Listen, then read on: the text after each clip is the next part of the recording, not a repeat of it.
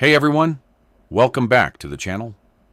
This is your go-to spot for incredible audiobooks and stories that will spark your imagination. If you enjoy the vibe and want to support what I do, please subscribe and give this video a big thumbs up. It really helps the channel grow. Thank you so much for listening. And let's dive right into today's story. Chapter 1. Diana. Imagine yourself in a dark room. The difference between closing your eyes and keeping them open is the flicker of lashes on your own cheeks. And that's all. You keep your eyes open trying to see because you haven't yet given up the hope that somewhere, somehow, you'll catch a glimmer of light. That you are not a prisoner here in this endless night. Wait long enough, try hard enough, and you'll see hints of light. Maybe around a door frame.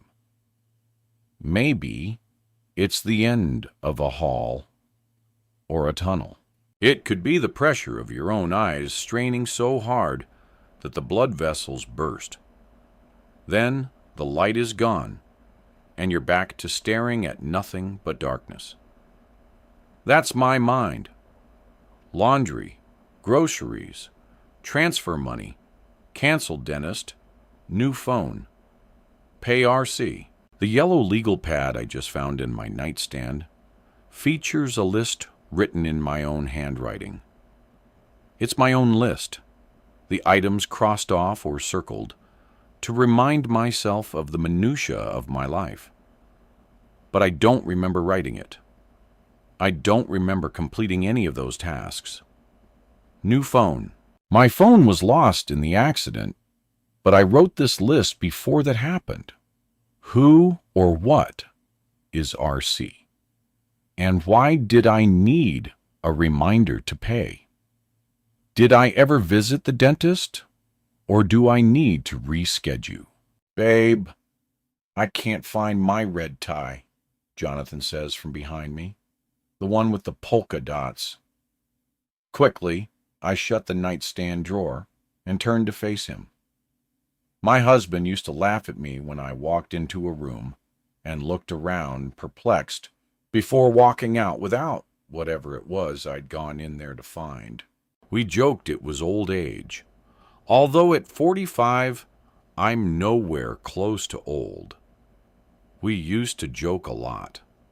We don't anymore. The days of walking out of a room without remembering why I went into it have now become a real joke. Laughable. That's normal forgetfulness. What I have is deeper, more pervasive, darker. Have you seen it? He asks when I don't reply at once with the location of his missing tie. I haven't. It's not in the drawer already. I'm crossing to the walk-in closet so I can help him search. Where did you take it off? Oh, never mind. I'll look around for it. I force fake cheer in my voice so that neither of us has to address his awkward silence. Thanks, babe. You're the best. My husband says, I got to run. Oh, yeah. In case you forgot, I have that board meeting tonight. Don't wait up. That word forgot hangs between us. More uncomfortable even than a few minutes ago, when he couldn't own up to where he'd probably left his tie. Jonathan has always thought he was a better liar than he really is. There's no board meeting, but he doesn't realize that I've already figured out what he's really doing all the nights he's working late. I accept his kiss and wave him off to work the way I've done for the last 10 years of our marriage. Like nothing's wrong. Like we are fine. Or at least, as though I am. I am not fine. About 5 weeks ago, on the last day of September, on a dark and stormy night, my car hit a deer. I lost control and ended up in a ditch, or so I was told. I can't perhaps thankfully remember the car accident.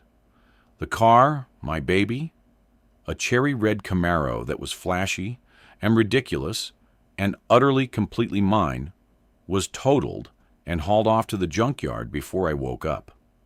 Me? I opened my eyes in the hospital to find multiple incisions in my abdomen from an emergency surgery to rip out my gloriously infected gallbladder.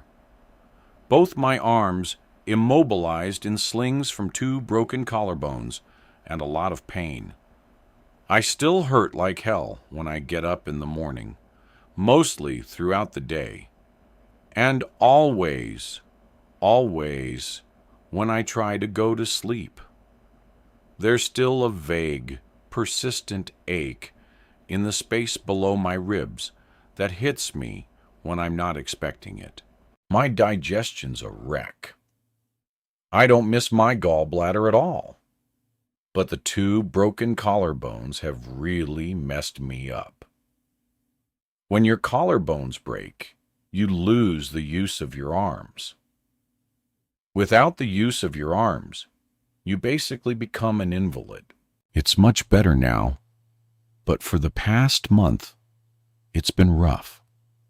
I've barely been able to feed myself. Forget about personal hygiene.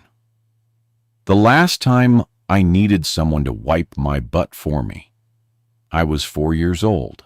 This sucks. I was lucky, though. I could have gone head-on with the 18-wheeler coming at me, the one that stopped to make sure I was all right after I ran into the ditch. I learned later that the driver called the ambulance for me. He stayed with me until it arrived. For all that, I don't know his name. Can't thank him. And of course, I don't remember him at all. I don't remember anything after Memorial Day weekend 5 months ago. Driving to the beach with my best friend Val, the windows of my sexy car roll down and the summer's pop hits, cycling through the radio stations that changed from town to town. It's called anesthesia-induced amnesia, and there's no cure. I might one day spontaneously recall what happened between the end of May and the first week in October, but it's more likely that I'll never get that time back. Instead, I have pain and lists I can't remember writing, and a husband who lies to me every day. I have a brand new reality, and nothing in it makes sense. The accident didn't kill me, but I'm not sure how I'm going to survive it. Chapter 2. Valerie. Jonathan tastes like chocolate when I kiss him.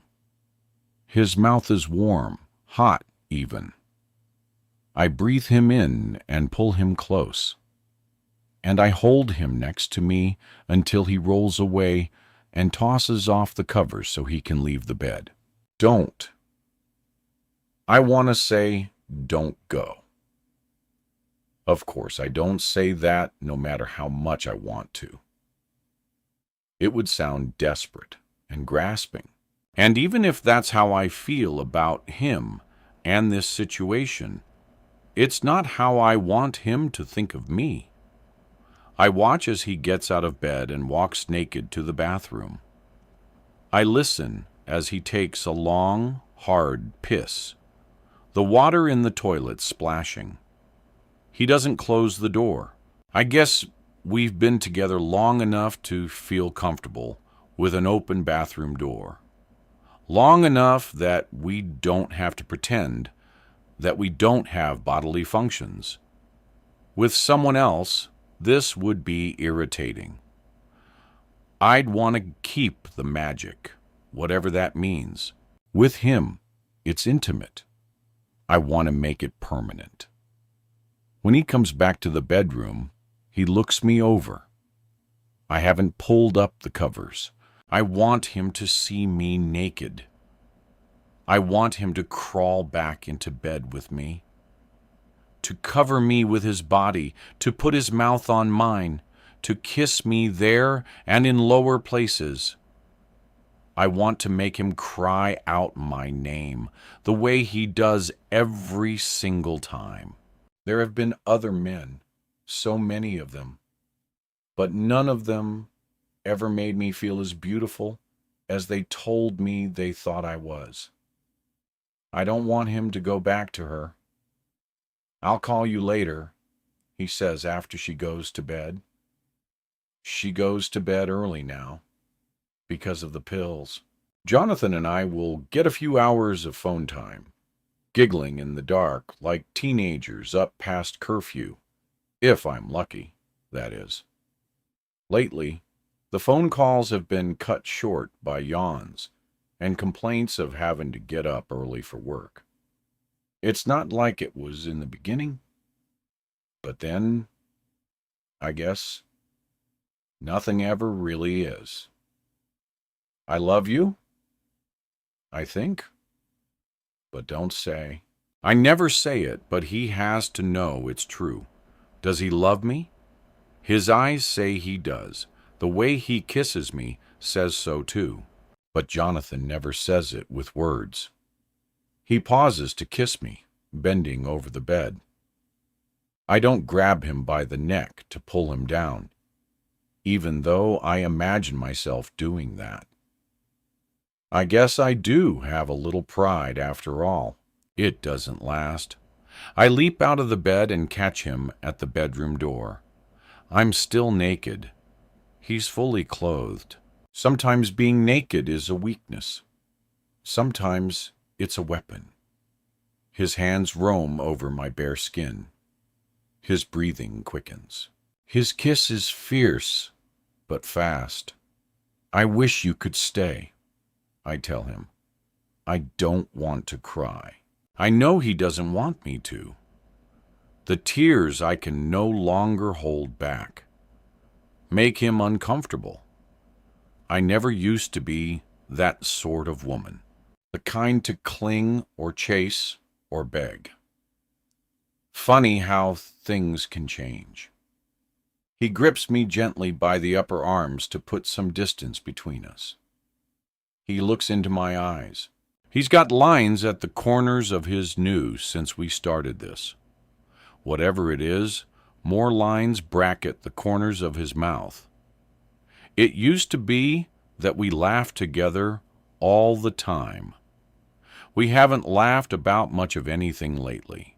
And there are times like now that I worry we never will again. Soon. He says it like a promise. An answer to a question I didn't ask.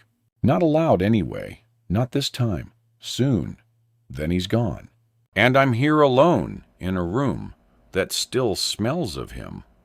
And even though I never used to be the sort of woman to cry herself to sleep, that's what I end up doing. Chapter 3. Diana. Hello? My mother-in-law's familiar trill rings through the hallway. She's let herself in through the garage, the way she usually does. And I hear the click-clack of her heels heading away from me toward the kitchen. Not for the first time, I considered changing the code for the garage door's keypad lock. It would at least give me a warning that I am about to be well invaded. Seems like a harsh description, especially since I'm not sure what I would have done without her in those first weeks after the accident. Jonathan has never been the sort to fuss and coo. So, he didn't take vacation time to stay home with me. Harriet was the one who helped me use the toilet and take a shower. I couldn't even brush my own teeth. The first time I tried to wash my hair, I threw up from the pain.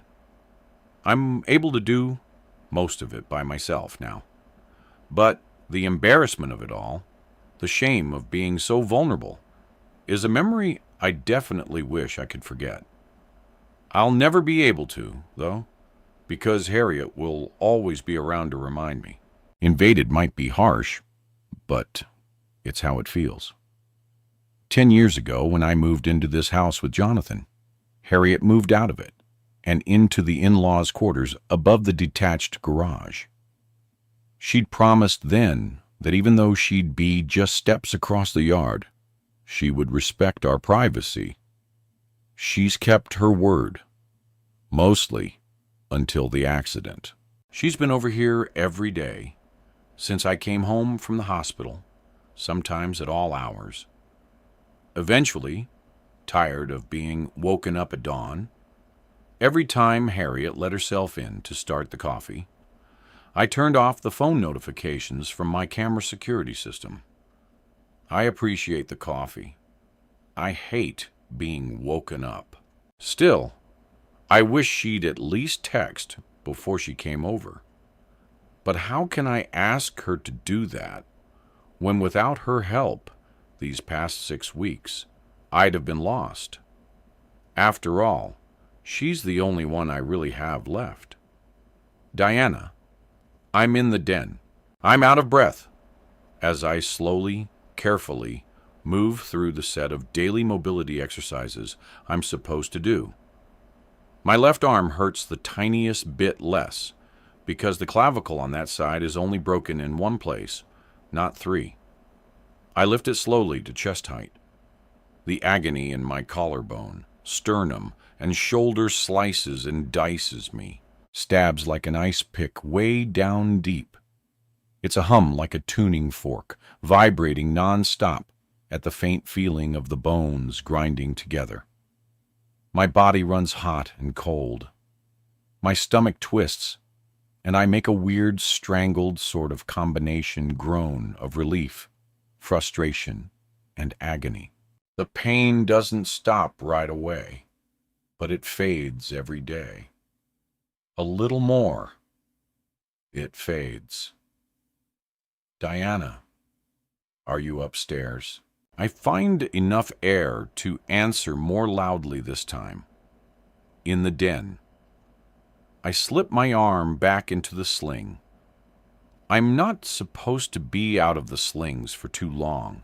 It can take 6 to 8 weeks or longer, even up to 12, they've told me, for the bones to heal well enough to allow for full use of my arms. I can expect it to be some more weeks after that, before it won't hurt at all.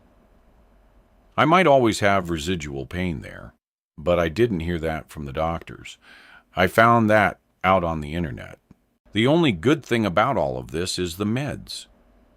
It turns out that anesthesia-induced amnesia is considered enough of a psychiatric burden that there's reasonable justification for me to have weekly therapy sessions with my psychiatrist, Dr. Levitt. I also get to take the good stuff, a pastel rainbow of opioids, antidepressants, and anti-anxiety tablets, capsules, and pills.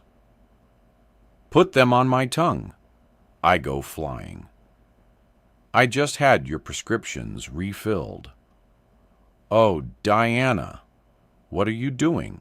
In the doorway between the den and the hallway, Harriet sighs and shakes her head. I taste sweat on my upper lip, and I hope my mascara hasn't run. It was hard enough to get it on once already today. I'm going out with my friend Trina in a bit, and I'd rather not look like a toddler with a fistful of markers helped me do my makeup. It'll be the first time I've gone anywhere except a doctor's appointment since I've been home from the hospital, just doing my exercises. Your face is practically gray, and you're sweating like a pig. Here, take your medicine. She opens the bottle and tips some pills into her palm. Pale green-blue oblong pills. I have a few different prescriptions, so without reading the label, I'm not sure exactly what they are.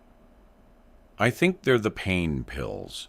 They upset my stomach, which requires more pills to offset the random nausea.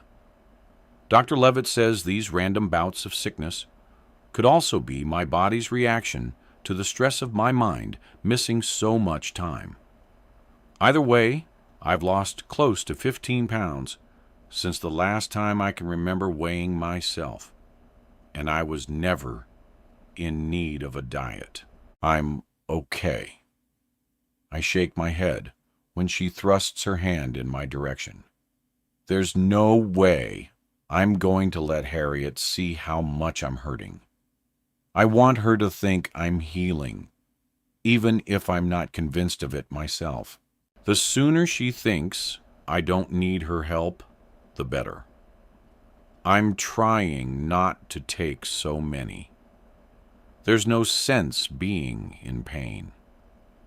You've had some serious injuries.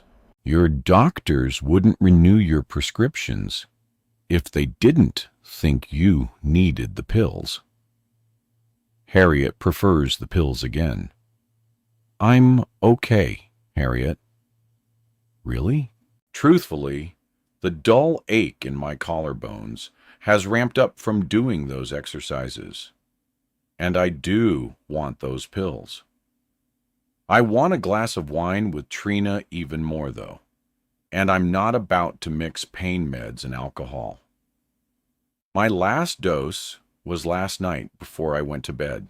Since then, I've thought about taking more meds about every 15 minutes or so, but the promise of a perfectly chilled glass of Chardonnay, maybe even two, has held me off.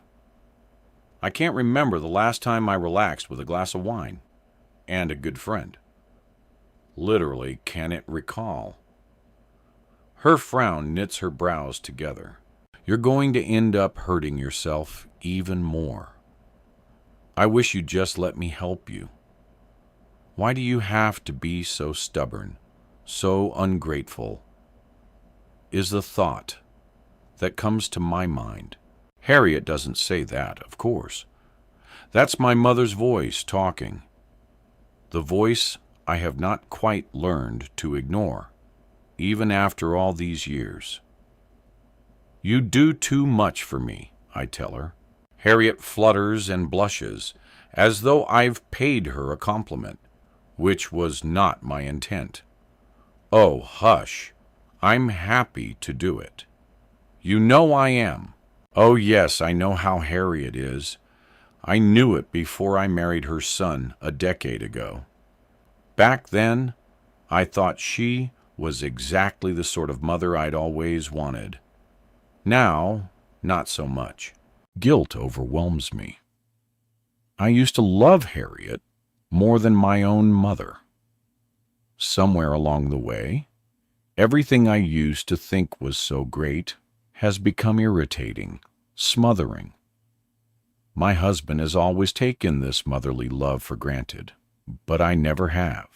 Because of that, I'm the one who makes sure he remembers to order her flowers for Mother's Day, to make dinner reservations on her birthday, to pick up exactly the sort of flannel nightgown she adores for Christmas. My husband does not appreciate having a mother who cares, so I do it for him. Harriet is probably the only reason I'm still here. If I'm going to be honest, she's the only reason I'm here at all. I wish I could remember why I hate her so much. Now, what time is Jonathan going to be home? I'm going to start dinner. Harriet tosses this over her shoulder as she heads down the hallway toward the kitchen. I follow. I don't know. He's working late tonight. She whirls to face me, her eyes wide. Harriet literally wears pearls, and she literally clutches them again. That's the third time this week. Again, I agree mildly. Harriet keeps closer track of my husband's schedule than I do. I stopped paying attention to it a long time ago. Up until about 6 months ago, I had my own career, my own late working nights to worry about, What I know, though, that she obviously does not is that her son is not at the office all those nights. He says he's working late. He's sleeping with another woman. Old cliche. Worse than that, it's my best friend. He works too hard, Harriet says with a frown as she putters with something in the cupboard. Pill bottles rattle. She closes the door and turns. I'm going to message him. I really wanted him to be home for dinner. It feels like ages since we've all been around the same table, like a real family. I'm making pot roast. It used to be his favorite. Jonathan has been a vegetarian for as long as I've known him. He's even been leaning toward becoming totally vegan. If pot roast used to be his favorite, it's far from it now. I do love pot roast, though, especially the way my mother-in-law makes it. All that rich gravy served over mashed potatoes that are swimming in butter, mushrooms and carrots, a side of peas, cooked just enough so they're still crisp. I'm a terrible cook. I learned out of desperation and necessity, the bare minimum required to feed myself so I didn't starve, but it's never been one of my accomplishments. I can't compete with the divine expertise of Harriet's pot roast. Well, she says, I suppose I can count my blessings that at least I have you. Harriet beams and moves toward me to offer one of what I think of as Harriet hugs an all-encompassing, thoroughly comforting embrace, but stops just short when I make a warning noise. Oh dear, I keep forgetting not to squeeze you. How's the pain? It's worse than it was 20 minutes ago, but I don't want to tell her that. It's bearable. Are you sure you don't want to take any pills? I really think you should.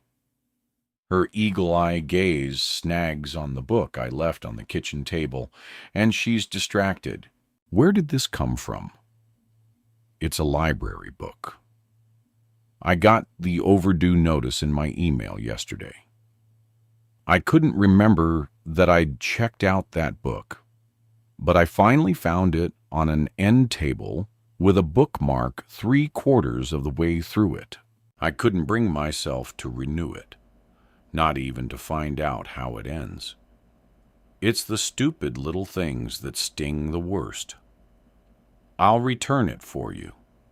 Harriet says, You don't have to. I'll take care of it. Don't be silly, Diana. You don't want to get a fine. I already owe a fine, I tell her tightly. I'm going to take the book back tonight. My friend Trina is coming to get me in a few minutes. Harriet looks confused. Where are you going? I have an appointment with Dr. Levitt. Trina is picking me up, and we're going to grab a drink afterward. It's trivia night. Trina driving you? But you didn't mention an appointment. This gives me pause because I most certainly did. I told you last week. You didn't. Harriet insists. After all, I've been the one taking you to all your appointments. You see that doctor on Wednesdays. It's not Wednesday. I definitely didn't know you had an appointment with Dr. Levitt today. I would have written it down if you'd mentioned it. She's going on vacation, so she asked if we could switch to earlier in the week. I give a guilty look at the large whiteboard on the kitchen wall. Harriet has been so diligent about keeping it updated for me with all of my various doctor appointments and medicine schedules. I hardly ever look at it, and I certainly haven't ever written anything on it. Writing hurts too much. And anyway, I keep my own lists. I'm sorry. I thought I said something to you. I'm sure you thought you did. But just, well, Harriet presses her lips together. Unlike her son, Harriet won't actually say the word. Forgot has become a curse word. I'm not sure how to respond to Harriet about that. My amnesia is localized between 2 points in time. The first several months before the night of my gallbladder surgery, and the second when I woke in the hospital after it. Yes, my recollections of that first week after the accident and my surgeries are fuzzy, but they're not completely blank. To my knowledge, I haven't been any more forgetful about my daily life than I was before. Are you all right having any new trouble? You mean mentally? I ask, and watch her mouth twist. I know she doesn't approve of me seeing a psychiatrist, but Harriet would never say so out loud. She'll drop comments about it, of course. Ask pointed questions, but just say what she means. Never, I'm fine. It's just a little rearrangement of the schedule, that's all. No big deal, I promise. Not remembering? No, I answer curtly. I'm not remembering anything. I wish I could check my phone to see if Trina messaged me that she's running late, but it's in my purse. I'd have to have Harriet dig it out for me. Maybe even enter the passcode to unlock it, since the exercises really have me aching. She has, and she would, but I'm trying hard not to ask her to do that sort of thing for me anymore. I wish you'd told me, that's all. I can still take you. I need to go to the drugstore and pick up your prescription refills and run some errands. Harriet is already looking around for her coat. I know errands means cigarettes, although she won't admit it. You won't ever catch her smoking. She does it in secret, like you can't smell it on her clothes and breath. I don't judge her for it. We all do things we don't want anyone else to know about. I glance toward the kitchen cabinet. Through the glass doors, I can see the lineup of pill bottles. I have always hated the glass front cabinets. They put everything on display. So, everything has to be neat and tidy all the time. It stresses me out. I thought you said you already got. Oh, yes? Well, of course. I'm just all flustered now. Her hands flap as she frowns. I'm just all discombobulated, Diana. Let me grab my coat and keys. I've never said a word to Jonathan or Harriet herself about possible memory issues on her part. Feels too close to home, I guess. Anyway, we don't talk much about anything anymore, Jonathan and I. At least not anything important. And in this moment, I wonder, did we ever? Gently, I say. I've already made plans with my friend, but I was just about to put the roast in the oven. Harriet falls silent when I shake my head.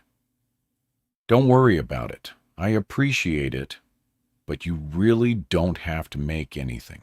She presses her lips together. I've hurt her feelings. I was only trying to help. I know. Thank you. I do appreciate it. I'm not lying. I'd have starved without her cooking these past weeks. I'll just text Jonathan to make sure he's going to be late. Be my guest. I've still got plans. I snap the response, not meaning to sound so nasty, but I don't want to be the one to tell my husband's mother that he's messing around. And every time he misses dinner, the likelihood grows that I'll have to. If I have to tell her, I will have to tell him that I know. And after that, I'm not ready to think about what happens after that. I can see this throws her. When I first met Harriet Richmond about 12 years ago, she was the volunteer contact for Sunny Days Adoption Services, the children's charity my company supported. I'd been tasked with updating their office's ancient security system, so I spent a lot of time working with her. Jonathan's father had died long before I met her, but I'd always known that Harriet's life had been built around taking care of her husband and son. I understand that it would never have occurred to her that she could go out with a girlfriend and leave her husband at home to fend for himself. But this woman has known me for a long time.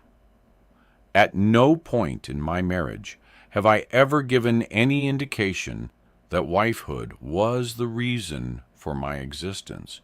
He works so hard. He was late yesterday, too. Last week, I don't think he made it home before 7 any day except Friday. And then he's always going out to the gym so late at night, too. He works as hard as he has to, I say cryptically. But fortunately, his mother doesn't take it as anything but praise. Harriet sighs and purses her lips. Have you thought about when you'll go back to work? I haven't. I don't have to go back to work. Not for a while, at least. I took the early retirement package and payout I was offered when my company underwent restructuring, and that happened conveniently only a couple weeks before the time when my mind goes dark. Jonathan had encouraged me to take the summer off and spend as much time as I could at the beach house. Back then, I thought it was generous. I know the truth now about why he wanted me gone as much as possible. No wonder he has to work late so often, paying all the bills. She mutters this, not quite soft enough so I don't hear it. Anxiety and anger. Not my stomach, but I draw in a breath to keep my voice steady when I answer her. Yelling at Harriet is like chastising a kitten. Even if it's being naughty, you hate yourself for doing it. I love your pot roast. You know what would be great? If you left it for me in the fridge. Can you try to remember to slice it up first? Well, my goodness. I suppose I certainly could, even if you won't be home to eat it at dinner time. And I was making it especially for you. Harriet can't hide the trembling of her chin. I've still managed to hurt her feelings. Great. Now I feel guilty again. I guess that will give me one more thing to talk to Dr. Levitt about. If I'd known wrecking my car was going to be what drove me into therapy finally, I might have started reckless driving sooner. I know I can be a bit standoffish, but I am not a monster.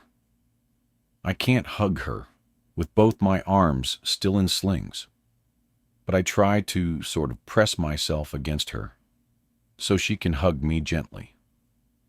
I'll let you know next time if I plan to go out so you don't expect to make dinner. I promise. Of course, if you want to spend time with your friends, I understand. Don't you worry a second about it. Harriet pats my back. I'll just finish up the pot roast and leave it for you. But you text me when you get home. All right, or else I'll worry. I will. I promise. My phone buzzes from my purse. I assume it's Trina telling me she's in the driveway. I get up from the small kitchen table and use the tips of my fingers to snag the strap of my purse. At only an inch over 5'T" tall, everything about Harriet is petite, tiny, delicate. Standing beside her, I am gargantuan, even after the weight I've lost. I'm bumbling, clumsy. There's no way I can get a coat on, and November in Pennsylvania can be more than chilly. They're calling for snow before Thanksgiving this year. Can you help me with my shawl? I yubuse at the minor weight of my bag. A tiny clutch with a thin strap just big enough to hold my phone and wallet. I can't carry my usual tote-sized bag. Still, I always feel like I'm forgetting something. Well, I am. Almost half a year of my life. Harriet helps sling my shawl over my shoulders, taking an extra minute to tuck it closed at my throat. I have become the child she seems to wish I would be. Maybe we both wish it. Such a simple gesture, but I feel it deep inside. The caring, the concern. It's good to feel loved. And if sometimes, just sometimes, Harriet's love also feels a tiny bit like I'm being strangled, well, nothing good comes without a catch. She goes with me to the front door and waves goodbye as Trina helps me with the passenger door. Harriet lingers, watching from the doorway, as Trina buckles me in with a laugh. I shift to help her, both of us giggling at the absurdity of how difficult it is to situate me. Thanks for this, I say. I really needed to get out. Hey, what are friends for? Trina's words are meant to cheer me, but I have to turn my face to the window to make sure she doesn't see the tears I'm certain glitter in my eyes. That's how I see that Harriet watches us, until the curve in the driveway takes us out of sight. Trina catches me up on the small-town gossip as we drive. She even runs the library book inside for me, along with the money for the fine. She drops me at Dr. Levitt's office, promising she'll be back in an hour. The office is outfitted with a low leather couch. Such a cliché. I've never lain on it, even though the pillow and fuzzy throw blanket look comfortable enough. It's just too hard for me to get up and down into a prone position. At home, I have to use a huge wedge pillow to sleep, and getting in and out of bed requires an entire rigmarole. Instead, the doctor and I usually sit in the overstead chairs facing each other. She always offers hot tea served in a delicate teacup, but that would mean taking an arm out of the sling to drink it.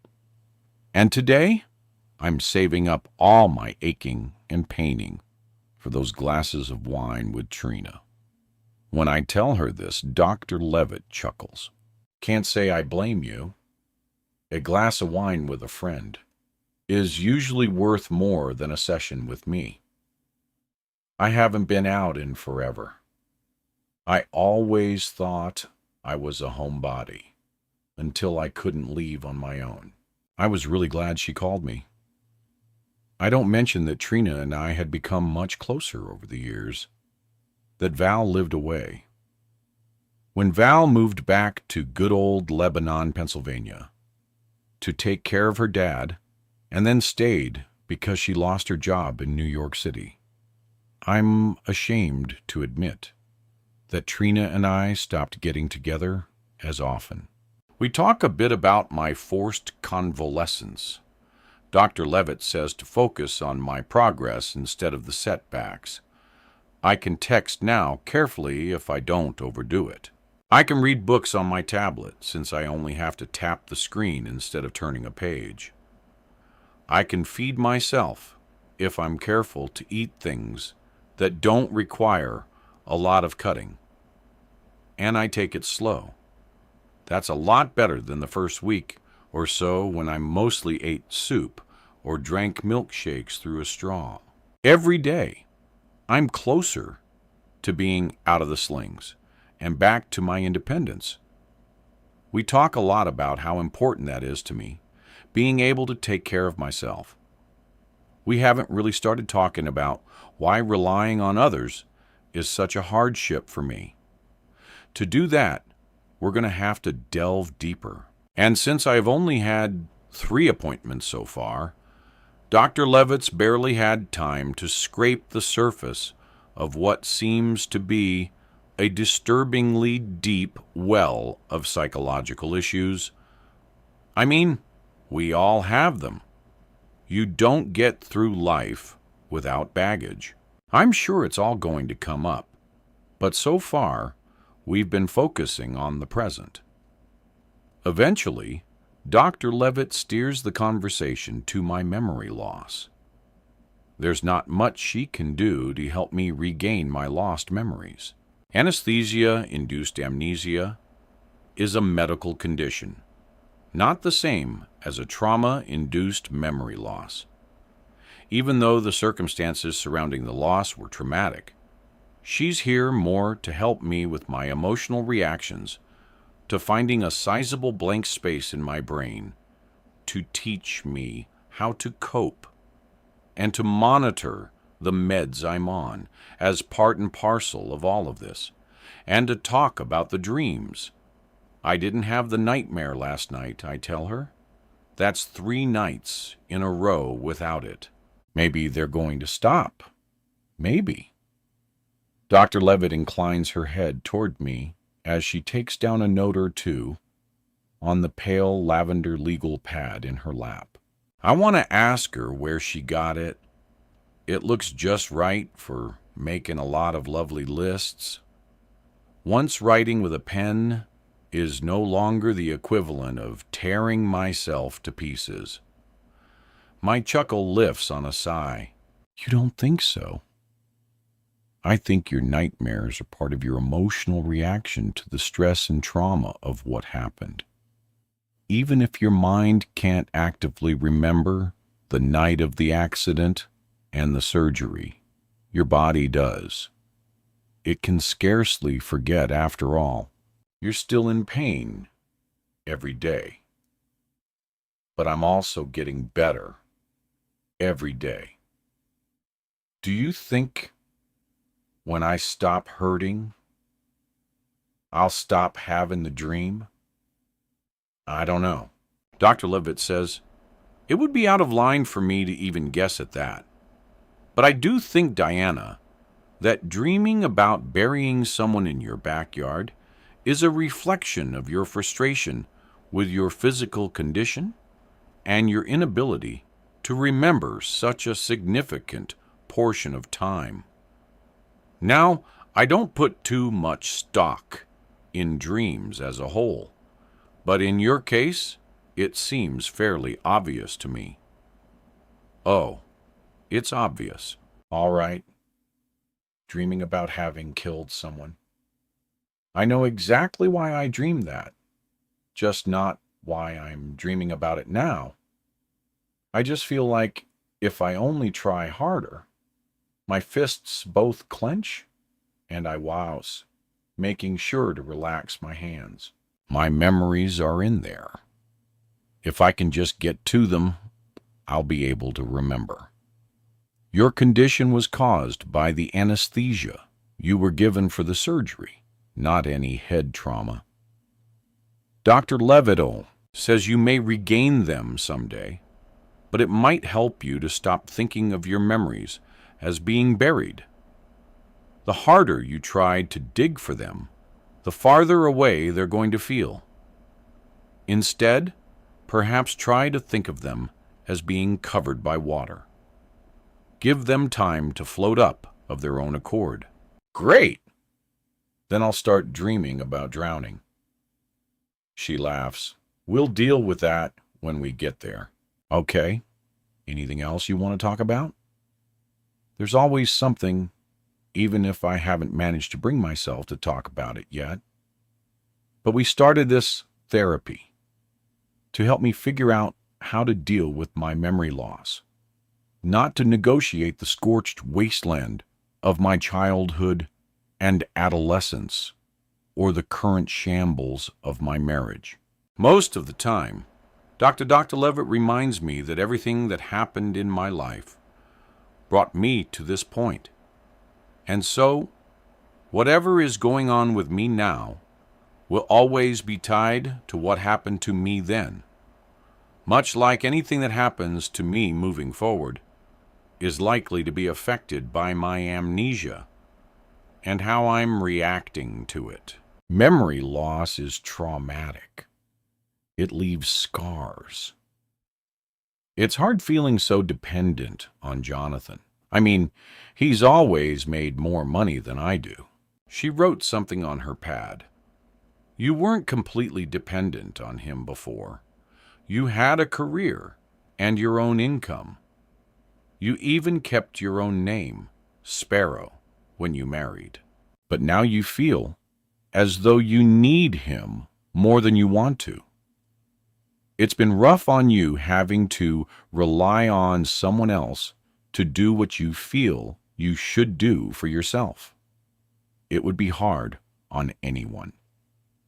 He is the one who really encouraged me to leave Gentech during the restructuring. It was supposed to be supportive.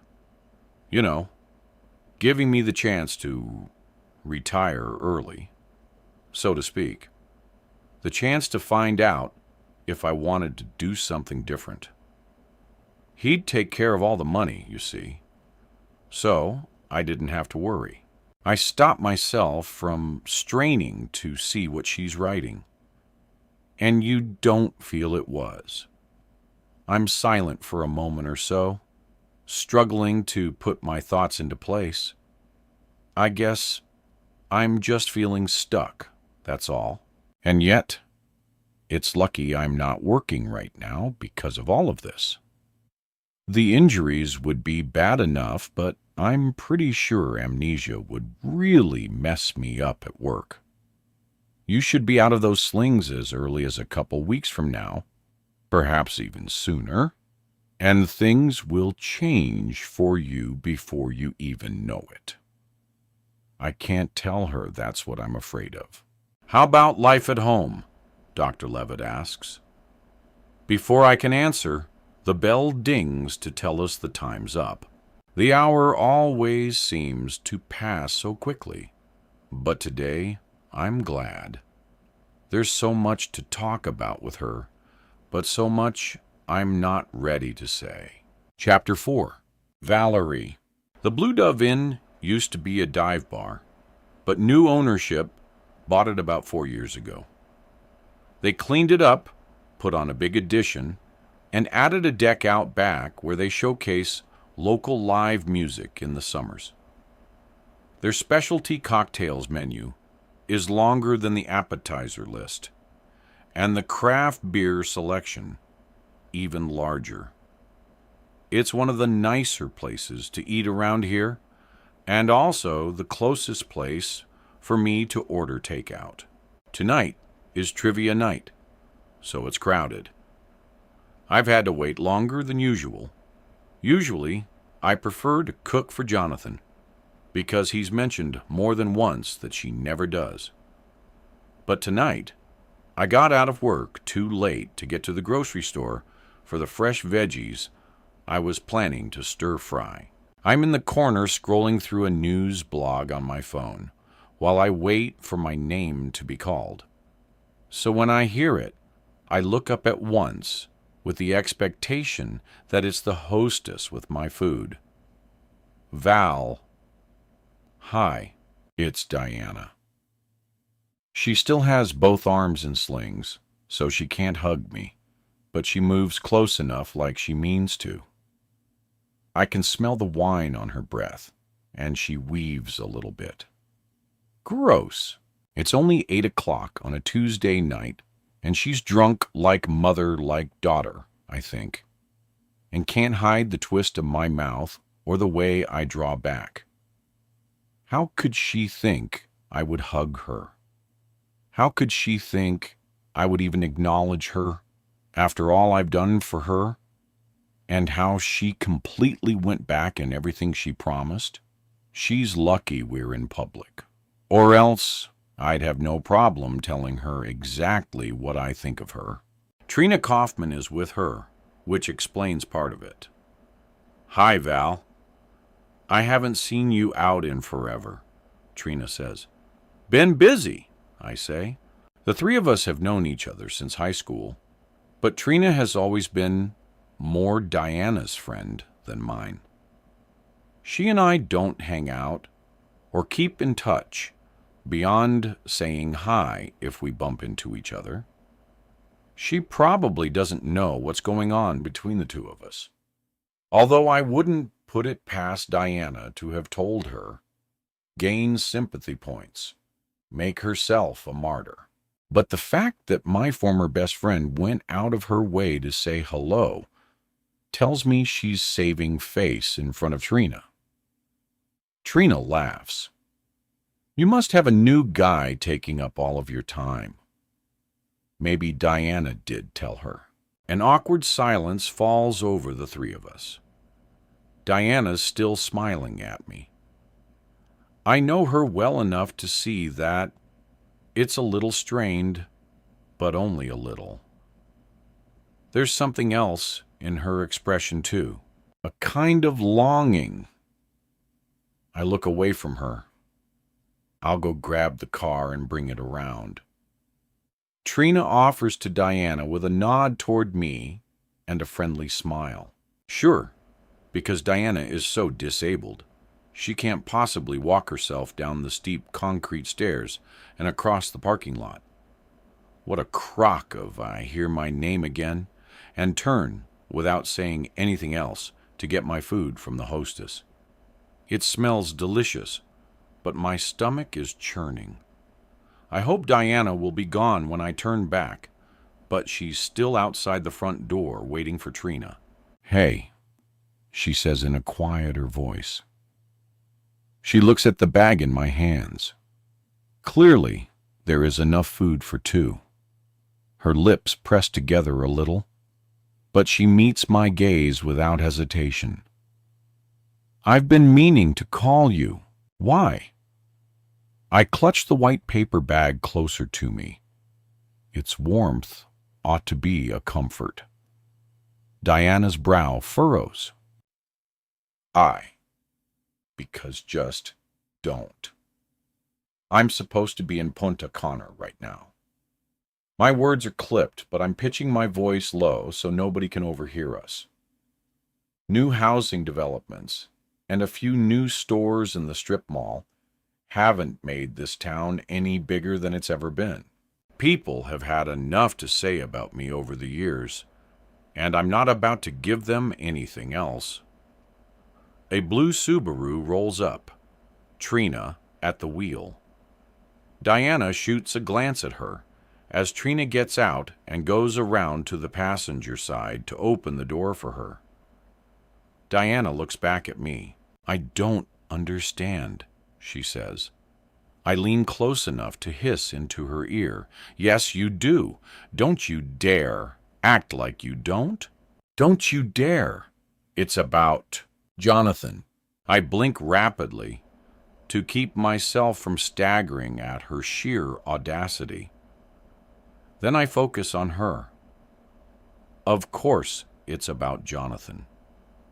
I know about the two of you, Diana says quietly, not making a scene. I stop myself from feeling grateful that she's not shouting.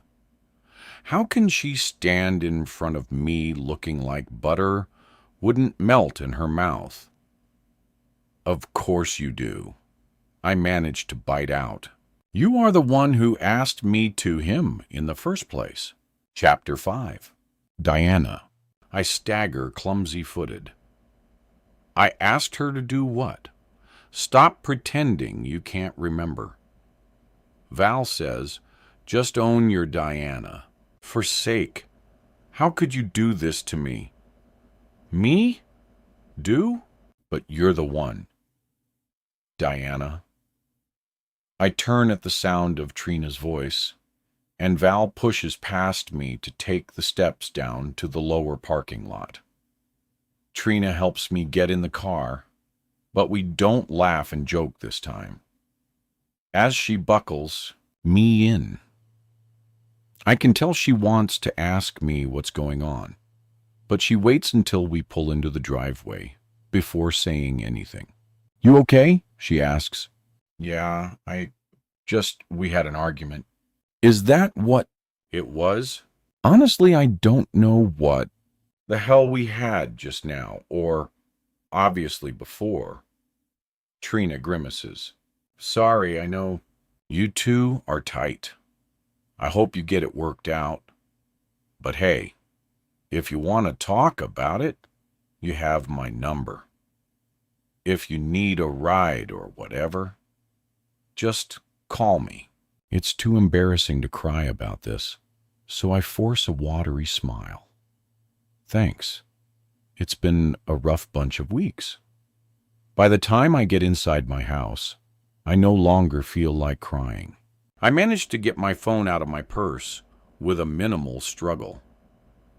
Cradling it carefully, I open a message window and type out a text to Val. We've had arguments in the past. Sisters always do, and she's always been as much a sister to me as a friend. What's going on? We need to talk. But the message keeps showing delivered, and she doesn't reply. Chapter 6. Valerie September, 2 years ago. That is a shit fire. Me, hallelujah.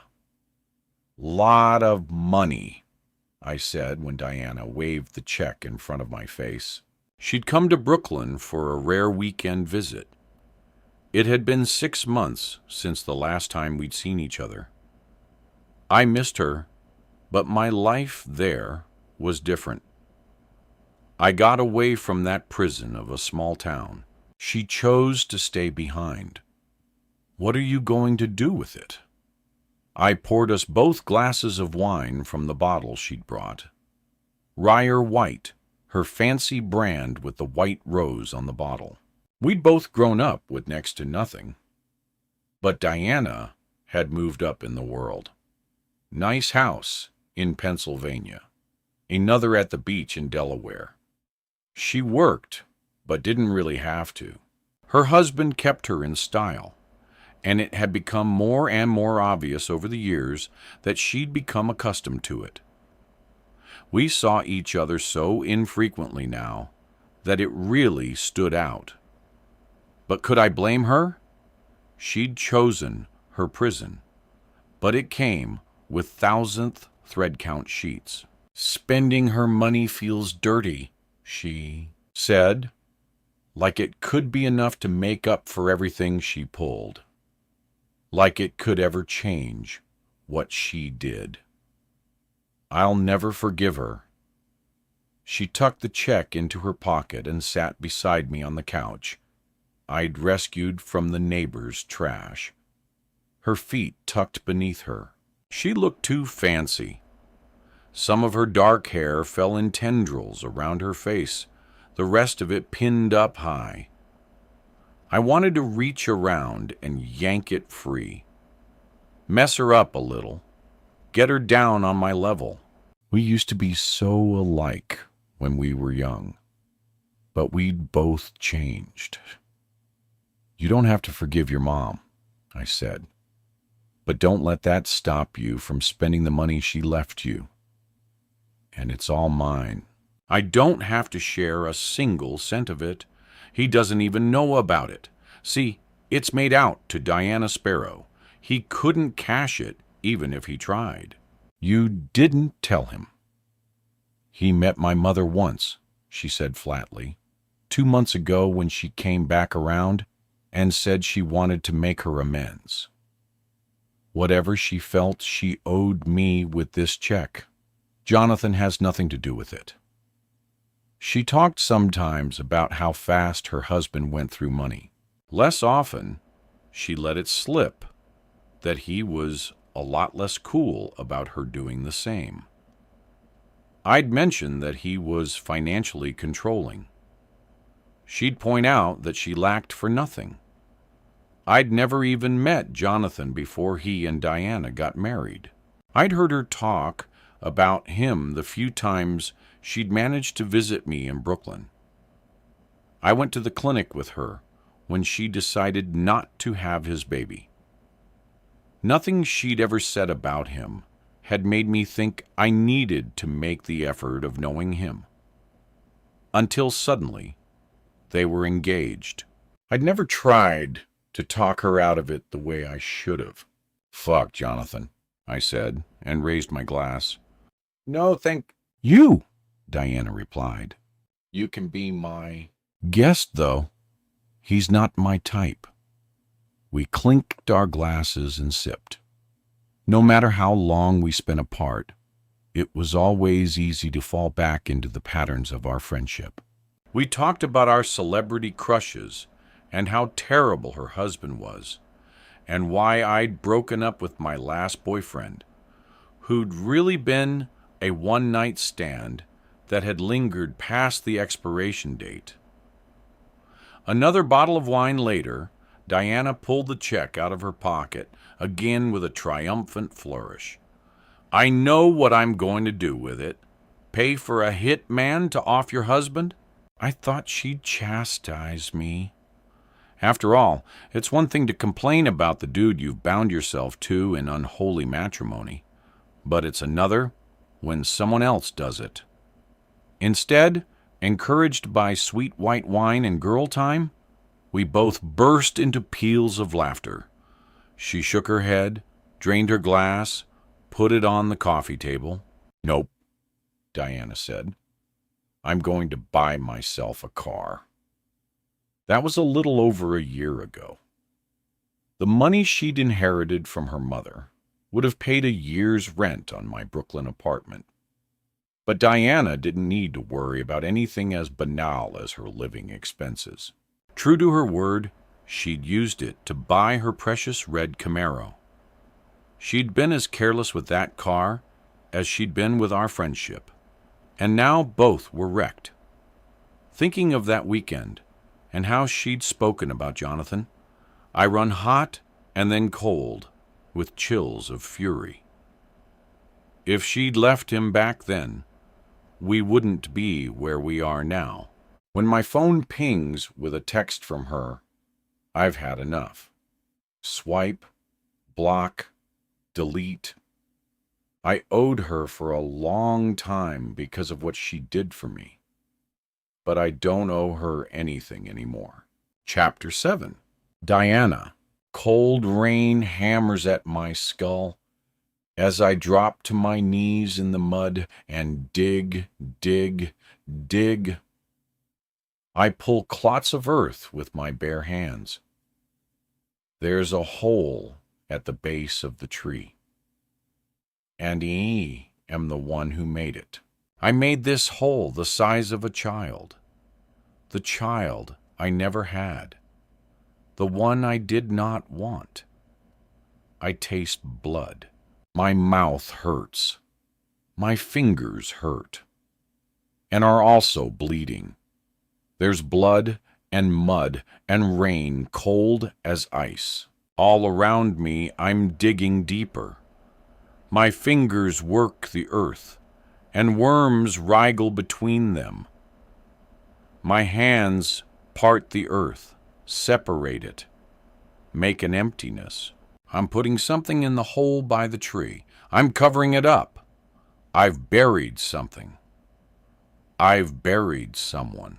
I wake from the dream with the sour taste of bile in my mouth, and the uncomfortable heaviness of heartburn settled at the base of my throat. It's only 10 at night, but I feel like I've been sleeping for days. My collarbones ache, probably because I was writhing around in bed.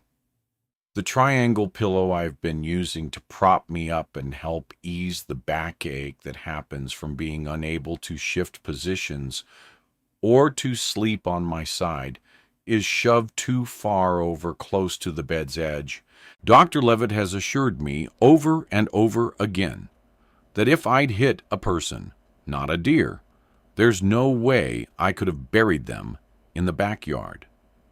Even if the first responders on the scene hadn't noticed a dead person, my injuries would have made it impossible. I know that my guilt and fears stem from something totally unrelated from the accident, and yet The dream lingers. Jonathan's side of the bed is still made pristinely.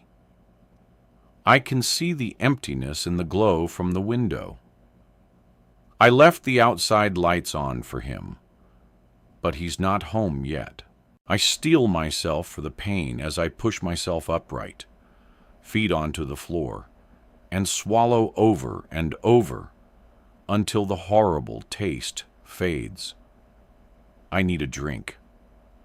I swear I turned down the thermostat before I went to bed, but the room is sweltering. I'm sticky. I use the phone app to dial back the temperature to something more reasonable. I want a lukewarm shower to rinse away the sweat of the nightmare. At this point, I think I would sell my soul to the devil for a long, luxurious shower and the ability to wash my own hair.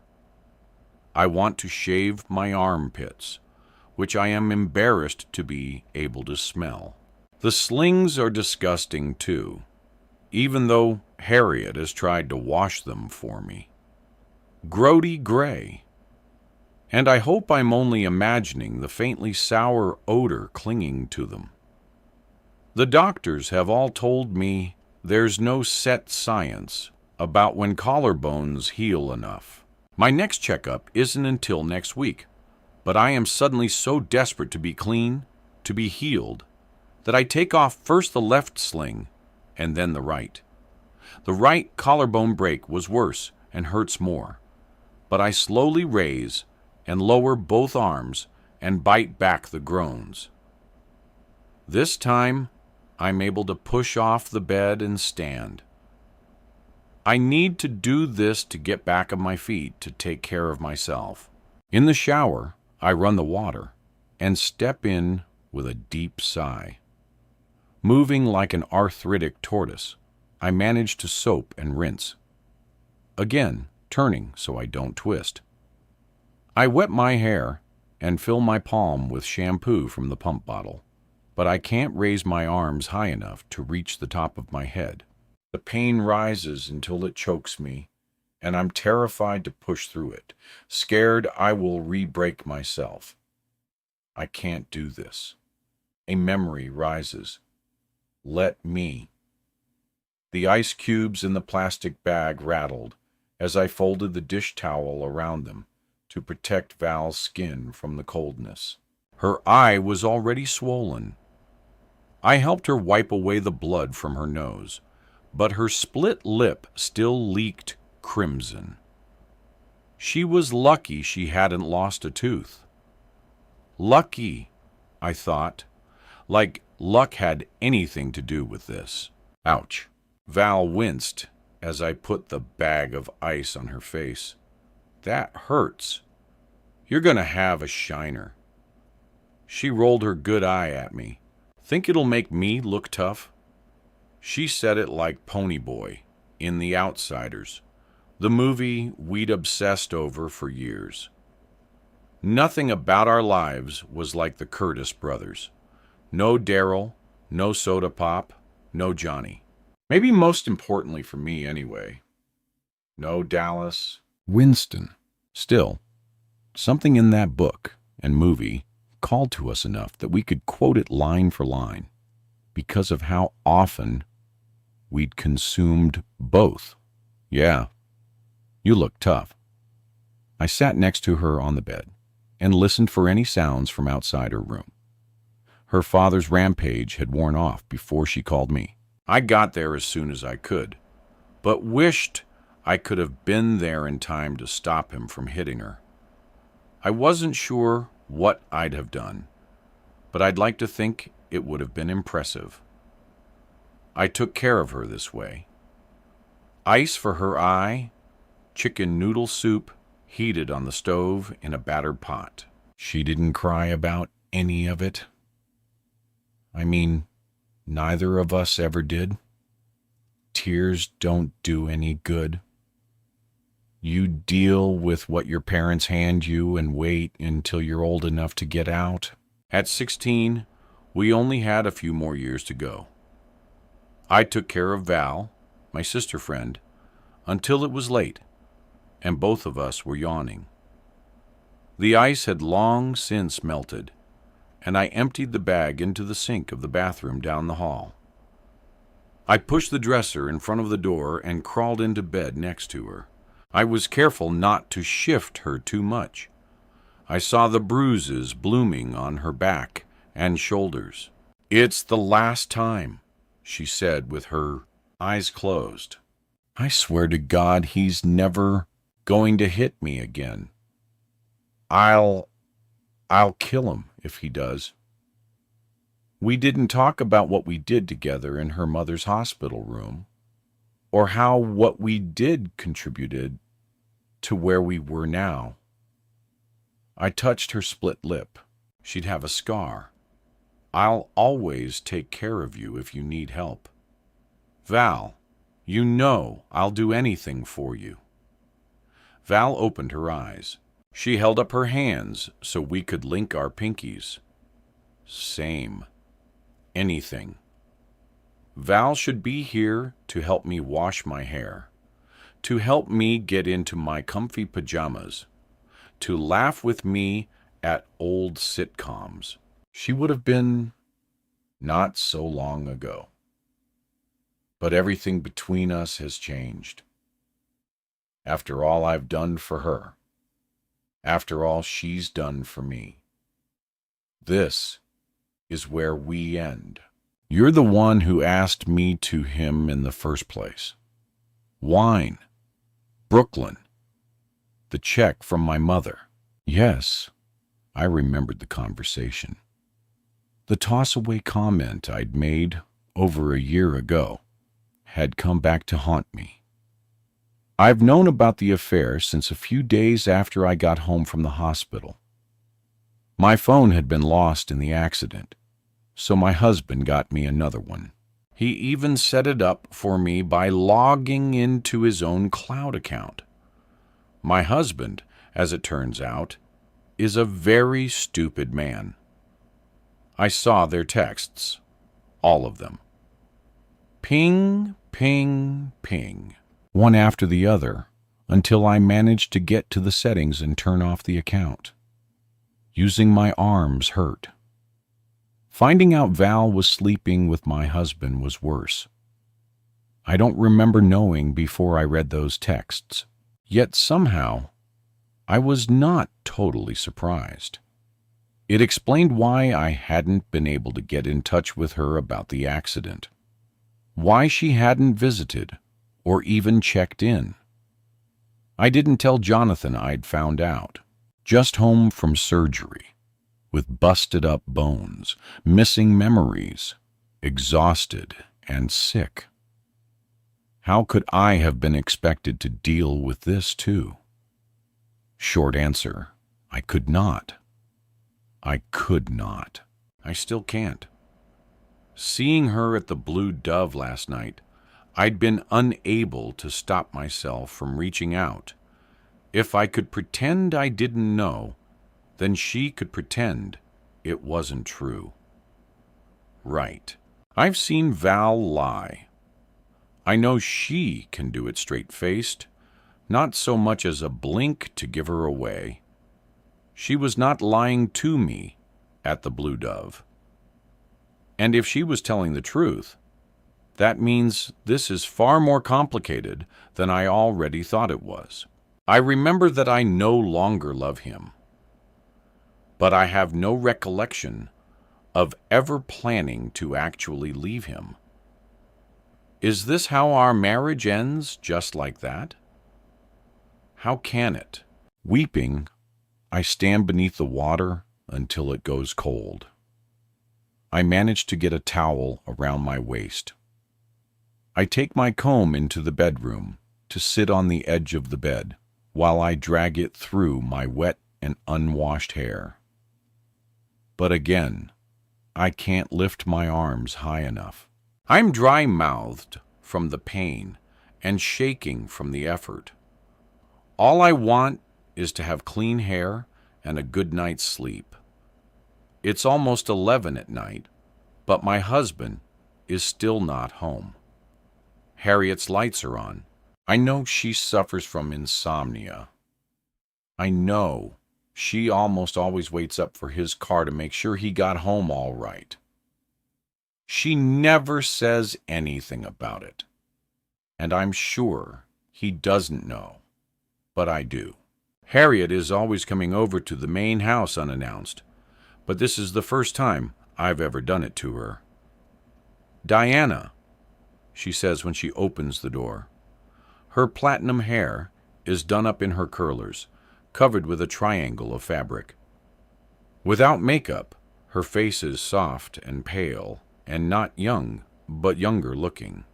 "Come in. What's wrong?" I wanted to wash my hair. My voice shakes with sobs. I want so much more than that.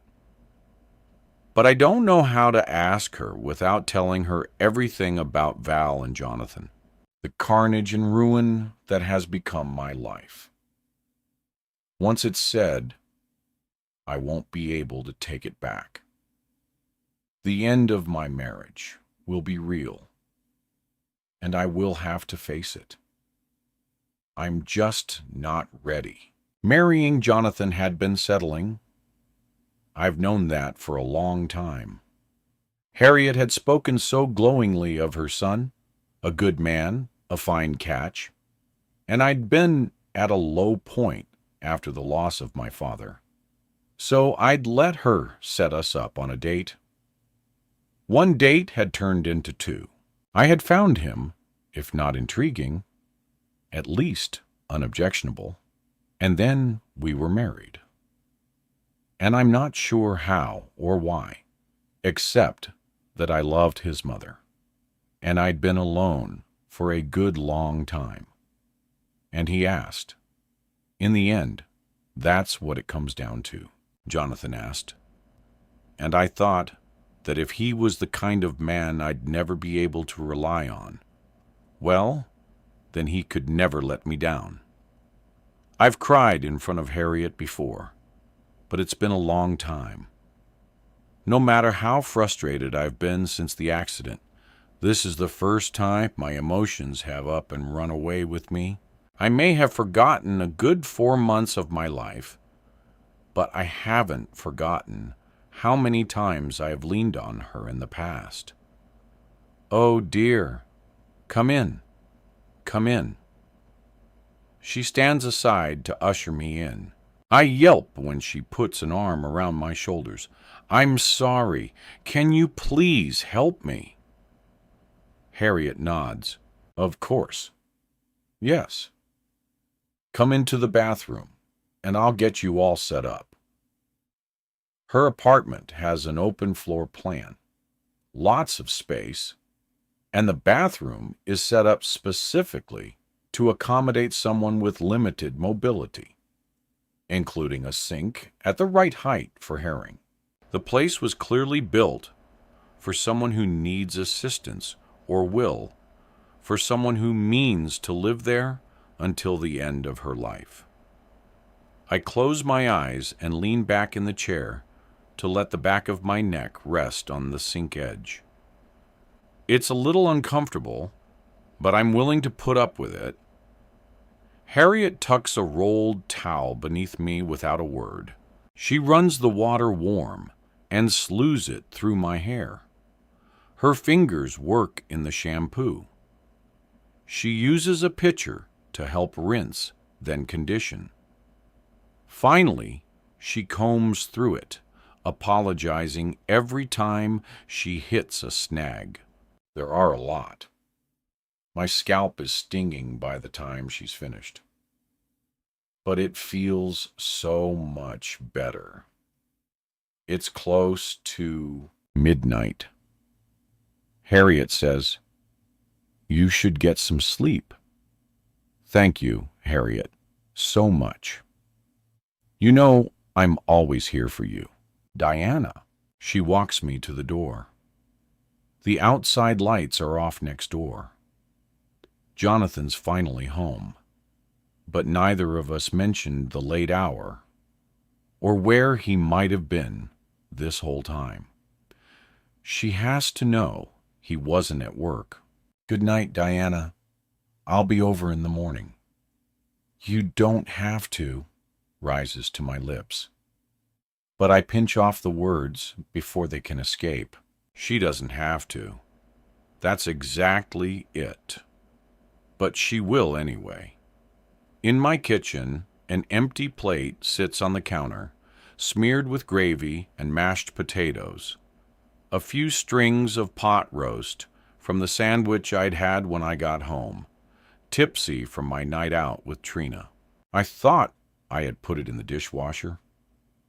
Leaving it out is something that Jonathan would do, not me. I'm too tired to make the gymnastic effort required to clean it up now.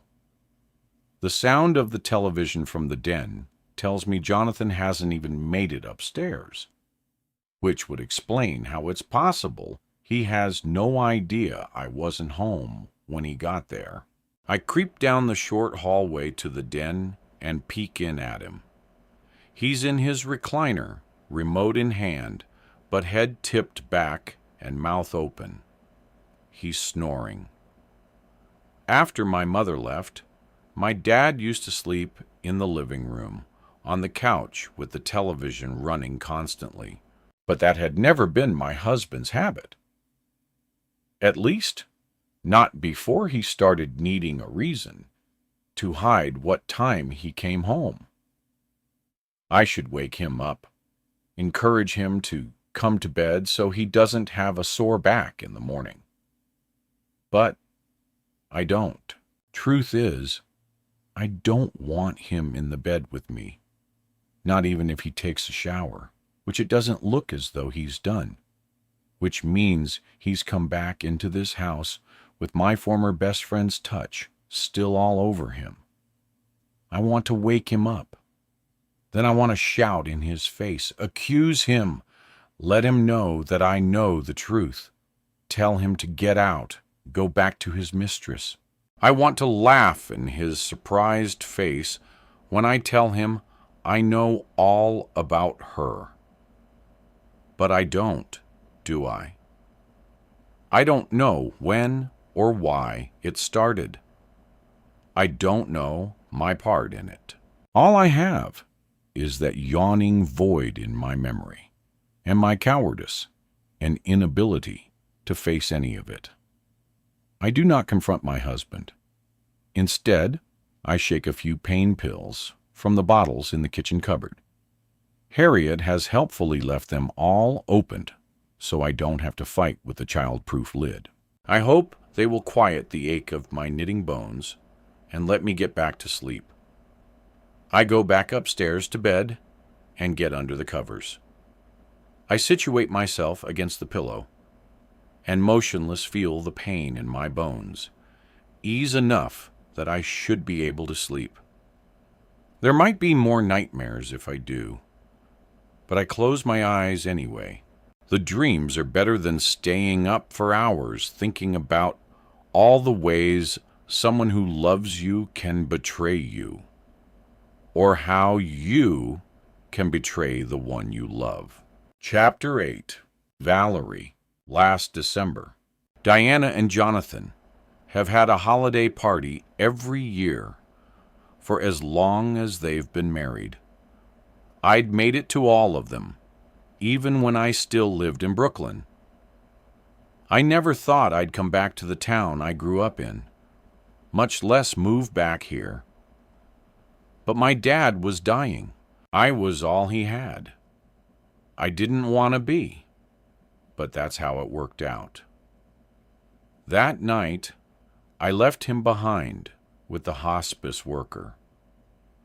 I could still smell the lingering stink of his sickness on me, beneath the soap and deodorant and perfume, but my sparkly red dress and matching heels made me feel better. I'd put my hair up. I wore a pair of my mother's diamond earrings, the ones my father told me I'd never get to have because I was a gold-plated little don't think I don't know, he said. I know what you did. You and that girlfriend of yours. Joke's on you, Dad. I took these earrings right from my mother's jewelry box before I left home the first time. I'd had them for years. They sparkled for me as much as they ever did for her. As always, when I pulled into my best friend's driveway, I took a moment to look at her house and think how far we'd both come, or at least how far I'd gone before coming back. I was living in the childhood home I'd run away from as soon as I turned 18. And Diana lived in a nines-built mini mansion her husband had been gifted by his mother. As soon as my dad died, I'd be out of this piece of little town again. Diana, well, she was stuck here for good. Through the windows of the in-law apartment above the detached garage to the left of the main driveway, I saw Jonathan's mother in her kitchen. Harriet Richmond made the cookie platter every year. And since I was a little early, I took a minute to stop at her door to see if she needed help. She must have ducked outside while I was locking my car, though, because before I could knock, we startled each other as she came around from the back of the building. I caught sight of a scowl before her expression smoothed into confusion. The catering should be delivered next door. I'm Val, I reminded her, Diana's friend. We'd met a handful of times, for example, every year at this party. I tried not to be offended she didn't remember, or that she thought I was the help. Oh, yes. Did she send you over to fetch me? Another flash of a frown slid across the expertly applied crimson of her lips. No, I just saw you through the window, and I thought maybe you'd need some help with the cookies. Harriet blinked. The cookies? You make the cookies every year for the party, don't you? Oh, yes. Well, yes, I do. From scratch. I was just getting them ready, but I don't need any help, honey. You go on ahead to the party. The older woman smiled, showing me a bit of lipstick on her teeth. She smelled of smoke. Cigarettes, not wood stove or campfire. It had been a warm winter so far, but as I made my way across the driveway toward the main house, a few snowflakes skittered down from the dark skies and salted my bare arms. I hadn't bothered with a coat. Diana opened the door and looked past me for a moment, perhaps catching sight of her neighbor/mother-in-law. She greeted me with a grin and a long hug. I could smell the wine on her breath. Pungent, fruity. I wanted some immediately. Diana breathed into my ear. He's making me crazy. Wine. I patted her on the back. We'd always told each other we weren't going to get married, that we'd live together in a male-free commune. Wine afternoons and no sleepovers with boys allowed. Just us girls, making sure to have each other's backs. I hadn't seen her since the day, last September, when she told me about buying her car, but nothing much seemed to have changed. This way, Diana took me by the hand through her 2-story foyer. In her house, it was a foyer, not a foyer. The family room was decorated for the party with plenty of candles and string lights, but no tree this year. Diana always put one up for her husband's sake, even though she'd given up Christmas for herself years ago. I wondered if she'd ever told him why. She saw me look into the corner where it was usually placed. He didn't do it this year, so I didn't either.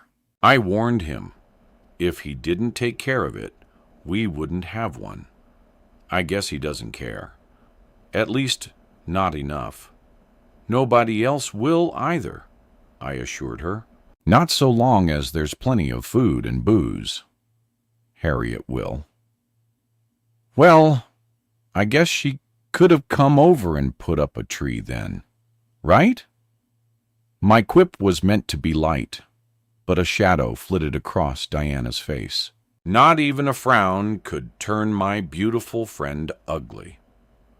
She would always be the pretty one, and I would always be jealous. I let her lead me to the bar set up in the kitchen, a full spread of liquor and wine. She poured me a glass of white, then one for herself.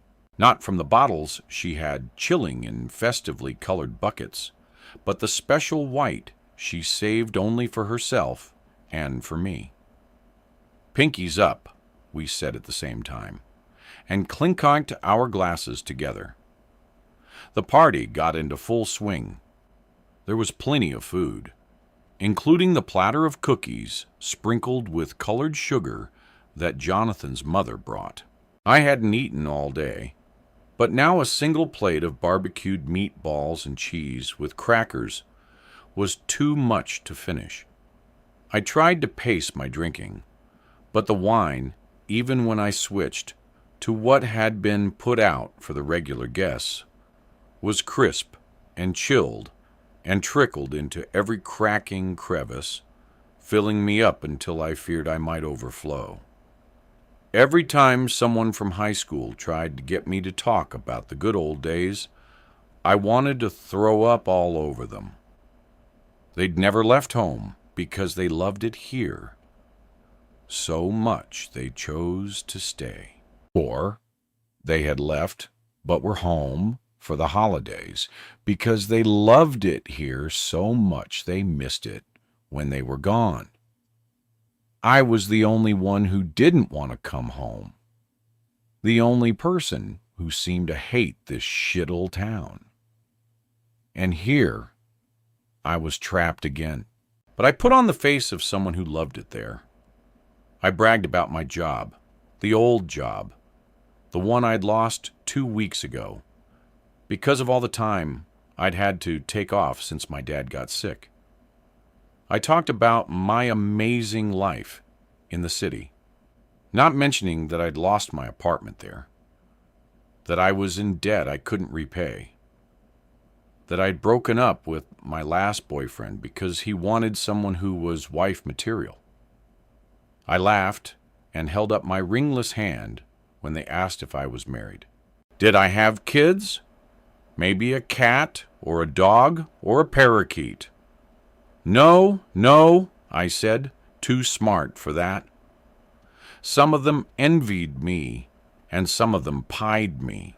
I told myself I didn't give a damn what any of them thought, but I must have, because every conversation was another slice, a digging cut until my insides were a handful of fluttering ribbons. I was drunk. I should have gone home. I'd given up smoking a few years ago, but I wanted a cigarette. Christmas is a hard time of year for a lot of people, and this year it seemed I was one of them. The lights, the festive music, the sparkly red dress, the wine and food, and people laughing at the party, all of it left me feeling down and dark. This wasn't sadness. This was despair. I thought, as I pushed my way out the French doors in the kitchen and onto the deck. As I stumbled toward the garbage pails set at the back of the in-law apartment, I want to die. It was not the first time I'd had the idea that ending my life would be better than living it. But it had been a few years, at least since I'd last entertained that idea. As soon as the thought rose to my mind, though, it felt right.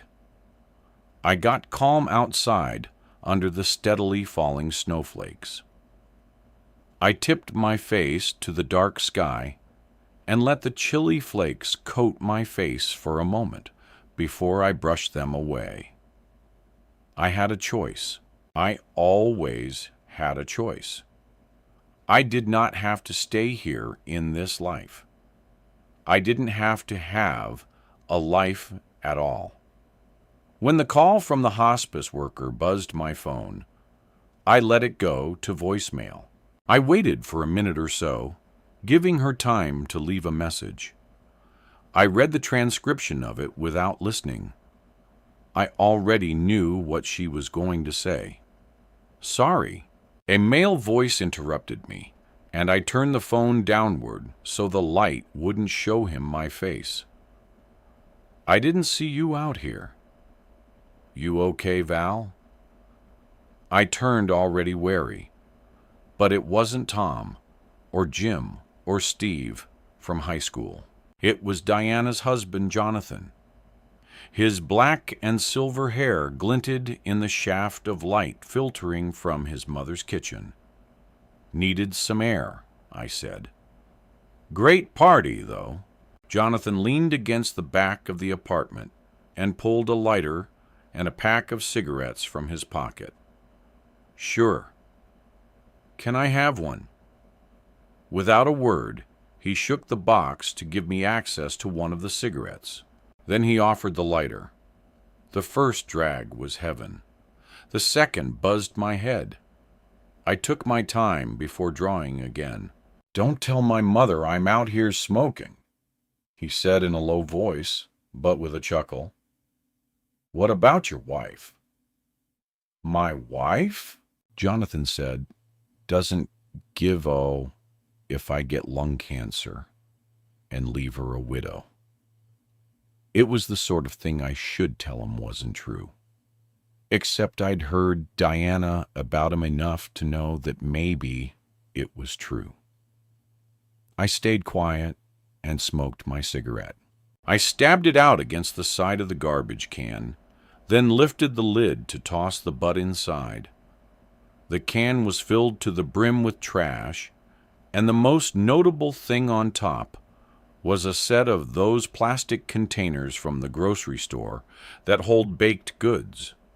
Sugar cookies, according to the label I glimpsed. I let out a laugh. So that's what she'd been doing.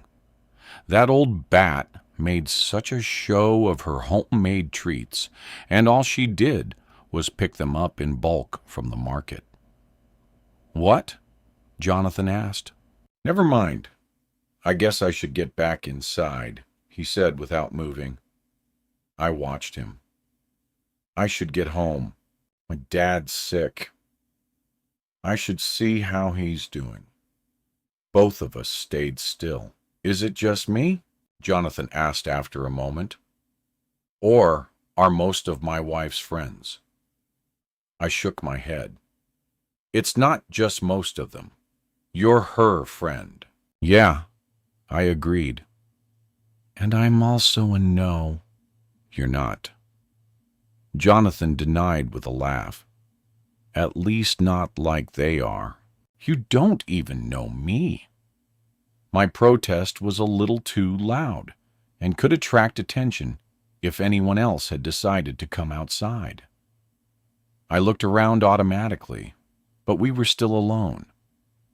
I should know you, though, shouldn't I? The infamous Val. I feel like I should know you. He moved a little closer to me. He was drunker than me, and I was having a hard time focusing with both eyes open. Jonathan stepped into a patch of shadow. Closer still, his voice a low but amused mutter. She talks about you all the time. Sometimes I wonder if I should be jealous that she loves you more than she loves me. She doesn't love you at all. The words tripped out of my mouth. Too late to take them back. Too drunk, honest, to wish I could. I know. I was not expecting him to kiss me, but he did. I melted into the embrace as easily as if we'd been flirting with each other for years. Our mouths opened, tongues dipped and twisted, sloppy, no skill in it. But when his hand slid beneath my hair to cup the back of my neck, tipping me harder against him. I gave that kiss everything I had. In that moment, all I could think was that it might be the last kiss I'd ever get. My father died, I told him, without mentioning that it had happened only a few minutes ago. I'm sorry, Jonathan said. I hadn't gotten a last word with my father, but I didn't have anything to say to him, even if I'd had the chance. About that or about the kiss? Both, I guess. Don't be. Happens. I shrugged like none of it mattered, even though it did. Diana didn't love him. That didn't mean she wanted someone else to have him. We were both silent. I thought about asking him for another cigarette, but didn't. I didn't want to smoke away the taste of him.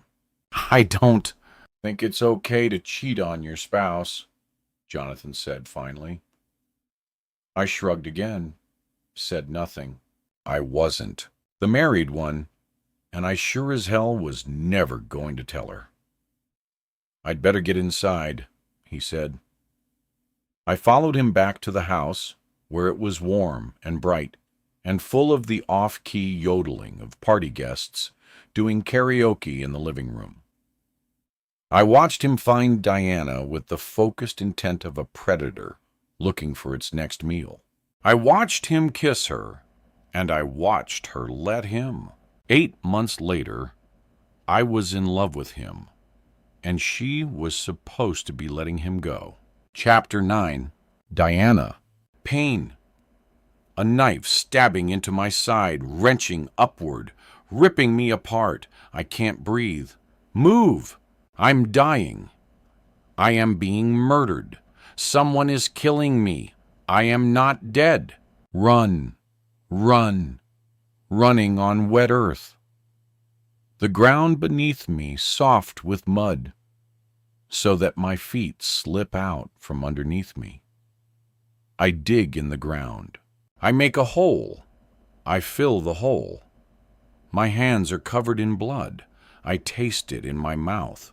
A thickness sour, choking me. Sick. I know what I have done. I never used to sleep late or go to bed early, but since the accident, I do both. In bed by 9 p.m., up by 10 a.m., and that's only if I set my alarm. To wake me up, it feels like I'm never going to get enough sleep. I tell Dr. Levitt now. I think the pills are making me too tired. We can certainly take a look at them and adjust if you want. But keep in mind, it truly does take time for your body to get used to medications, particularly in the aftermath of trauma like yours. Sleep is a great healer. Here, she sets the delicate teacup, filled with steaming sweet tea, on the small table next to my chair. Let that sit for a few minutes, or you'll burn your tongue. It's such a motherly thing to say. And for a moment, a surprising and embarrassing moment, I'm speechless from the tears clogging my throat. I blink them away and sniff, but I can't wipe my face. A single tear slips out of my right eye and down my cheek. Dr. Levitt hands me a tissue, tucking it into my hand inside the sling. Sorry, I'm feeling down today. I tell her if I had $1 for every time someone said that to me, I'd be able to take a Caribbean cruise. We both laugh at that because that was exactly where she'd been 2 weeks ago. My doctor's appointment last week was a disappointment, I tell her. And WS, as I carefully ease my arm from the sling and blot the tears, I thought I'd be out of these by now. Soon, she promises, and settles into the chair across from me. Collarbones are, I know, hard to predict. They keep telling me that. I leaned back in the chair, and let my arm rest outside the sling, testing the vibrating pain for a few seconds before giving up and putting it back inside the cloth harness. By the time I'm done, the tears are gone. Pain's good for shoving away sorrow, but I learned that a long time ago. And the dreams. I hesitate before answering. I had one last night. It woke me up. I don't mention that I'd screamed loud enough to hurt my throat, or that my terror hadn't woken my husband because, once again, he hadn't been there. It had been midnight this time. He was staying out later and later. I guess he's counting on the pills keeping me knocked out. Everything the same. They're always the same, with minor differing details. There's blood on my hands. I've killed someone and buried them under a tree in my backyard. Yes, but this time I also had the feeling someone had been trying to hurt me, or they had hurt me. Not just that I'd done something to someone else, but very clearly that I was in danger. Interesting. Dr. Levitt scribbles a note. When you woke up, were you still scared? Sometimes I wake up and my heart is pounding. I can't breathe. Maybe I've even screamed a little, or it feels like I have. But lately, the dreams have been feeling so real that when I wake up, she waits. I haven't touched my tea yet. Not because I'm afraid it'll be too hot, but because reaching for it is going to hurt. Drinking it would give me a reason to be silent for a few more seconds, though. I reach for the cup, but then sit back in my chair. I know Dr. Levitt won't say a word until she thinks it's necessary, so she can give me as much time as I need to speak. I have a confession. It might have something to do with these recurring dreams, or it might not. But it's not mine solely to make. And even though Val has betrayed me, I can't bring myself to do the same to her. Not with someone I've only known a few weeks. I blow on the tea before sipping. Pinky's out.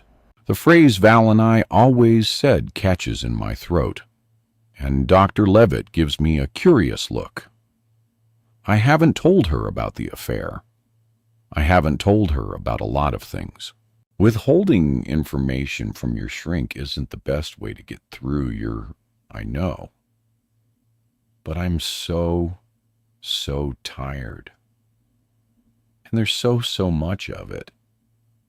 And only an hour a week is never enough time. My friend Val and I used to say that. I explain. Dr. Levitt writes something on the lovely lavender pad I've been coveting. I sip more tea, then put the cup down, careful not to spill, moving slowly to keep the pain at bay. It's worse today than it has been, and I blamed the dream. I woke up thrashing around. The last few times after I've woken up, I've had a hard time remembering that they're not real, that they are dreams, not memories. I cough as I tuck my arm back into the sling. The relief isn't instant, but it's better. I look her in the eye when I continue. I have to remind myself that I have not ever buried someone under a tree in my backyard. Let's hope you haven't done anything you're dreaming about, Doctor. Levitt says without a laugh this time. I don't laugh either.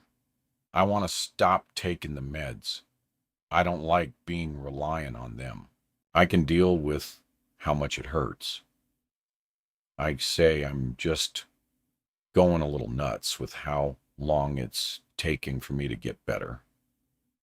When you were young, How much responsibility did you have for taking care of yourself? So, there it is. The question I've always known would come my way as soon as I started seeing Dr. Levitt. Expecting it doesn't make it easier to answer. A lot, I say. She nods and scribbles another note like she was expecting this. I'm sure she was. Her silence is meant to prompt me into speech, but I'm having trouble finding the words. I've been waiting to dive into this subject since the first time I came into her office, and still, I don't know what to say. The only person who really knows all about it is Val. If Dr. Levitt wants to know about my childhood, though, she doesn't probe. Instead, she changes the subject. We've spoken briefly about you going back to work. Have you given that any more thought? I shake my head. No, I took the payout with the idea that I'd do some freelancing. Maybe look for something new. I mean, money is not a problem. Jonathan does very well. You're in a fortunate position. I acknowledge that with a nod. I know. And yet, she gives me an expectant look. And yet, so much of your independence seems to be tied to your ability to provide for yourself. I realize you have a comfortable financial position, but it seems to me that even though you decided, and remember deciding to take some time off, you're feeling ill at ease with nothing much to do. Remember deciding. That's the key, I say. And yes, I'm bored out of my mind. Dr. Levitt chuckles softly and makes a note. I get that. So, have you thought about doing something like another job or something else? Dr. Levitt offers. Something creative? I blink at her. Creative. Perhaps taking a class of some kind. Perhaps a writing class. Journaling can be very helpful. And you've shared with me about your to-do lists. So you already enjoy the process of keeping track of your thoughts via a written medium. The idea is appealing. I never considered making lists to be particularly creative. I'm going to go out on a limb here and guess that you never thought of yourself as particularly creative. Dr. Levitt says, I am quiet for a moment. My mother painted. It's the first time I've really referenced my mother. A real 2 for 1 today. I expect Dr. Levitt to write something down about this, but she only stares at me with a neutral, pleasant expression. There you go, she says. I look at her and shake my head again. I never did. I mean, she never encouraged it. You've spoken sparingly of your mother. What was your relationship like with her? She's dead now. It doesn't matter. I tell her flatly. How did she die? She had a long history of depression and addiction, and eventually it caught up with her, I say. Dr. Levitt nods as though she understands. I don't, so I'm not sure how she could. What did she paint? Landscapes, oils. She was a surrealist. I laughed. Now, she was surreal. All right, maybe you inherited some of her skill. That's impossible, but I can't get into why without opening a gigantic, squirming can of worms. No, thank God I didn't inherit anything from her. If Dr. Levitt wonders at why I bit my tongue at the last second, she doesn't show it. But I explain anyway. My mother cursed like a sailor. I swore I wouldn't let myself be like her. Vulgar. I see. You don't want to be anything like her at all. Her pen's scratches. I scowl. No, you're not alone. Many people struggle to distance themselves from parents with whom they have a dysfunctional relationship. But my advice would be not to let something your mother was good at prevent you from seeing if you might also be good at it. I've never been much of a writer. I tell her it seems too much like telling a bunch of lies over and over again. She laughs, and I do too, although I'm the only one who really knows why what I said is funny.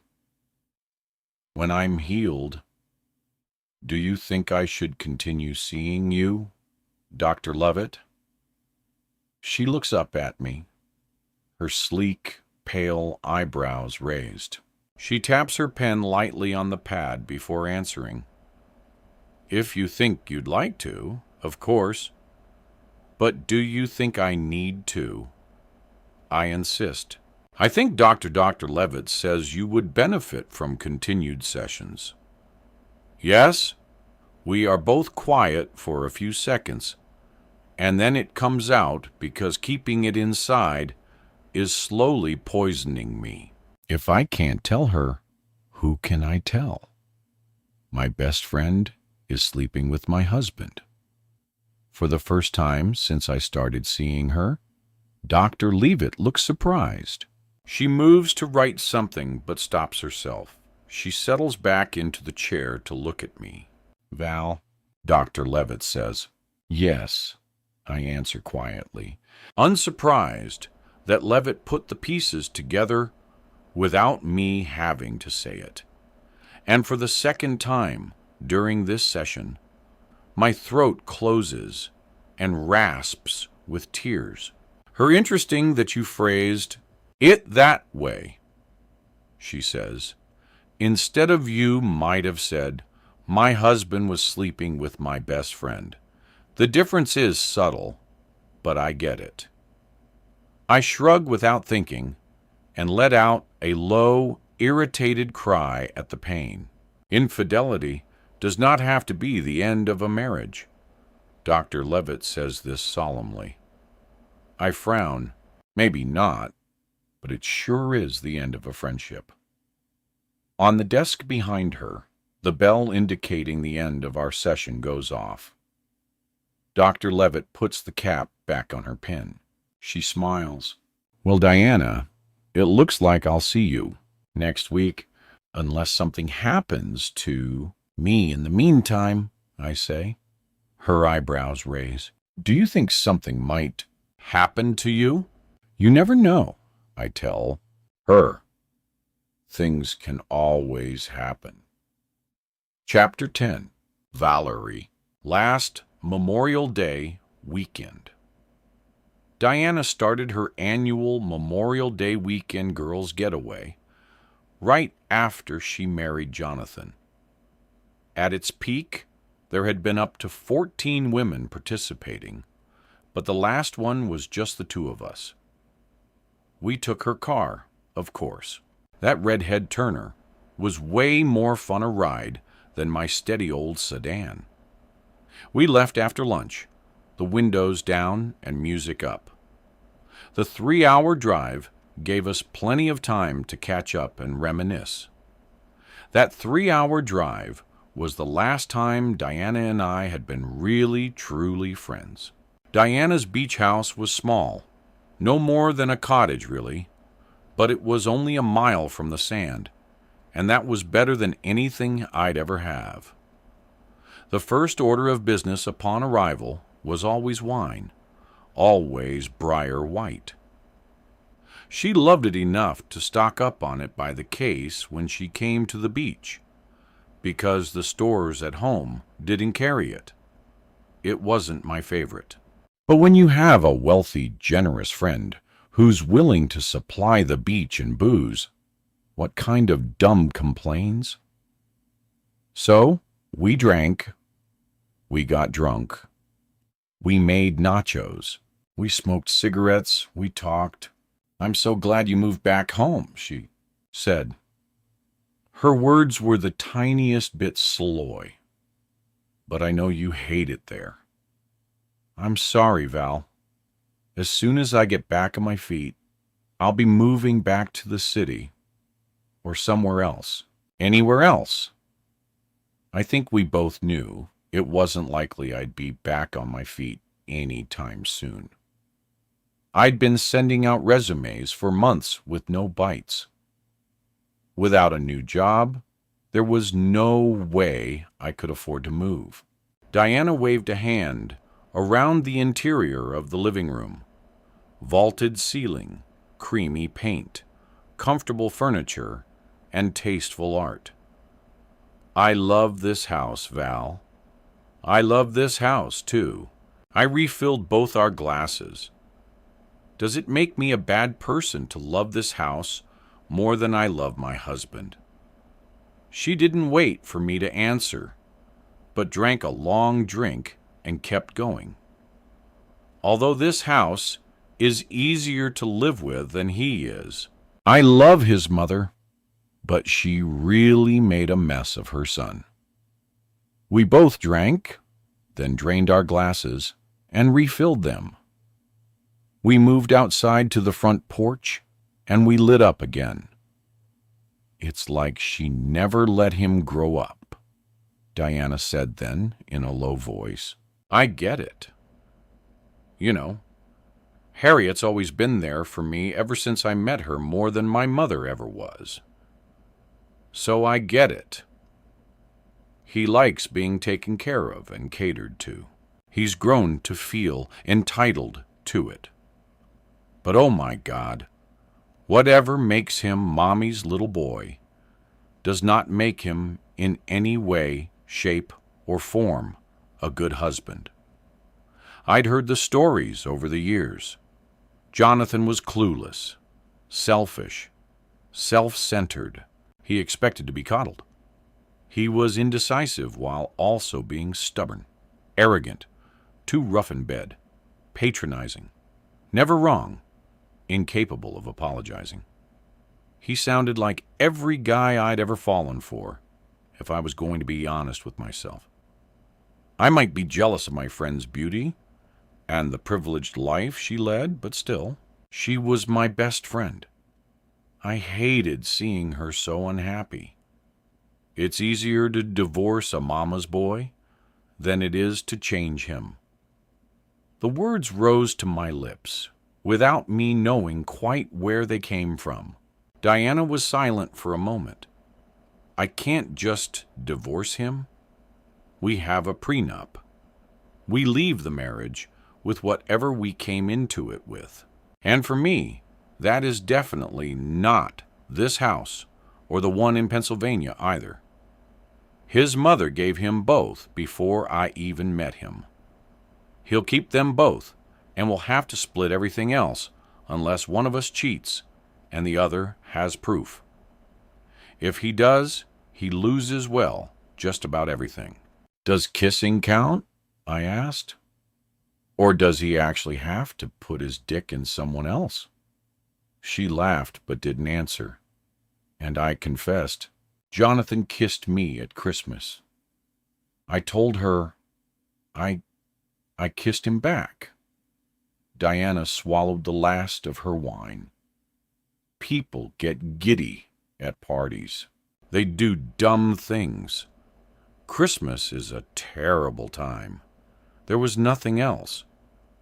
I said, "I promise." For a long time, we sat in silence while we drank our wine. My heart was pounding. I remember that. Diana and we'd been through a lot, more than even the best of friends could usually say. We were each other's ride or die. We'd carried each other's secrets and scars. A few seconds of drunken Christmas party stupidity shouldn't have ruined that. But you never know what will bring things to an end. "But if there was something else," she said finally. "If there was, then I could get rid of him, couldn't I? She never reminded me that I owed her. She didn't have to. I could never forget what Diana had done when we were 16, what she'd done for me when I could not. It wasn't the kiss that destroyed our friendship, one that had, I can say without hesitation, saved both our lives. It was Diana who did that with what she asked me to do. It was me who agreed. We both did it. But I'm the one who's now left broken by it, while she gets to pretend it never happened. Chapter 11. Diana. Happy Turkey Day. Harriet's voice rises high and shrill. She clasps her hands together, her eyes lit with the sort of manic holiday fervor I've never been able to match. My holidays are Memorial Day and the 4th of July. Beach holidays, Labor Day too, but that's a sad one because it means summer's over. Jonathan lifts his glass. Happy Turkey Day. I don't lift mine only because I can get away with pretending it would hurt too much.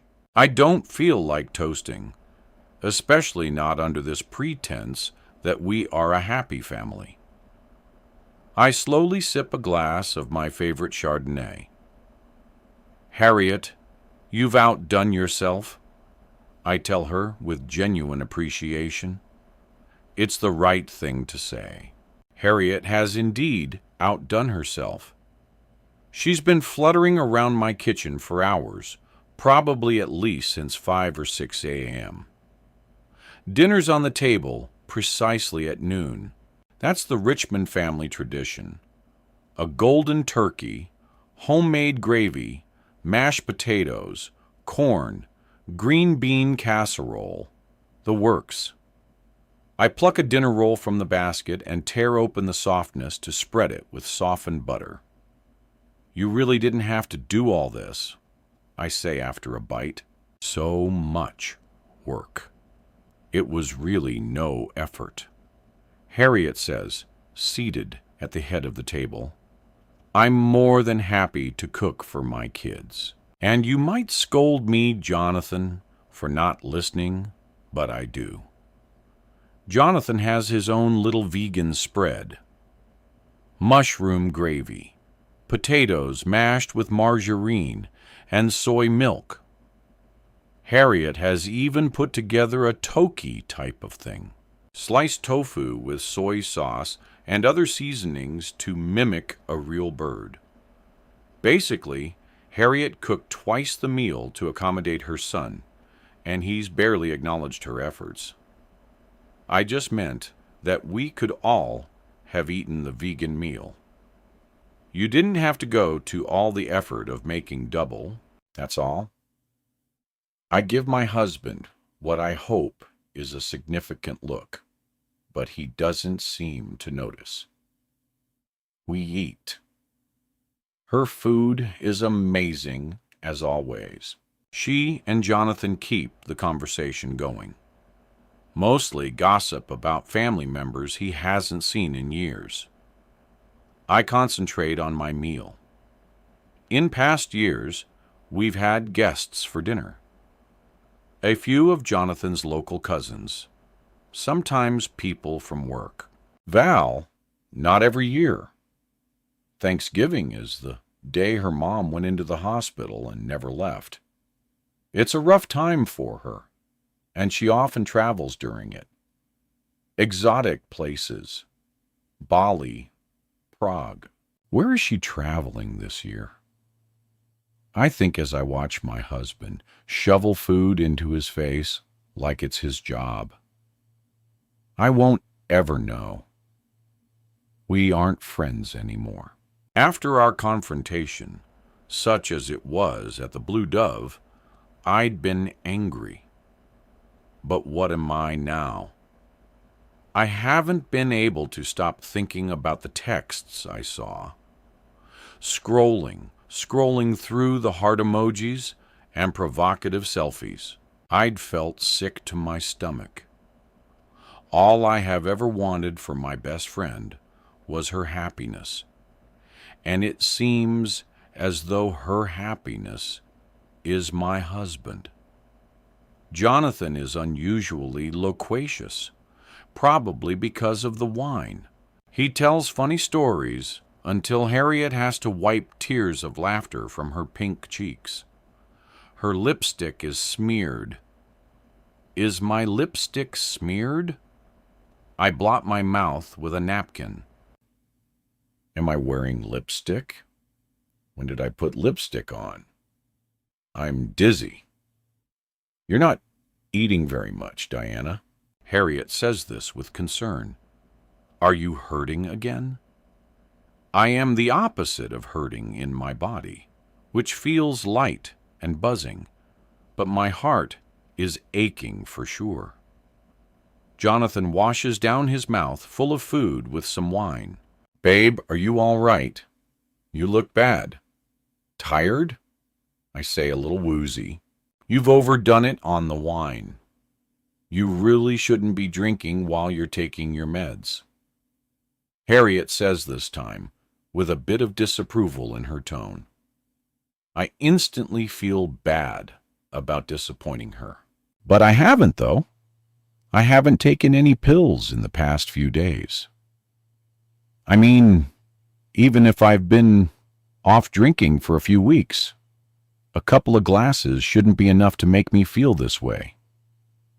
I try to think how much I've had to drink and can't. My glass is full now, but I don't recall filling it. Eat more bread, my husband suggests, totally serious. And for some reason, this gives me the giggles. I raise my glass with my left hand, and I'm happy to be able to do it without wanting to scream to bread. Harriet loads my plate with more turkey and a healthy serving of gravy. I want to apologize to her and explain that I am not truly that drunk. But my mother's voice, when she used to make the same excuses, starts to filter out of my mouth. I fill it with food to keep it quiet. My right clavicle has started aching again, and I fumble with my knife and fork, trying to cut my slices of dark meat. Here, my mother-in-law offers, let me and I let her, because to protest would be more awkward than letting her cut up my meat for me like I'm a child. Me, I say aloud, too loud. My shoulder hurts. Silence. They both look at me. I am appalled at what has just come out of my mouth. Harriet frowns. Language. Do you need some meds, babe? I think I'm out. No, Harriet says. I refilled them for you. Let me get you some. It seems like a bad idea, although in the moment I can't think of exactly why. Then I remember. No, can't. Wine, which, bonus helps, can also barely feel my face. Cleaning up after dinner is a blur. I fumble with my plate clumsily.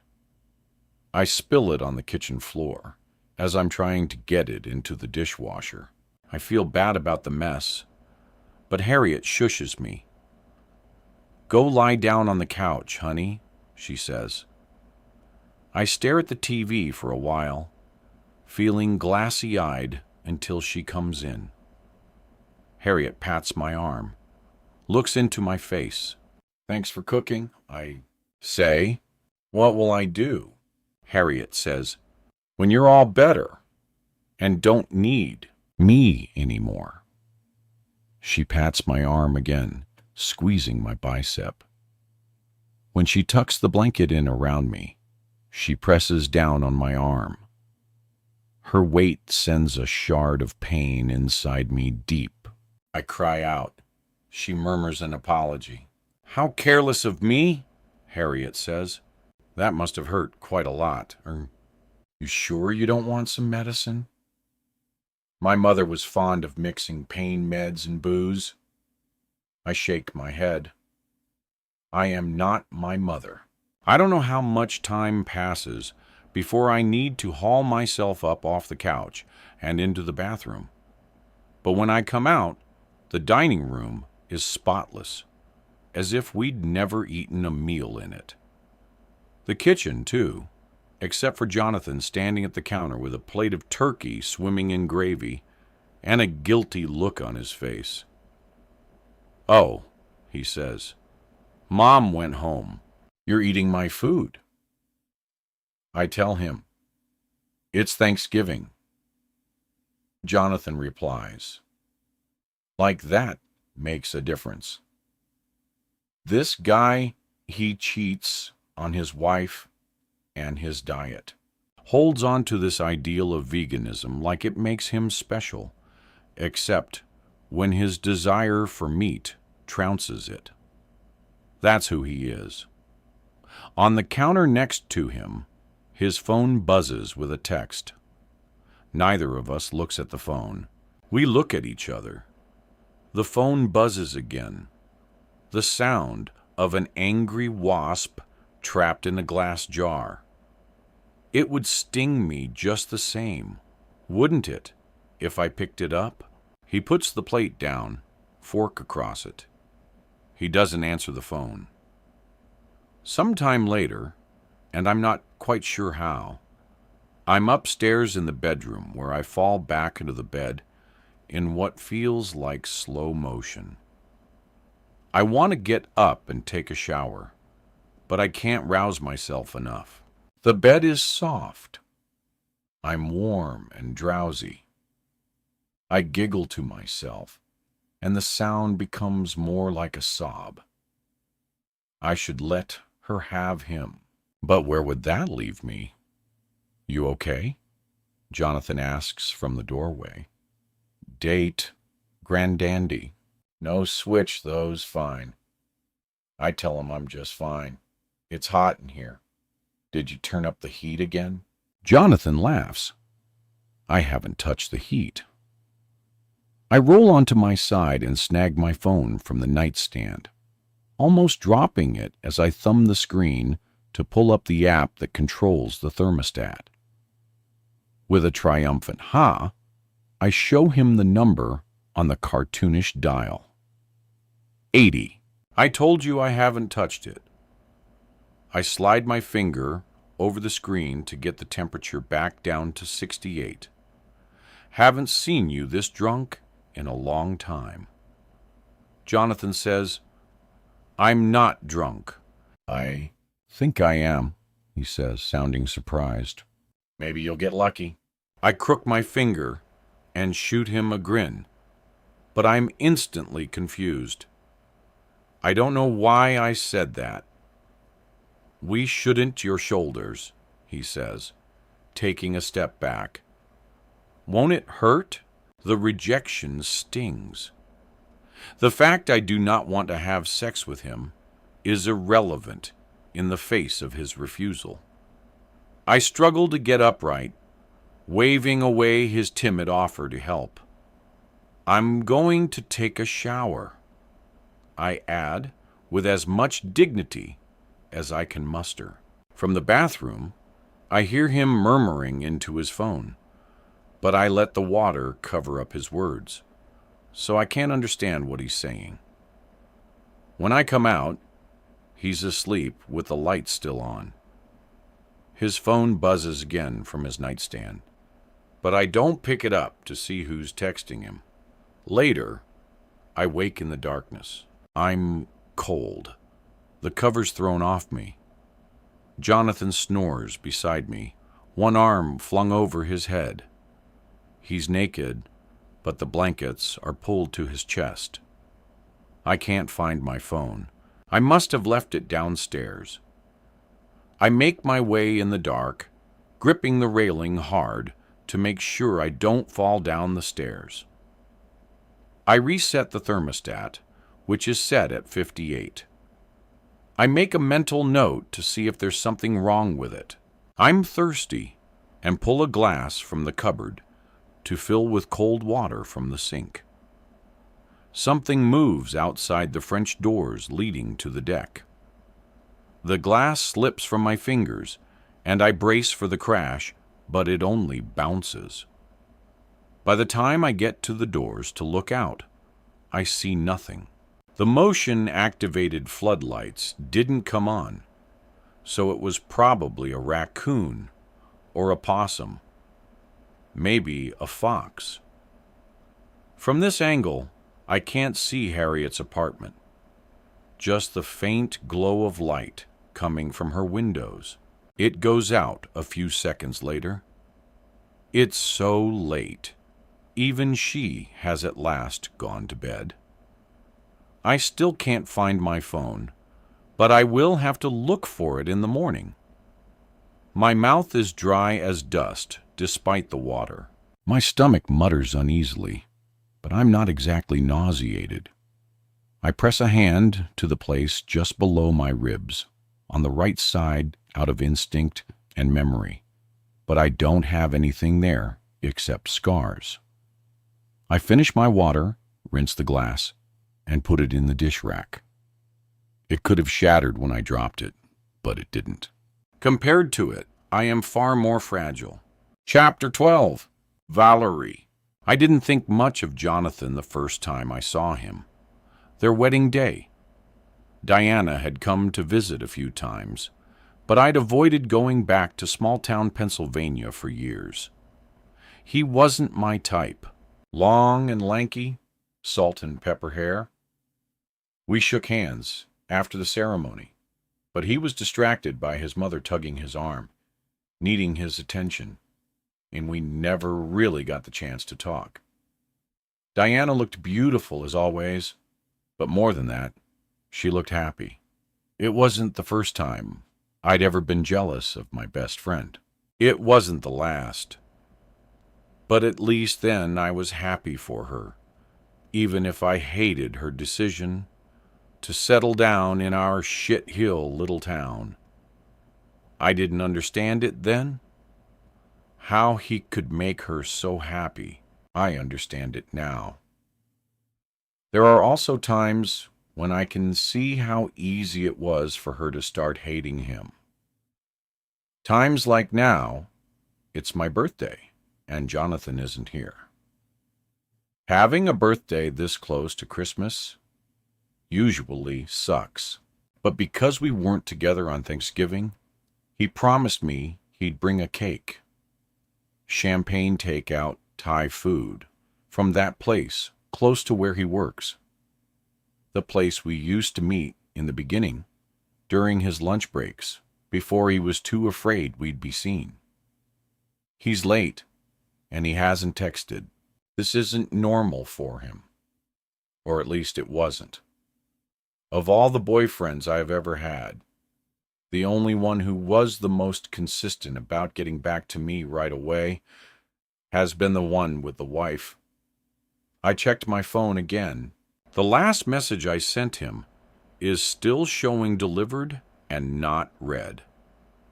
He'd mentioned being swamped with work today, but I can't help feeling a little worried, like something else has come up. Something, maybe like Diana. I don't want to think about that now, but by the time Jonathan is an hour late, I've started pacing in front of my living room window. My phone clutched in my hand, refreshing my text message window, gritting my teeth hard enough to make my jaw hurt. At an hour and a half, I say out loud, "Fuck this noise."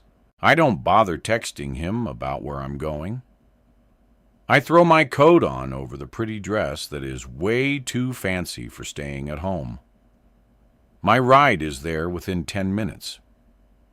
Jonathan had 10 extra minutes to text me and stop me from going out, but he didn't. So I get in the car, and I have it take me downtown. On a Thursday night around here, the only action is in a downtown bar. If my dress is too much for a night at home, it's not much better for a night out in one of these places. Unless I want to drive another 30 minutes, though. I'm out of luck because the only bars this piece of town has are dives. I get dropped off on the corner of the main drag and step out into the frigid weather, not caring that my shoes are too fancy for this crumbling sidewalk, dotted with greasy puddles. It's my birthday, and I will be sideways if I spend it alone. Inside the bar is overheated, and I wish I'd thought ahead to leave the coat at home. I'd have been cold on the short walk from car to bar, but now I'm stuck holding it unless I risk checking it. I think about it. The coat's not new, and it wasn't expensive, and it probably won't get stolen. Even if it does, I can replace it. And I am not immune to the knowledge that although I'm not living the high life like I'd once been, I am in a much better place than I thought I'd ever be when I was growing up, or even a year ago. A place where I can afford to risk losing a coat because buying another one won't keep me from paying my bills. I'm finally in a position where I could get out of this town the way I'd been planning since I came back. Instead, I've been staying. Why? Love first for her. Now, it's all for him. I wish I could hate them both, so I could just pick up and go. But it's starting to feel like I never will. At the coat check, I rustle in the coat pockets, just to make sure there's nothing in there I do care about losing. I pull out a handful of receipts and a few dollars. A movie ticket. I tuck all of it into my purse, except the ticket. Diana and I had gone to that movie together in the fancy theater, with the leather recliners and the flavored popcorn. It had been one of our date nights. Dinner first, coffee after. I had not yet started her husband. Now here I am in a dive bar on a week night, ready to get drunk because I'm angry that he stood me up. I sidle up to the bar and order a vodka tonic. I keep my attention on the drink. If I look around, I'm sure to see someone I went to high school with. This was a bad idea, and another flush of anger. This time mixed with the threat of tears rushes through me. I blame Jonathan, when in reality, I am the one who decided to come here. Once again, I find myself in a place I am not proud to be in, and it's my own fault. Why do you do it? I can hear Diana ask me in my head. I can picture her expression. I can taste the beer we both drank too much of. Later, I'll be sick, and she won't. I don't get it, Val. You know better, and you do it anyway. Back then, she was talking about the way I would antagonize my dad. I hadn't been able to describe to her how attracting his anger seemed the only way to diffuse my own. She wouldn't have been able to understand it, even if I'd found the words. Diana had never understood the complexities of loving and hating the same person, of how love and hate are not opposites, but sides of the same coin. How it was better for my father to hate me than to ignore me. She didn't know what that was like. If she'd ever loved her mother, I couldn't remember it. And I didn't think she could either. The drink is too strong, and I turn my grimace into a smile for the bartender's sake. I find a seat at a high-top table near the wall. My phone is on the table in front of me. My drink is in my hand. I wish I'd kept my coat so I could put it on the other chair. Maybe it would keep someone from trying to sit there. Except if I'm not here to get someone in that other chair. Why am I here at all? To punish Jonathan he won't even know. And maybe, just maybe, he won't even care. You can't ever trust someone who says they love you. People lie about everything, but especially about love. I text him a selfie, dim lighting, nothing to identify the location, but definitely showing it's a bar. I look sexy and dangerous and pissed off. Within minutes, his reply, "Where are you?" I don't answer. I sip my drink. I scroll through my ConX feed, checking for friend requests from hometown people I can delete. I even check my email. A minute passes, another. He'll have seen that I read the message. He will be wondering why I'm not answering. This is a game, isn't it? A stupid game. And it makes me feel sickly twisted up inside. I am not that girl. That's what I told Jonathan the first time we went out for lunch. Both of us knowing there was more to it than friendship. I texted him something bold about how I hadn't been able to stop thinking about the Christmas party. That if he was up for a drink, he could always text me. He'd said he wanted to get to know me, and I was totally down for letting him. It had been blunt and forward, my intentions clear, and I was still surprised that he'd agreed to go. I started it, but Jonathan was the one who started texting me more often, wanting to meet once a week, then twice, then more. He's the one who told me he couldn't get enough of me. Of this, of us. What was meant to be 1 month became 2. He started checking in constantly. Little texts asking me how my day was going. Asking for pictures, flirty emojis. I was doing this for her. And at first, I thought it would be hard for me to want him.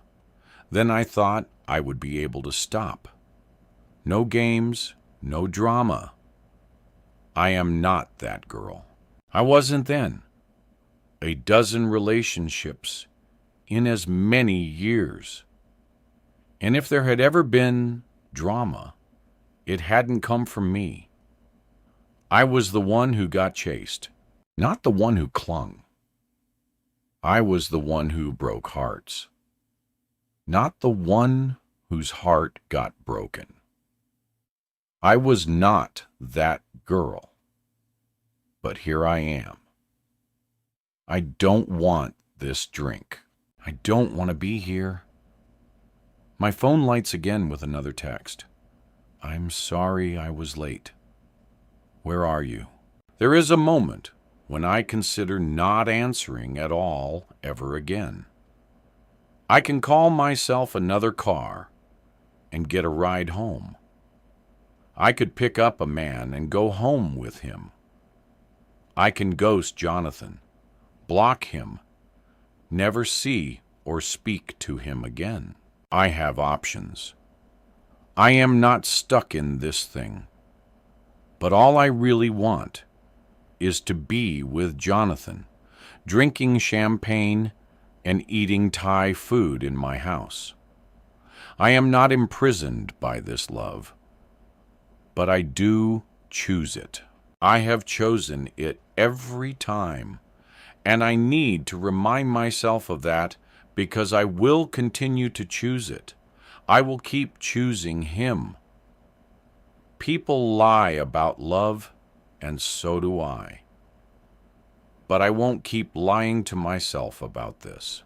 Downtown lounge.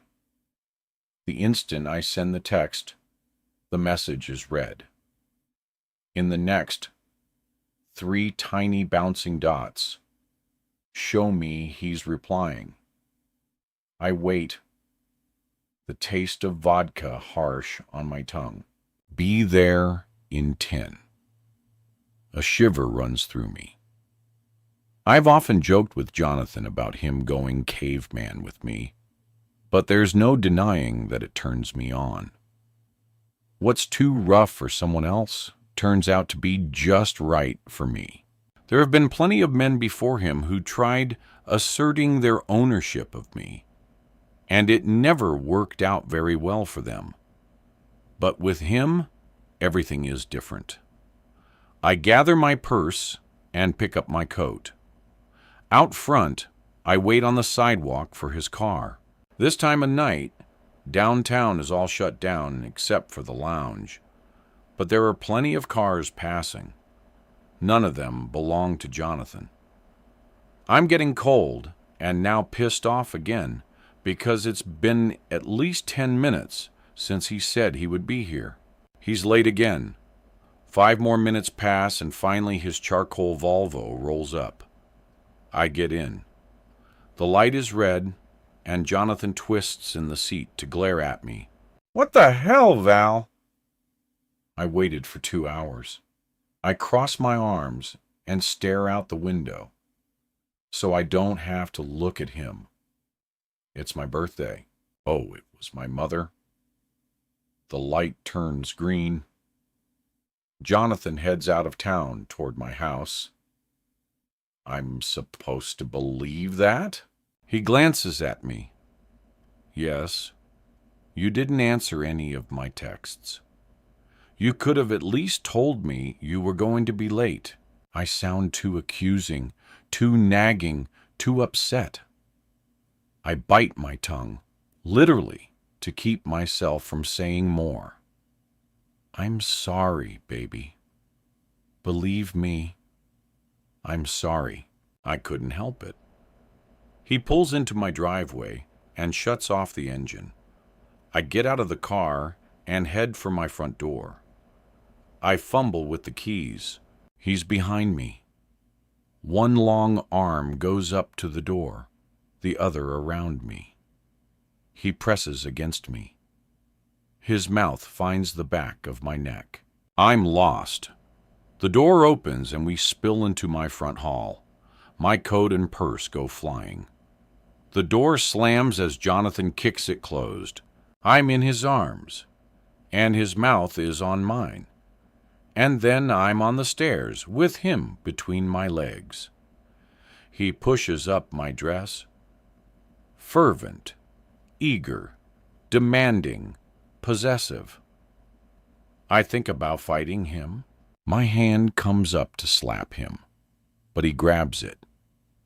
The fingers of his other hand hook into my panties and tug them to the side so he can dive between my legs.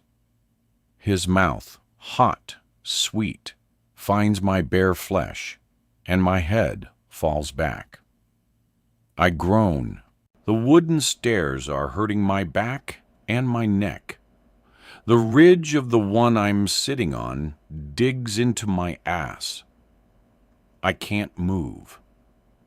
I can only open myself up to this fierce pleasure, this violent ecstasy. I come hard with a shout. My entire body jerks hard enough to slide me off the step and down to the next one, banging the back of my head in the process. I'm crying. Jonathan gathers me into his lap at the base of the stairs. He cradles me. I close my eyes and let him hold me until the steadiness of his breathing calms me. My mother needed me to stop by her apartment and fix something for her.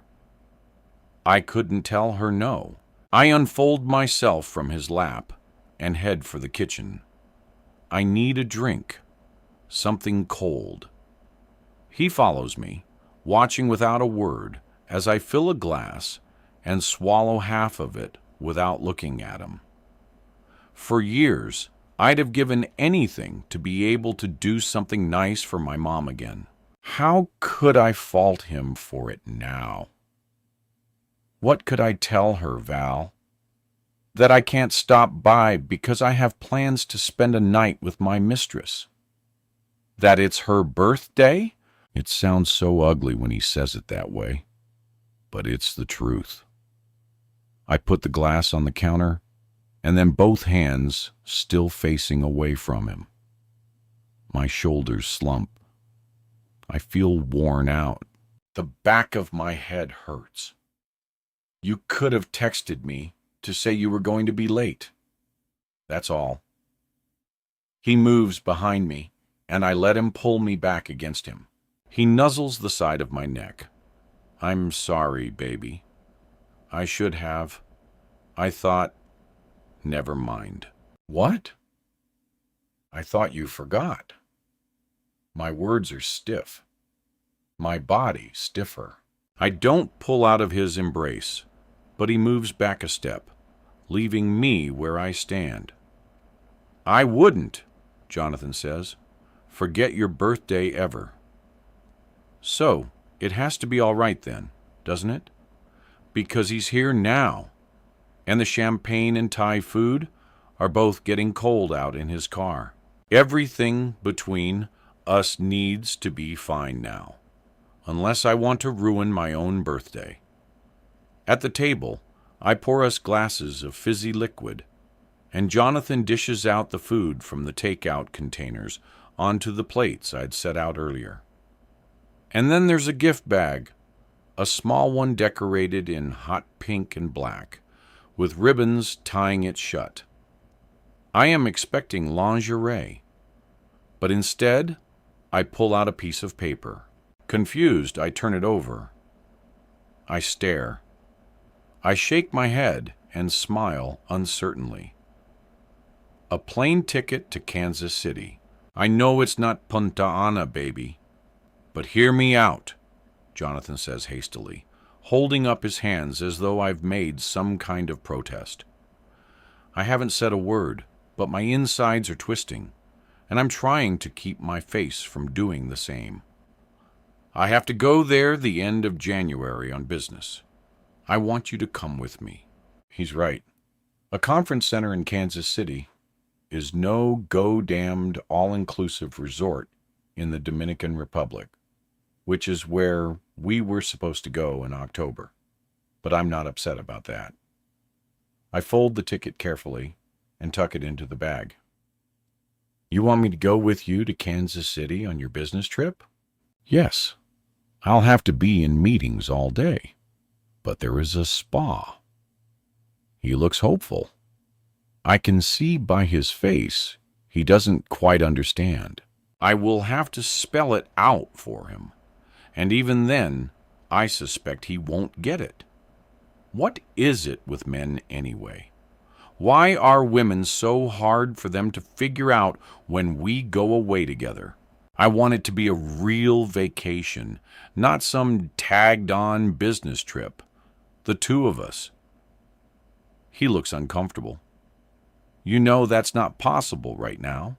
When then? I demand, and toss my hands up as I move away from him. When, Jonathan? How much longer do you think we can keep doing this? I don't know. Wrong answer, I tell him. I think you should leave.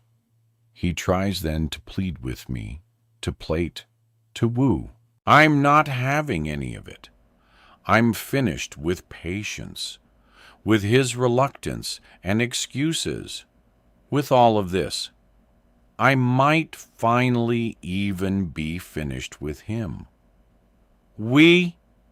You're done. Get out and take your plane ticket with you. I'm not going to Kansas City. I toss the bag at him. What the hell do you want from me? He's pissed off. Good. I want you to figure out what you're doing, Jonathan. I want you to decide where this is going, what you want from it, what you want from me. Us, I guess. The fight's slipping out of me. This isn't how I wanted to spend my birthday. I can't do anything until after the holidays, okay? I can't leave her at Christmas. I bark out laughter. I know it. And he should too, that Diana does not, and has never given a rat's ass about Christmas. When I tell him this, he looks uncomfortable again. He runs a hand over his hair, longer than he usually keeps it. I told him once that I'd like to be able to sink my fingers into it. And he remembered, I want to think that's his reason. Not that he's simply been too busy to get a cut. I want to think it's because of me. But right now, I simply can't make myself believe it. Will I see you on Christmas? I mean, he says nothing, which is the answer I already knew. It's going to break my mother's heart, Val. I just don't want to be the guy who ruined the holidays for everyone because he's left his wife. I draw in a long, shuddering breath, but it's okay to ruin my Christmas and my birthday, too. I guess it's okay to ruin me. I don't want to ruin you, baby. You might not want to, I tell him, but you are. Chapter 13. Diana, I already asked Jonathan to do this for me. Harriet frets behind me as I pull down the folding staircase that leads into the attic space over her apartment. Just wait for him to get home. He'll do it. She's worried I'm not strong enough to pull down the boxes of decorations, but it's been 3 months since the accident, and I'm finally out of the slings. Honestly, between the two of us, she's the one more likely to get hurt. She's frail that way. I hear her muttering, but ignore it as I find the first bin of Christmas junk and tug it forward from beneath the eaves. Be careful. It's fine, Harriet. The space above her apartment is lofty, almost big enough to be another floor, if not for the steep slant of the eaves. The big house has limited attic space, so we've taken to storing things over here. My husband, I've learned over the years, seems incapable of getting rid of things. He wants to save it all, even if it's broken. Especially, it seems if it's broken. That's probably why he hasn't left me yet. Despite the huge amount of empty space, everything we've put up here is easily accessible within an arm's reach from the stairs. I tug one plastic bin labeled Xmas toward me. Testing its weight, it's heavy, and I have to concede that Harriet was right. If I'm not careful, I just might mess up my collarbones again. Let me help. She's on the ladder behind me, grabbing at the plastic tote. It's either fight her for it or let it go. So, I do. I'm surprised, but relieved when she doesn't drop it or fall off the ladder, but manages to wrestle the bin to the floor. She's stronger than she looks. If it were up to me, I wouldn't be bothering with any of this.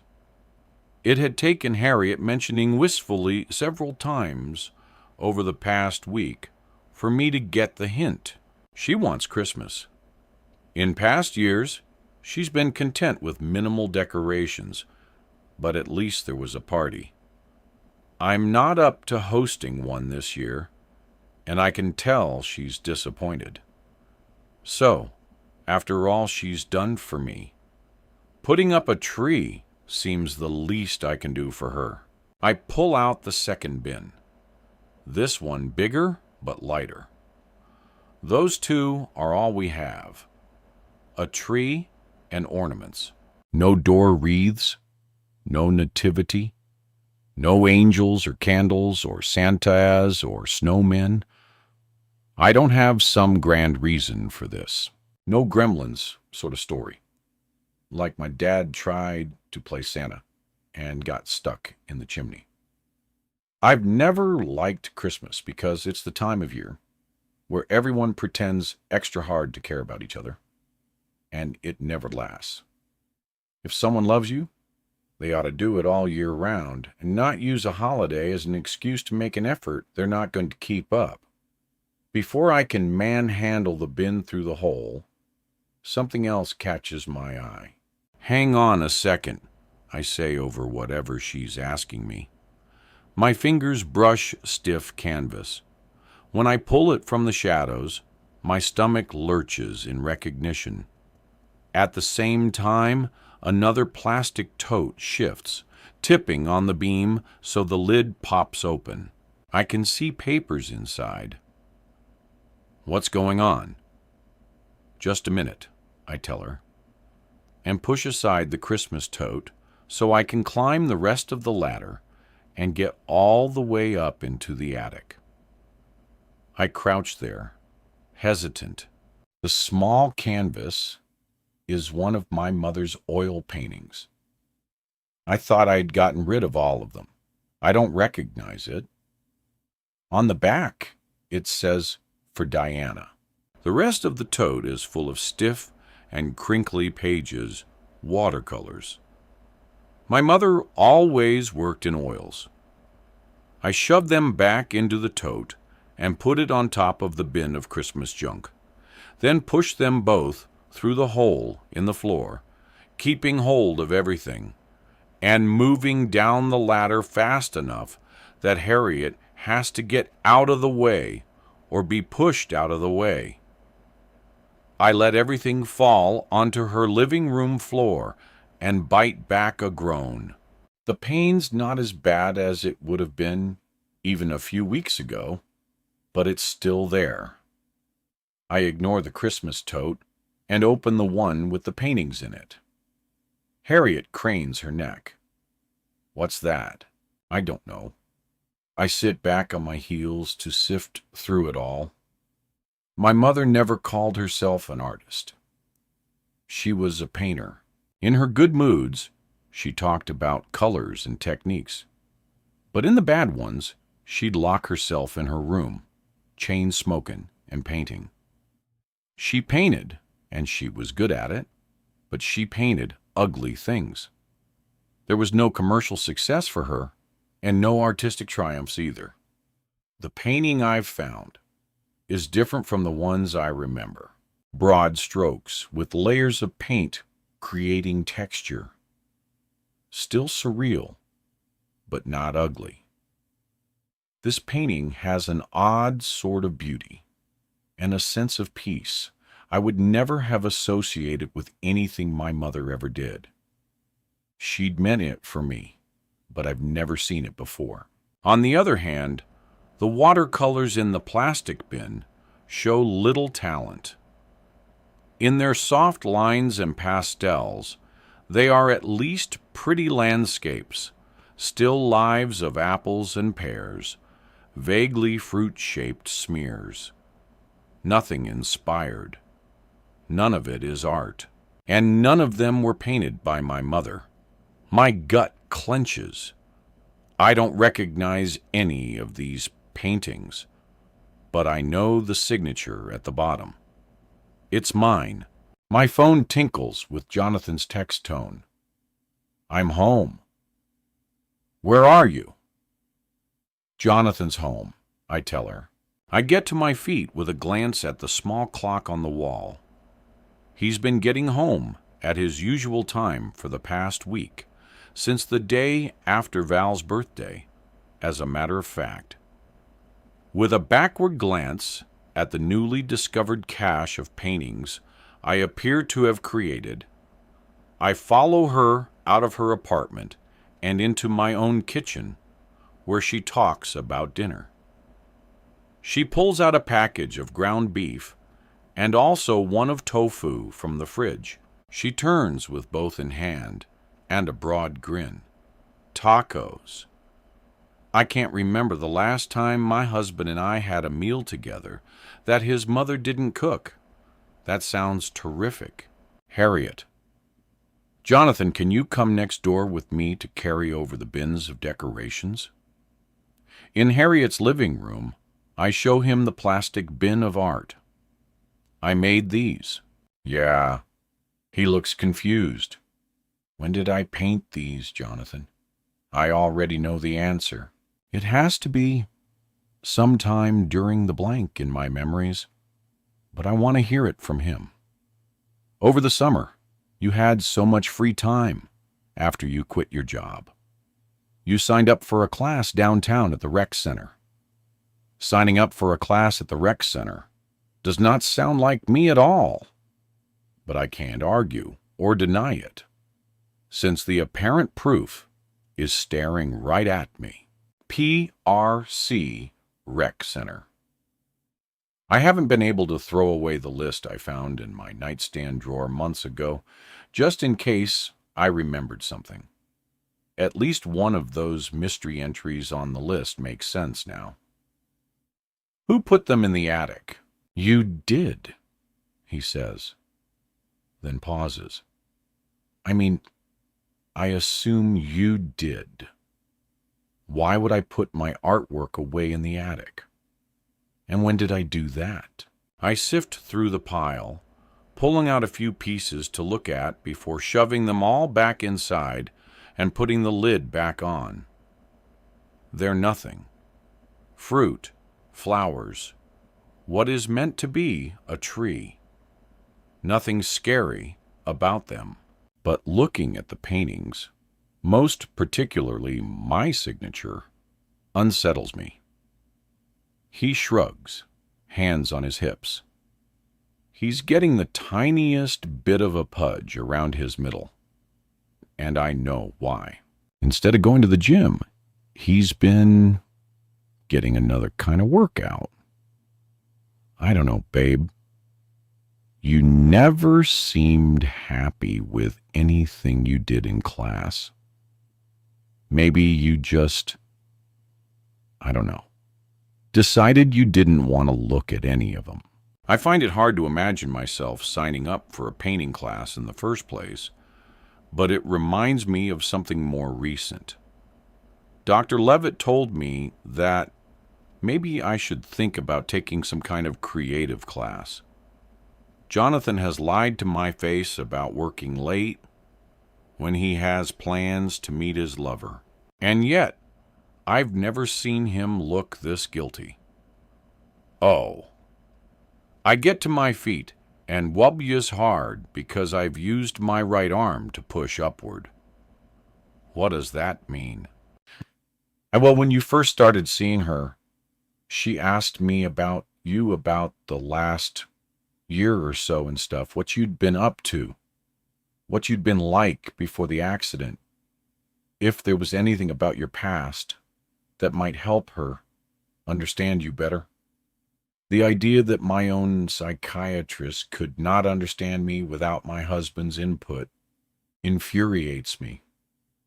So, what did you tell her? He doesn't answer at first. My husband, the coward, Mr. Non-confrontation. It had been something I liked about him when we first met, how easy he was to get along with.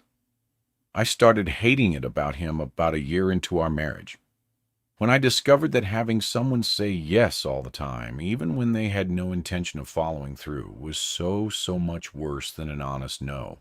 Jonathan, I just said that your mother had been a painter. Everything inside me goes cold. You told Dr. Levitt about my mother. Well, yeah.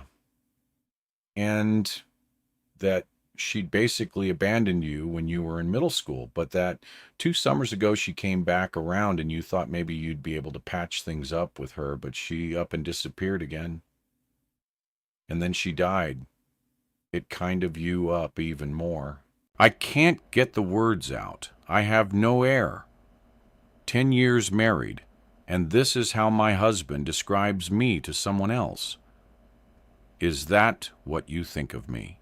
No, of course not, Jonathan says. But in a way, that means yes. She asked if there was anything that I thought she ought to know about you. about what might be keeping you from regaining your memories. She said, I put a hand to my chest and feel the pounding of my heart. I force myself to speak when all I want to do is scream. I already know my husband is a liar. But has my doctor been lying to me too? She said that the amnesia was not trauma-related, that it's from the anesthesia, and it's a common thing, and that they can't be sure anything will work. Babe. Jonathan cuts me off, moving toward me as though he means to embrace me. It's okay. I step back so he can't touch me. The thought of it repulses me, that he could even think I would allow him to touch me after what he's done. It's not okay. If I'd wanted to talk to her about my mother, I would have. You had no right. She had no right. It's not a big deal. I just told her you'd taken the class last summer as a way of connecting with your memories of your mom and a way of making your peace with her and all that. I am silent for a moment, almost incapable of processing this. What the vulgarity of that profanity burns a bitter taste. He has pushed me to being what I swore I would never become, and I want to drop to my knees with sudden furious grief. I might not be able to remember hating him enough to want to actually leave him, but it's clear to me now that even if I didn't before, I do now. Diana, I don't know. Okay. He tosses up his hands. I thought it would help her to help you. I did it for you. The one and only time Jonathan met my mother, they'd made polite small talk in a coffee shop. 2 weeks later, she was dead, strangled on her own vomit in a cheap roadside motel. He had never known her, and it's very clear now that he's never really known me. But that's not even close to the truth. I would never. I have to swallow hard, both to keep the rush of sour spit from pouring out my mouth and to stop myself from spewing forth some violent words. We stare at each other. The first time we ever made love in bed together, after the orgasms had faded and our sweat had cooled, Jonathan had pushed the hair off my face and traced his fingertip over each of my eyebrows, along my jaw, my chin. He'd brushed it along my lower lip, opening it for his kiss. Are you happy? He had asked me then. And in that moment, in the cocoon of our new and unexpected love, I had answered yes. I don't remember when I stopped being happy. Only that one day I woke up and realized that I wasn't. No one thing had led to it. No one thing, I think now, as my throat closes, ever does. He gives me a Kai look. You told me something like that. You just don't remember it. I told you that I was going to take a watercolor class at the local rec center because I missed my mother. My voice rises high-pitched like a tea settle whistle. He doesn't answer me. His expression says it all. You just don't remember, babe, he finally whispers when I don't say anything. I refuse to believe that. He will never be able to convince me that it was because I was trying to connect in any way with my mother. My lip curls. Levitt can't talk about me like that to you, can she? Isn't that a violation of something? Doctor-patient confidentiality or something? I think that only applies to things you've told her that she can't relate to me, not the other way around. I want to smack that smug look off his face. He's probably right. Still, I am betrayed and disgusted at the idea of the two of them talking about me. It's worse than the thought of him and Val discussing me because I expect that to happen. I thought my doctor was well. I thought she was mine, unlike my husband and my ex-best friend anymore. She was trying to get a handle on your situation. That's all. The point of talking to her about my situation, as you put it, is that I am the one who talks to her, not you. I catch sight of myself in the decorative mirror Harriet has hung by her front door. I stare at my reflection, expecting that I'll look angry, but I just look sad. Babe. He sounds frustrated, but not apologetic. This is something else I've grown to despise about him. Jonathan Richmond is never, ever wrong. Never mind. I bend to gather up the crinkly papers and shove them back into the tote. I gesture for him to pick up both it and the ones with the decorations. Can you take these next door, please? If the paintings bother you so much, maybe you should toss them. Clearly, I say they meant something to me if I decided to keep them. Yeah, but you put them in the attic, Jonathan says. I'm not sure I believe I was the one who did that. But again, I can't argue with him about it because I really don't know. Without a word, I leave Harriet's apartment and cross back to my own house. The smell of browning meat wafts from the kitchen. My stomach rumbles. Jonathan puts all the decorations in the den, where Harriet will have to sort through them after dinner and put them up. I plan to claim pain as a reason why I don't want to bother. The truth is, I have some legal research to do on my laptop. Happy belated birthday, Val. You're going to get exactly what you want.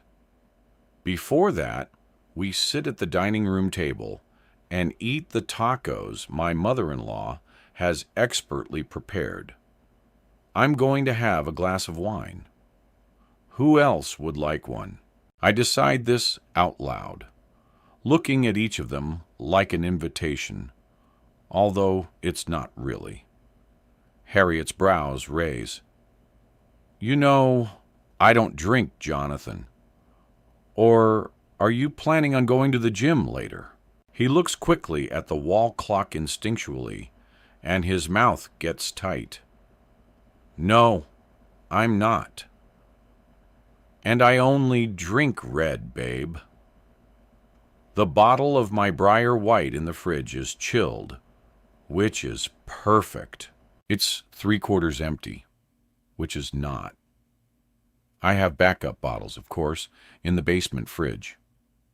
I should have at least 2 cases left, except that now, when I go downstairs to get one, I see 4 bottles in the fridge, and only 1 box of others. I can't remember how many had been in there. I don't remember drinking most of the open one upstairs. I grab one of the bottles and take it with me.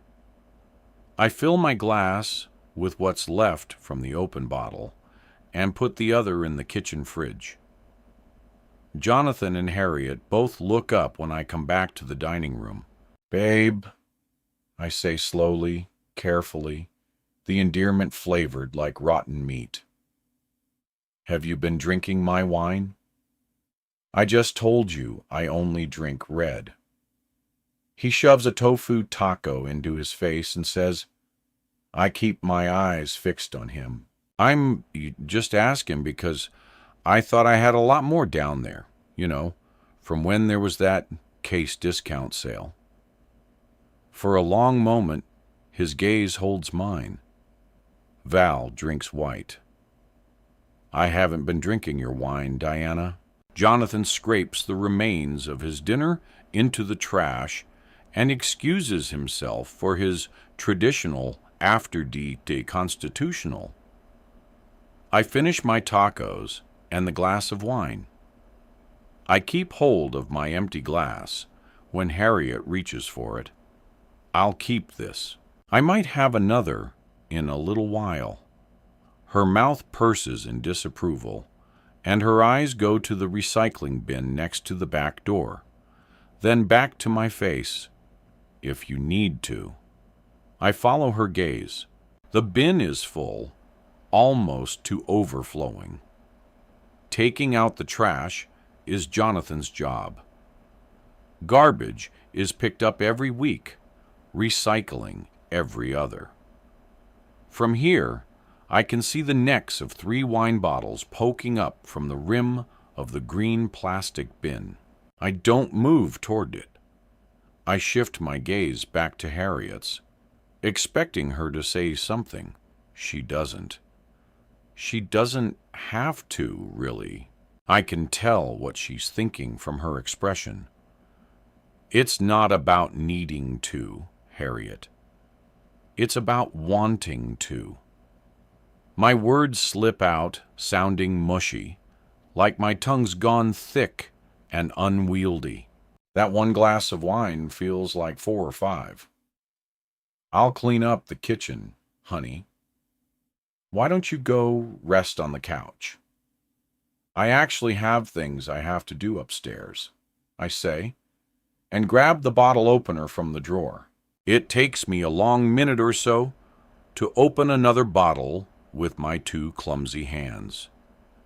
I pour a generous glass and watch the pale yellow liquid shimmer. We could watch our show, Harriet says in a trembling sort of voice. Runner, I've been a fan since the show first aired. It was canceled for a brief time, but the fans rallied for it to come back. It's in season 14 now. Harriet and I started talking about it when we worked together at Sunny Days, and then later, watching it together every week. In the early days of our relationship, before Harriet introduced me to her son, she and I spent a lot of lengthy lunches working together for the charity events. I confided in her then about the lack of my mother in my life, and all the reasons why: the booze, drugs, the unreliability. I confessed my fears that despite the fact that I shared no DNA with her, I was still too much like the woman who'd agreed to, but had barely raised me. You aren't anything like her, so don't you let yourself think you are, Harriet always told me. She and I had once been so close. Now everything she does sets me on edge, and I can't figure out why. Another time, I tell her, I have a lot of stuff to catch up on. I'll just unpack the bins then, I suppose. When Jonathan comes back down upstairs, I grab my laptop just as Jonathan comes out of the bathroom. Your mother's waiting for you to help her unpack the decorations. Don't spill your wine, he says in a tone so snide and snarky that I actually have a second's respect for him. Then he pushes past me and out of the bedroom. In the small room down the hall, I use as my office. I pull open the filing cabinet where I store all my important papers. I sort through them quickly. A copy of the deed for the house stops me, my fingers curling and almost wrinkling the paper before I can stop myself. My name isn't on it, but I knew that. Jonathan's name is on it. So is Harriet's. So much for her giving the house to him. I think this means she still owns half of it. Another quick search shows the same thing for the beach house. With a sinking heart, I sit back and study the deeds. I hadn't considered this. It changes everything because now, even if I get all the requirements to break the prenup, I'll still only be entitled to half of both homes. Even if I was awarded his entire share, I'd still own them with Harriet. I'm not stupid enough to think that would work out very well. I quickly make copies of the deeds and put the originals back in their place. When I search further for the copy of the prenuptial agreement, I come up with nothing. It's not in any of the folders, and I look through them all. Then again, I can't find it anywhere. I remember the gist of it all, but not every detail. I recall there was a specific protocol and list of items required to enact a part about divorce on grounds of adultery, and I need it if I'm going to move forward. My head is spinning far too much for having had only a single glass of wine. The second sits still full on the small side table next to me. I force myself to focus. I haven't used my laptop very much since getting out of the hospital. I'd never used much social media. I usually check my emails from my phone, and it had simply been too painful for so long. My fingers feel unwieldy on the keys. First, I look up PA divorce law. Then, a few minutes after that, how to legally bypass or break a prenup. Without the details, I can only gather information. But I bookmark a few sites to go back to. I have one more task to complete. It takes me a bit of searching for the lawyer's website, only to discover that the one who worked with us 10 years ago is no longer practicing. There is no information about how to get in touch with him, or how to access any copies of anything from him. I'm looking up internet advice on how to handle that. When the laptop dings with an email notification, I pause to check it. The message has come in on an account I don't have set up on my phone. It's the one I've had the longest, but now use the least.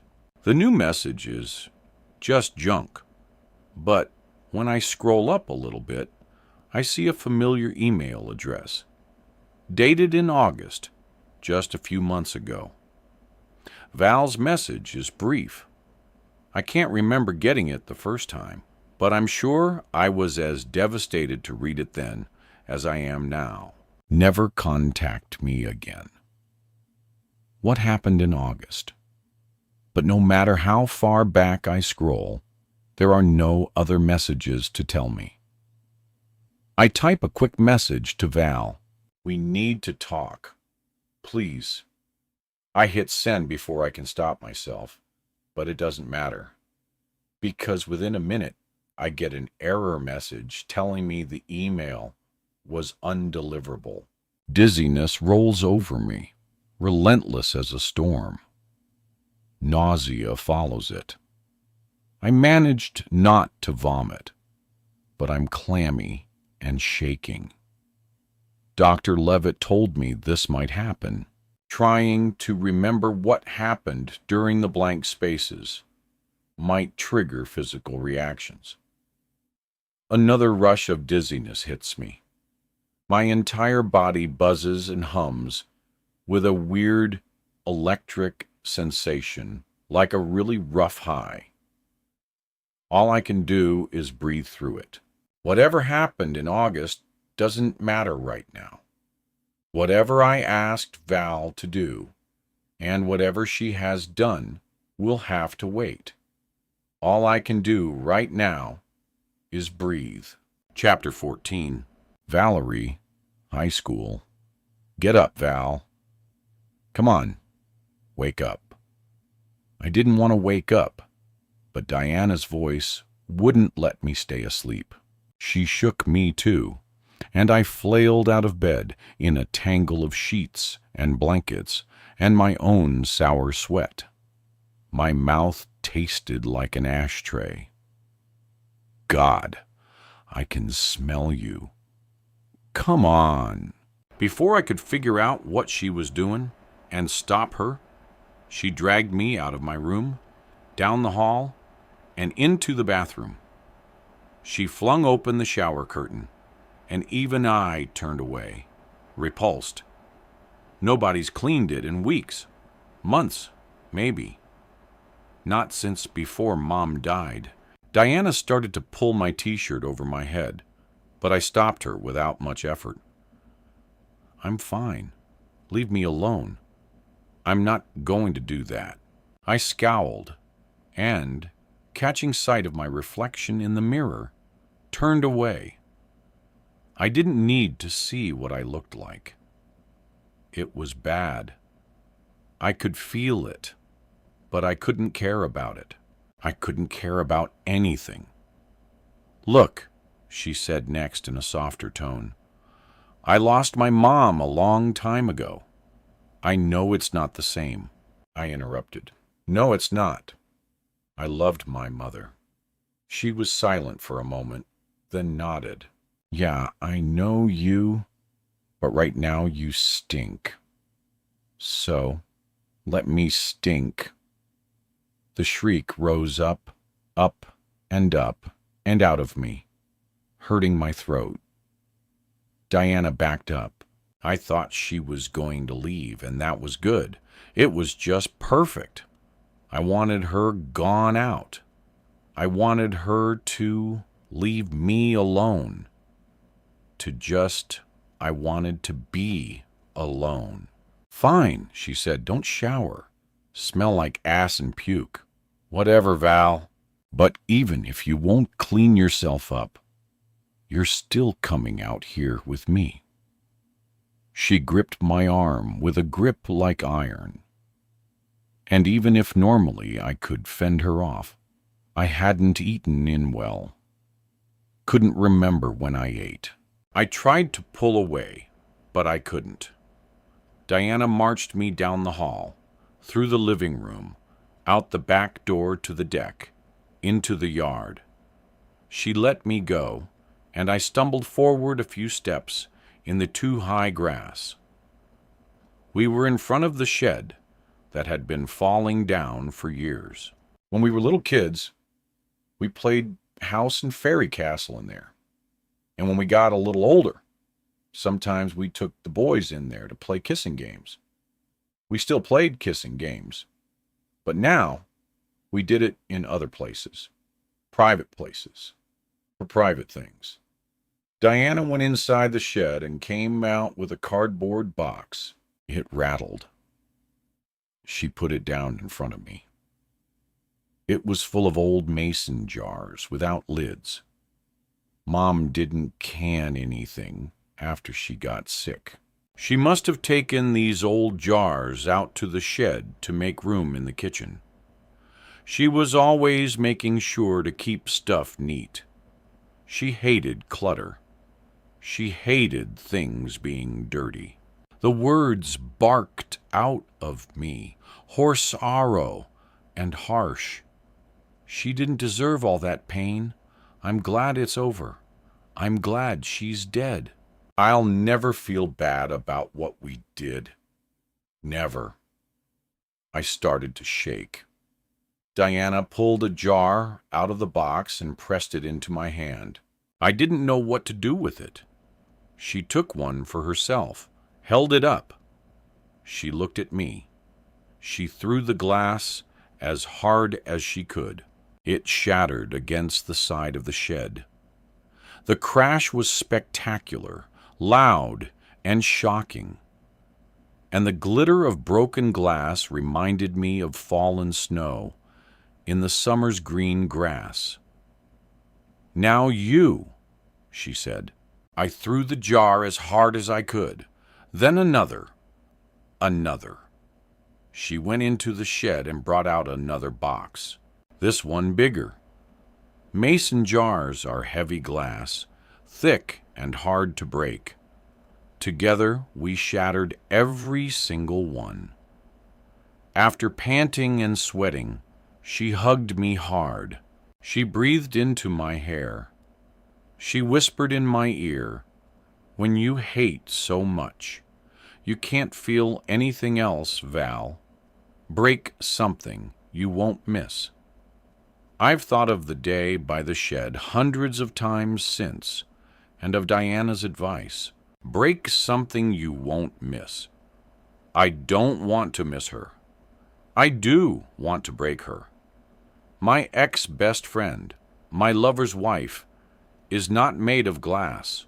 For sakes, she survived a car accident and then an emergency surgery to take out an organ that was so close to rupturing she might have died. That is not so easy to break. I've known Diana for more than half our lives. I should know her well enough to find her weakness, to break her in other ways. The thing is, my dear friend, Diana's weakness and her strength have been two sides of the same coin. Need to put someone toxic out of your life, even if you love them. They're gone. Need to defend someone you're loyal to, even if they're in the wrong? Done. She's both fiercely emotional and dispassionate. I mean, look at the way she cut me out of her life just like that. Anyone else would have fought me at the very least. Instead, she used me and then dumped me as easily as she'd unzip a dress and step out of it to leave on the floor behind her. I was nothing more than the means to an end. "We need a rock-solid case," Diana had said. She'd been wreathed in smoke on the front porch of her beach house, several glasses of wine deep. Incontrovertible proof. Harriet's lawyer wrote that prenup, like he wanted to take it to the prom. If I want to put the adultery clause into effect, I have to file first. If he does, I can't come back with that after the fact. But it'll be worth it to you, Val. If we can break that prenup, I'll have enough money to make sure you can move wherever you want. She'd laughed drunkenly. We'll get a place in New Orleans, share a cute little place near Bourbon Street, have cats the way we always talked about. What if I can't get what you need? I'd asked her. She had a whole list of specifics required by the prenup. I mean, what if I can't make him love me? Diana had scoffed. He doesn't have to really love you. We just need to get proof of him telling you he does. Whether or not he really feels it doesn't matter. So, when did it become love? Was it the night he brought me ibuprofen and a heating pad, a bottle of wine, and a box of chocolates? Because I'd complained about a rough period that had laid me flat.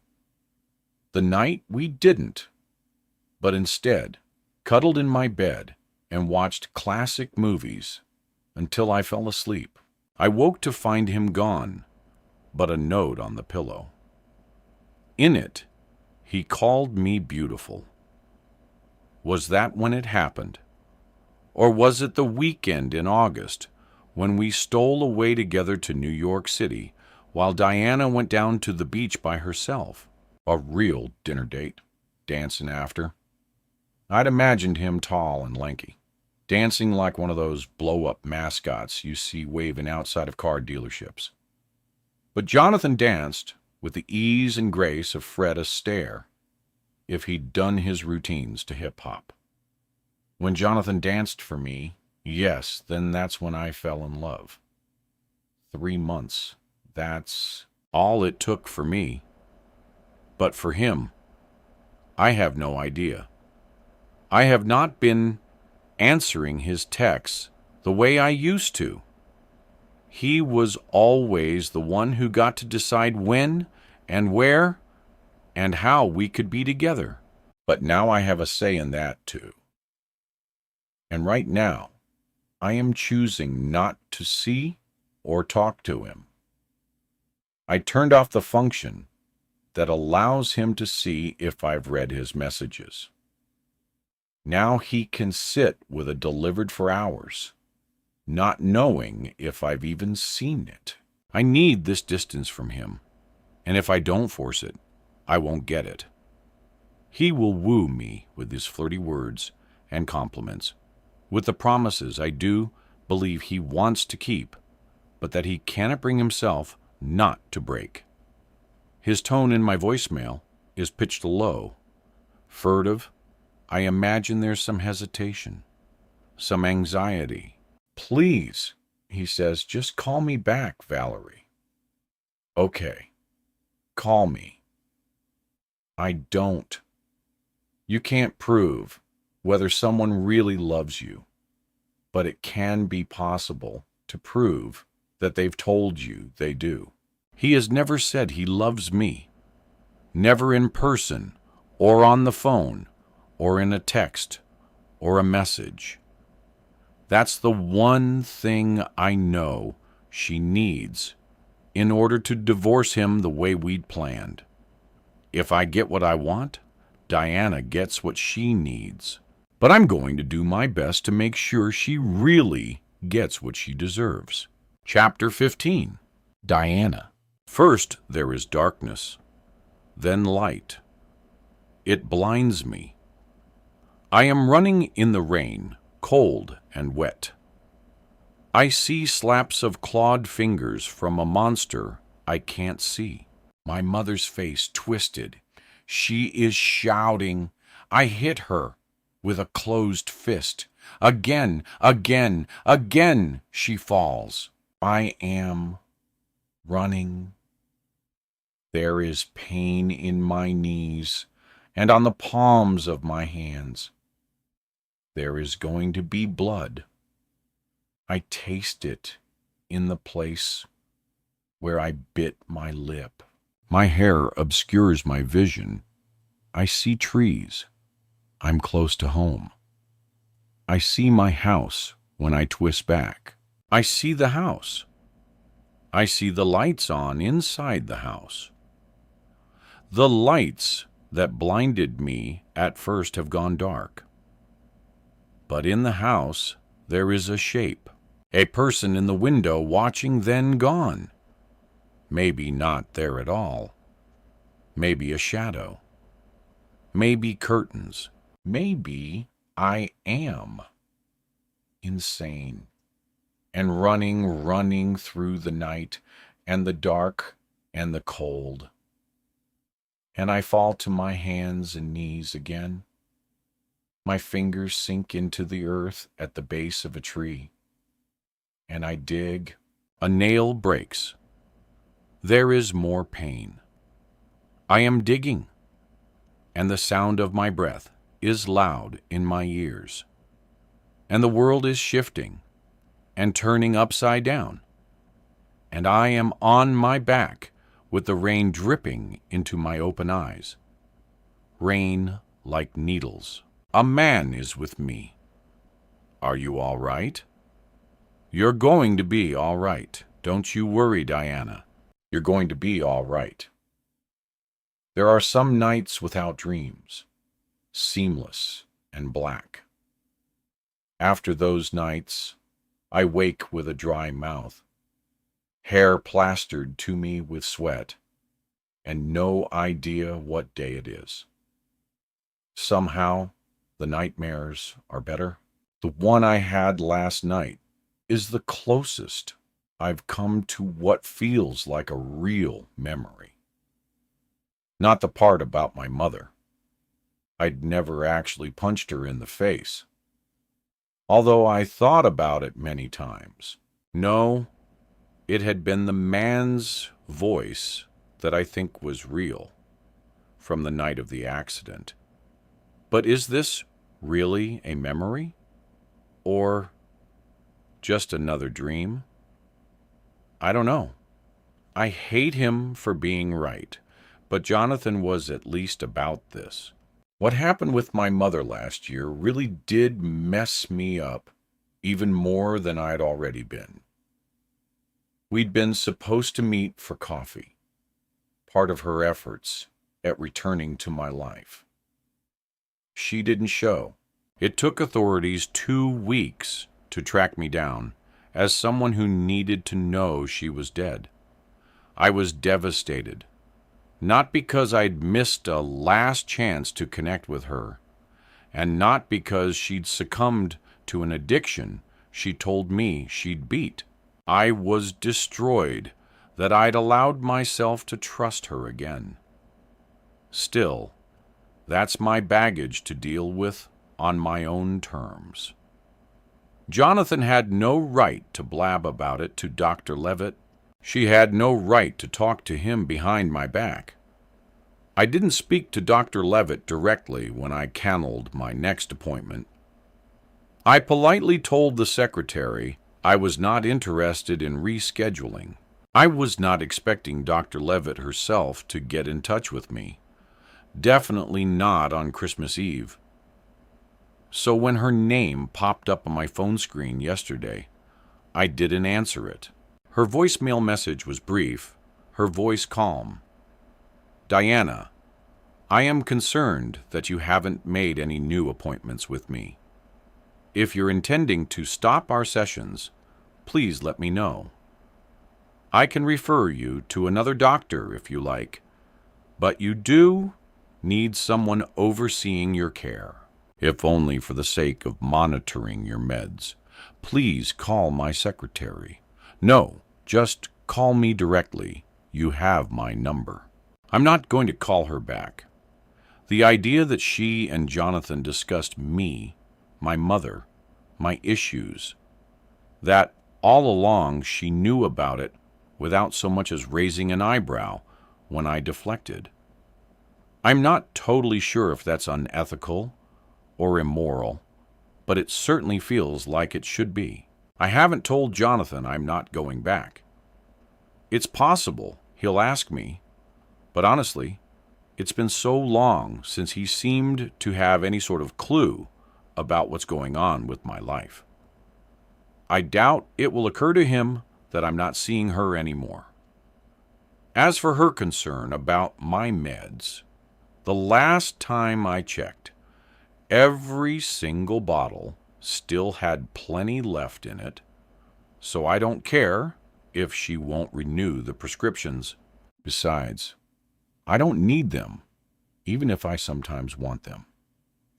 My internet searching taught me that January is divorce month because so many people try to stick together through the holidays, but can no longer stand it once the new year comes around.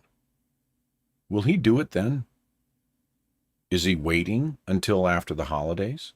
More importantly, what will I do if he doesn't? If I leave him for any reason other than his infidelity, I will lose almost everything.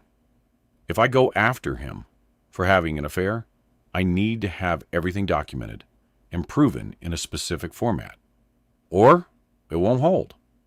Until I can track down that prenup document, I don't know everything I need, and I can't tip my hand before then. The one who files first has the advantage. Standing at the master bathroom sink to wash my hands, I have a clear view into the backyard. Although the temps have dropped to freezing, and we had some snow in November, there's been nothing but ice since. The trees in the backyard are coated in it. Their branches weighted and probably ready to break. Beyond the deck and the huge backyard shed is the small slope of yard that goes up into the trees. It is the scene from my nightmares. That view from a slightly different angle because of where I'm standing now. It takes the water scalding my hands to shake me out of just standing there staring. With a hiss, I run the water cold and rinse my hands. The back of one hand is red already, fading to pink. My skin will be fine. My mind, though, what about that? the nightmare comes back to me. The sense of running, falling. I turn my palms up to look at them, scanning for any signs of scars. But, of course, there are none. Only the lines, crisscrossing and making hash marks. A palm reader in New Orleans had told Val and I that we'd be friends forever. She'd traced a series of curving lines on both our palms. Friends forever. We got matching tattoos. Small hearts outlined in black and red. Hers on her left shoulder, mine on the right. It doesn't escape me the irony of that being the place of my worst injury.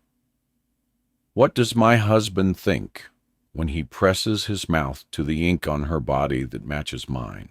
From downstairs, I hear the clatter of dishes in the kitchen and the low murmur of voices. It's not quite 8 on Christmas morning. It's the earliest I've been up without an alarm in months. So it makes sense that Harriet looks startled when I come downstairs and find her and Jonathan at the kitchen table.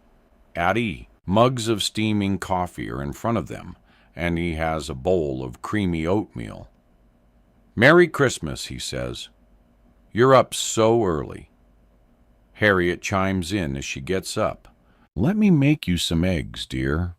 "Merry Christmas," I say to both of them, but put up a hand to stop her from going to the stove. "Oatmeal looks great, Harriet. I'll just get some from the pot." She keeps moving. "It's no trouble, Diana. It's Christmas, Harriet. The last thing in the world you should be doing on Christmas morning is cooking for me. Sit. Relax." I try to keep my voice jovial, festive. It's Christmas after all. Everyone's supposed to be happy and nice on Christmas. She looks uneasy. "It's really no trouble at all. Are you sure you don't want eggs and bacon? You need your protein." Instead of filling a bowl, I just pour myself a mug of coffee. You know what? I'm not really even hungry. Hey, why aren't we opening presents? This is what she lives for, I swear. And so, distracted, Harriet beams and claps her hands. The three of us go into the den where the tree has been set up, lit with plain white lights and strung with pearl garlands, hung with what are mostly Harriet's heirloom ornaments. It's pretty, but it's not mine. Beneath it is the modest pile of gifts I'd ordered online for them both. They'd arrived already wrapped, since I wanted them to look nice, and not like something a demented monkey with a glue stick and safety scissors had put together. In contrast, the towering stack of exquisitely wrapped boxes with gift bags and coordinating ribbons and bows is clearly Harriet's work. As always, she's done too much. It used to make me uncomfortable, but I'm used to it by now. There will be packages of new underwear and socks, bath products, trinkets, books, scented candles. It's like she can't stop herself. "Oldest to youngest," she says with another clap of her hands. It takes her a few minutes to unwrap each gift, and she takes the time to try on each item, or marvel over it, or worse, as in the case of the leather-bound daily planner that Jonathan got her, cry over it. I mean, it's a nice planner and all, but the woman spends her days cleaning and cooking in my house. I don't know what she needs to plan. It's the sort of gift that's so typical of him, though. Expensive, high quality, practical, but not necessarily right. Like the car. It's my turn to open presents. In the driveway is a silver sedan, a Volvo.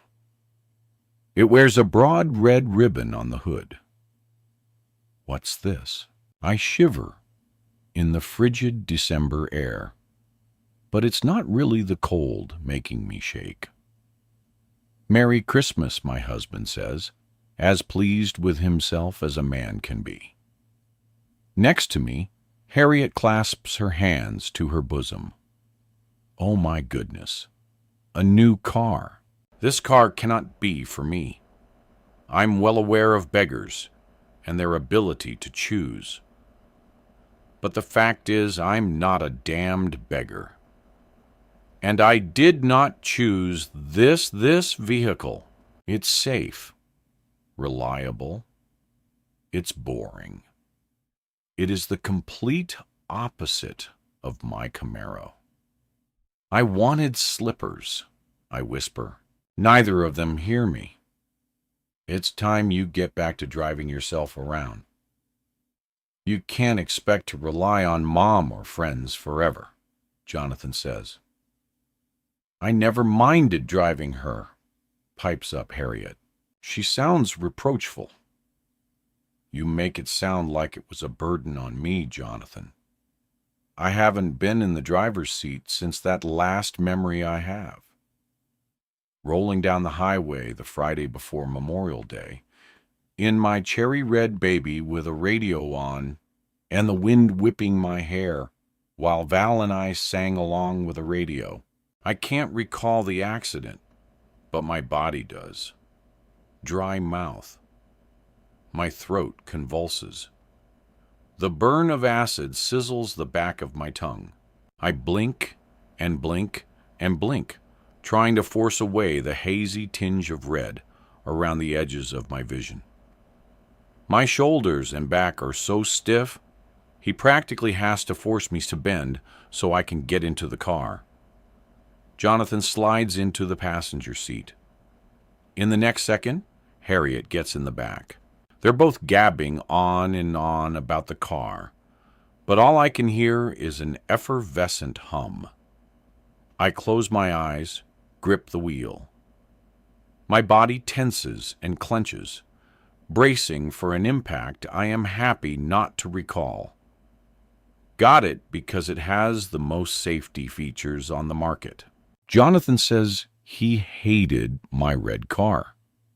He hated that I drove it fast to places I went without him.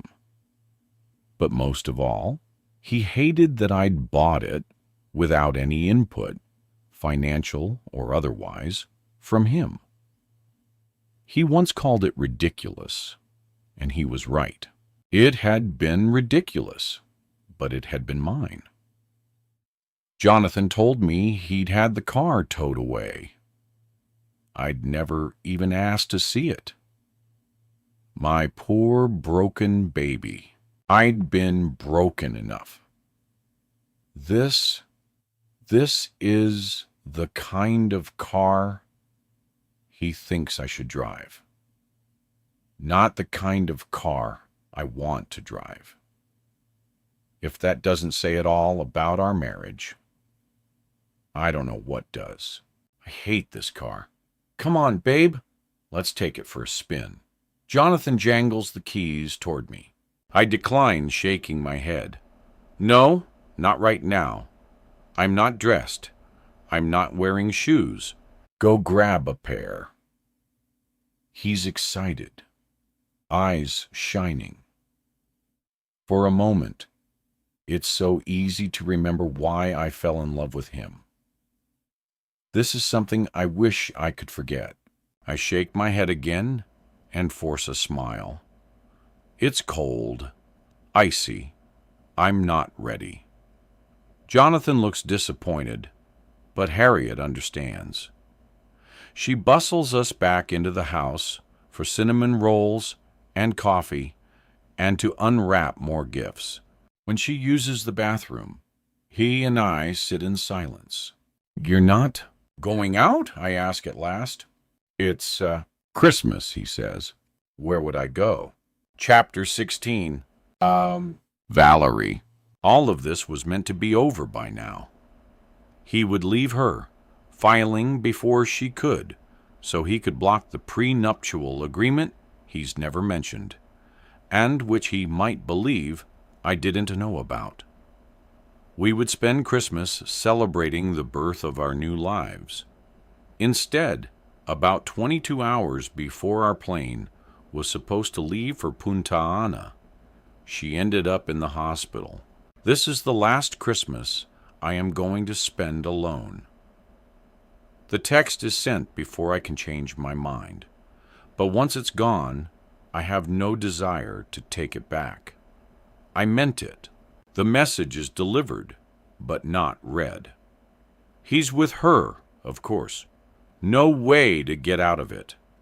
How could he explain to his mother that instead of an all-American Christmas with his wife and mother, he's going to spend it with his side piece? Any woman who's a married man and thinks she's going to spend any holiday with him is a dumb.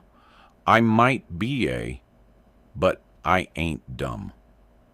That's Diana's line, and it's perfect. And right now, I hate her more than ever for finding him first. Frankly, for being given him first. For keeping him long after she stopped wanting him. For getting injured so that he feels guilty about leaving her. I hate her for not admitting that she wanted to let him go. I was going to travel this long weekend to New York, treat myself to a hotel room, a Broadway show from the discount tickets booth, some really good ramen. But haven't I been hoping uselessly and stupidly that Jonathan will at least try? I see that he has read my message, but he doesn't reply. The last couple weeks we've spent without seeing each other, barely texting, and speaking only once every few days have not been the most terrible of my life. I won't say that even to be dramatic. In fact, in some ways, they've been easier than talking to him every day, if only because I can convince myself I'm getting over him. People lose their minds over having a white Christmas, but this year, it's more like a black one. Freezing temperatures, warnings about staying off the roads because of patches of invisible ice. I have turned off the radio, so I don't have to hear Last Christmas one more damn time. I roasted a turkey with all the fixings, but I'm drunk by the time it's ready, and I pass out on the couch instead. Hours later, I wake in the dark. I check my phone immediately, but there's no message from Jonathan. I curse his name softly, then louder. I don't have Diana's expensive tastes, and my white wine is cheap. My stomach is sick from no food, too much wine. I'm sick with heartache. In the car, I shiver as I wait for it to warm up. My breath plumes out in smoky trails that make me wish for a cigarette. It takes only 10 minutes to drive to the house in the woods that Jonathan shares with Diana. The roads are curving, twisty, and the houses are all set apart from each other, trees in between. Privacy. When I lived in Brooklyn in a brownstone, there was no such thing as not knowing what your neighbors were up to, and I never minded. But back in my childhood home, with houses so close on either side, I swear I can hear the people inside them breathing, and I am suffocated. If I lived in Diana's neighborhood, I would never complain about feeling isolated the way she does. I park at the end of the long, sloping drive leading to the detached garage and the mother-in-law apartment. I get out of my car. My fists clench. I should not be here. This is everything I never wanted to be. But the hate is welling inside me, and the loneliness and the love that shovel to the face. My love for Jonathan is like nothing I've ever felt or ever thought I would feel. It has ruined me for anything else. Moving closer, I catch sight of Harriet through her living room window. She's crying and drinking white wine right out of the bottle. My heart seizes. I know how she feels. Her husband died.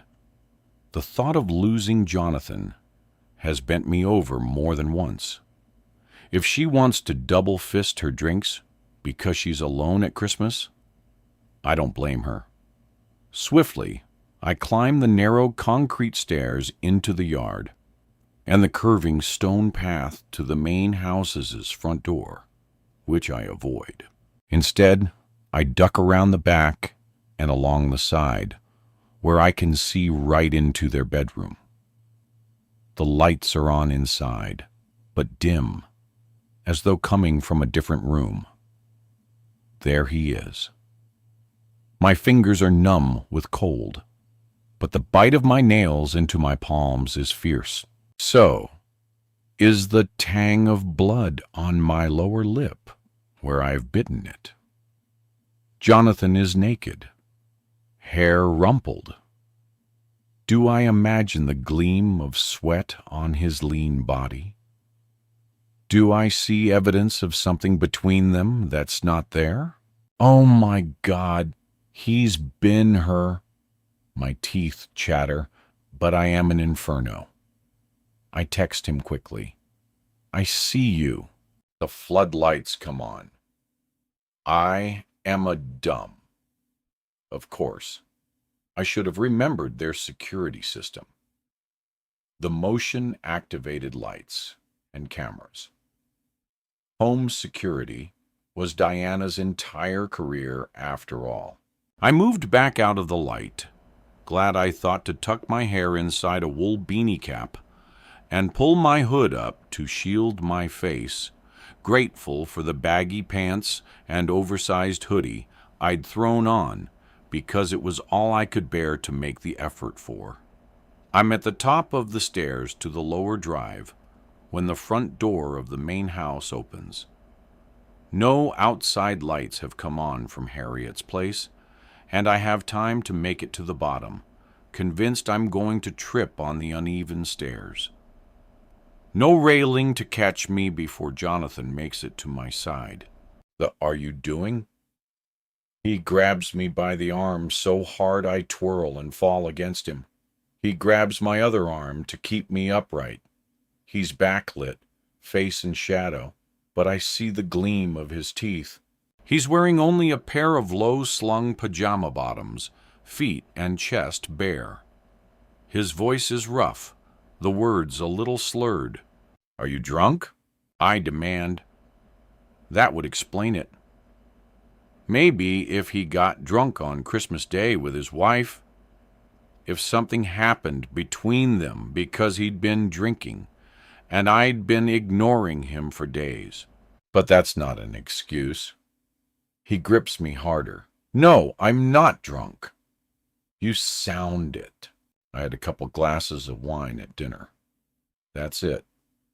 Valerie, it's freezing out here. What are you thinking? I know he's drunk.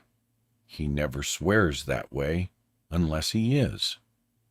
His fingers dig into my arm, even through my sweatshirt. It feels like I might even bruise. Let me go. I bite out the words and pull away from him. I think he's going to, at least. I make it halfway down the driveway before he catches up to me again. He snatches at me again, barely catching hold. You can't be here. You can't come here like this. What's wrong with you? We're far enough away from both the house and the street that it's unlikely anyone could overhear us. But still, he keeps his voice pitched low. It's dark here, and I'm glad for it. If I had to see his face, I might scream. I don't hit him, but I want to. In the frigid air, it is impossible to smell him, but I imagine the warm waft of his body, his breath, the taste of it, and of his skin. I am shaking. Val, I'm leaving. Jonathan snags my sleeve again. I let him turn me. He must be freezing. I tell myself, I don't care. He deserves frostbite. You can't do this, baby. I force a few words. From between my chattering teeth, I was alone. I know. I thought you were going to the city. He tries to pull me close. His skin is cold. I stiffen to keep him from embracing me. I didn't go. I would have been alone there too. I want to ask him if he was her, but I don't want to hear him lie. I don't want him to tell me the truth either. We are both silent.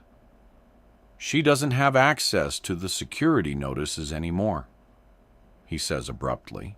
She turned off the app notifications and I changed the account information, so I know she can't log back in. She won't know you were here. I have nothing to say about that. I don't care if she knows. My car's no more than a minute's walk. Every step I take away from him is like walking on broken glass. Only the glass is in my heart. By the time I get there, I am gasping. In the driver's seat, I grip the wheel and try to catch my breath. He doesn't come after me again. I drive away. As I pull into my driveway, my phone lights with a text, an answer to the one I'd sent earlier. It's the last time you'll have to. In the dark, my car, still running. I clutch the phone to my chest and let out a single barking sob. I want to believe him, but the truth I have to face is that no matter what he says, he's never going to leave her. The thought of living without Jonathan honestly makes me feel like I want to die. But it's seeming more likely that the only way we'll ever be together is if Diana does instead. Chapter 17. Coal. Sunlight breaking through storm clouds. That's the sight of Diana there, in the coffee shop. For 4 months, I've made it here every day and pretended to work on something important, when all I'm really doing is scrolling through a bunch of forms and listings looking for my next gig. You know how it feels when you've been waiting so long for something that you've started to believe it won't ever happen? That's me, stunned and grateful and disbelieving and relieved. It's all I can do to stop myself from getting up and greeting her. I know better, though. Unless something has changed drastically since that day in the hospital, Diana isn't going to remember me. It was hard enough to realize that when she was covered in bandages and stoned on pain meds. I'm not going to make a scene about it here and now. So, I watch her. God, she's beautiful. She carries an oversized leather purse with her left hand, but moves so cautiously that it's clear she's still in pain, or at least expecting to be. She wears skinny jeans tucked into knee-high brown boots with a leather jacket the color of rust. Her hair, so black it sometimes looks highlighted in blue, hangs to the middle of her back, pushed off her face with a simple plastic headband. She used to wear it in a braid or a bun. Diana orders her favorite, a brownie with fudge icing and a bottomless mug of coffee. She seems uncertain about how to carry both items to a table without putting her bag over her shoulder. Her grimace says a lot. I'm on my feet then. I can help. I gestured toward the table next to mine. I'll grab your stuff. No, you don't have to. You know what? Yes, that would be great. Thank you. Thanks, she says again, as I pull out the chair for her. She settles herself in the chair with a low, long sigh. It's just after New Year's, but the coffee shop hasn't yet taken down the Christmas tree. It's hung with multicolored lights, and they reflect rainbows in her hair. I put the plate with the brownie in front of her, then offered to fill her mug from the small self-service bar behind us. Again, Diana looks like she might refuse, but then smiles and nods her permission. I fill her mug and set it on the table, making sure not to splash it on her bag. She's looking at a thick catalog I recognize as the rec center's class listings. Thank you so much. I broke both my collarbones a few months ago, she says. I just got permission to be out of the slings a while ago, but I still have to watch what I'm doing, or it hurts all over again. I slide into my own chair at the table, diagonal from hers, and nod sympathetically, like I have no idea about the accident. I'm a liar. I've always been a liar, and it's likely I always will be. Ouch. Broken collarbones are I hear, take a long time to heal. You hear right? She shifts her right arm a little bit and gives a small nod. I tend to overdo it, then regret it later. Anyway, thanks again for the help. You must have been an Eagle Scout. Nobody's ever accused me of that before. I laugh because that's the damn truth. I gesture toward her table and drop the next question, all casual. So, were you doing something crazy like skydiving? Or, oh God, no, never, car accident. I was lucky. It could have been worse. The worst part is I lost my car. I loved that car. Diana frowns and shakes her head, looking sad. What kind of car was it? I ask, although of course I already know. It was a pitching Camaro. She laughed softly, referring to the song by the Dead Milkman. I leaned back in my seat to make a show of checking out the parking lot through the coffee shop's huge plate glass windows. Camaros rock. Where is it? It was totaled. Surprised, I say? Totaled, as in scrapped. Yes, I guess it doesn't take much to total a Camaro. That doesn't make any sense. I'd seen the accident photos. Small-town news stations still cover that sort of thing. The car wasn't in that bad a shape. Maybe you can get another one. I hope so. Diana leans forward with a small conspiratorial smile that reminds me again of that first light after darkness. I got a replacement car, and I hate it. I think about making a joke, some light words to tease her with, but they dry up. We've spent hours laughing together, but I think if I made her laugh now, it would break me. She gives me a curious look. For a moment, I have the bitter hope she's going to ask me if we've met before. Not sure what I'd say if she does, but turns out I don't have to worry. There's no hint of recognition in those blue eyes, and that does slaughter me. She shakes her head, and her smile goes away like time clouds covering the sun. She turns her attention deliberately to the catalog. She sips her coffee and turns the pages. I get the hint and focus again on my own task. Or at least, I try to. There's no paying attention, not even to find work with Diana sitting so close to me. It had never occurred to me that seeing her without being able to talk to her, really talk, would be worse than never seeing her again. Her phone hums from her purse, and she pauses to dig it out with a WSC. Hi. Yes, I am. Sure. No, I'm fine. Really? No problems. It was fine. I came over to the rec center to sign up for a class. I didn't know you'd want to come with me. I'm sorry. Yes, I'll be home soon. No, I don't know what time he'll be home. She slides her thumb across the phone screen and lets out a disgruntled sigh. My mother-in-law, she says, catching me staring. She's needy. This is the first time I've left the house on my own since the accident. I didn't tell her I was going anywhere. I guess she panicked a little. I mean, I'm an adult woman.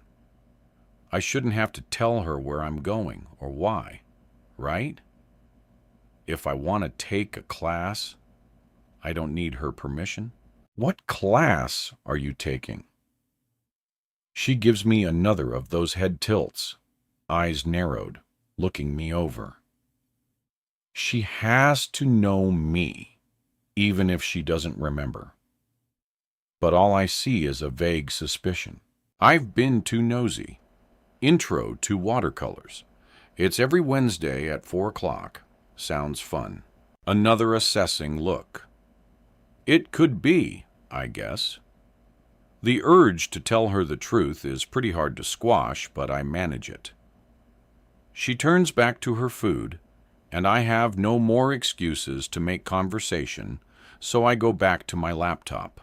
She doesn't say goodbye when she leaves, but I'm not worried about it. Now I know where to find her every week. Chapter 18. Diana. The instructor greets me with a friendly smile. She wears paint-stained jeans, and there's a smudge of what must be clay on her men's button-down. But her smile is sincere, and she looks happy to see me. I can't tell if she knows me or not. I'm Diana, I say. She nods. Welcome. I'm Mary. I saw that you took this class last summer. You might get a little bored repeating the beginner class. Although I do have a different approach than the former instructor, you might still find something new to work on. Oh, it wasn't you. I mean, the class I took before wasn't with you. Mary gives me an odd look, and who can blame her? Nope. According to the records, you took Chapter 20, Valerie, last summer. There had to be rules to the game Diana asked me to play. The first was that she was never allowed to ask me anything about what her husband and I did together. The second, the one we never actually said aloud, was that I was not supposed to fall in love with him. Yet, here I was, in bed with Jonathan Richman, and all I could think about was how much he made me laugh. If it wasn't love, it was as close to it as I'd ever been. I have something to ask you, he said. For one incredibly foolish minute, I thought he was going to pull out a ring. I rolled onto my side to face him, my heartbeat thundering in my ears. He smoothed my hair over my shoulder and kept his hand moving down my bare arm until he settled it on my naked hip. Our legs tangled beneath the edge of the sheet we'd kicked off in the August heat. I want to take you away somewhere, he said. For a week. The tap of his toes on mine should have irritated me, but it only made me shift closer. Belly to belly. A week's a long time. A few nights here and there aren't enough. Is it enough for you? He sounded anxious, his brow furrowed with the question. I had to be honest. No. So, you'll go away with me. What will you tell her? The rule with Diana was that she and I didn't discuss her husband. The rule with Jonathan was that we didn't discuss his wife. But I had to ask. I'll tell her it's business. She never goes along with me on business trips, he said.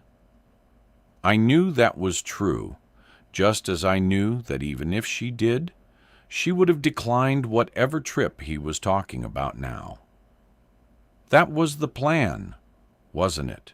Give him the rope to hang himself with. Where will we go? I kissed him.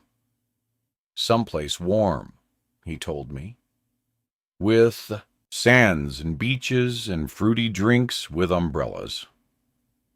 I laughed and kissed him again, soft and sweet and slow. And then suddenly, hot and full of yearning, I had to gasp out my next question. When? October. Jonathan said, months away. What more proof could there be that this was something more permanent? It was all we needed. No, it was all Diana needed. I'd discovered I needed so much more, and I wasn't going to let her stop me from getting it. Chapter 21. Deanna. Time moves in minutes, days, hours, weeks, months. It's only been 6 weeks since the first time I met Cole.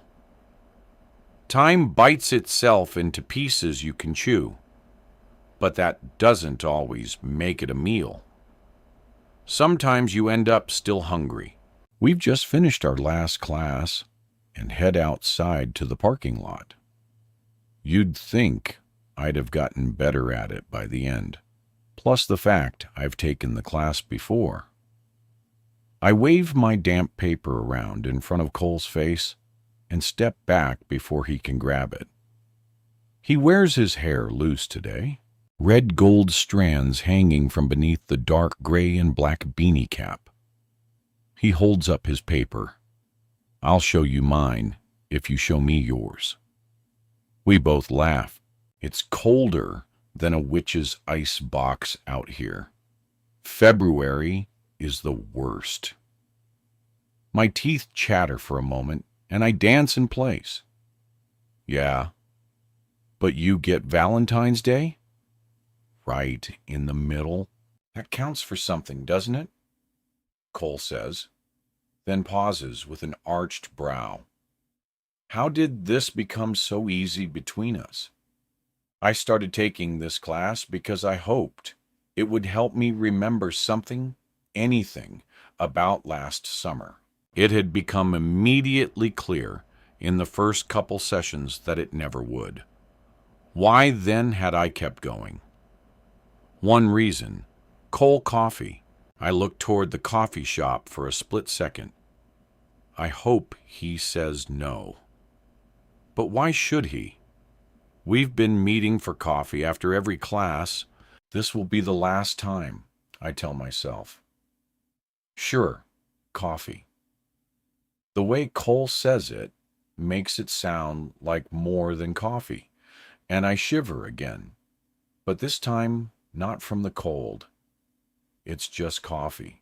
They should have an entrance that connects directly from the rec center to the coffee shop. I grumble as I step back to let Cole open the door for me so we don't have to go outside into this frozen hellscape first. He laughs again. No, grab a table. I'll get us some coffee. Brownie. Oh man, I want one. But I pat my stomach through the heavy winter coat. I'd better not. What are you talking about? You look great. He scoffs, his eyes meeting mine. I was so cold, my teeth were chattering. But now I am warm. I settle into the table at the back, the one that by default, without discussing it, has become ours. Of course, that's ridiculous. Cole and I have no us or ours. We barely know each other, except that every week for the past month, we've had that watercolors class together and coffee and pastries after. 6 weeks, 6 meetings. That's all it's been. Moments later, he slides a plate with a fudge-iced brownie on top of it in front of me. Then, while I'm still half-heartedly protesting, he fills our mugs with coffee from the self-serve Tanquereds on the counter behind him. He puts one in front of each of us and takes his seat with a look of feigned innocence. What? You're a bad influence, but I'm not going to turn down the brownie. I do cut it in half, though, and push the plate between us. When I look up, I catch Cole's gaze. Neither of us looks away. Finally, he reaches for the brownie and bites into it. I sip coffee. We don't say anything for a minute or so, and the silence is not awkward or strange. It's the comfort of not needing to fill every space with noise that happens between friends.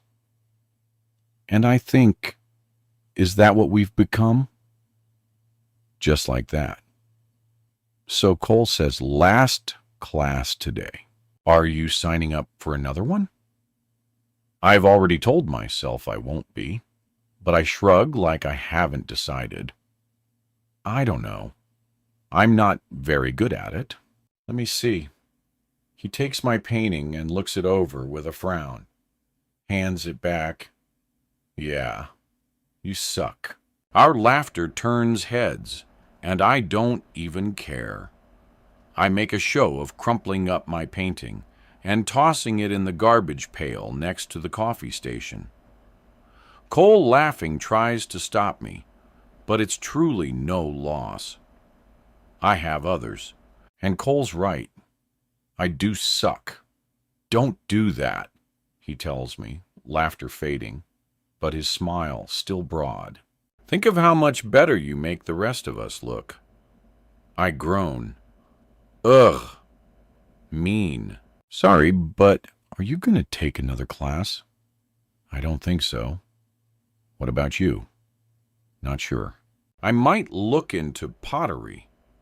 He sounds serious, but I can't be sure he's not setting me up for some kind of joke. I tilt my head, looking him over. Interesting. Clay pots. Something like that.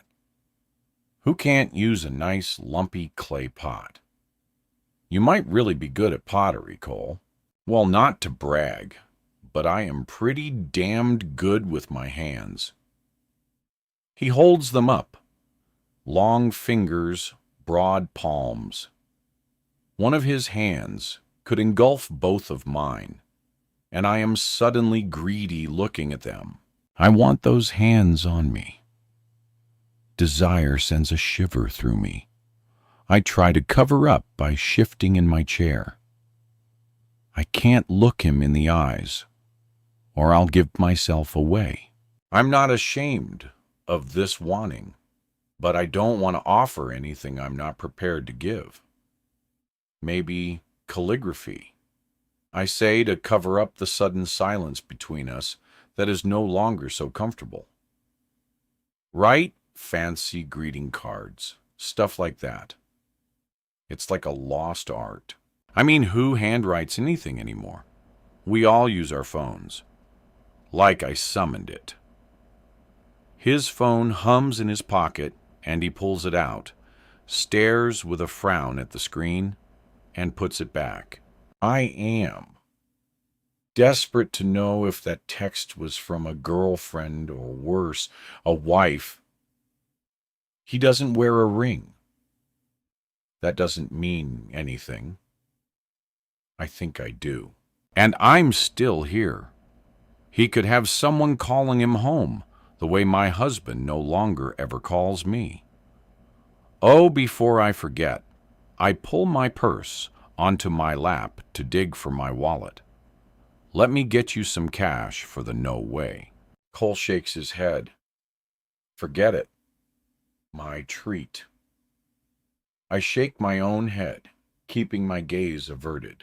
No, I invited you, I tell him stubbornly.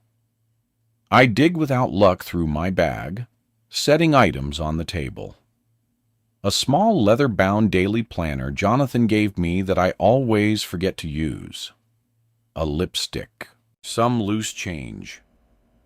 At the bottom of the bag, 3 prescription pill bottles, labeled identically with the name of my old pain meds. They don't even rattle, all empty. And at the bottom, finally, my wallet. Cole helps me gather up the junk from my purse. When he grabs the pill bottles, I flood with heat, rising up my throat and into my face at what he must be thinking. More a tingling rush of it when he looks at the labels before handing them to me. From the accident, I tell him. I don't actually take them anymore. I guess it shows you how long it's been since I cleaned out my purse. I didn't even know they were in there. Anyway, I told you I got this. You can pay the next time. So long as that means there will be a next time, Cole says. Another long silence. My face is still hot, but the warmth is trickling through every other part of me. I know it's wrong to want this. I'm not sure I care, really, but I do know. Time moves in heartbeats, in sighs. It moves from one breath to the next. It moves in the breaking of friendships and hearts. It moves in letting go. I want there to be a next time, but really, I don't want this time to be over. With Jonathan in Kansas City, I don't even need an excuse to rush home. I'm just going to use the restroom real quick. Be right back. Sure. Cole says I'll be here. Chapter 22. Cole, I'm the guy you go to when you want something done that you don't want to do yourself. It wouldn't make my mama proud, but it pays the bills. I like the freedom of being my own boss and making my own schedule. I like the ability to just bug out whenever I want. Spend a month driving cross-country, pick up a job or two along the way to cover beers and burgers. Before I met Diana, I'd never spent more than a couple weeks at home base before heading out again. After I met her, everything was different. The past few weeks have been a glimpse into what it might have been like if we'd met in a conventional way. But today was the last class, and so that means an end to these weekly coffee dates. I should let it go, right? I should be the good guy, not the bad one. The people who pay me to find out if their husband, wife, boyfriend, girlfriend, or whoever is cheating on them don't want to know how I attain the information they're paying for. They just want proof because I'm the guy who does the things you don't want to. I have a number of resources at my disposal. Most of them are shady, pretending to be interested in your wife so you can see if she's willing to cheat. Adding key loggers to computers, adding GPS tracking to phones, and of course, figuring out passcodes on devices, like phones left on a table while the owner uses the bathroom. I know how to find out where people are going, when, and with whom. I know how to blend into a crowd so they don't figure out they're being watched. Like Liam Neeson says in Taken, I have a particular set of skills, and I don't always need to be paid to use them. Sometimes I do it for myself. By the time Diana is back from the bathroom, I've cleared the table of our trash and made sure everything that she took out of her purse is back inside it. including her phone. I stand when she returns. We walk together to the parking lot. We stand by her car. I shove my hands into my pockets.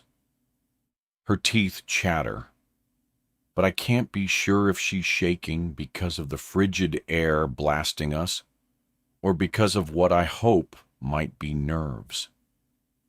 Maybe desire. We haven't had nearly enough time together, but I can't think of any more excuses to linger here. I hold out my hand to take her cold fingers in mine. I don't want to let go. Well, Diana, it's been great getting to know you. I hope I see you around. Same.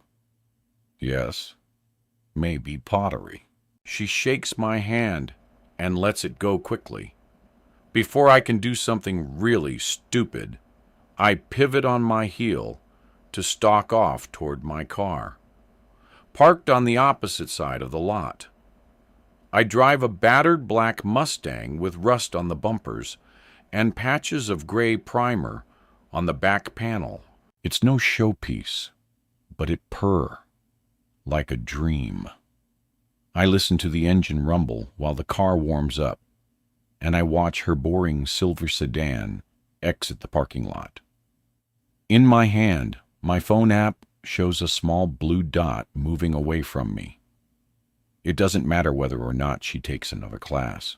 I will always know where to find her, wherever she goes. Chapter 23. Diana. By the time I get home, I'm ready to put on comfy clothes and veg out on the couch. The buzz I got from the coffee shop treats is wearing off. Well, who am I kidding? The buzz is from being around Cole. I'm tired, and the house is too hot again, set at nearly 90 degrees. This is ridiculous. I reset the temperature to something reasonable, pull out my phone and place a call to the local HVAC company we use. I get the voicemail, so I leave a message. I also make a quick phone call to the number of another lawyer trying to track down who's got the files I need. I need more coffee. I'm not too proud to microwave the dregs left over from this morning, but putting on another half a pot seems like a good idea. The maker doesn't turn on, even though I filled it with fresh water and changed the filter. I mutter a string of curses. It's been acting up for some time, but I think it's possible the damn thing has finally died. I almost want to stroke it like an old faithful dog that has at last passed away in its sleep. The microwave beeps, and I turn to fetch my reheated coffee. I drink half of it while I mess around with the recalcitrant coffee maker, which I can't seem to bring back from the dead. At a sound behind me, I turn and scream at the sight of the figure standing there. Oh my God! Harriet shakes her head. What on earth are you doing? Trying to make coffee. Also now trying not two W's in pain at the way I yanked my arms around, making my shoulders ache. I am not surprised that she's here, although I am startled by her presence. She must have come in through the front door. I really need to remember to turn on the motion alert notifications on my phone again. What are you doing here? I told you yesterday I'd be by this afternoon to make dinner, since you'd be coming late from your class. She says, you didn't. I tell her, I know she didn't. Yesterday afternoon, I binge-watched half a season of some BBC show and fell asleep on the couch. I finished the rest of the coffee and rinsed the mug, putting it back on the counter. Harriet purses her lips. I came over to check on you. You were watching that show about those two young men solving mysteries. I told you I'd be over. You said it would be fine. I'd been watching something else entirely, but still I racked my memory to recall any kind of conversation with her. She's staring at me expectantly. I gesture with frustration at the coffee maker. I feel on the verge of tears and woozy, tired, despite the mug of coffee I just finished. Thank you, but I really don't need you to cook for me. I'm just going to maybe take a nap and make a sandwich later. Well, Harriet says, if you don't want me. That's not what I meant. No, it's fine. I understand. I'll just go. I just thought, with Jonathan out of town this week, you might wanted some company. But if you'd rather be alone, that's fine. I'll make myself a nice grilled cheese sandwich in my own apartment and eat it all by myself. That will be fine. Now I've gone and done it. Harriet does make an amazing grilled cheese sandwich, and although I'm nowhere close to lonely with Jonathan out of town, it's very clear that my mother-in-law is. Harriet, no, please, you're here. Stay. It's nice to have company. I grit out that last bit through a smile she doesn't seem to know is fake. Why don't you go up and have a nice shower? Change into something comfy. Wash your face, Harriet adds. The idea of a hot shower and comfy clothes is appealing, but something in how she mentions washing my face gives me pause. What do you mean? She looks surprised about what? This is not the first time I've sensed a less than subtle reproach from my mother-in-law, but I can't put my finger on what exactly is annoying me about it.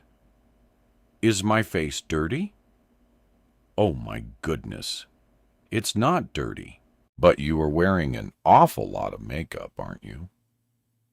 I'd spent too long this morning second-guessing my mascara, shadow, the shade of my lipstick. Heat floods my face now. I'm self-conscious. Am I? You look more like you were out standing on a street corner than taking a watercolors class, Harriet says. But what do I know about fashion these days? Maybe that heavy-handed look is in, as they say. What's wrong? You look upset. I'm not upset. This is sort of a lie. My coffee pot is broken. The thermostat isn't working right. And I've just been vaguely called, so I'm not upset, only because I'm too tired to be too lazy to make much of a fuss about anything. You go on upstairs, Harriet says gently. I'll make us some dinner. All right. Upstairs, I strip out of the clothes I'd chosen so carefully. Too fancy for a watercolors class at the rec center. I'm thinking of Cole again as I step into the shower and tip my face into the water. I open my mouth to fill it, letting it overflow with warm water. I'm warm all over. I wash my hair, waiting for the ache to rise up again, but it seems fine. Everything seems fine, actually. Warm and fine and fun. And I'm hungry now. And I also feel giddy and giggly. The water is too hot. So I dial it back, letting it wash over me, trying to chase away this thick feeling in my head. I have to admit that Harriet was right. Scrubbed and clean, everything does feel better. I pull on leggings and a tunic top, drag a comb through my hair. I'm a little dizzy. The edges of everything have gone fuzzy. When I come back down to the kitchen, Harriet has set the table with a plate of chicken salad sandwiches and fruit salad. Also, more coffee. You got it working. What was wrong with it? Harriet shrugs. Nothing. I push the button and it started up. I had also pushed the button several times. I frown and study the coffee maker, but indeed it seems to be working fine. Huh. Weird. Maybe it's time to replace it. That would be a waste of money. That one still works. This one's ancient. I wouldn't be surprised if it was on its way out. My mug is missing from the counter, so I pull another one from the back of the cupboard. It has a pinup mermaid on it, and the name of the New Orleans restaurant Val and I went to when we celebrated our 30th birthdays, when she and I were still best friends. I fill the mug anyway, but the coffee is more bitter than I'm expecting. Harriet watches me add sugar. I thought you took your coffee black. Usually, yes, but today, the coffee tastes off. Maybe I'll just go shopping. Pick up a new coffee maker. Oh, that reminds me. I need to see if the furnace people have called me back. I look around for my phone, which I remember leaving on the counter. What's wrong with the furnace? The thermostat schedule keeps getting messed up. Have you seen my phone? Have you lost it? Still looking round for my phone, I pause with the mug halfway to my mouth. I finish sipping before I answer. I had it earlier, but I can't find it now. You should be more careful, Diana. You've had 2 new phones in the past few months. With only one income in the house, you ought to be a little more careful. Harriet takes her place across from me at the table and nibbles gently at the edges of her sandwich. I burst into surprised laughter. Harriet, you're kidding, right? I lost my phone in the car accident. Just one phone. She is clearly not kidding. My laughter fades. New phone. I think of the list in my nightstand. I sip more coffee. Still too bitter, even with the sugar. I could blame the coffee maker, but I think it's probably the mug and its memories. I contemplate what Harriet just said while she fusses with the food on the table. And that was your newest one. You're always getting the newest phone, she says. And with you not working, you do know I took an extremely generous payout during some company restructuring, don't you? And then I had a car accident and emergency surgery. So I haven't exactly been fit for work, have I? I'm sorry you're offended, but there's no need to raise your voice. I hadn't raised my voice, but I took an extra breath before answering her anyway. I appreciate your concern, Harriet, but Jonathan and I are not in financial difficulties. I hadn't planned to go back to work right away, even before the accident. He knew that. We discussed it together. It's none of my business, I suppose. I just remember how it was when I first met you. How worried you used to be about making ends meet when you were on your own. You certainly wouldn't have replaced something that was still working just because you felt like being fancy. Back then, you were certainly far more worried about stretching that paycheck. I find myself blinking rapidly, both at her statement, which is not untrue, but also at a fresh rush of dizziness. I put a hand on the back of the kitchen chair to center myself. Harriet frowns. Are you all right? A little dizzy, that's all. Her smile grows wide, and I am uncomfortably reminded of the Grinch's curling grin. Is there something you want to tell me? Maybe some good news about what? Her gaze drops briefly to my stomach before returning to mine. I'm so stunned. My tongue trips and tangles on my reply. Oh God, no. That ship has left the station. The train, I mean. No, whatever. No, I'm not pregnant. A touch of the flu, then. You look exhausted. Are you still not sleeping? Maybe you should go upstairs and lie down. Don't bother with the kitchen. I'll clean up. I sleep. I just have bad dreams. I hesitate. But right now, Harriet's the only one I have to tell this to. I've been dreaming about my mother hurting her hurting me. Harriet makes a low noise of disgust. Oh, her! You shouldn't waste your time, Diana. She's not worth it. I am allowed to think that, but hearing it come from Harriet's mouth somehow sets my teeth on edge. Well, when you figured out a way for people to control what they dream about, let me know. Oh, honey! Harriet tuts, shaking her head, and gives me a sympathetic look. They're just dreams. They feel so real. I feel guilty, I admit. Not wanting to, but unable to stop myself from confiding. Harriet narrows her eyes. You have nothing to feel guilty about. She was a drug addict, and you're better off without her in your life. She wasn't even your real mother. The words hit me in the gut, worse than a punch.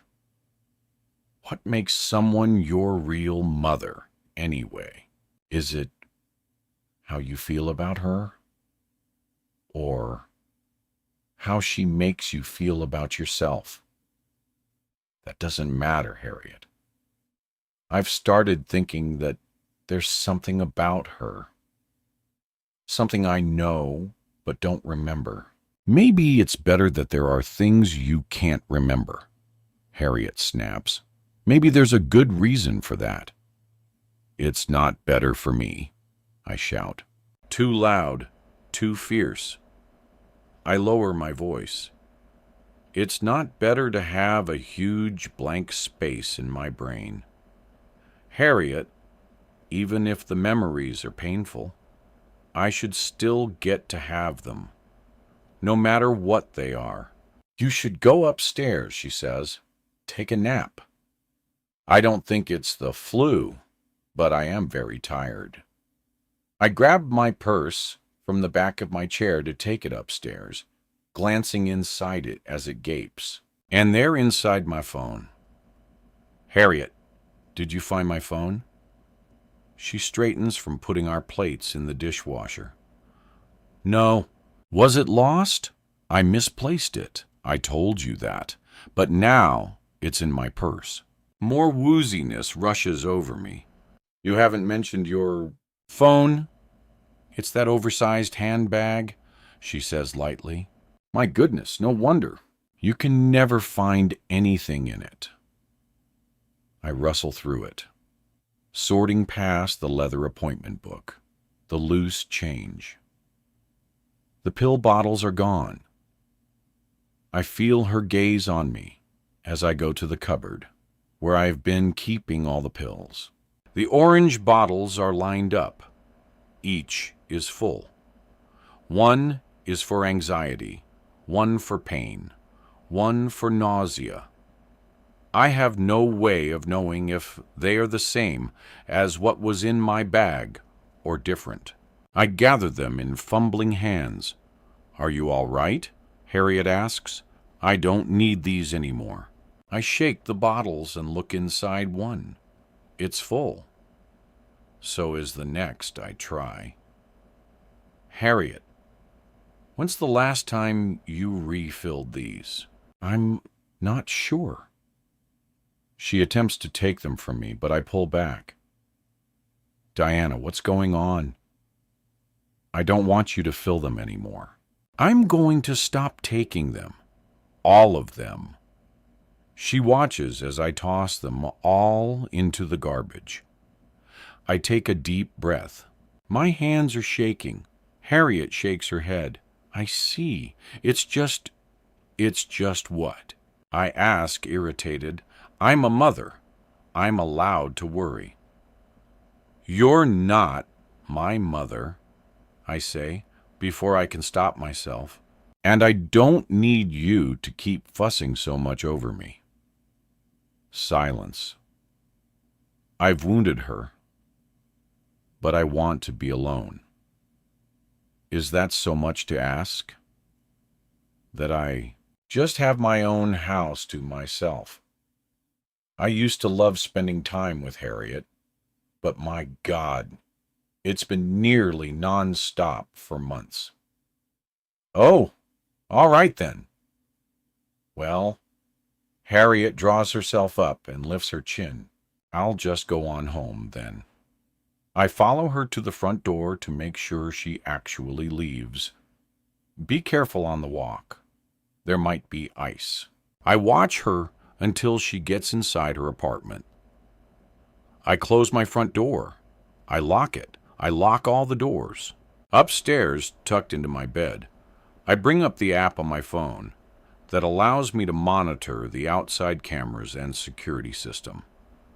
My thumbprint won't open it. I log in using the credentials I remember, but that doesn't work either. I try to reset the password, but it says the email address I'm trying to use isn't associated with the account. I'm the one who designed the system, chose the equipment, set up the app, all of that. It makes no sense that I'm now locked out of it.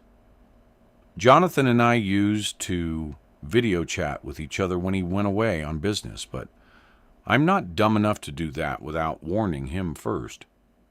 Although I suspect that he and Val are no longer together, I'm not 100% positive he's alone in that hotel room. I call instead. What's up? He sounds weary. I'm just checking in with you. How's Kansas City? I hear a rustle like cellophane. Boring, but productive. How are things there? Fine. Cold. I think we're supposed to get snow. Hey, I drop in casually like it means nothing. I can't log into the camera app. A pause. Babe, you logged out so you wouldn't keep getting all the notifications waking you up. Remember? Are you okay? You sound tired. I do remember, but that was months ago. I want to log back in. I mean, with you gone and everything, I want to be able to get the notifications again. I'll feel better, safer.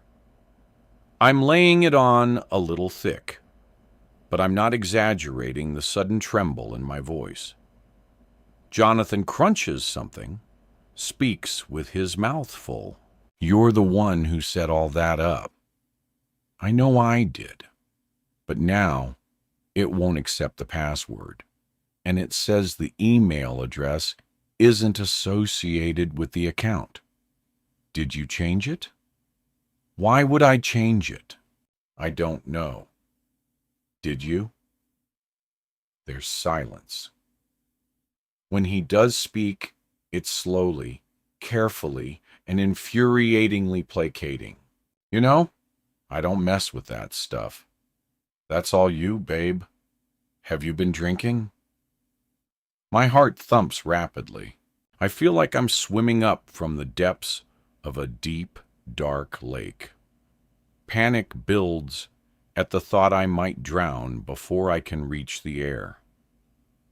I'm going to request a new password using your email address. I speak as carefully and slowly as he did. Let me know if it shows up. I told you I didn't change it. Now he sounds sharp, irritated. I might have changed it to your email address by accident or something. I say with him on speaker as I tap away into the app.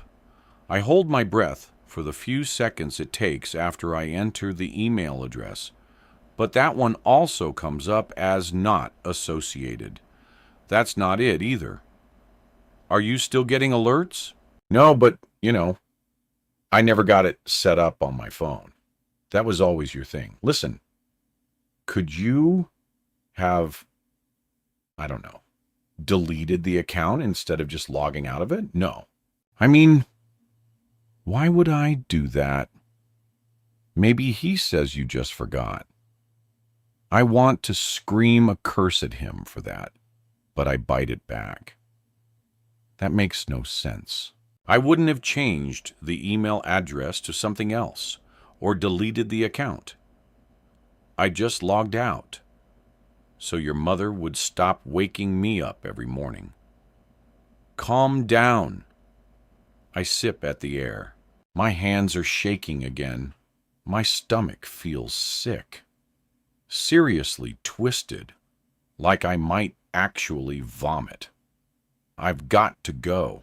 I don't feel well. Are you? I'm really going to be sick. I disconnect, toss the phone onto the bed, and flee to the bathroom where I fall in front of the toilet, gripping it hard enough to send a shock wave of pain through my barely healed bones. I don't actually throw up, although I wish I could. Instead, I hang over the toilet for a minute or two, heaving. When it's clear, nothing's going to come up but sour spit. I sit back and concentrate on my breathing. At the sink, I splash cold water on my face, then draw some in the glass and sip at it. I wait there in the dark, and after a few more minutes, the sick feeling fades. What is happening to me? Chapter 24.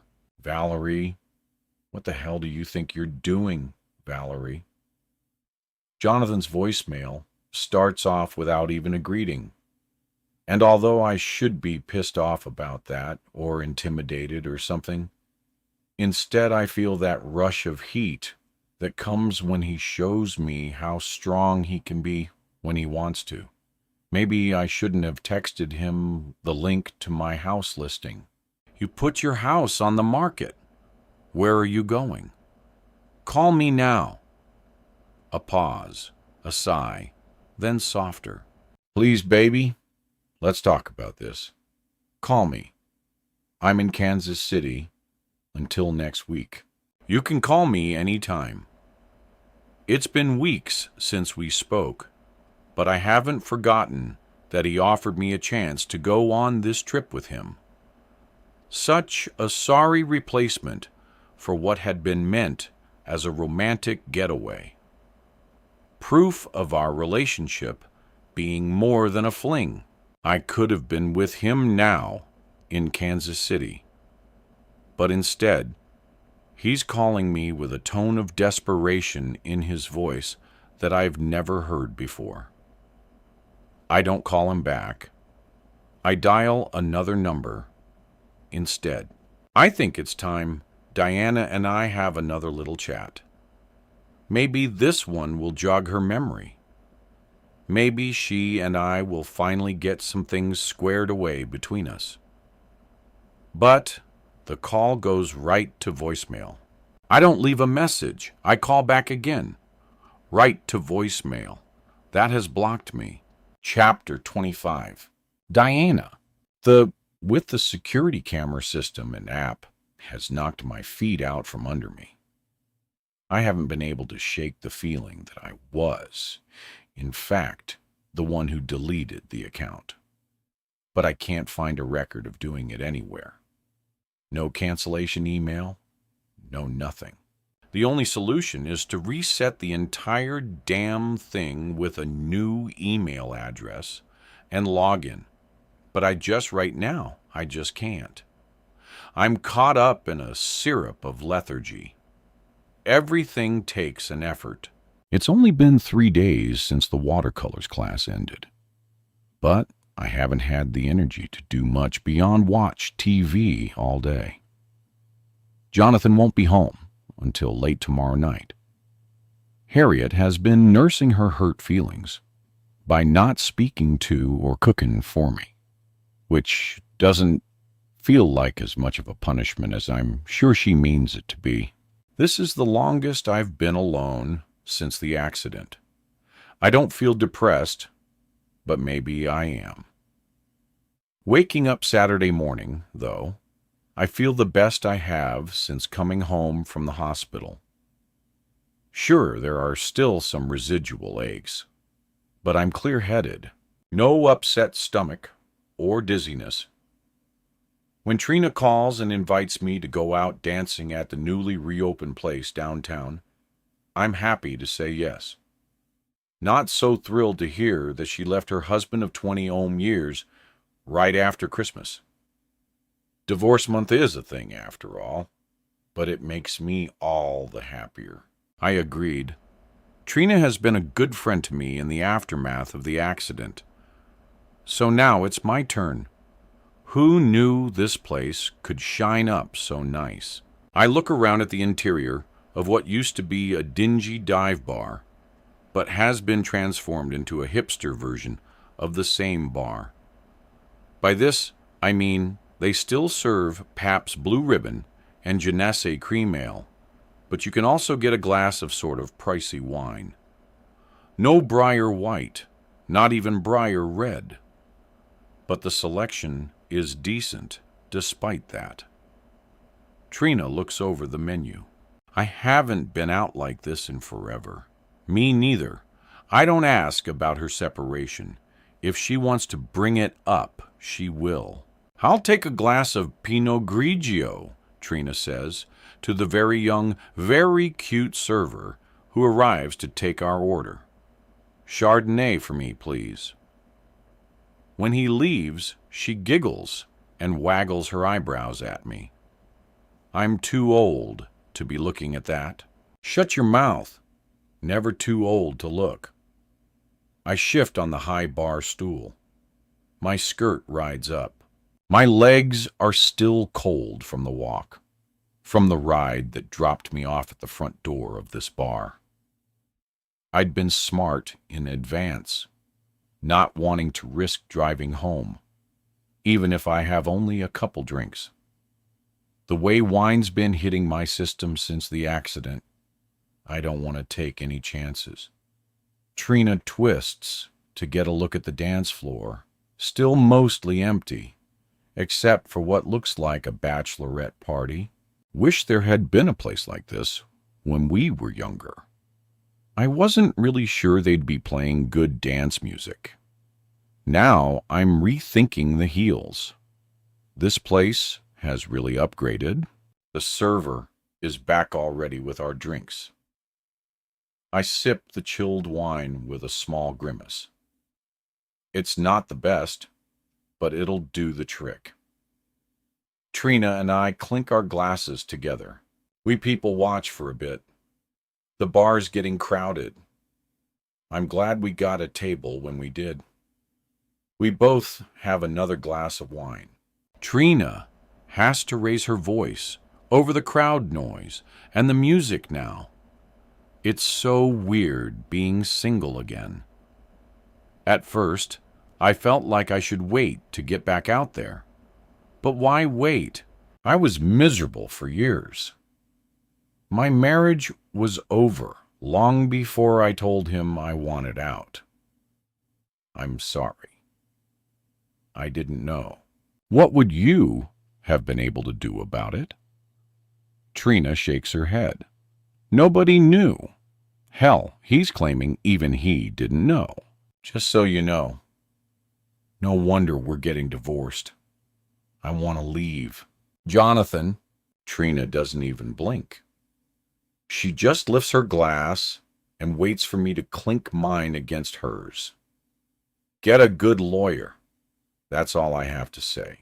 Divorce is expensive, But I took a look at the calendar and my life, and I decided I couldn't just wait around for him to die. The warmth from the wine is flowing through me. I drain my glass and nod at the passing server for another, making a small circle with my finger to indicate he should bring Trina one too. Did you want him dead? Not enough to kill him, Trina says, but I guess there's always next week. Listen, I want to apologize. I already told you. No. I shake my head about how I kind of just...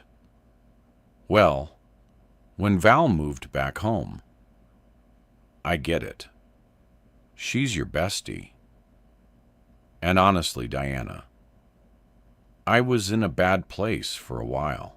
It wasn't just you not reaching out. I was kind of holed up in my own little world. I should have been there for you. You're here for me now, she says. 15 minutes later, Trini and I are in the middle of the dance floor. It's been so long since I moved this way, easy and free. I'm expecting to feel drunk after 2 glasses of wine.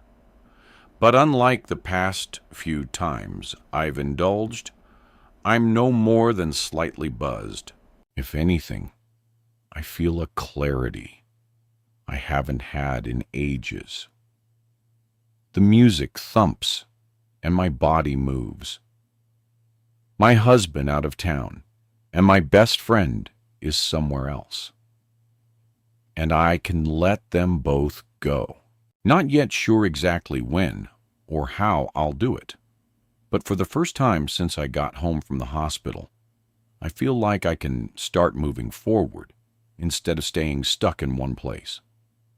A young guy moves up behind Trina, so smooth, there's no way anyone could call her the cougar. He's clearly the predator in this case, but he's charming about it, hitting on her hard. His friend, shorter, not as cute, looks a little sheepish as he tries to dance with me. I'm Matt, he yells over the music. D. I yell back because I'm not giving him my real name. No way. I'm up for the dancing, but Matt and I aren't meshing. Matt tries, bless his heart, by putting his hands on my hips, but we don't move together. He tries to go right. I'm twisting left. I try to let him lead, but he's not very good at it. Trina and her guy are grinding. I mean, so is almost everyone else. And I'm not sure when that happened, but it's that magic time of the night. The tipping point when everyone's had just enough to drink and it's close enough to closing time that suddenly finding someone to go home with becomes more important than who that person is. I look for Trina in the crowd. She's sucking face with her dance partner. I wave Matt away when the song changes and push my way through the crowd. In the shadows around the back edge of the bar, I take a breath of cooler air.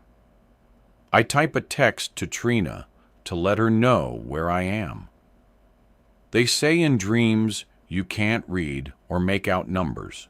And if you ever wonder if you're asleep and dreaming or awake, just try to read something. So, am I dreaming? I think as I hit the small arrow to send the message to my friend. I must be dreaming because I look up to see the shadows move and shift next to me, revealing someone standing there. It's Cole. Chapter 26. Cole! I'd been watching Diana for the past hour or so, drinking with her friend, then dancing. I wanted to punch that little punk in the face for trying to make the moves on her, even though I couldn't blame him. I hadn't intended to approach her tonight, just watch. But when she made a beeline for me, I figured it was fate. A swath of red and blue light washes over us for a moment, lighting up her face.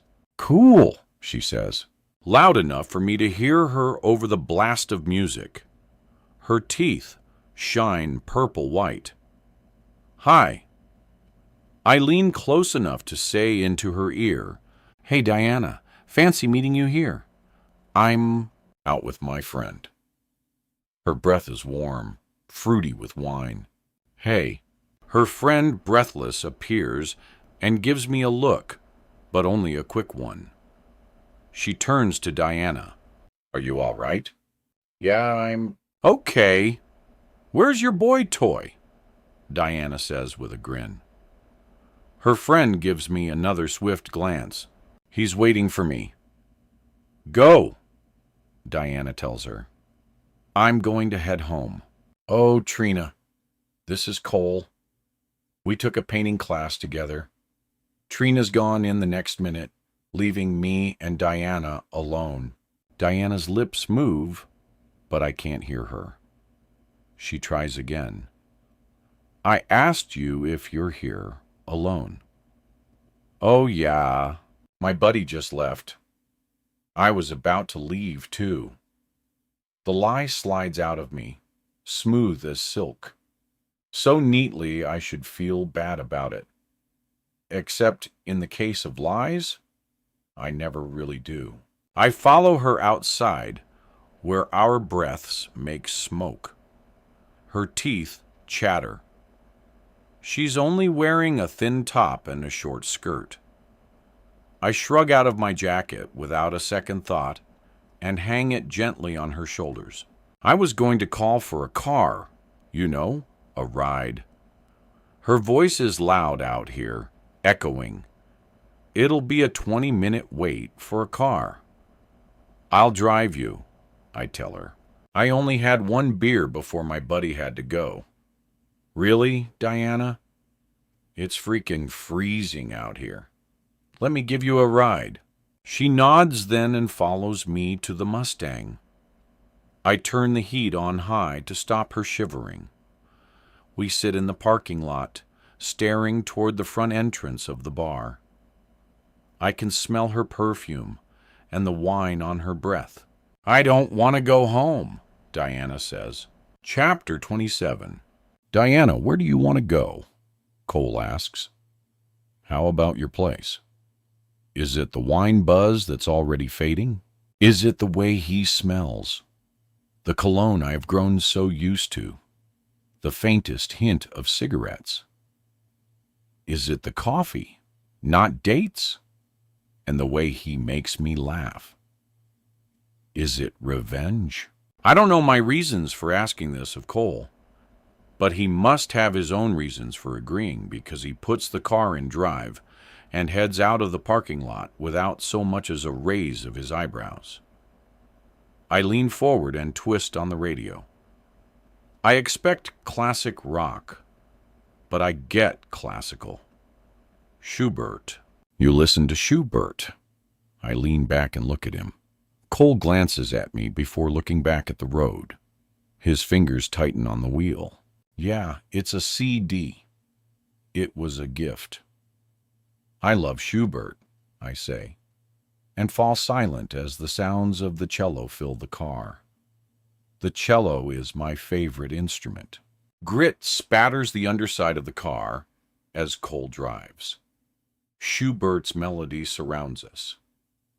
I can't blame this on being drunk. And really, I don't want to have an excuse. I'm making this choice. I know where it's going to lead. I should feel bad or guilty about it, but I don't.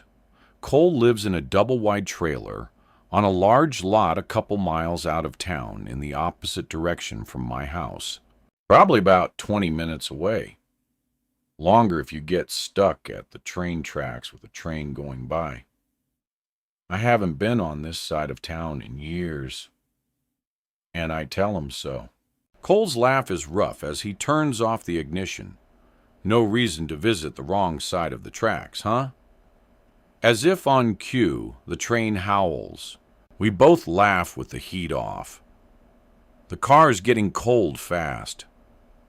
I have a moment in which I think about asking him to turn it back on to drive me home instead. But then he's got his car door open, and the cold is rough like a slap. And I've got my door open, too. Then we are inside his house, and it's warm. And before I can think about stopping myself, I let him close the door behind us. And when he turns, I grab the front of his shirt with my better hand and pull him closer. I push up on my toes to offer him my mouth, so I can't be sure who starts the actual kiss, only that it goes on and on and on until Cole lets out a low moan and pushes me back against the door. And I cry out, not so much because it hurts, but because it could. "Oh, Diana, I'm sorry." He pulls away from the kiss. His face is flushed, his eyes bright, his mouth is wet, and the sight of it sends sparkling sizzles all through me. It's okay.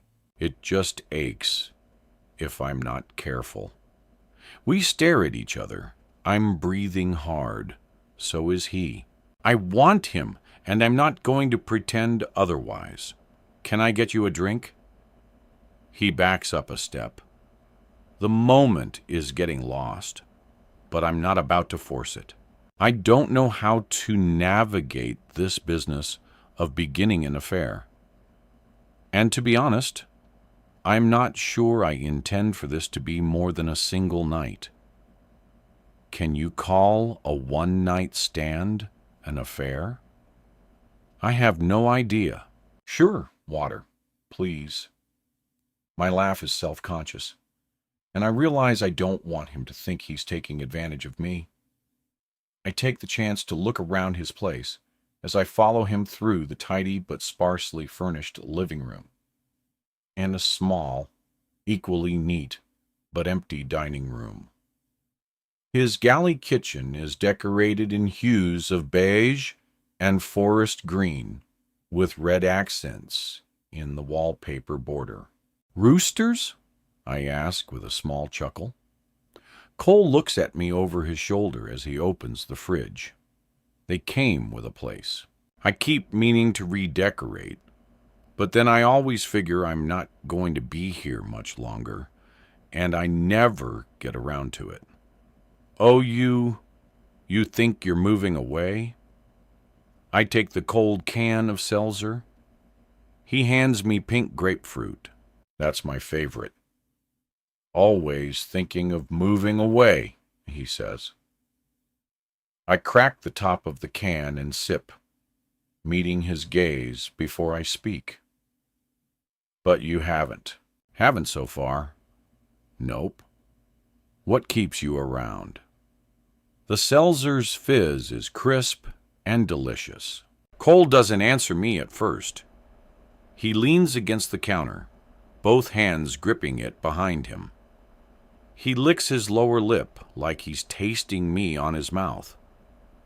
The idea of it sends another series of shivers through me.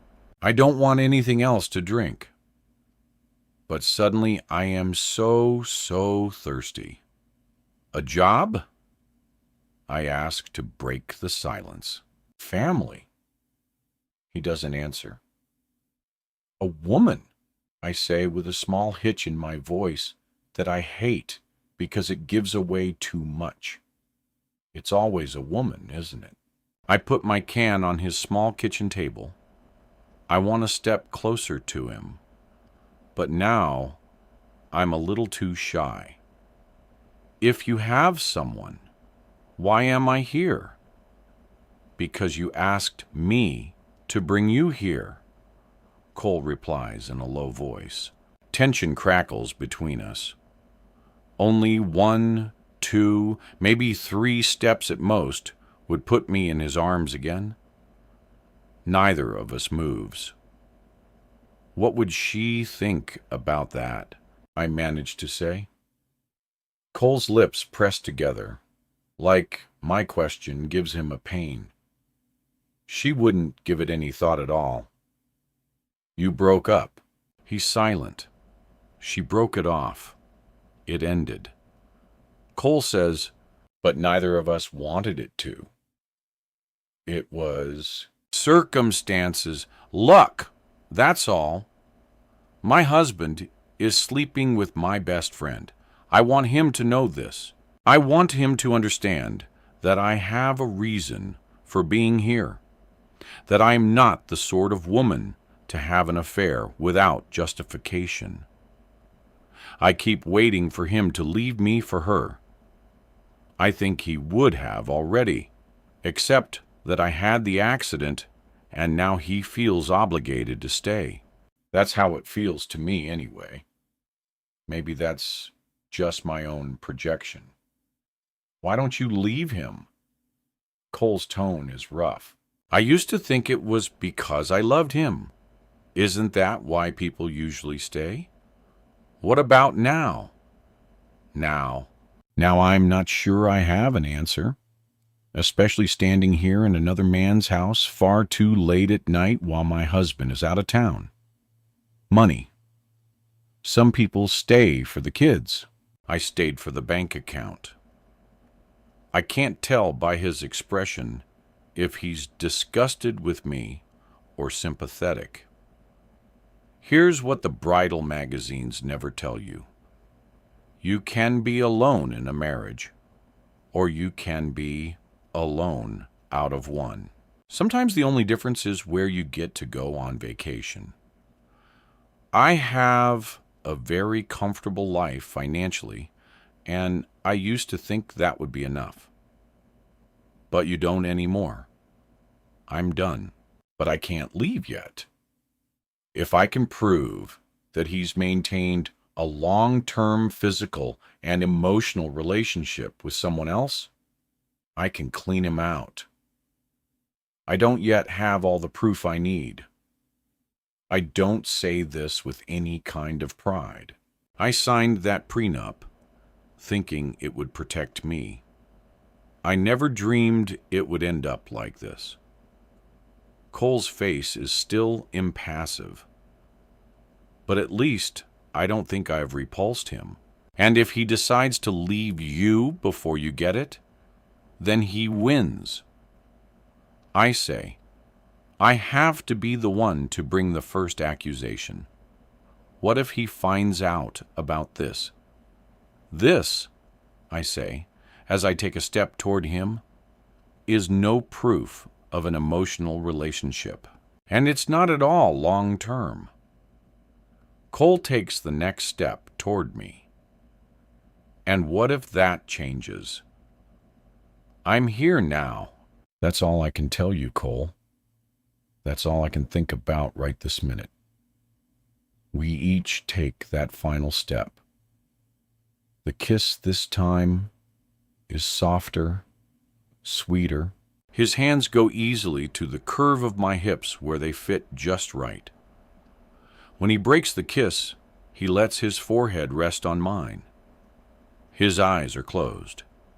Mine aren't, and I swear I can count each of his eyelashes, so much darker than the hair on his head, or even the red gold scruff of his beard. Open your eyes, I whisper. He does. They are the color of whiskey in a crystal glass, held up in front of the light. A thin rim of green surrounds his pupils, gone wide and dark. Cole's eyes are beautiful, and I lose myself in them. Bedroom? He asks. I nod. For a moment, I'm convinced he's going to sweep me off my feet and carry me there. And as romantic and sexy as that sounds, my entire body tenses at the thought of how it would hurt. I sigh relieved when instead he guides me by the small of my back through the dining room and living room and down the hall toward a big bedroom at the end of it. The only light comes from the hall, but I can see a king-sized bed neatly made. Pleated shades are drawn over the windows. A mirror set over an antique dresser, reflects light and our shadows as he leads me to the bed. He whisks away the comforter to reveal white sheets. Flannel I feel when he gently lays me down. We work together to get out of our clothes. He is careful of my arms and shoulders, and I am conscious of how much he's paying attention to make sure that nothing hurts me. When we are both naked, he tugs the comforter up and over us as he settles between my legs.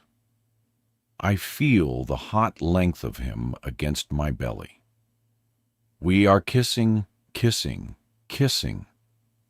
It's sweet and hot and delicious. His mouth traces a pattern of kisses along my jaw, my throat, over my breasts. I gasp at the tug of his lips on my nipples. Lower. Cole slides his tongue along my ribs, over the scars from my surgery, which are still pink and ugly, but no longer hurt. He pauses to touch the one directly beneath my ribs with his fingertip. Gallbladder, I say in a low voice. The night of the car accident, I was driving myself to the hospital with a gallbladder attack. He kisses me again, harder this time. One big hand moves to my rear, and he tugs to slide me beneath him again. His hand moves between my thighs, where his questing fingers find the perfect spot without effort. Everything Cole does is perfect. He has me on the edge in minutes. He moans into my open mouth. I want him inside me. But before I can so much as mention it, he rolls off me and fumbles in the nightstand. He kneels in front of me to tear open the condom and put it on. Then he's between my legs again, filling me, and I gasp at the surprise and pleasure of it. Time slows as the desire builds. I'm not sure how exactly he's managing it, but he's moving inside me while kissing, and his hand is between us, stroking in perfect time. I am mindless, but not without a voice, even if I can only manage gasps and groans. And finally, at the end, his name. We finish together, and I am astounded at that, and how good it was. Cole's face is buried against my neck. He's holding his weight mostly off me, which I appreciate. But I put my arms around his back anyway to hold him close. He's warm and smells like sex. And in that moment, I am fully content in a way I haven't been in a long time. When he finally rolls to the side to lay on his back next to me, I'm so lazy and comfortable that I don't want to move. I have to, though. I need the toilet, and I want to rinse out the taste of stale wine from my mouth. And even though I know I'll be going home to an empty house, I would like to take a shower before I do. Towels are in the closet, Cole says sleepily. Do you want me to get you one? I lean to kiss him lightly. No, I'll be fine. His bathroom is clean, something I note and appreciate. In the small closet tucked between the shower tub and the wall, I find a stack of plush navy blue towels. I pull one out, shifting the pile, and a crinkly manila envelope shifts with it, tipping forward. I catch it before it can fall off the shelf, but not before the contents begin to slip free of the flap. Money. Lots of money. Embarrassed, I look over my shoulder to make sure Cole hasn't suddenly materialized behind me and caught me snooping. I heard the low rumble of a snore, but my heart's still racing.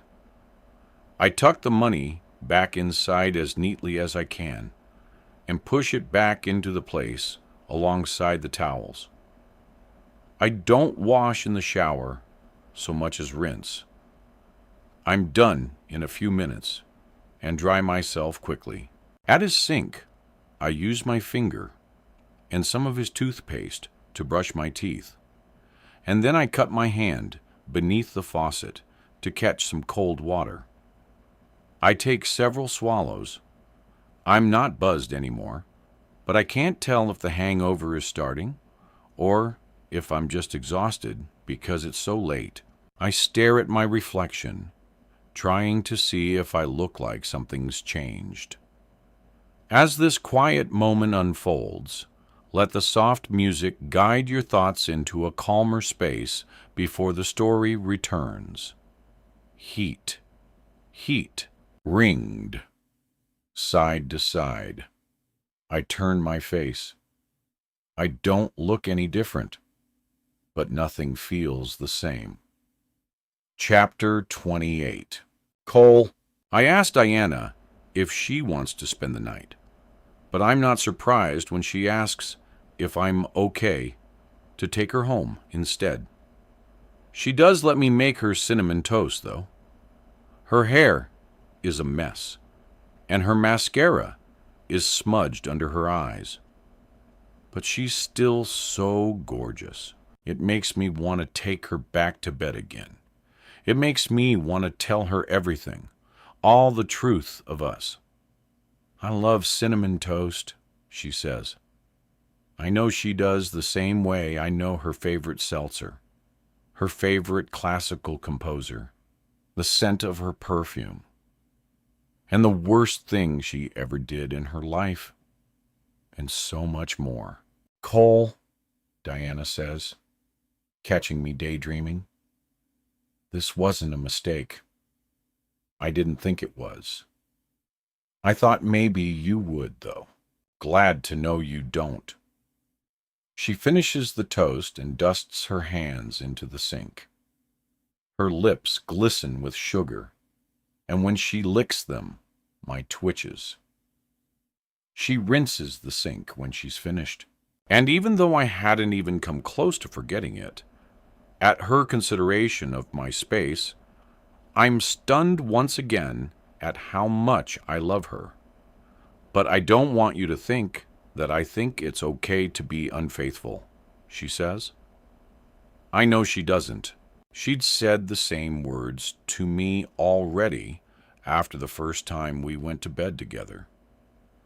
I guess nothing has changed. No, of course not. But sometimes it's justified, I tell her. Diana frowns. You can always justify your own bad choices. That's what people do. So, we aren't going to see each other again then? Is that it? I keep my voice calm, even though I think it will kill me to have touched her, only to lose her again. No, we're going to see each other if you want to. I'm a big girl.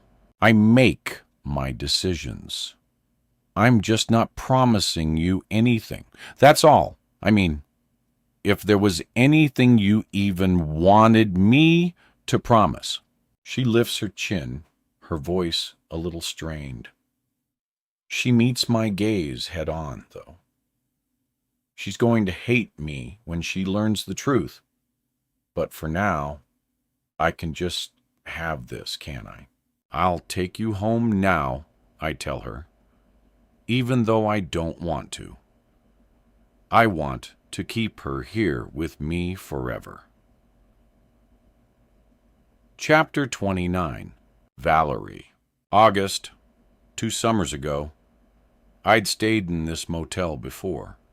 Back in high school, the kids with the fake IDs would rent a couple of adjoining rooms, and we'd party with wine coolers and cheap beer. Someone would lose their virginity. Someone would pass out in the tub. The motel hadn't changed very much since then, but it was both cheap and the only option in town, especially since I didn't want to stay at my dad's house, even for the day or two I planned to stay. I didn't want to be there at all. But when your dad calls and says he's dying, you either rush to him because you love him and want to spend time with him, or in my case, so you can hope to be there to see it happen. As it turned out, he wasn't as close to death as he'd wanted me to believe, but it had come out that he didn't have a will or an executive, no medical power of attorney or any of that. I'd finished the final paperwork with him earlier that day, and I'd be heading back to Brooklyn the next as fast as I could go. He claimed I was just there to make sure I got his money, what little was left of it. He was right. When I headed outside to get some ice from the machine tucked into a narrow ale cove between two of the rooms, I saw a woman going into the room next to mine. I hadn't seen her since I was in middle school, but I recognized her anyway. Diana's mother. For a second, I almost called out to her, but she'd already closed the door. Diana had told me her mother had come back around a few weeks ago, asking for, if not a fresh start to a relationship, at least forgiveness for the way she'd treated her in the past. We'd traded texts about it, but I'd been so busy dealing with what was going on with my dad, traveling back and forth, and also with my job that we hadn't managed to connect beyond that. She'd been happy, though, cautious, but willing to see what might happen if she gave her mother a chance. I made a note to give Diana a call in the morning before I left town. If I couldn't make at least an hour or two for my bestie, I'd be a really friend. Shouting from the room next door woke me in the middle of the night. Two raised voices, both female, but before I could rap on the wall and tell them to shut the up, they both went quiet. I was so exhausted. Even the hard motel bed couldn't keep me awake. But a thought jolted me out of sleep. Diana was next door.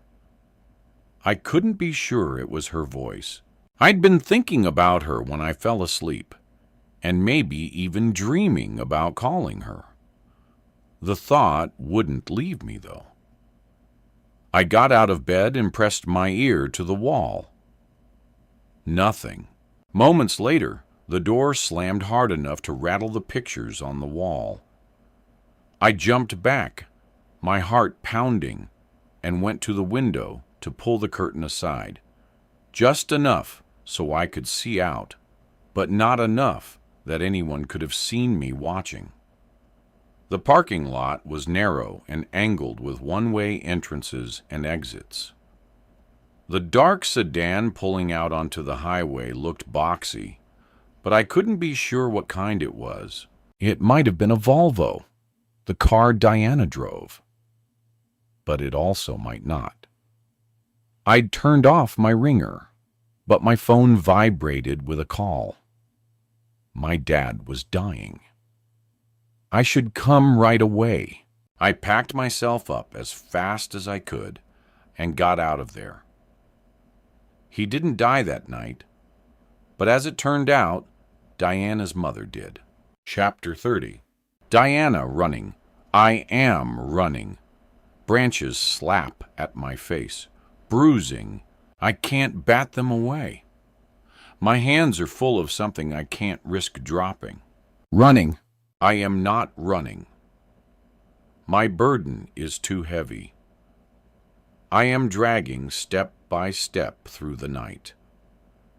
I can't see anything but the trees, the smell of earth, the taste of rain on my hands and knees.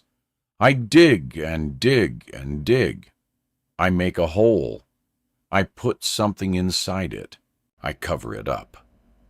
Pain, burning, ripping. I'm doubled over, gripping my side upright It's my heart.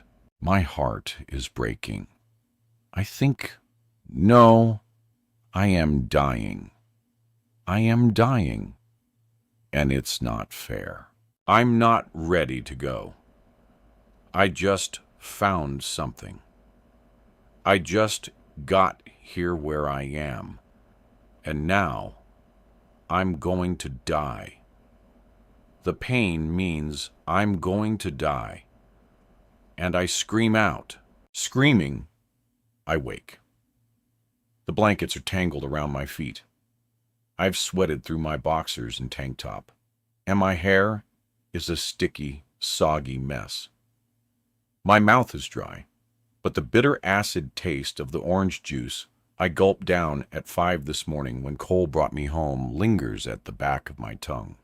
The house is quiet. Jonathan isn't due home until late tonight. I hear a ticking clock beneath the warm blankets in my cozy cocoon. I don't want to get out of bed. I did not wake up feeling as though I'd been dumped in a ditch. Nothing hurts. I luxuriate in this simple feeling of no pain. Because that's what it comes down to, isn't it? Until we have pain, we don't truly know how to appreciate the lack of it. I'm still tired, but no wonder. The clock tells me I've only had about 3 hours of sleep. When I swing my legs over the edge of the bed, it takes my feet a few seconds to find the floor. I yawn hard and rub my eyes. I think with longing of my pillow and falling back to sleep. But there is a kind of tired that lends itself to dreams. And then there's the sort that is better suffered until you can get through it. That's this kind. But nothing actively hurts in this moment. And if anything, I'm in a happy kind of daze. Maybe it's the shift I felt last night that I'm finally ready to take the next steps. Maybe my injuries at last are healed enough for me to get back to a normal life. Maybe it's cold. I wait for guilt, but feel none, only a rising warmth that spreads up my throat and into my face. I put my chilly hands on my cheeks to cool them and allow myself to think about last night for as long as it takes my heart to stop thumping. That's a few minutes at least. It's cold enough in the room to help, too. I use the app on my phone to check the thermostat, which has been set to 58 degrees. The HVAC guy said both the furnace and the thermostat were fine. So, I checked the program, which somehow has been scheduled to swing between freezing and boiling temperatures without any seeming regard to time of day or year or anything that would make sense. Then I take a minute to scroll through the app's history. There's no way to tell if someone's been changing the program or resetting the temperatures, either manually or remotely. All I can see is how many hours a day the furnace ran. For good measure, I changed the PIN code to something unguessable and random. No smell of coffee greets me, which tells me that Harriet is still giving me the silent treatment. I've enjoyed the past few days without her, but I'm going to have to patch things up with her sooner or later. No matter how irritated I've been, she's the only mother I have.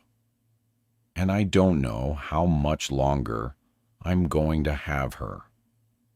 Once I leave her son, she will probably never speak to me again.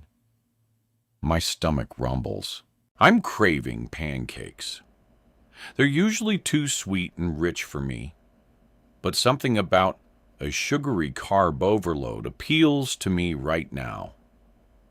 On my way to the fridge, My feet go out from under me, liquid on the floor, cold and slippery. I try to catch myself on a kitchen chair, but I miss it. I hit the floor with my right shoulder and the side of my head. I don't hear it break again. But oh God. Oh God. Oh my God. I feel it. My right clavicle is an inferno of agony. I sprawl in a puddle that soaks my robe. It stinks of white wine. And although I'm not yet able to get up from the floor, from here I can see the edge of the kitchen table and the bottle hanging over it. A red haze threatens. When it passes, so has my sense of time. I can't struggle upright without hurting my collarbone, but I roll gormless and awkward as best I can toward my left. My feet swim against nothing. My fingers curl into the tiles and slip without purchase. There's an entire bottle of wine on the floor. Wine I did not open and did not drink. I make it to my left side, then to my knees. I sag, breathing hard. The pain is not fading. It won't. It's going to rise up and up and up until it kills me this time. Or I will just wish it had. And then after another few breaths, it eases. Still agony, but I will not let it keep me down. Standing at the counter, my right arm cradled against me, I see a wine glass shattered in the sink. The pitcher of orange juice I remember gulping from is still on the counter. Only an inch or so of juice remains. I did not break that glass. I did not spill that wine. I left my phone upstairs. We have no landline. I cannot face the climb right now. I fumble open the cabinet looking for the prescription bottles that have been in there every day since October, but they are all gone. My purse hangs over the back of a kitchen chair, but it too is devoid of pain pills. I dig in the trash with my left hand, tossing aside junk mail and dirty paper towels, but I can't see any orange bottles. I threw them all away just days ago. Jonathan is the one who takes out the trash, and he's been gone. They should still be in there. I dump the garbage can and sort through coffee grounds and stinking leftovers. Nothing. They aren't there. I hear the low cry. I make, but it sounds like someone else or something else, some wounded animal. I don't sound human anyway, and it feels like that's what I've become, something mad and feral. The front door opens. Footsteps. Harriet in the kitchen doorway. "Oh dear," she says. "Diana, what have you done?" Chapter 31. Cole, I know I shouldn't expect Diana to call or text me the morning after or ever. That doesn't stop me from checking my phone when I first wake up. Putting the tracking app on her phone was bad. Using it is so much worse. But that doesn't stop me from doing it again. Now I expect the small blue dot to hover over her address, but it's moving. She's driving. I have half a hot second of hope that she's coming to see me, but that's just stupid.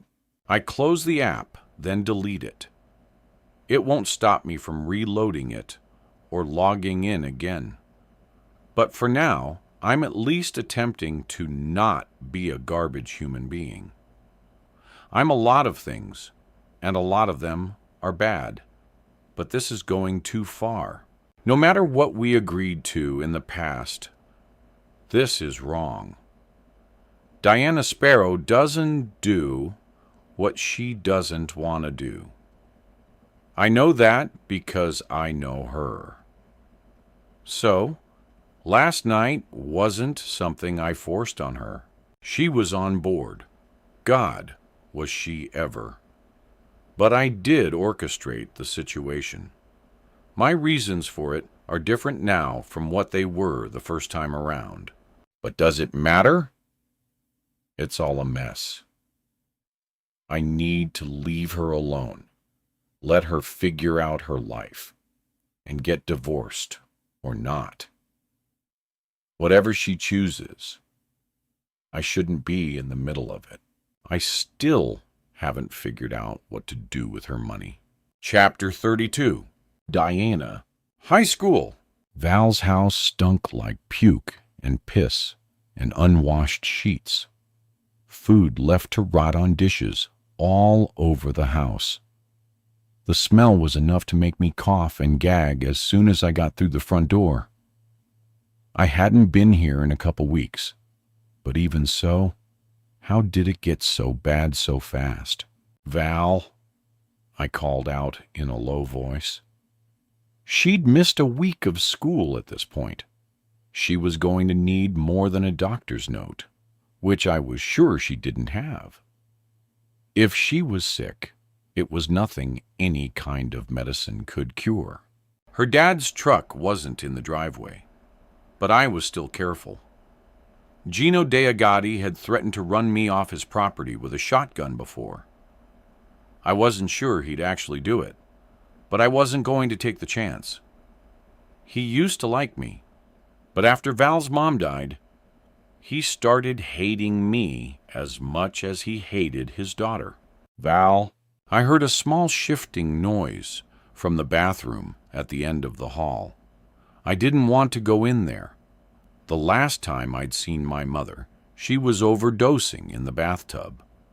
One wrist only half slit, but more than enough blood. I couldn't find Val like that. I just couldn't. But I had to, because if Val was dying, I had to stop her. So I ran down the hall past the open bedroom doors.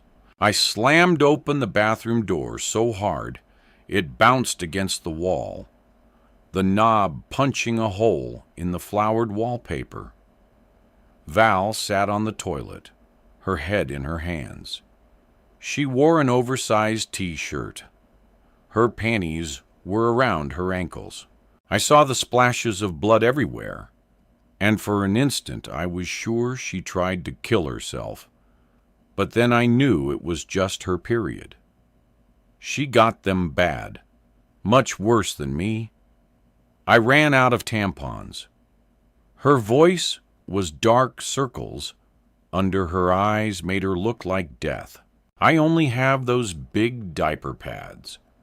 I have some in my purse. Why don't you get in the shower? I'll bring them. She didn't fight me about it, only nodded slow like it hurt her. I turned on the hot water and waited until she got off the toilet. She stepped out of her panties and took her shirt off all so slowly. Her body bloomed with bruises. I could count her ribs. She'd lost so much weight since her mom died, even though it had only been a few weeks. She needed to see a doctor. I wondered if she regretted what we did. She said she wouldn't. But people don't always know what's going to happen. You do things you think you can deal with, but sometimes it turns out you just can't. Val. I could only manage a whisper. She turned, stepping into the tub. The water hit her, so she winced. It splashed out beyond the curtain she hadn't yet drawn. Then she started to cry. I got in the shower with her. It was all I could do. My friend, my sister, the other half of me. She'd lost her mother, and I didn't know what to say or do to make it better. I didn't think it could ever get better. "I love you," I whispered over and over. "I love you. Promise me that we will always be there for each other. I promise nobody will ever come between us. Diana, promise. I promise." I meant it. She was my best friend. How could anyone ever come between us? This is the ER, where I took Val the day we cried together in the shower. It's the same ERs they brought me after the car accident. The same hospital where Val's mom died. Lebanon's not a big town, and there's only the one. They really should just take you right back. Harriet looks uneasily around the room, particularly at a Hispanic family trying to deal with their wailing toddler. Agony has divested me of any courtesies I'm able to manage. I mutter a comment about how I'm not going to get CEs, and she should really just stop worrying about brown people. "What's that?" I shake my head. "Never mind. It's fine, Harriet. I'm not going to die." Fortunately, that's when they're able to take me back to a room. I sit there for another hour, while Harriet paces and complains until I ask her if she'll run out and get me something to drink. I really just want her to go have a smoke already, because it's clear she's jonesing for it, and I'm about to bite her head off. The doctor who comes in to see me while she's gone is young. Dr. Banerjee is handsome and knows it, and I'm still barely loopy enough to appreciate the way he tries to set me at ease with a broad grin. He calls for an X-ray. That takes another hour. I send Harriet out for another drink. Right before noon, Dr. Banerjee comes back to see me. "Some good news. There's no new break." I felt it. I shake my head. The meds have worn off. With my arm in a sling, the pain's manageable. I thought I felt it. From what I can tell, it's simply still in the healing process. This is the worst of the breaks. Yes. He gestures at both my clavicles. Common in clavicle breaks sustained during car accidents. The seat belt, you know, where it crosses over. You were the passenger. I was driving. Are you sure it's not rebroken? He gives me a curious look, but then smiles, charming. Comparing it to your previous X-rays, there's no new break. So, when you fell, it looks as though it aggravated the existing injury. Is it going to take me another 10 weeks to get out of this thing? I point at the sling, defeated. It might, but it might be much sooner than that. Just be careful. No more ice skating, he scolds. Or spilling wine on the floor. That's a waste of good wine. I manage a laugh that doesn't sound too forced. I'll see what I can do. Let's get you out of here. Your mother-in-law is going to drive you home.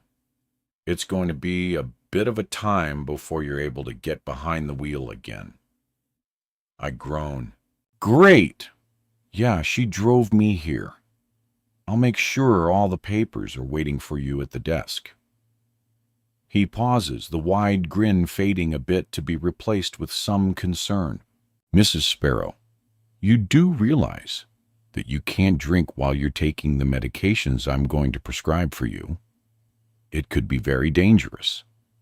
So, if you're not going to be able to stop yourself from drinking alcohol, I'm going to have to withhold this prescription for something less effective. My laugh fades away when I see that he's not joking. I like a glass of wine now and then, doctor, but I'm not an alcoholic. Do you think I'm a problem drinker? He presses his lips together. Your mother-in-law shared with me that she had a concern when she discovered the spill that led to this accident. Stunned, I blink rapidly. If I couldn't stop myself from drinking it, there wouldn't have been anything left to spill. Dr. Banji nods after a moment. I suppose that's right. Well, you take care. I don't want to see you back here again. I flash back to being 8 years old. My mother telling the pediatrician that I'd fallen off the swing set and broken my wrist. In reality, I'd tripped over some of her painting supplies, and it wasn't broken, only sprained. But she'd convinced the doctor to give me some kind of pills. I wasn't the one who took them. Do you think I'm faking this to get more drugs? It's the wrong thing to say. If he didn't think so before, he probably does now. But Banner is an overworked ER doc who sees drug-seeking patients all the time. He has to know I'm not that. If I truly thought you were drug-seeking, I would not prescribe you more. Doctor, Banerjee says kindly, but I'm happy to give you some information on support resources, Mrs. Sparrow, if you think you might need some. I'm fine. I snap, then repeat it more softly. I'm fine. At the desk, I sign a stack of papers. I pull out my credit card to take care of the COA. It's declined. Embarrassed, I offer my debit card. It too is declined. When I get the fraud alert text seconds later regarding the credit card, I reply with a bold yes to indicate that the charge was in fact mine. Try it again, please. The credit card goes through no problem. I'm disturbed about the debit card, though. I rarely use it. In fact, I rarely use the account it's linked to. I've had access, of course, but Jonathan has always paid the bills and kept control over the accounts. As with every other freaking rap on my phone, my thumbprint isn't opening the one for the credit union. I'll have to wait until I get home to log in on the laptop. Let's just pop into the pharmacy and pick up your pills. Harriet glances at me as we leave. You look upset. It's my debit card. Never mind. It's okay. I'm not going to get into my finances with her again. At home, I suffer her fussing. But because I haven't been to the grocery store, there's nothing much for her to make for the lunch. I don't really want to eat. She settles on canned soup and saltine crackers. She puts the bowl at my place on the table, along with 2 pills and a glass of water. She'd already mopped up the spill for me before we left for the ER. You should take your medicine with food, she says, so you don't upset your stomach. I'll go to the store for you. You might have mentioned it while we were out. I just wanted to get home, Harriet. She nods. Of course, honey. Eat your soup and take those pills. Then take a little nap. I called Jonathan to let him know what happened, but he didn't answer.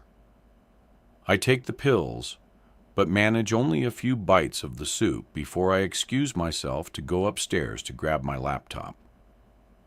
She doesn't follow me up there, thank God, but calls up the stairs that she's going to the store for me to take a nap. She won't bother me when she comes back. She'll just let herself in. Of course she will. It takes a few minutes for me to log into the credit union account, longer than usual because I can type only with one hand. I'm fuzzy with pain meds, and I have to reset my password. My checking account has only the minimum balance in it, which is why the card was declined at the hospital. I haven't looked at this account in months, and why would I? Jonathan deals with it. There's supposed to be plenty of money in it. I checked the savings, the money market, the vacation shares. There's money there, but not as much as I would have thought. There's his paycheck regularly deposited. Utility bills paid with auto payments, the mortgage, the credit card, our streaming accounts, all there. I glance over the cash withdrawals with a frown. Of course, he uses cash for all the things he doesn't want me to see listed on the credit card bills. So where's the money? My payout isn't there. To be honest, I can't remember if the payout ever hit my account. That would have happened sometime in June during the months I can't remember. It's just the sort of screw-up I'm used to from Genshe. I toss off a quick email to my contact in payroll at Gentech. It bounces back within seconds. No longer with the company, and no forwarding information. Damn it! I'm going to have to do more research into who to contact because they owe me that money, and it should have been deposited months ago. I'm not surprised I might have to chase them down, though. There's a reason why I left instead of moving along with them during the restructuring, and it was just this kind of thing. Jonathan won't be home until at least midnight tonight, a little less than 12 hours away. Harriet thinks I'm napping, and I can't drive myself anyway. So I thumb open the app to call for a ride. I can't stay in this house right now. It takes me a couple tries to get the message just right.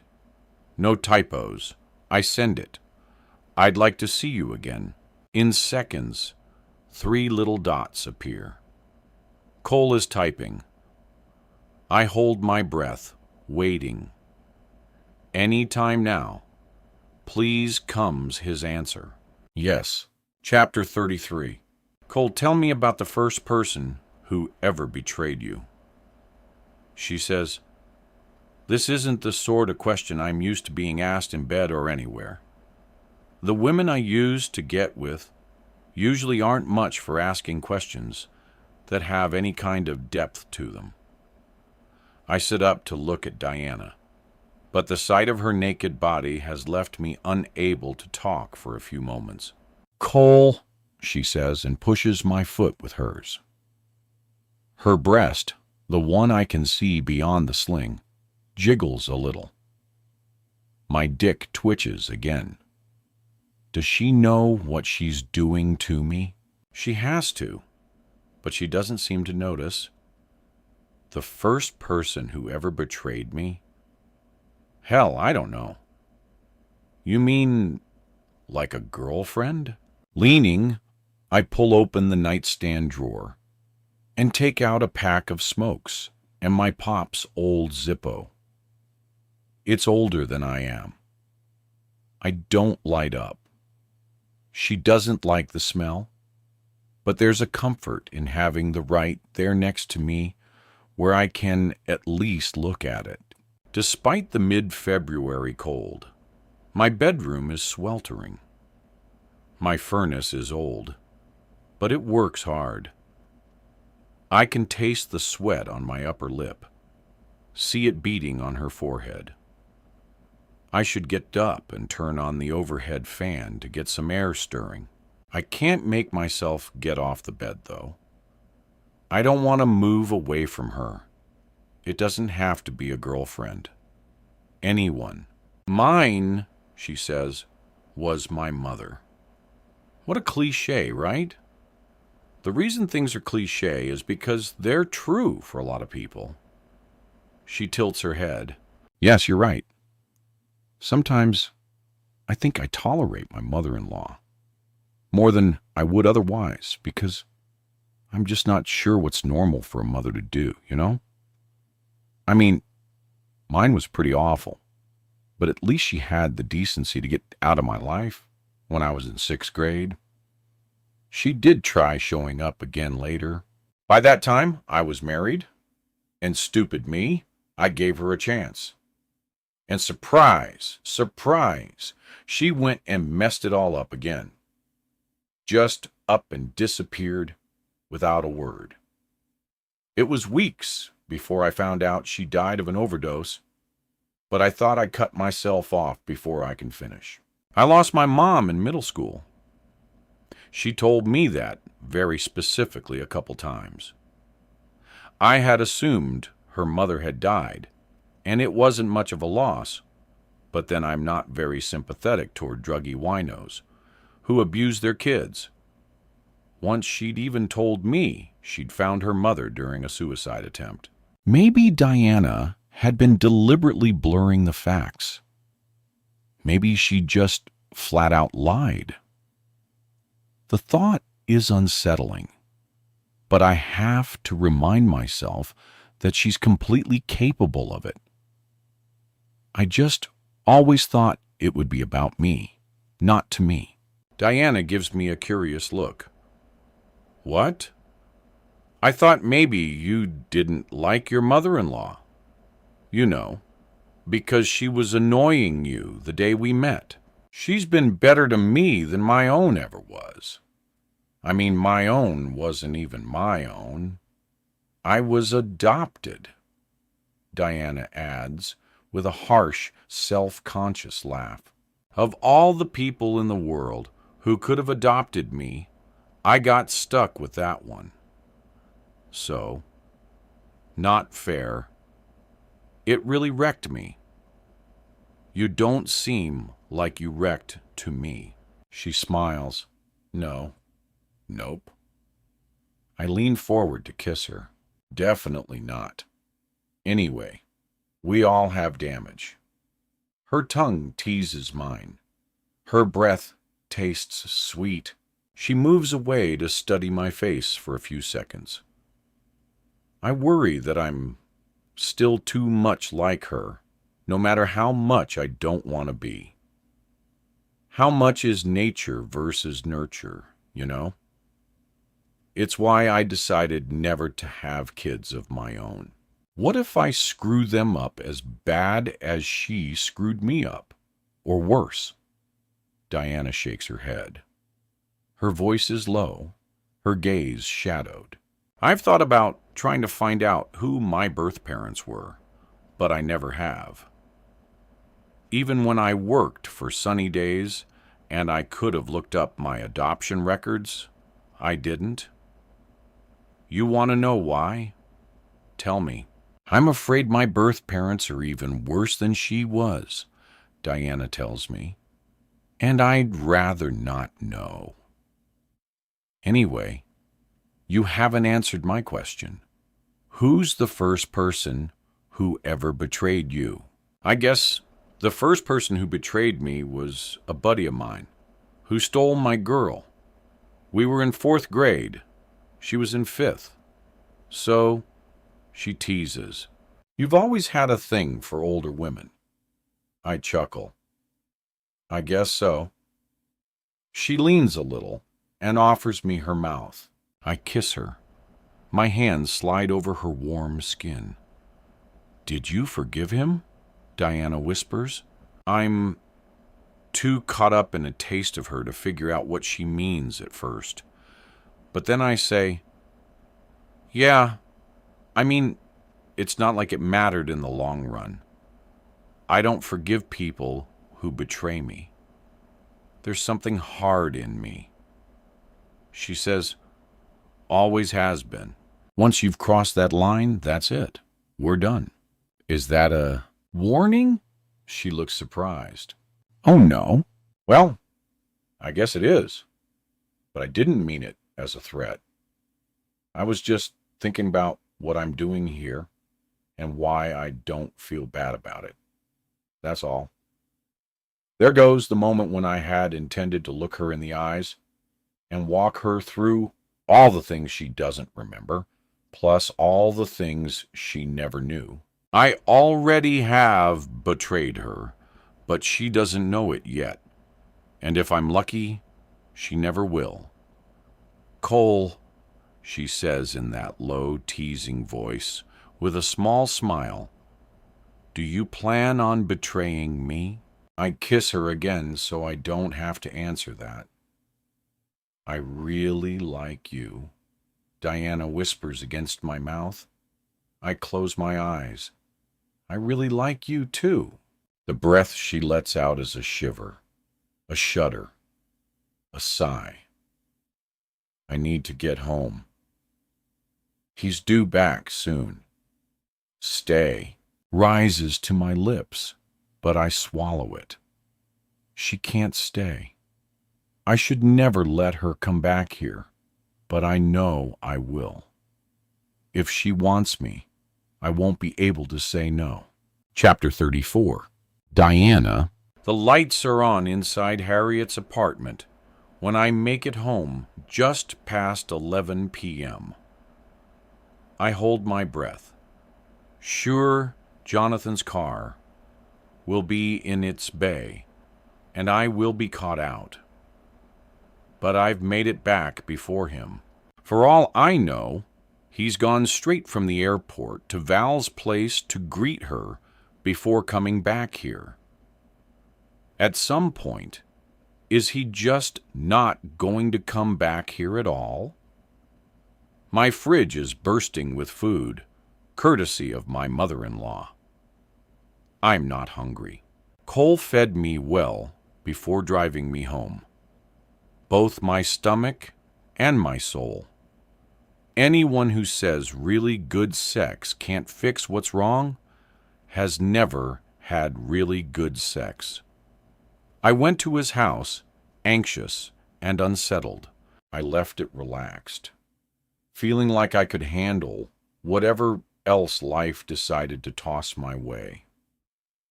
I'm not dumb enough to think this is going to end well.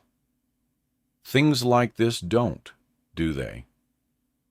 I'll be caught, and my marriage will end. Or I won't get caught, and Cole and I will come to an impasse, and I'll have to make a choice, or he'll get tired of me and break my heart. That's the most likely scenario. But right now, I'm not going to dwell on that. Right now, I'm tired, and I plan to be long asleep before my errant husband gets into bed beside me. Blood on my hands, blood and mud. The stink of it fills me. I did this thing, this bad thing, and it's going to catch up to me. I can't get away with it. I wake screaming. This time, not from the nightmare, but the pain in my shoulder as Jonathan shakes me. Stop. Sorry, babe. Jesus, what's the matter with you? I struggle to sit and point at the sling. What do you think's the matter with me? Why are you wearing the sling again? He looks befuddled. I can see this because he turned on the light. If I were coming home late to my sleeping spouse, I'd leave the light off so as not to wake him up. But I guess that's just me. I work up the spit to say something nasty, but swallow my words. I slipped this morning, yesterday morning, whatever. I say, didn't your mother call you to tell you she had to take me to the ER? Befuddled, now guilty. I saw she called, but you know how she is. I just figured it was something I could hear about when I got home. Are you okay? No, it hurts. I run my tongue over my teeth. My mouth is gummy, sticky, gross. My eyes feel gritty. I'm sorry I shook you. I didn't know you were whimpering, my husband says. Another nightmare. I lean against the headboard and take a few deep breaths. Yeah, a nightmare. Same thing. He sits on the edge of the bed. Yes? No. They're all kind of the same, but different sometimes. It's fine. It's fading now. I can't really recall it. Can you get me a drink? Sure, babe. Sure. He pats my leg gently through the covers and disappears into the bathroom. I snag my phone up from where it's charging on the nightstand and make sure to mute text notifications from Cole. I'm just setting the phone back when Jonathan brings me the glass of water from the bathroom. It's cool and welcome, and I thank him. What time is it? I ask, although I was literally just looking at my phone and should have noticed. Almost 1. You're a little later than you said. I don't mean for this to sound accusatory, but it does. He shrugs. We got in a little late. The baggage didn't show up right away. I needed gas on the way home. It's not an interrogation, I tell him. Although I guess maybe it was a little. I'm wiped. I'm going to bed. Do you need anything else? He pauses. What did you slip on?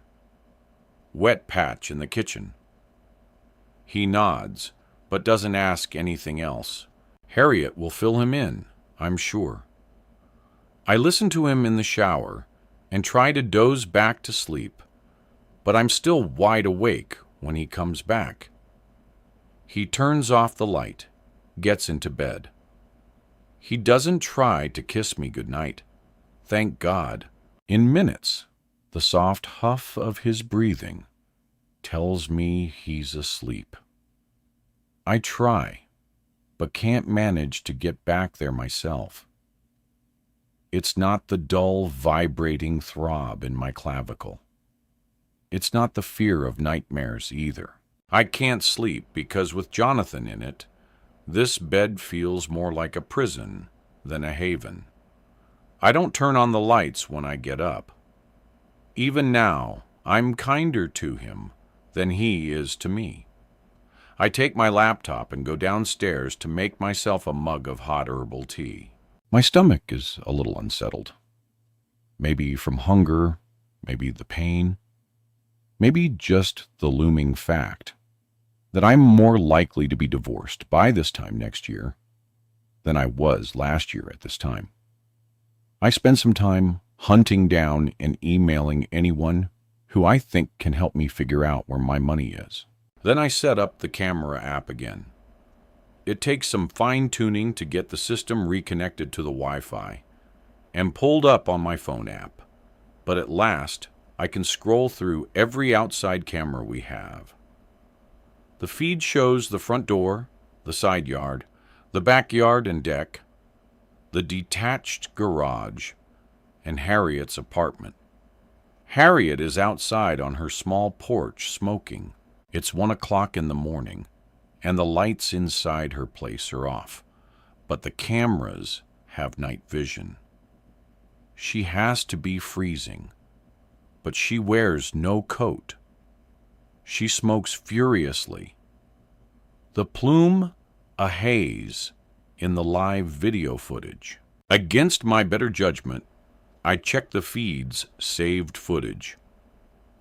It only goes back a couple months, as I figured it's mostly shots of me, Jonathan, and Harriet, coming and going with the occasional package drop-off. The mail is delivered to the bottom of the driveway, so no regular visit from the postal truck. I find the couple clips of me arriving home too late for explanation and delete them. Then from a night weeks ago, a figure in a hoodie creeps along the side of the house from Harriet's driveway. No car that I can see. I can't see their face, but I don't have to.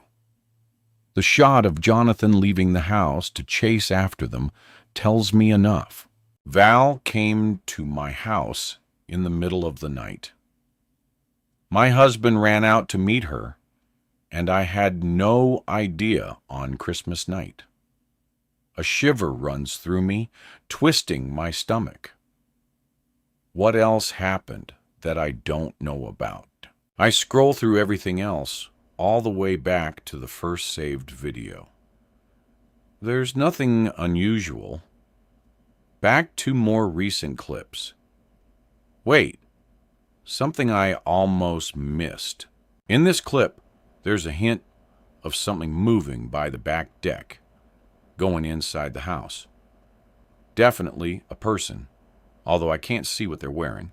The gender, nothing. They navigate the yard by creeping around the house without setting off the motion-sensitive floodlights. So they must know what they're doing. They go in, but don't come out. Revulsion closes my throat. He's been sneaking her into our house. My house with me inside it. Sleeping. Her... Where? On our living room sofa? In the basement on the pool table. As I'm fighting back a rush of sick fury, an email pings in on my phone. It's from the final lawyer I was able to track down. I guess I'm not the only one suffering insomnia. She has the name of the person who took over the archives of the lawyer who made the prenup. Finally, I don't plan to kill my husband, but I am going to slaughter him. Chapter 35. Cole. Last summer, I couldn't take her money. I mean, I wouldn't take it. Diana was still talking, but for me, the conversation stopped the second she, oh so casually, dropped the line about giving me the cash. No, I stopped her before she could keep going. She paused, stared. No. Why not? I'm not taking your money. You already took some of my money, Cole. I'm not taking this money. You're not taking it. You're just keeping it for me, she said, and added with that little teasing laugh I usually loved, but in that moment despised. Payment for services rendered. The joke wasn't funny. She apologized, but it was the first time that we both realized how serious all of this was and how seriously we should be taking it. You know, I would never do it for the money. I'd do it for free. I knew that in the end, I'd do whatever she wanted me to do. I just needed to be kept safe away from him. Diana stood at the window in my living room, where she tugged aside the curtain to stare out into the late afternoon sunshine. What's the worst thing you ever did in your life? I chuckled. I've done too many bad things to count. I couldn't tell you what's the worst. She twisted to look over her shoulder at me. Have you ever killed someone? No. I paused. Have you? She flicked the curtain shut, dimming the room. Letting someone die is not the same as killing them. No, I guess it's not. Diana drew in a breath. I hardly ever feel bad about anything, Cole. I'm not sure if that makes me a bad person. You're not a bad person. When I was in high school, Val's mom was really sick. Cancer. It started in her ovaries and just spread so fast that they couldn't really do much for her. She suffered a lot. She was in and out of treatment, but finally nothing worked. She got sent to palliative care at the end. It really Val up. She couldn't handle it. So I did. Sounds like you were a good friend to her, and now she's being a good friend to you. I said she's in love with him. Diana said it changes everything. That was why I took her money, because everything had changed. And not just for Diana. It had all changed for me, too. Chapter 36. Diana. I have never liked February, but this one sucks more than most. It's cold. It's dark. My not rebroken, but still broken clavicle thrums and whines every time I try to lift my arm. It's Valentine's Day, and I haven't heard from Cole since the day I had to go to the ER. I've texted him twice. The messages are delivered, but I have no idea if they've been read. It's very obvious that he's not answering them, though, and I think, well, so much for that. I'm hardly surprised. He's a young, handsome guy. Why would he want to get tangled up with an older married woman with 2 bum collarbones and a trunk? No, a boxcar full of baggage. I can't blame him, but it's always worse to be the one who's dumped. So I'm cranky, hurt, angry, and Jonathan's made some excuse about a late work meeting on Valentine's Day. What poor planning. I say this over the rim of my coffee mug as he's spooning cereal and soy milk into his mouth. I'll make it up to you this weekend, babe. He's clean-shaven and smelling of cologne. He's wearing his normal work clothes, but that doesn't mean anything. I search his face for any signs that he's lying to me, but there are none. Doesn't matter, I know that he is, and I can't bring myself to care. I don't want to spend a lover's holiday with him, and it's just more proof. Anyway, I finally got a copy of the original prenup agreement. The more lies I can document, the sooner I can turn off the life support to this dying marriage. He leaves. I check my phone for messages, but there are none. I wait for Harriet's inevitable visit, but this morning, she seems to be taking her sweet old time. I eat a pan of her homemade beef macaroni bake and finish the pot of coffee. I get an answer from Gentech. The money was paid out months ago, not by direct deposit, but via check, and the check was cashed by me. They send a screenshot of the canceled check with my signature on it. What is going on? In the days after I woke up, my missing memory had pushed me into overwhelming waves of anxiety. Talking to Dr. Levitt had helped, at least until I found out she'd been discussing me with my husband. And without my permission or knowledge, the meds had helped too. But eventually, even if I was very aware of how much my situation sucked, I wasn't anxious anymore until today. Now I pace. My palms are sweaty, but chilly sweat trickles down my spine. I can't breathe. I have to breathe. I signed the check, but I did not deposit it into any account I can access. The money is gone. Where is it? What did I do with it? I can't remember. I can't remember so much, and it's knocking me to my knees. Where is my mother-in-law? Any other day, she'd have been here at the crack of dawn. But today, the day I'm totally losing my mind, she's a wall. I text her. No answer. I text my husband. Please call me.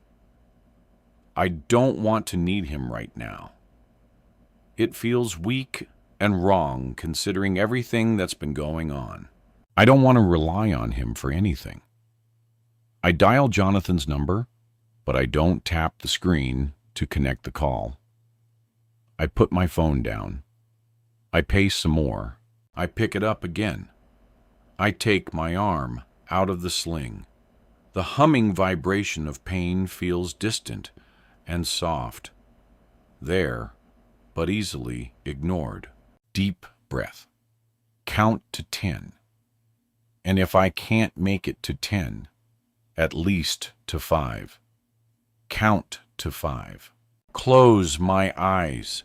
Panic swells inside me, the rising of a tide driven by a storm.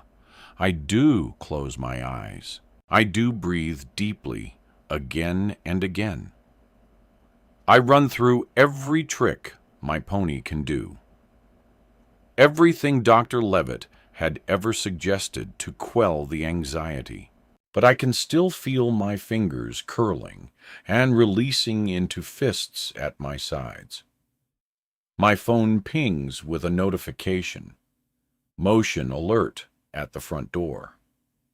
Harriet gasps in surprise and clutches at her heart when I fling it open before she can. "Hi," I say. My voice isn't shaking, so there's that. "What's up?" Harriet's brows rise. "Oh, nothing, honey. Just checking on you." "I'm fine." She blinks. "May I come inside?" I was desperate for her to be here, but now I don't want her. When she gently pushes her way in, guiding me away from the front door, I fight to find the words to tell her to get out. But defeated, my heart pounding, I just keep breathing instead. "Are you hungry? It's past lunch." She calls this over her shoulder as she heads for the kitchen. Food is Harriet's love language. What is mine? "Diana, did you finish the entire pan of beef macaroni bake?" I have followed her into the kitchen step by step. "Yes." "My goodness, that was a lot. It's good to see your appetite is back. How are you feeling?" She bustles around at the sink, starting to wash the pan I'd left in it to soak. "Did you take your meds?" Before I can answer, she's opened the cabinet to pull out the prescription bottle. Nothing rattles inside. She turns slowly with a strained smile. "You finished them." "I didn't. I don't think I did. I can't really remember taking any. But my arm isn't hurting a lot. So maybe I did." "Yesterday, maybe," I say. You can see her cat butt face from space. And I'm surprised the entire universe doesn't get sucked into the black hole she's making with her mouth. I am an awful person. Terrible. Harriet has been nothing but good to me. I am ungrateful. I should feel bad. I do not. Why do I never feel bad about all the awful, terrible, and horrible things I do or think? Harriet moves around the kitchen. H. Well, why don't you let me make you a grilled ham and cheese and some tomato soup? I'll add bacon just the way you like it. Although, I don't suppose you're hungry after eating all the bake. Actually, my stomach is empty and complaining, and I press my hand against the rumbling. Okay, where is the money? I fight another rush of panic. I sit at the table in front of the bowl of soup and the sandwich. I drag the spoon through it, bring the rich, creamy soup to my mouth. It's good. Harriet's food always is. And I'm suddenly hungry, enough to almost gobble it, along with a perfectly toasted and decadently dripping sandwich that she's made with a myriad of cheeses, including blue, meat and cheese. Meat and cheese, just for me. All for me. I force myself to take small bites and chew thoroughly. Harriet doesn't eat anything, but I'm used to that. She moves around my kitchen, wiping at countertops and emptying the dishwasher. When she pauses to lean against the counter, the twitchy way she slips a lip balm from her pocket to slide across her mouth tells me she hasn't had a cigarette in too long. My stomach fills quickly, long before I'm finished. When I get up to scrape my bowl into the sink, Harriet reaches to stop me. Creamy pinkish red soup splashes over the back of my hand. It doesn't look like blood, but my stomach twists hard, and I have to blink quickly to clear my vision when it threatens to blur. Don't waste it. You might want to eat more later. She pries the bowl from my hand and sets it on the counter, so she can pull a glass container from a cupboard. I'll just put this back in the fridge for you. I'm not going to eat it later. The fridge and freezer are full of half-eaten meals. Harriet has insisted I put away in case I want to eat them later. That doesn't stop her, but neither do I. I step back and let her tuck my sandwich into another container. When she puts the food into the fridge, I spy the bottle of white wine. Harriet has the smokes she pretends she doesn't need. I'm suddenly craving a drink I don't want to admit I want. I wait until she steps aside, then open the fridge myself and grab the bottle. White wine is classy, I remind myself. It's not like I'm slugging back a bottle of one of the brothers. Not like my mother. Rich drink white wine with their pinkies out and their pearl necklaces strangling them. Harriet watches me pour myself a glass of yellowish liquid. It's the last of the bottle from the fridge. I don't remember drinking the rest of it, but I know better than to say anything to her about it. Instead, I toss the empty into the recycling bin, where it clinks against 4 other bottles. I also don't remember drinking, and sure as hell not since the last time the trash went out. I take a long, deep drink from my glass until it's empty. Somehow, I'm in front of the basement fridge, like my feet took me there, while my brain was somewhere else. I pull another bottle to take upstairs, but pause. It's Chardonnay, the kind I drink, and it's got a label that looks familiar, white and black. But there's no rose on the front. It's not the brand I drink. It's close, but not the same. Upstairs, the bottles in the recycling bin are also not my brand. I didn't buy this wine. I haven't bought wine in months. Where is the money? Did I give it to someone? Did I spend it? Did I lose it? What did I do with it? What else can't I remember?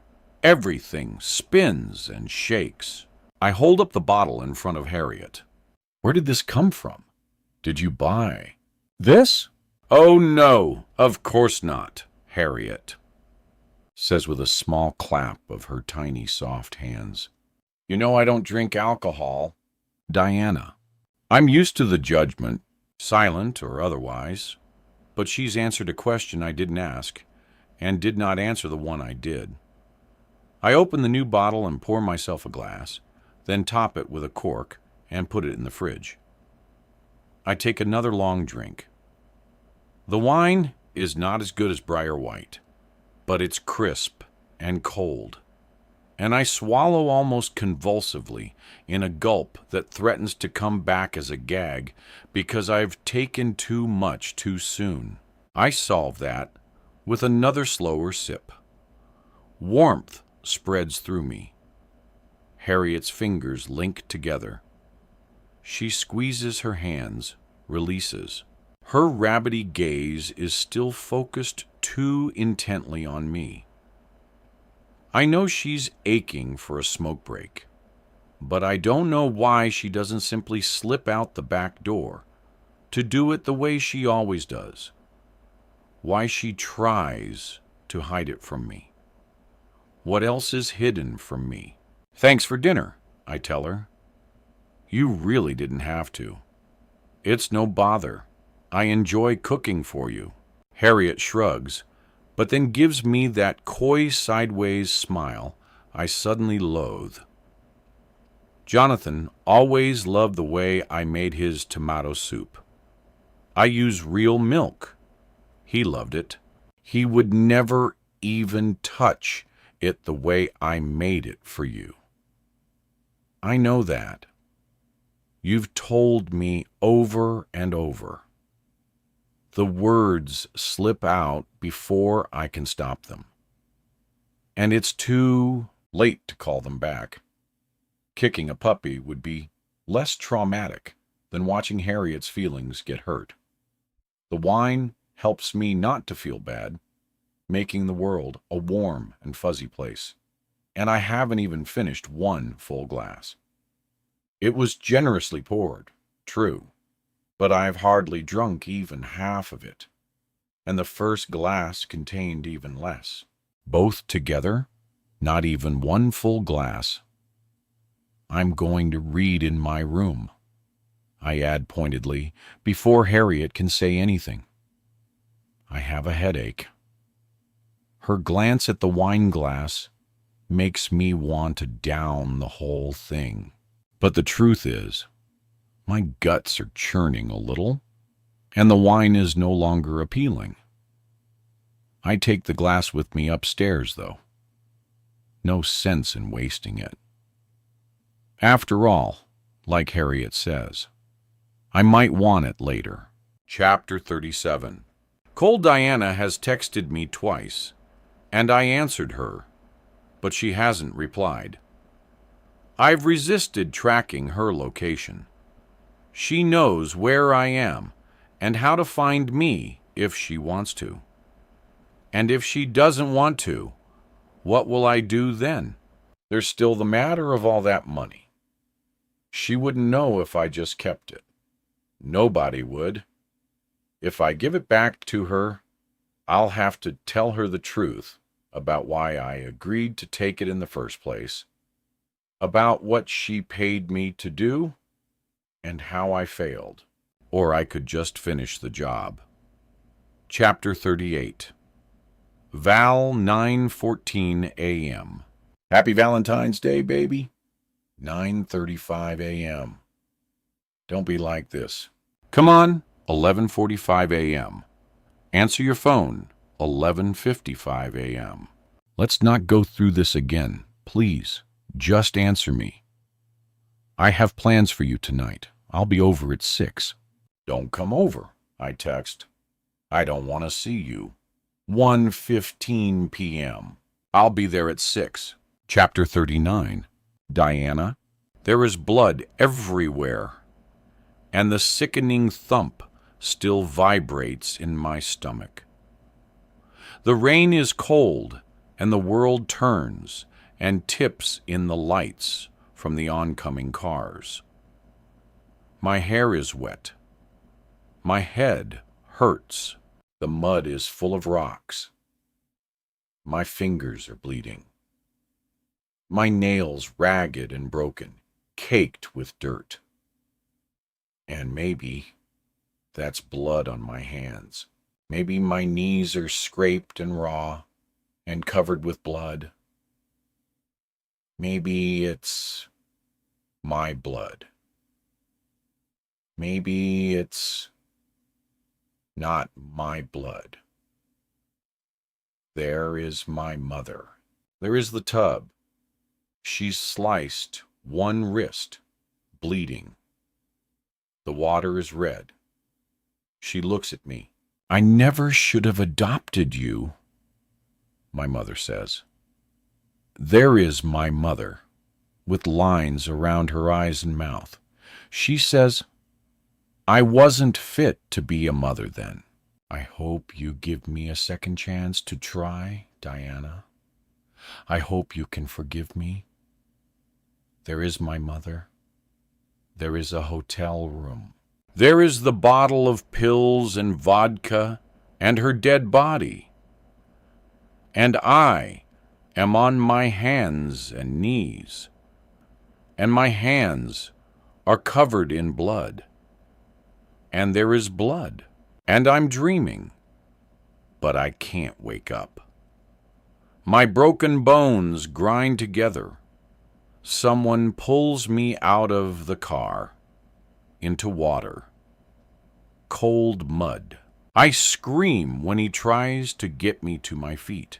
Did we hit someone? Did we hit someone? There is a hole in the ground, and trees are all around, and I staggered to my feet, and there is a thump and a scream. It's my own voice, my own scream. I am screaming. My breath whistles out of me in a hiss. And I have time to be grateful. I didn't scream out loud before the rest of the nightmare slams into my head and I fall back onto the pillows. My head presses the headboard. I didn't mean to fall asleep with my book in my hand and my neck at this weird cramped angle. My stomach lurches as I sit upright too fast. The world spins, so I close my eyes and breathe through it. When I open them, the wine glass on my nightstand accuses me with its emptiness. Everything feels topsy-turvy, fuzzy, and for a horrible moment, I can't be sure I'm actually awake. I close my eyes and open them again to make sure I am awake. I am. I have to be. With a shaky sigh of relief, I swing my legs over the side of the bed and put my feet on the floor. The hard wood is chilly. A slash of rain spatters the window, and I turn to stare at it, just as a flash of lightning turns the sky outside, and eyes searing white. Thunder might have been what woke me, but I check my phone anyway because I have the faintest memory of the sound of a text notification. Jonathan has not answered me, but there is a red notification from someone else. My heart leaps, but it's not Cole. I curse myself for hoping. Ran to store for a few things. Text if you need something. Harriet must have been out of smokes. I rub at my eyes. They feel gritty, my mouth dry. Everything is still tipping and turning. And for a moment, I'm convinced I'm going to have to run to the bathroom to vomit. A few deep breaths help push back the nausea. I thumb my phone to look at the message I sent my husband 5 hours ago. Delivered, opened, read, but not answered. I want to think this isn't like him, but I know it is. I know why he's not answering. I know where he is, and what he's doing, and with whom. In another time, another life, I'd be the distraught wife in her cold bed, alone, weeping for the loss of her husband to another woman. The truth is, I stopped caring about Jonathan's affair a long time ago. But I need him here now, in a way I didn't before. Not for a long time. I need him, and I hate myself for that. You, Jonathan. The words hang in the air, and when a thump of thunder fills the room, I'm glad that noise covers up the sound of my voice. I'm still shaking away the nightmare, but it's clinging to me, claws sunk deep. I'm being hag-ridden by it. It's so bad I hold out my hands to make sure they're not covered in filth and blood. I clenched my fingers into fists, but stopped myself from punching my pillows. Will I ever get over what my mother did? Can I ever just stop feeling it? I never should have adopted you. The same words said decades apart with very different intentions, and yet the exact same result. The answer, I think, is no. I will never get over what my mother said and did. I can get beyond it, maybe, but over it seems impossible. I go downstairs in search of some cold water. I don't scream when the lights go out. I mean, what's a little darkness during a storm when I can't stop imagining myself burying a body in the backyard? The body of someone I murdered. Because even though the dream never shows me that, I know that's what I've done. Another flash of lightning. Another crash of thunder. Rain pounds the roof and the deck outside. The emergency flashlights that are supposed to come on automatically when the power goes off are still dark. And when I shine my phone to find them, all I see are empty outlets where they should be plugged in. I mutter a few curses meant for dear, sweet, helpful Harriet, and her relentless need to unplug things she fears might be wasting electricity. Explaining to her that the entire point of those automatic flashlights is that they're always plugged in wouldn't have done any good. But I wish Jonathan had been man enough to tell his mother to stop unplugging everything. Now I'm in the dark, and since out here in the wild woods we lose power, the second a squirrel sneezes, I can't be sure it's going to come back on. My phone has about 20% charge left on it. I think about texting Jonathan again, but then I don't. I might have forgotten an entire swath of my life, but I do remember how to set up and turn on the generator. Usually, I'd wait out the storm and see if the power has been restored, but the temperature in the house was already chilly when I woke, and it's only going to drop further. This time, not because of a problem with the thermostat program. Also, if Harriet makes it home and finds the power out, she won't be able to use the automatic garage door opener. She'll have to park in the driveway and run through the icy rain. Worse, if the power stays off, I won't be able to get my car out of the garage. And even if I can barely drive myself and have no plans to go anywhere, the idea that I might be trapped here, stuck, is enough to get me moving toward the back door. I swipe my phone screen, but of course, with the power out, the internet is also down, and the cell service in the house is bad enough without a storm making it worse. 1 bar. I swipe the screen, typing in a command to search for an outage, but all I get is a site that reassures me, yes indeed, I can report that the power is out. I need the lights back on. At the back door, I grab a sweatshirt and pull it over my head. For a moment, everything is even darker. The scent of my husband's cologne sweeps over me, and I press the cloth against my face for a moment as a sob breaks out of me.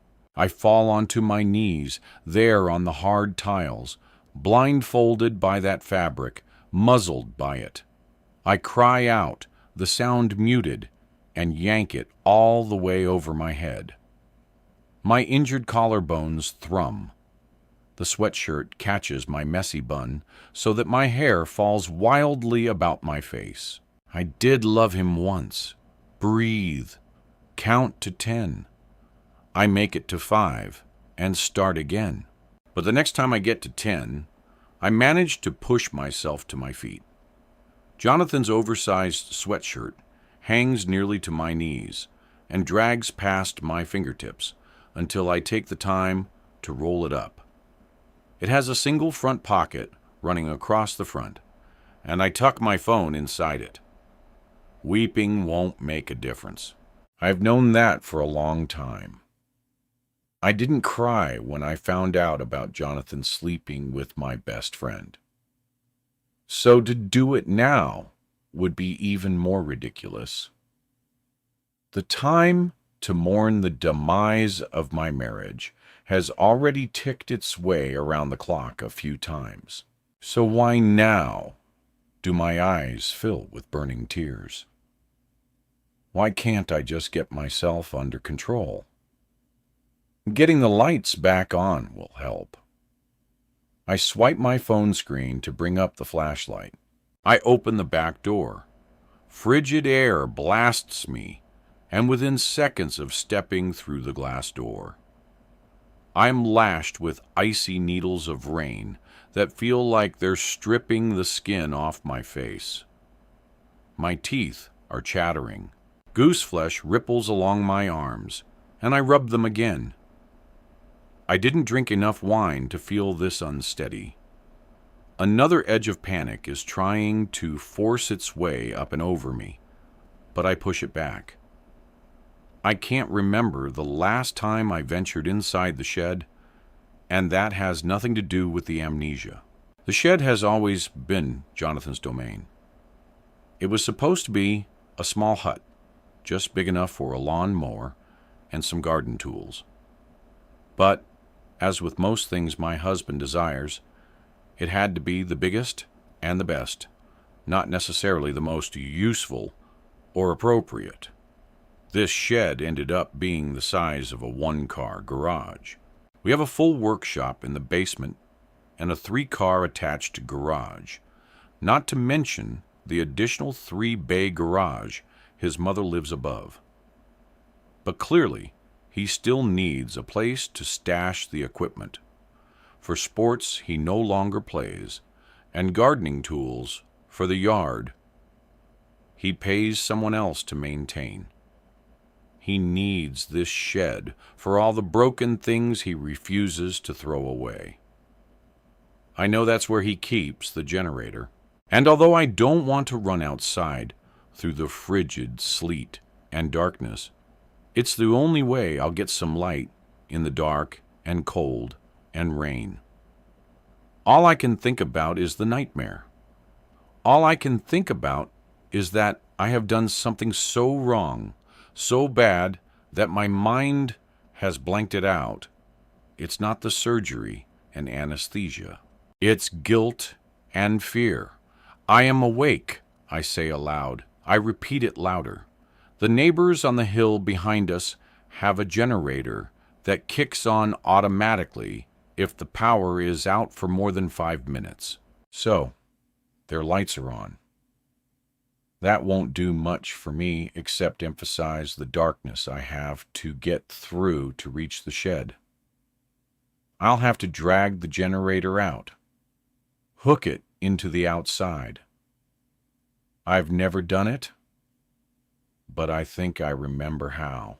I'm soaked through by the time I get to the shed, shuddering so hard my bones hurt.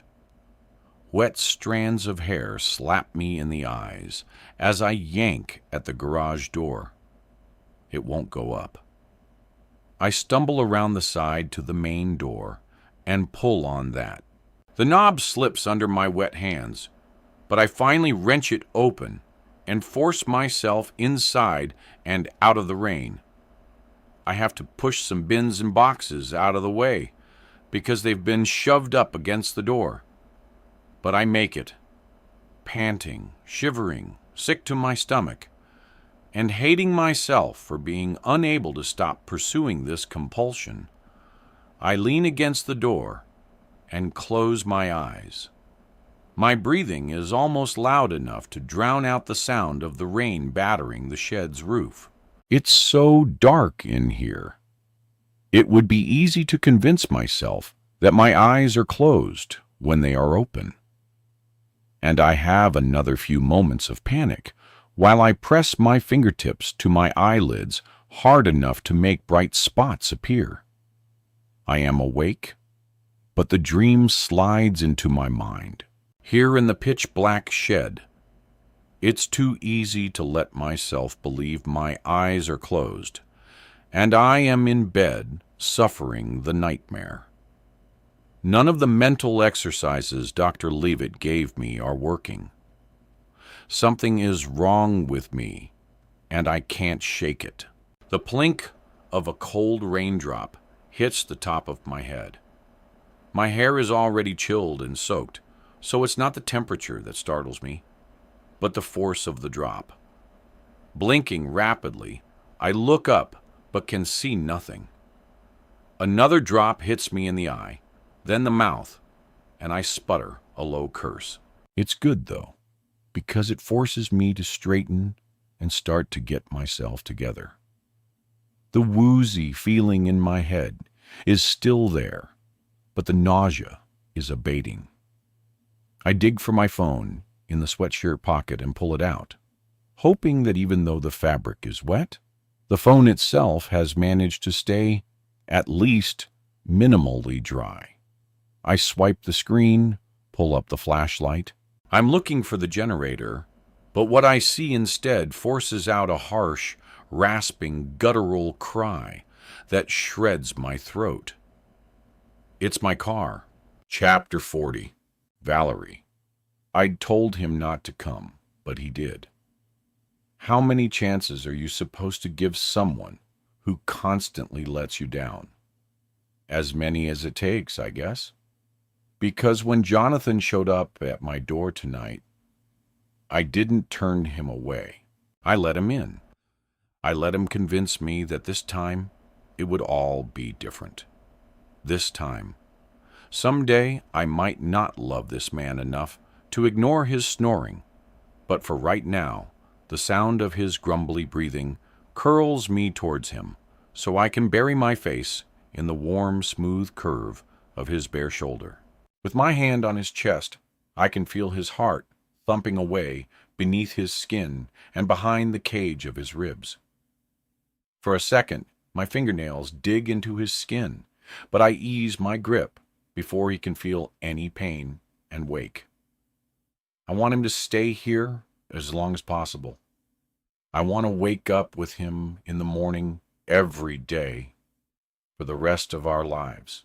His phone buzzes against the nightstand, and I tense, waiting to see if he'll wake up. But Jonathan doesn't stir. I lean across him carefully to glance at the phone. I'm expecting another message from Diana.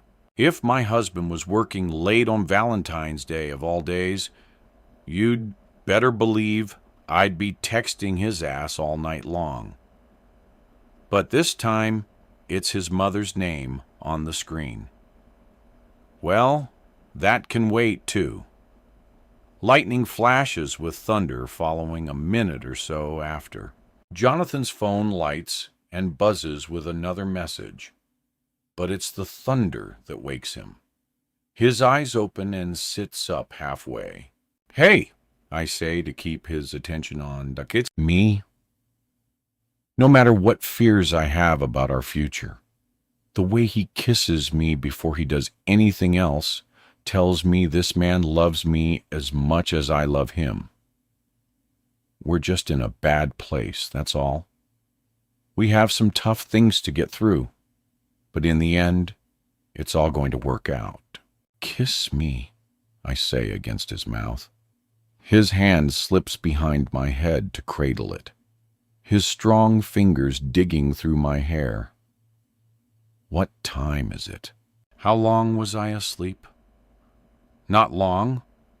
It's not exactly a lie, is it? Not when the concept of time is irrelevant. It didn't seem long to me anyway. He pulls away before I'm finished kissing him and grabs for his phone. I already know what it is, but I ask anyway. What's wrong? Something at home. Mom says the power's out. Damn it, I didn't hear the phone. You should have woken me. I didn't hear it either. I don't tell him that. I turned off the ringer hours ago. You were out like a light. Jonathan mutters a couple of curses and puts the phone on the nightstand. I have to go. Jesus, Val, it's after 11. You told her you were working late. I bite out the words one at a time, trying to keep my voice steady and doing a bad job of it. Jonathan gives me a look just this side of condescending. She won't believe it would be this late. What do you care what she believes? I demand and get out of bed. I know he's watching me walk naked to the window. And I also know how good I look. I turn in the light from outside to make sure he sees everything at all the best angles. She knows the truth. I don't know why you keep trying to pretend. Don't start. Jonathan interrupts. Another crash of thunder makes me jump. I grab my robe and pull it on. My hair catches on the collar, and I struggle with it a bit before Jonathan leaves the bed and crosses to me so he can help. His gentle fingers pull the weight of it free and let it fall down my back. Jonathan bought me this robe, one of his first gifts to me back when what we were doing felt illicit and terrible and exciting, and most of all, impermanent. He puts his hands on my shoulders. I don't turn around. I want to put myself into his arms and let him kiss me, but I can't move. As soon as he kisses me, he's going to leave, and I will spend the rest of this long night alone. Why don't you just go? My voice is hard and sharp as a fork of lightning. Don't be like that. I shrug out of his grip. When I'm far enough away that he can't touch me, I turn. What will it take for you to finally end it? I'm just trying to give her time to get back on her feet. Not her. I interrupt. Me, this, us. What will it take for you to finally just stop breaking my heart over and over again?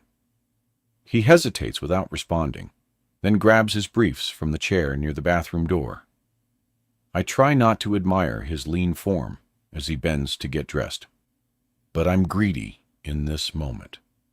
For all I know, it could be the last time I ever get to see him like this. When he again doesn't answer me, my voice softens. Why do you keep coming back to me? I want him to say, it's because he loves me, but he does not. Maybe that's the real truth here. Maybe the question is not what will it take for him to stop breaking my heart, but when will I stop letting him? What are you asking me? Jonathan won't look at me. He puts on his trousers and slides his long arms into the sleeves of his button-down.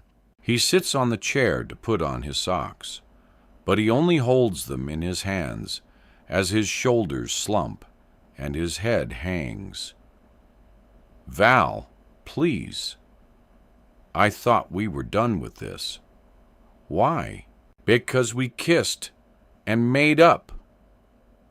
Because you came over here with dinner and flowers and candy. And you me? You think that's enough? I should never have let you come back.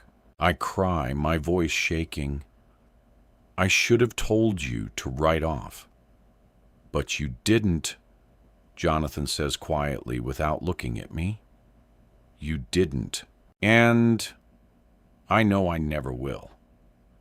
I could go to him right now, get on my knees in front of him. I could make him look at me, kiss me. Hell, I could unzip his pants and take him in my mouth the way I've done hundreds of times before. But I don't move toward him.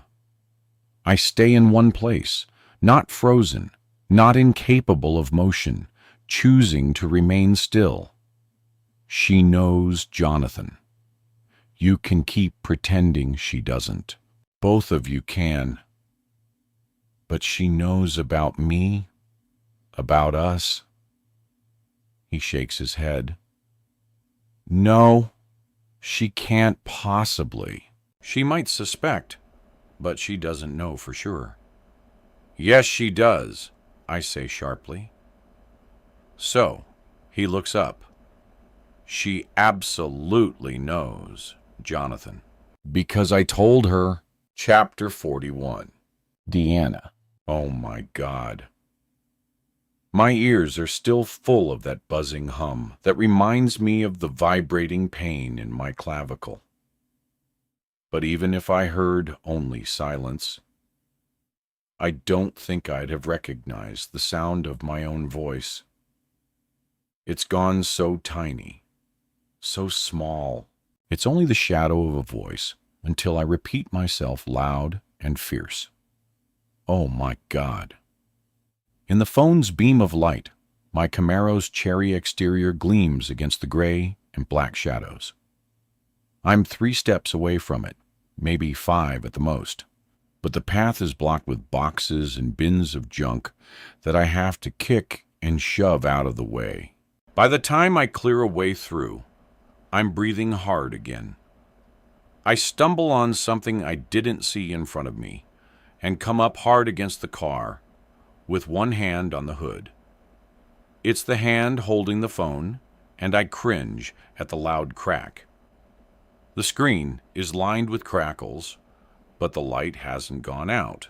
I shine it over my car, my precious hunk of glass and metal and rubber that was never just a vehicle for me, but a symbol, a talisman.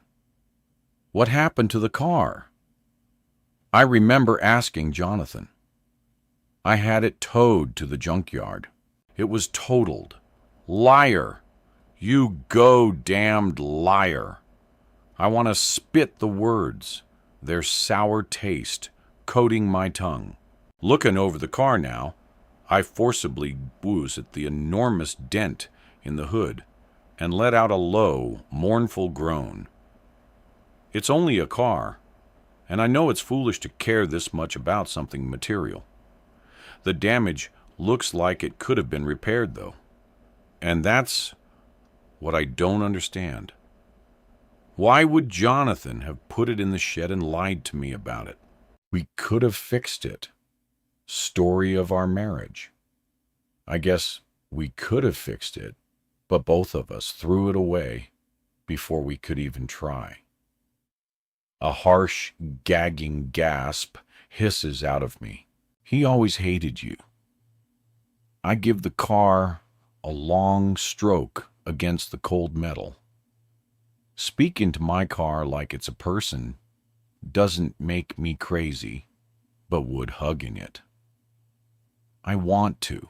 I shine the light upward and let out another cry at the sight of the windshield's glass cracked in a spiderweb pattern on the passenger side.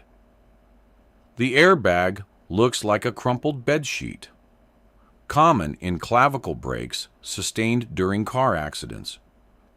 The seat belt, you know, where it crosses over. You were the passenger. No, I say aloud. I was driving myself. I'd been alone, wasn't I? I touch my right shoulder. I touch the car's cold paint and let out a sob. Was someone else driving that night? What really happened? I shine my light again. A dry, rusty brown stain coats the bumper. This time, I don't gasp or mutter.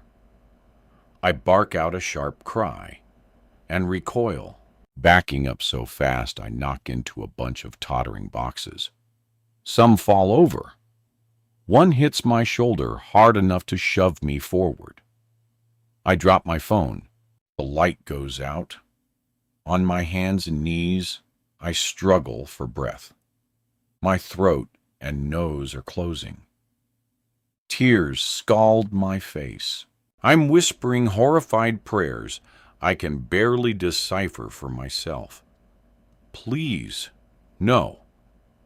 My hand sweeps in the direction I remember the phone landing. I find it. I swipe the cracked screen, wincing in anticipation of slicing my thumb on the broken glass. The screen lights.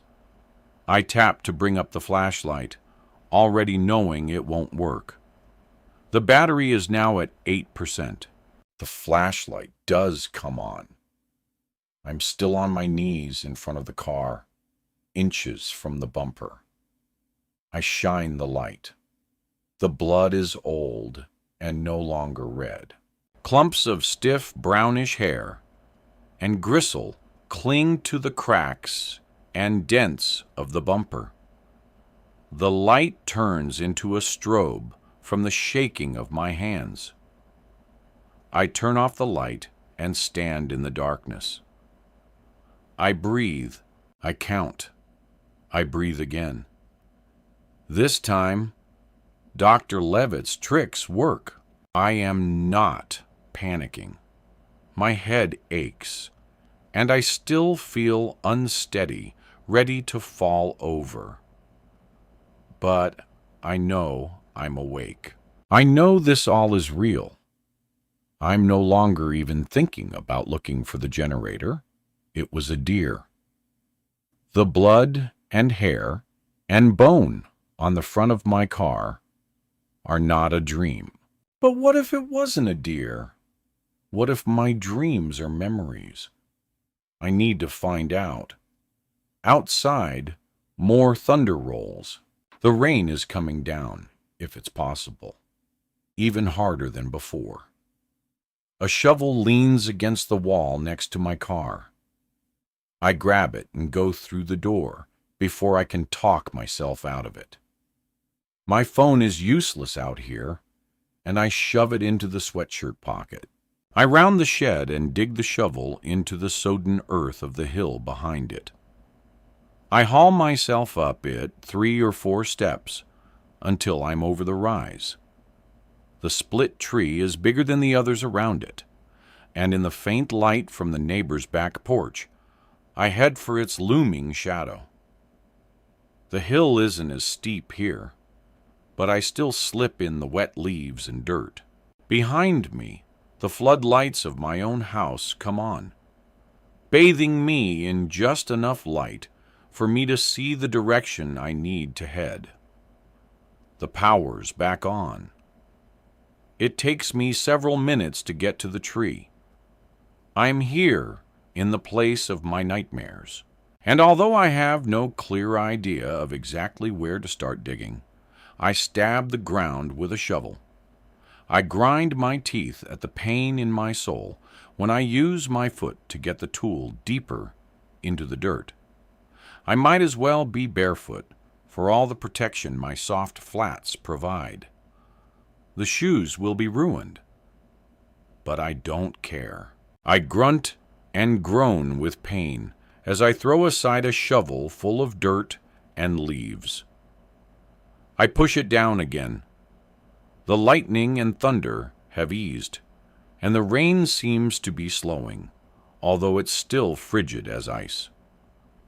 My numb fingers slide off the shovel's splintery wooden handle.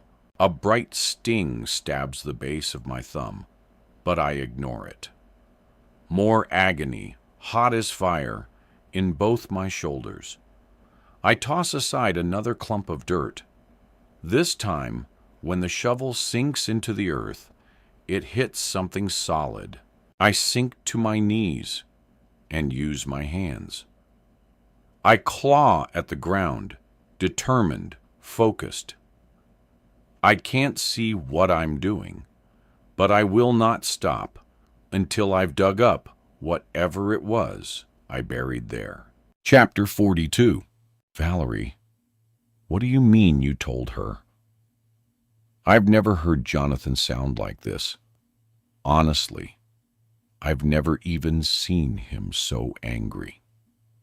My gaze drops to his clenching fists, and I tense.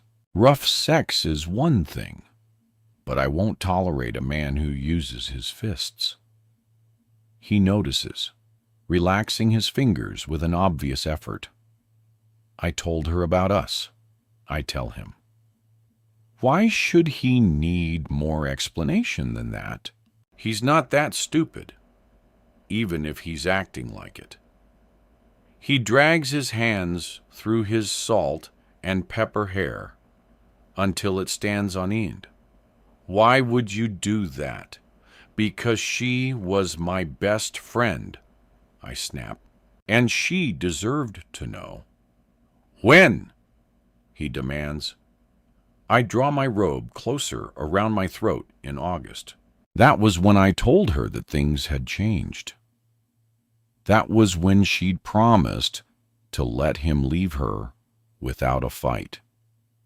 I am telling Jonathan only half the truth, but that's all I will ever tell him.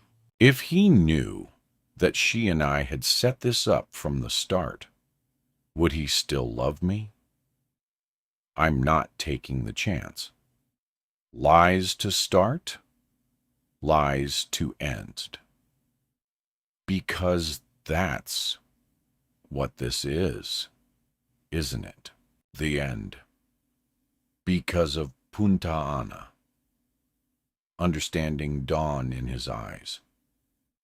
He pivots on his heel again, dragging his hand through his hair and actually pressing fists to his forehead before whirling back around to look at me.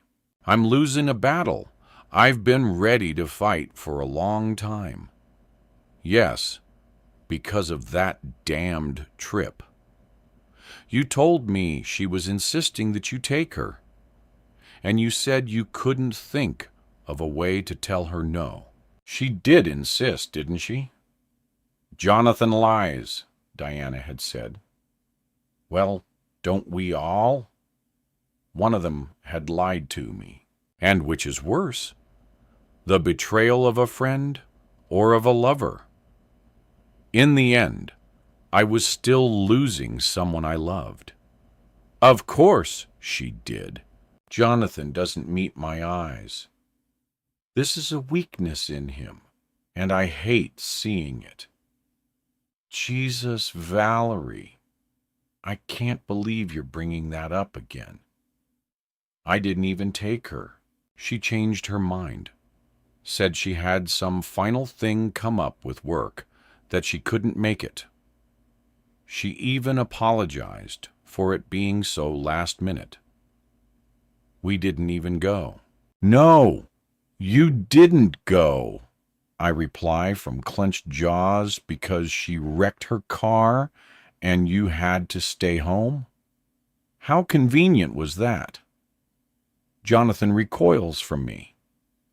You act like she did it on purpose.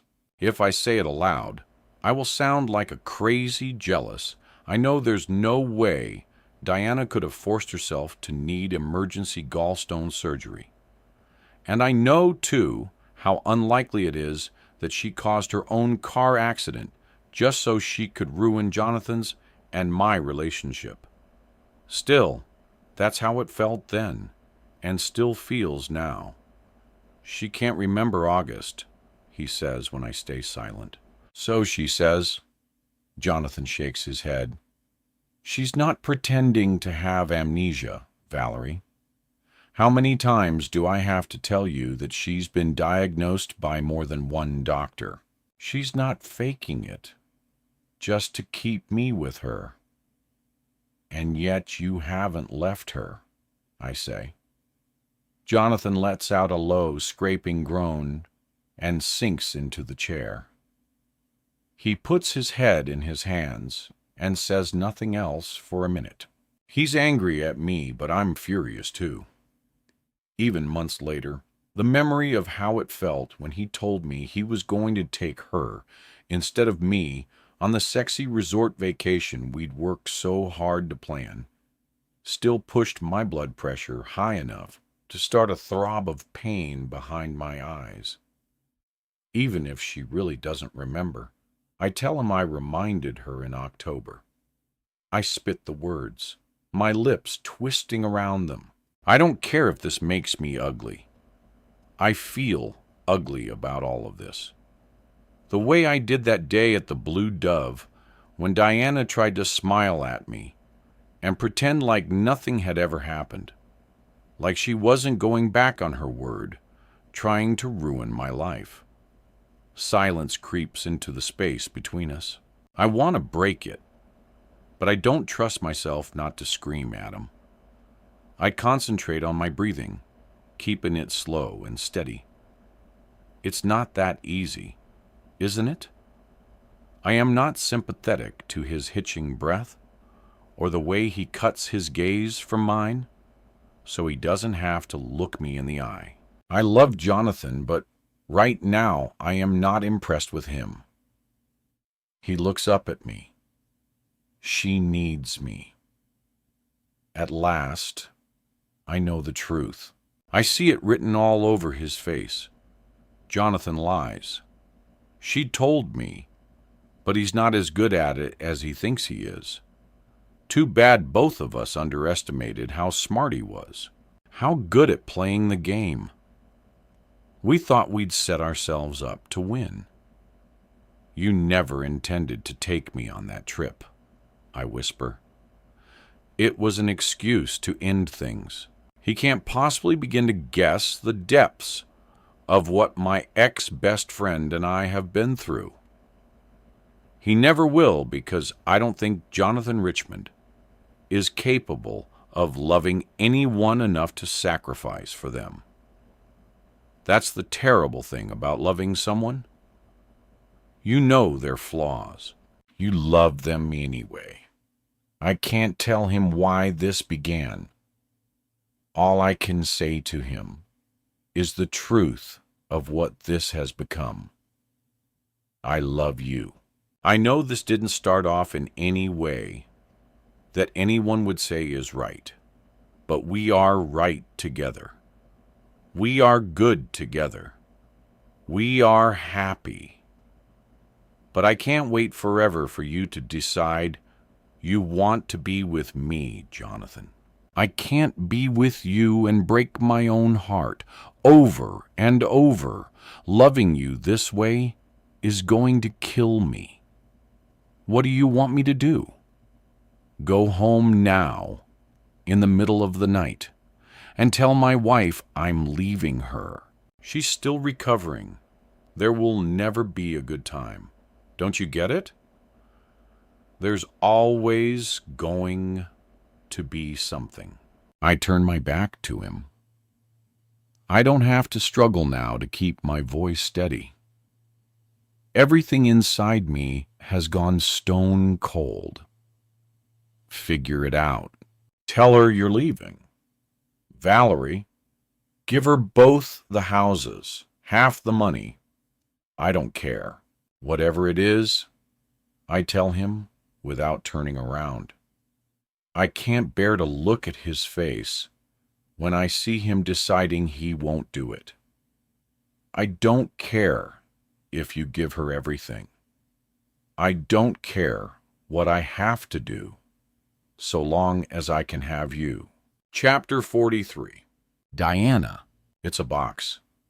An oversized cigar box of thin wood with a tiny metal clasp wrapped in layers of plastic. I can imagine the cedar scent of it, but all I can smell right now is dirt and rain and the thick, heavy odor of rotting leaves. With trembling hands, I pull it from the hole and shake it free of the clotted mud.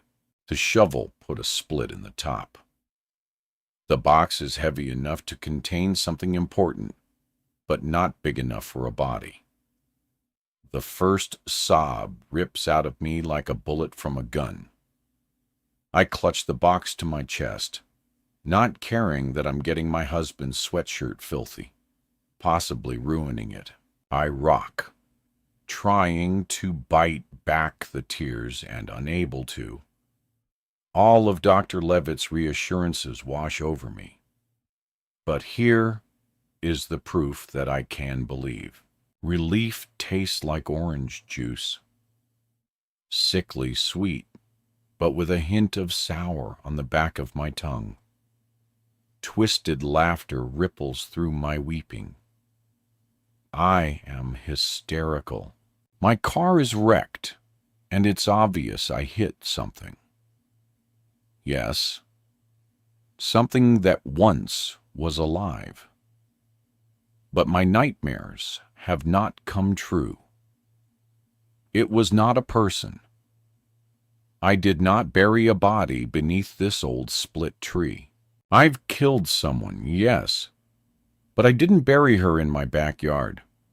This box, though, I shouldn't want to face what's inside it. Except I do. It has to have answers. And even if I don't like them, I'm so damned sick of not knowing that I'm willing to risk any upsetting truths I might reveal. I leave the shovel behind and take the box with me as I slide my way down the sloping hill, then the steeper part behind the shed. I'm covered in muck, and not even the rain still pounding down will clean me. Back inside, with the box still clutched tight against me, I sidle my way to the fridge and pull out the soup and sandwich from earlier. My head has cleared, and I'm starving. I need a hot shower and warm clothes and food before I can think about opening this box. I'm going to need all my strength.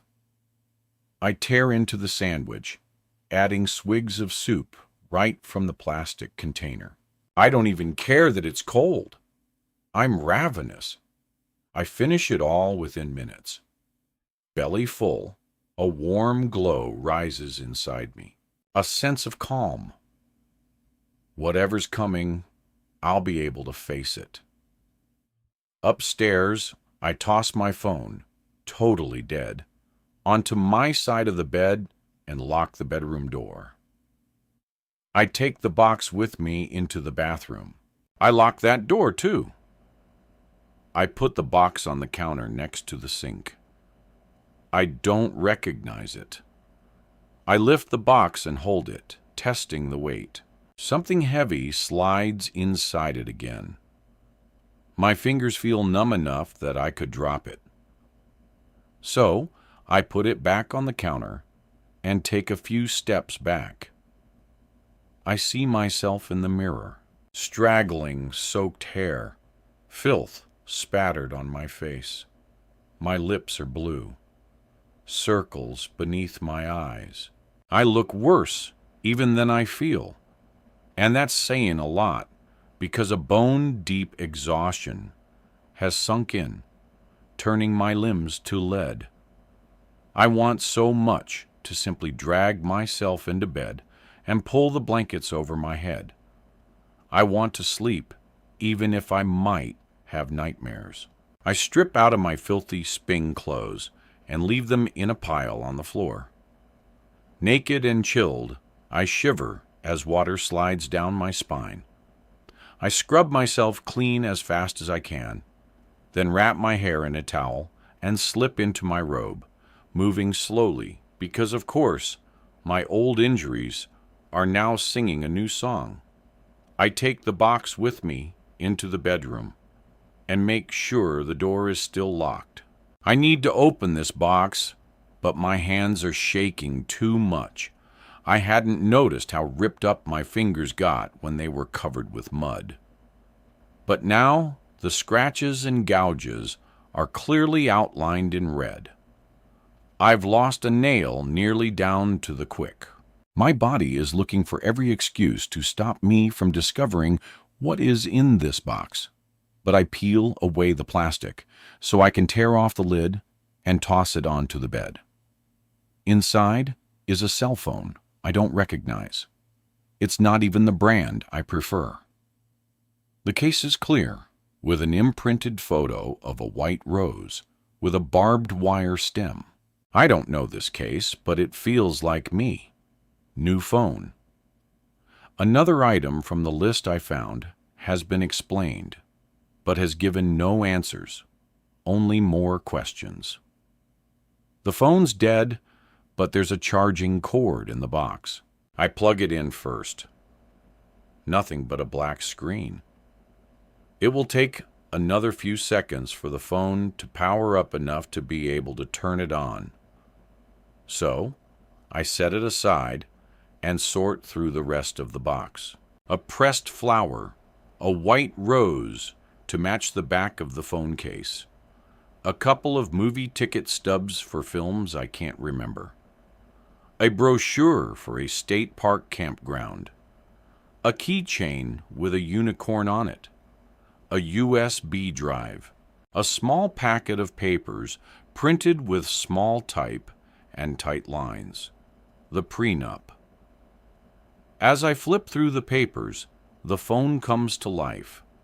The background art is blank. There's the keypad for a passcode. I try mine, but it's wrong. I try an old passcode, also wrong. I try a third, fourth, and fifth time, but I have the sense to stop and take a breath before I get locked out. If this is my phone, I have to know the passcode. I think hard. I've tried every combination of my birthday, my husband's birthday, and our street address that I can think of. I close my eyes, wrap both hands around the phone. The passcode is locked up as tight in my mind as this phone. But if it's mine, and I know instinctively it is, even if I can't figure out yet how or why, then I also have to know the passcode. I look at the back of the case again. I look at the pressed flower. My fingers type hesitantly, ready for the phone to flash that it's been locked for the first minimum of 1 minute. 4 numbers, each corresponding to a letter 7673. Rose the phone unlocks. Chapter 44. Valerie, last August. I'd started this affair not knowing what it would lead to, but there we were in late August. 10 weeks seemed like an eternity when I looked into Jonathan's eyes. If I'd ever been in love before, it had never hit this hard or fast. I'd never felt it this deep. Logic told me we shouldn't count on this as real. But logic can itself sideways without lube. Love is never about logic. It was the trip that did me in. Our sexy trip to Punta Ana, derailed by a jealous wife. I no longer cared what she and I had agreed to. I was going to end this one way or another. When I pulled into Diana's driveway, the garage door was up. Her car was parked inside. It was brand new when she'd bought it a year ago, and she kept it so pristine it might as well still be new. For a moment, I remembered how we'd joked about what she was going to spend that inheritance on. I'd been the one to suggest she might want to off her husband, the man who, at the time, I didn't love, didn't even really know. A year ago, everything was different. Before I went into her house through the garage, I saw movement from the corner of my eye. I wondered how Diana felt about Jonathan's mother, watching every coming and going. The way she peeked at me through the window blinds, no matter how close Diana and Harriet were, that had to be annoying. Of course, Diana knew it was me before I got inside the house. That camera system she had set up alerted her.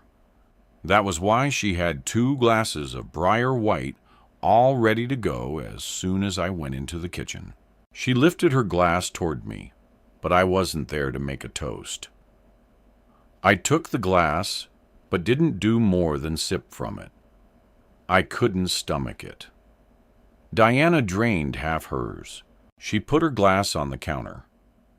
Normally, we'd both be heading to the living room to curl up together on the couch, but she didn't invite me there, so I didn't go.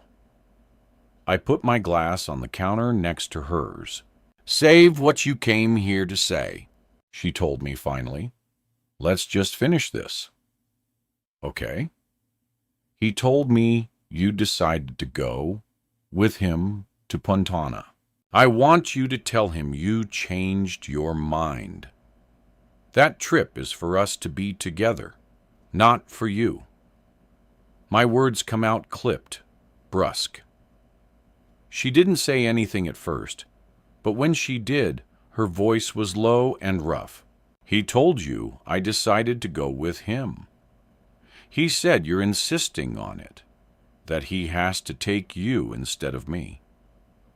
More silence, while she drank her wine. There'd been times in our lives when I'd been the one with the alcohol problem, but not now. She'd be sick if she wasn't careful. "How did this happen, Val?" "I don't know, but it did." I didn't ask her how she'd found out about how things had changed. I stopped worrying about Jonathan being able to keep it a secret long ago, knowing he was going to it up. Let it slip. He was constantly leaving his phone unlocked. I'd seen her messages to him. She had to have seen his to me. "You wanted this, Diana.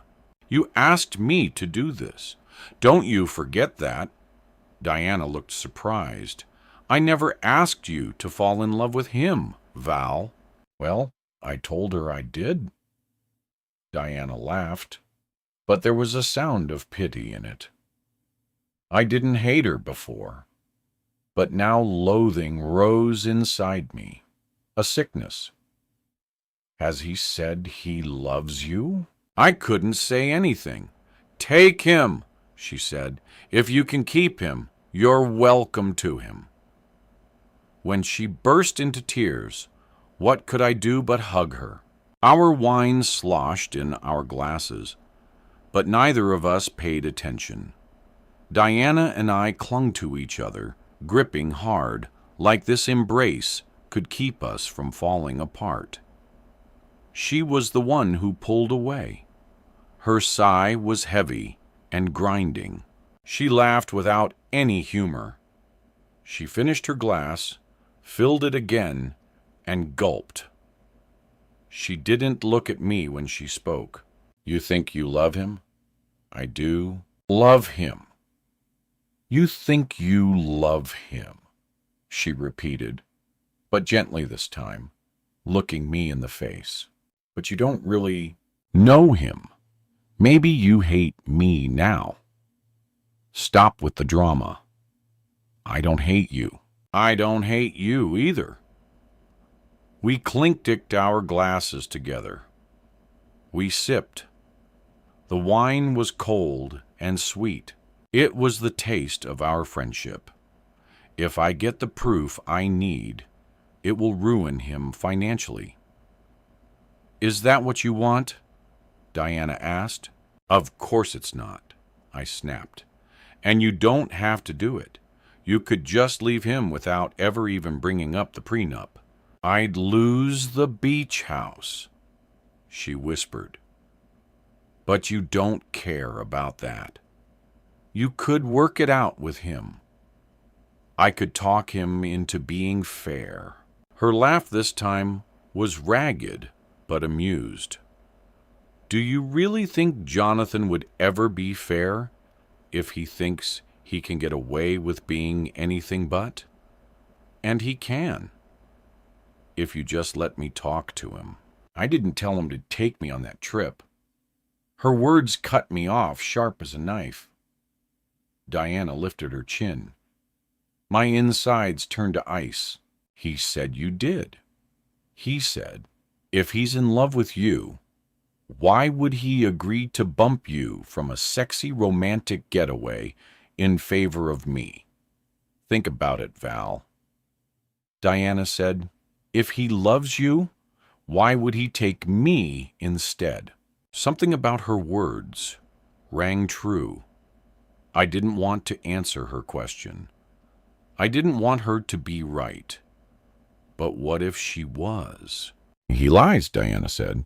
He's not as good at it as he thinks. Why would he lie to me about that? I demanded. Her gaze met mine. Because I told him I want to leave him. He's trying to cut his losses because he's afraid it's about you, isn't it? No. Diana shook her head. It's because of what I found out about my mother and Harriet. Chapter 45.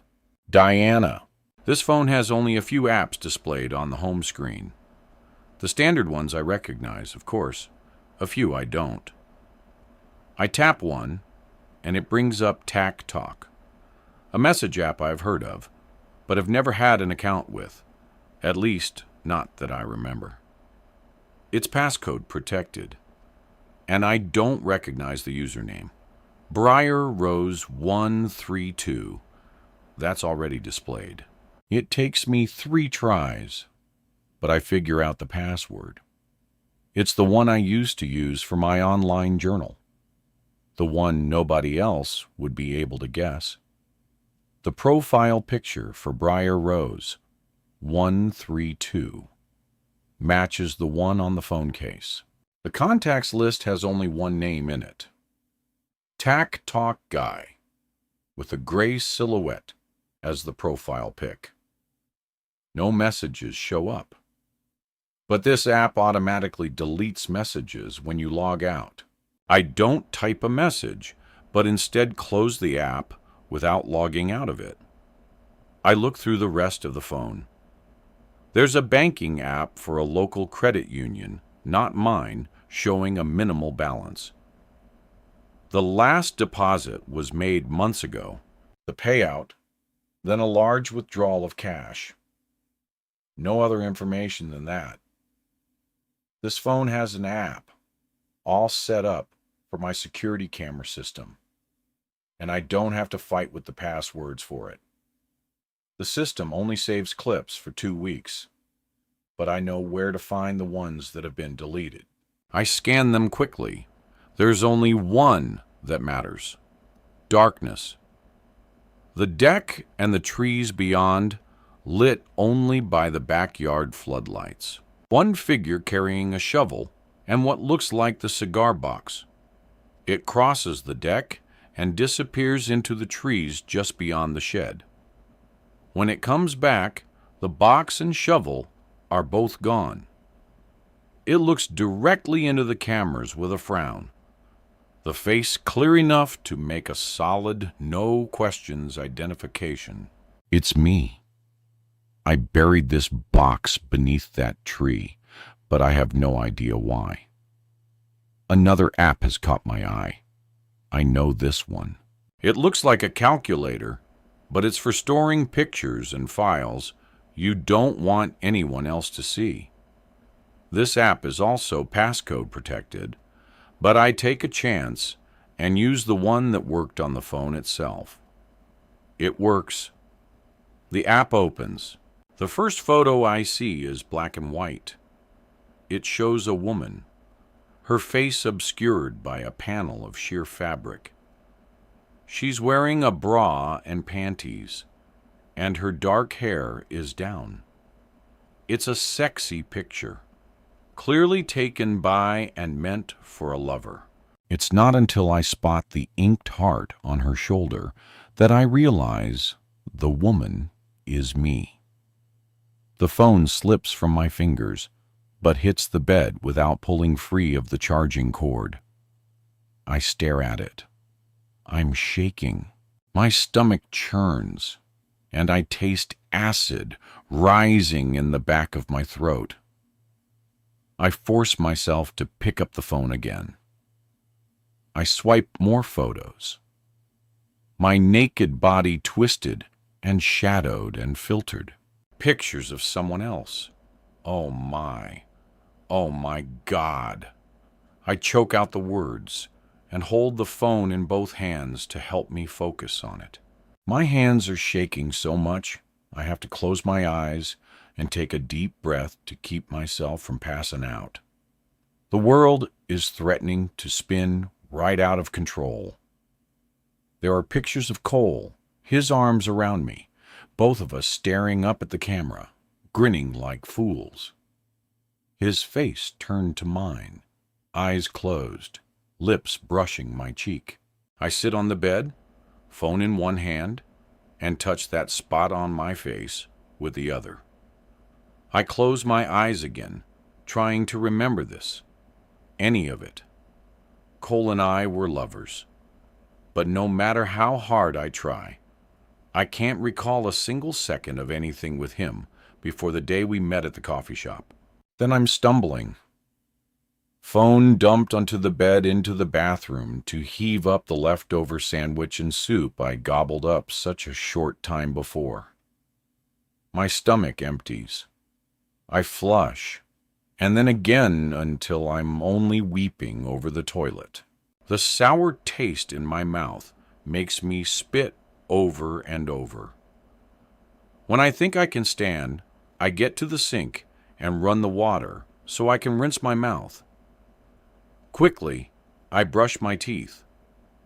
I rake a comb through my hair, tearing at the snarls and cursing under my breath at the pain. Back in the bedroom, I pull open dresser drawers and stare without seeing into them. I need to get dressed, but I can't figure out what to wear. Underwear first, but what? Serviceable cotton, like I've been wearing the past few months. Or, here in the far back, the sexy lacy panties I don't recognize, but that definitely belonged to me. I pull out a pair made of wispy material, sheer, and clinging to my every curve, dipping low below my hip bones. A matching bra, also lace and satin. I fasten it not on the biggest set of hooks, but the smallest. My breasts surge into the material, plump and full and tempting.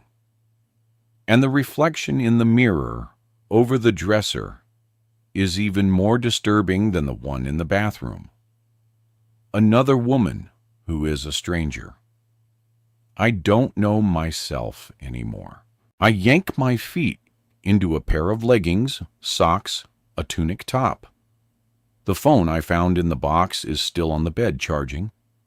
I gather the rest of the box's contents and shove it all back inside.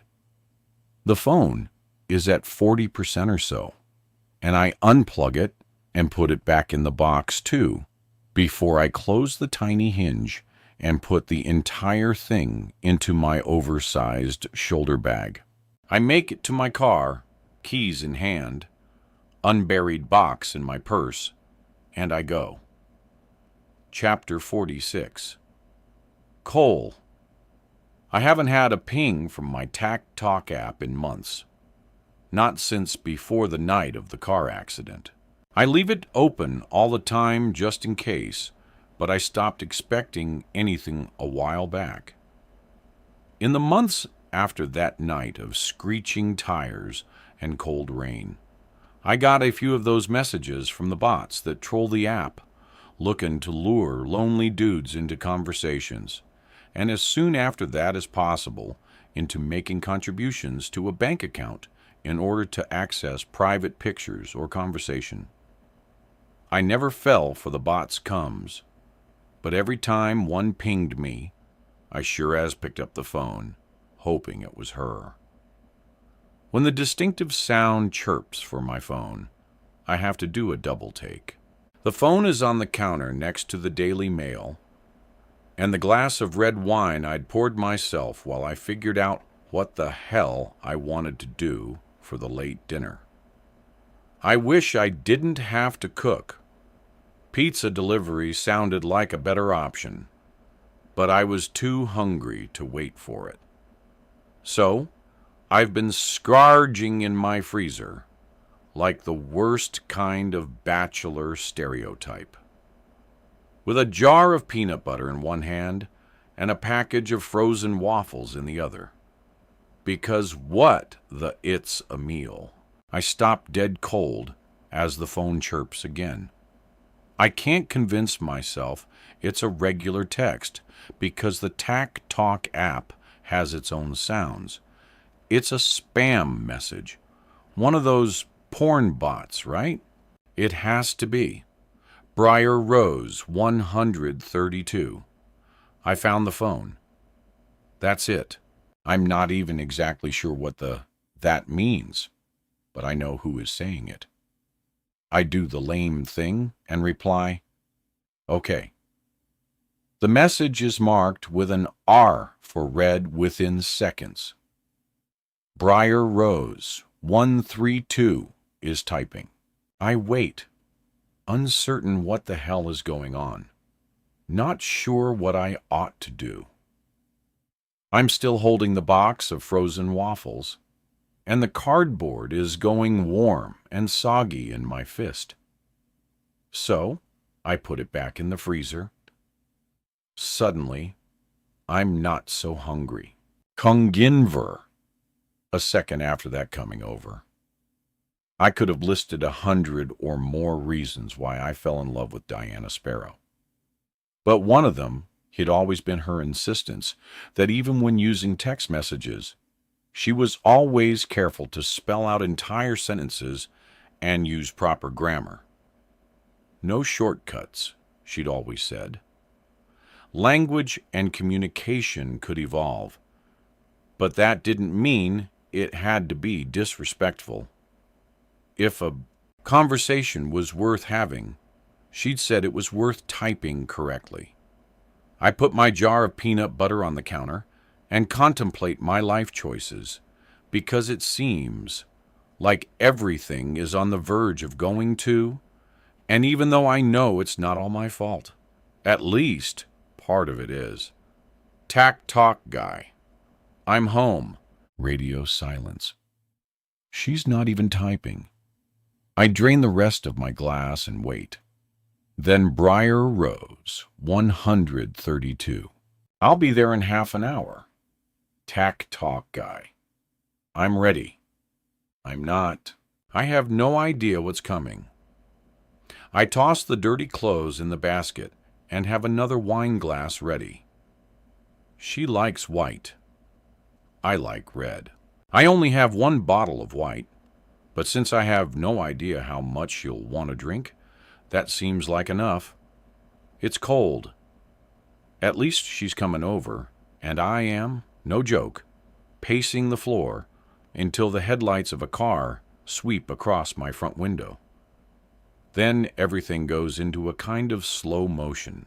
I wait a minute or two, then open the door when I figure she's on the porch.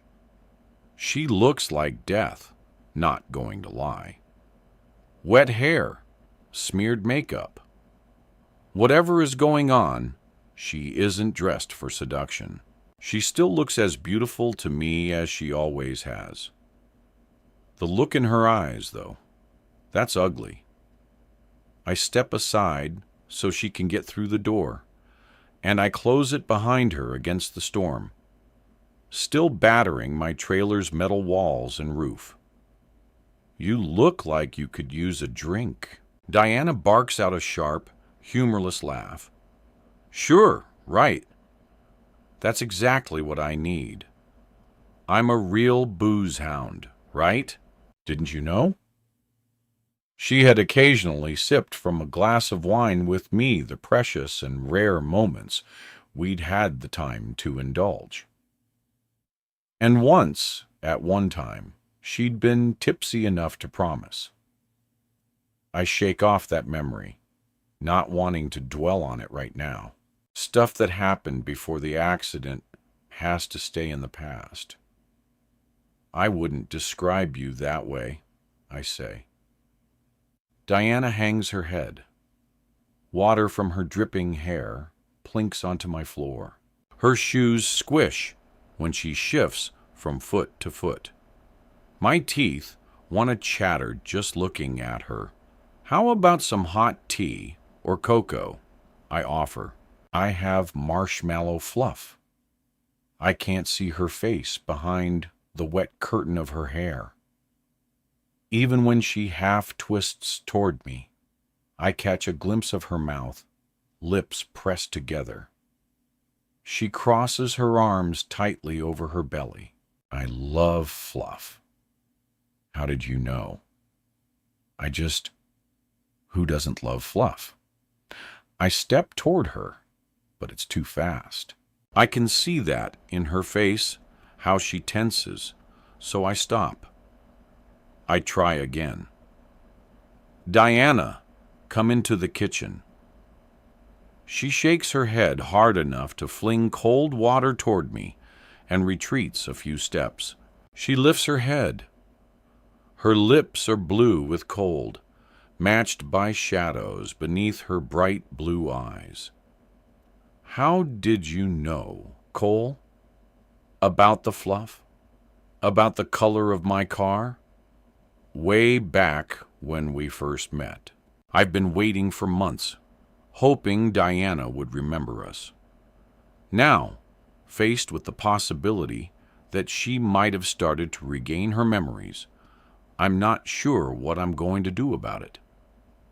I'd imagined her showing up at my door and flinging herself into my arms to kiss me. Stupid adolescent dreams that bordered on wank fantasies. I'd also resigned myself to the fact she might never know me the way she once had. In this moment, I'm stuck between the two possibilities, and I'm not sure I'm ready to face either one. Come into the kitchen with me, I say again quietly, my hand still out to take hers. When she learns the truth, she might already be remembering. She can hate me if she wants to, but Diana is clearly in pain and distress, and I can't stand to see her like that. She can hate me, I think, but she still deserves to know the truth. She won't take my hand, but she looks toward the kitchen and lifts her chin to indicate that she'll follow me. I pull out a chair for her and busy myself at the counter, heating water in the electric kettle and pulling out powdered cocoa, sugar, and the fluff. I don't have any milk. Sorry. She warms her hands on the mug I hand her, but doesn't say anything. I mix myself a mug of cocoa and debate adding some Baileys to it, but whatever's coming, I want to be sober for it. I take the chair across from her and my Formica table. My grandma had a table like this. Diana traces the Formica's swirling pattern. Mine, too. I picked this up at the Blue Mountain thrift shop. I sip my cocoa, keeping my voice neutral. I can't tell her, not right now, that she was with me when we bought it. That she was the one who told me I should get it, because you can't eat standing up at the counter on the couch forever. Cole, you need a table where I can sit with you. Diana looks up at me. The tip of her tongue dents her top lip as she licks it free of a sticky wisp of marshmallow fluff and chocolate. My heart skips a beat at that simple, sensual gesture. I know she's not doing it to turn me on, but that doesn't matter. I can't forget how it felt to lean across this table and kiss her. Maybe I'll never have the chance again. I'm not here to go to bed with you. She says this matter-of-factly, and although I'm glad to hear that her voice isn't shaking or shuddering, I wish she was a little less robotic. I didn't think you were. There it is, a quirk of a smile that sets me back in my chair with a rising bubble of hope in my chest. Diana sips from her mug again. She lets out a long, deep sigh and pushes the mug away from her to put her head in her hands for a moment, her fingers scraping back the mass of her wet hair. She looks at me. Can I have a towel? Yes, sure, of course. I'm sorry. I should have. I'm already up and moving to the hall to grab a towel out of the small closet. I take the first one my hand touches and bring it to her. She shakes it out, staring at the faded pink pattern, the green leaves and darker pink roses. Whatever she meant to say is kept silent as she squeezes water from her hair. She pauses to groan, and it's clear she's in pain. But when I lean to take over, she gives me a look so cold, I stop. She toes off her shoes as I watch. She pushes them carefully to the side and settles back into her chair with a towel draped around her shoulders. I texted you, she says. An accusation. You didn't answer. I answered you. You didn't reply. She pulls her phone from her jacket pocket and swipes in the code, then brings up the text thread between us. After a moment, I do the same. She stares at it, then at me, then at her phone. The screen is cracked. I didn't get those messages. She taps the screen, pulling up her settings, scrolls. She closes her eyes and tosses the phone onto the table. You're blocked. So is Val. I didn't block either one of you. Before I can answer, Diana reaches into her jacket's inside pocket and pulls out a different phone. She slides it across the table toward me. We both look at it, then at each other. I found this, she says, buried in a box in my backyard. I don't understand. You put it there. If I didn't, who did? Her voice grates. I don't remember doing it, but I have video footage that proves I did. Can you imagine what that's like, Cole? To see yourself doing something you not only can't remember doing, but can't imagine why you do it in the first place. I don't have an answer for her. The night of the accident, she'd been acting erratically.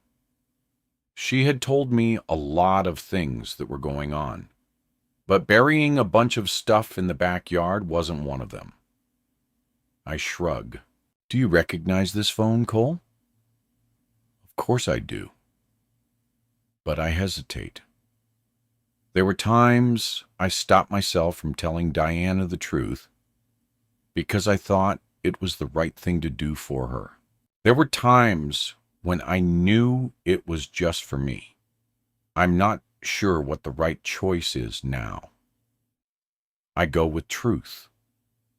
Yeah, I do. It's your phone. You got it because you were worried Jonathan was snooping through yours. Why was it buried in my backyard? I shake my head. I don't have to lie. I swear to you, I don't know. Diana gets up from the table to shrug out of her jacket and put it on the back of her chair.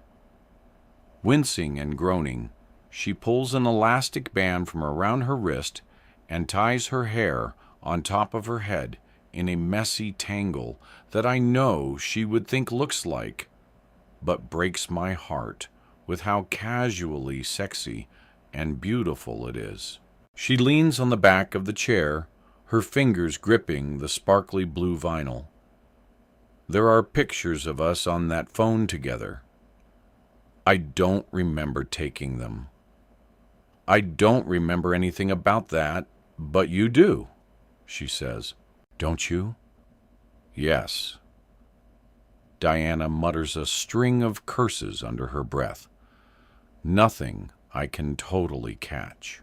When she looks back at me, her eyes have gone narrow and furious. I can't blame her. Why? She demands. How? Why wouldn't you tell me? All this time, months, were you stalking me? It wasn't like that. We need something stronger than hot cocoa. I get up from my chair and cross to the fridge to pull out the bottle of white wine and pour her a glass without asking if she wants it. I hand it to her, and I think she takes it because she's surprised. Not because she does want it, but she takes it, and I lift my glass of red from where I left it on the counter and tip it toward her before taking a long, deep swallow. I find my voice steadier now. I give Diana a hard, intense look.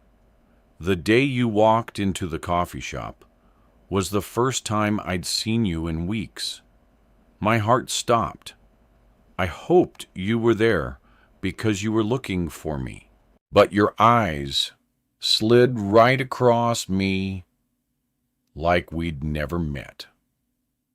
It was so clear that you had no idea who I was or what had happened with us, what did happen with us.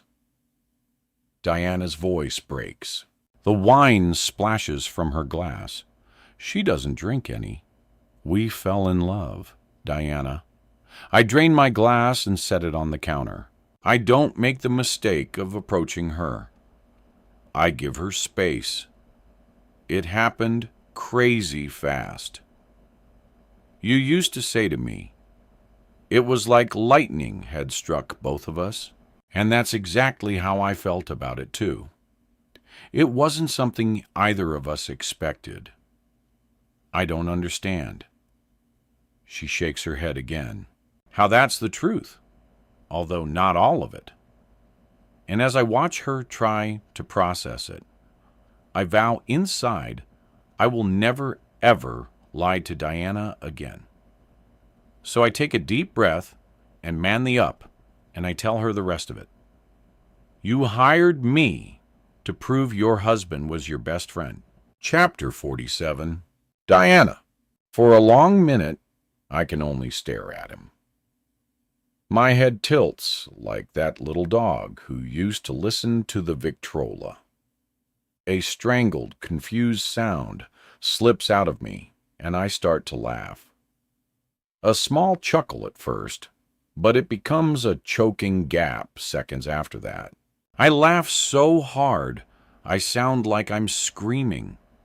And when I clap my hands over my mouth to stifle it, the sound becomes a groan.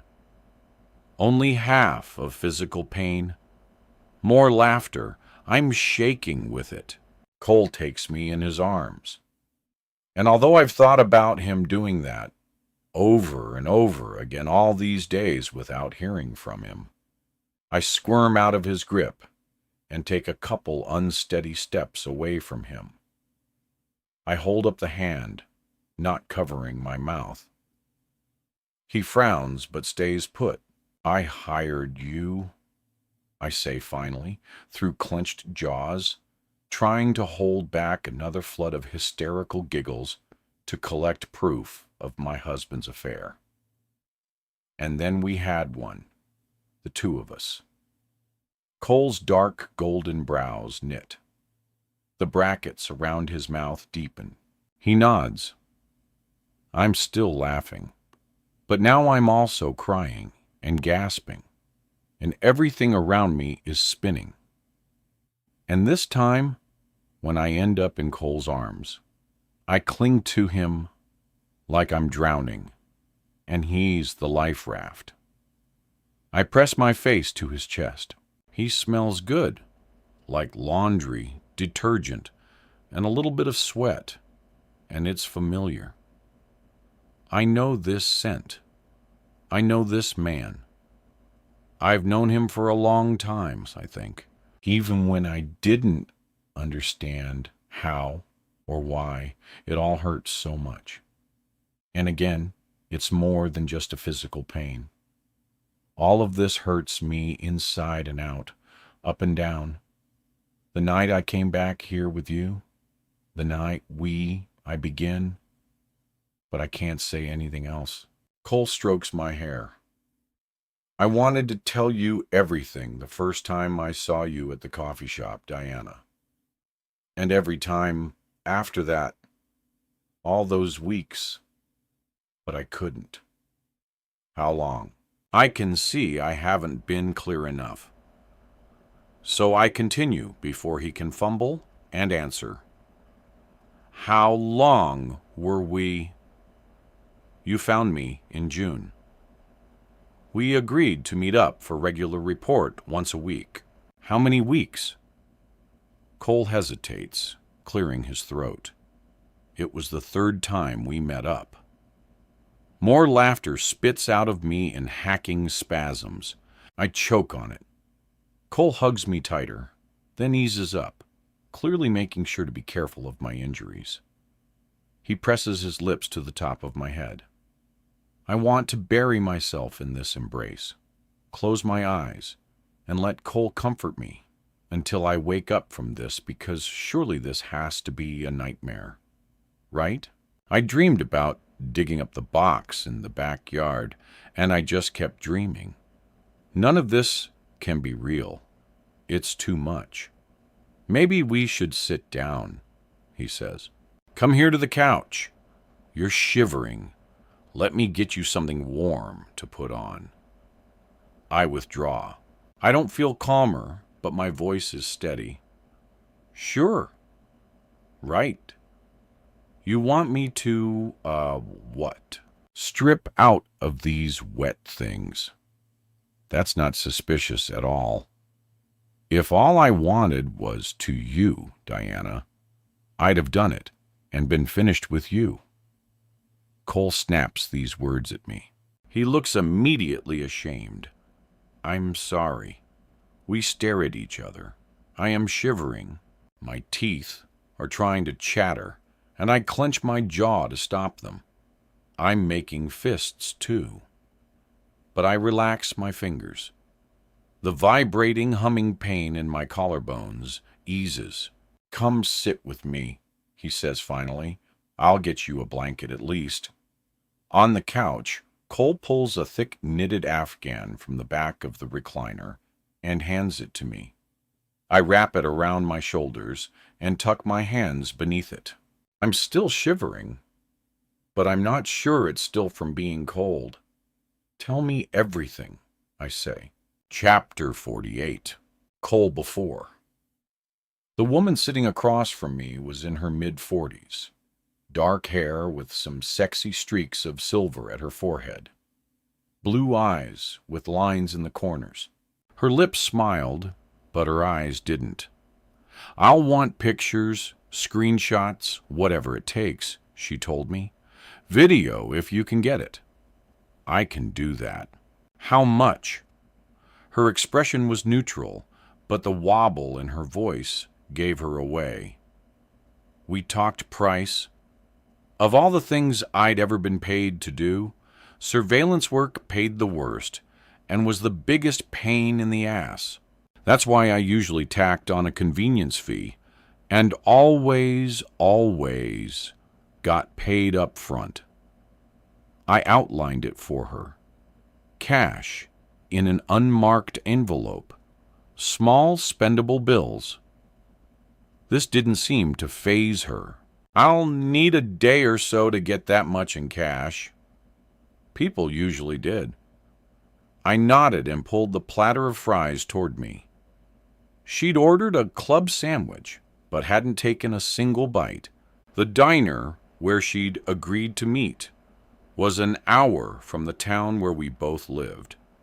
But she still looked around every time someone new walked in the door. I need it to be indisputable, she said as I dragged a fry through the ketchup and stuffed it in my mouth. Her gaze lifted to meet mine. Pictures and video are usually pretty damning. She shook her head. It has to be proof of an affair, not just a fling.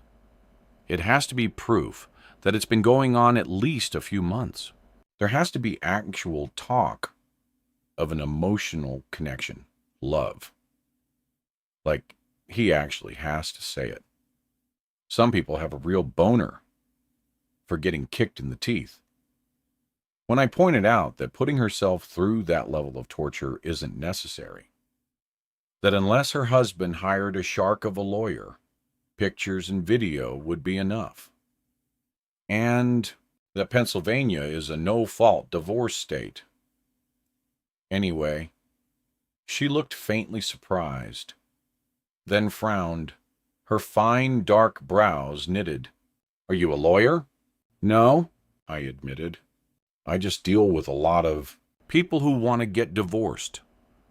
"Pennsylvania is an equitable distribution state," she said. "That does not mean 50-50. And my dumbass signed a very, very detailed prenup." I shouldn't have laughed at that, but I did. She joined me after a moment. Her head tilted as she looked me over, up and down. I wished I'd shaved or something. Under her sharp assessment, I wanted suddenly to impress her. We should meet in person once a week. I can give you whatever I've collected in hard copy and a USB drive. It's safer that way. Less worry of corrupting the materials. None of this was exactly a lie, but I really didn't need to meet her once a week in person. I just wanted to. Once a week. Then she agreed and stood to offer me her hand across the table until then. Chapter 49. Diana Cole runs a hand through his hair, then sits on the edge of the recliner so he can put his elbows on his knees. He puts his head in his hands for about a half a minute. I'm okay with the silence. I need some time to process all of this. I can't remember meeting Cole before the coffee shop.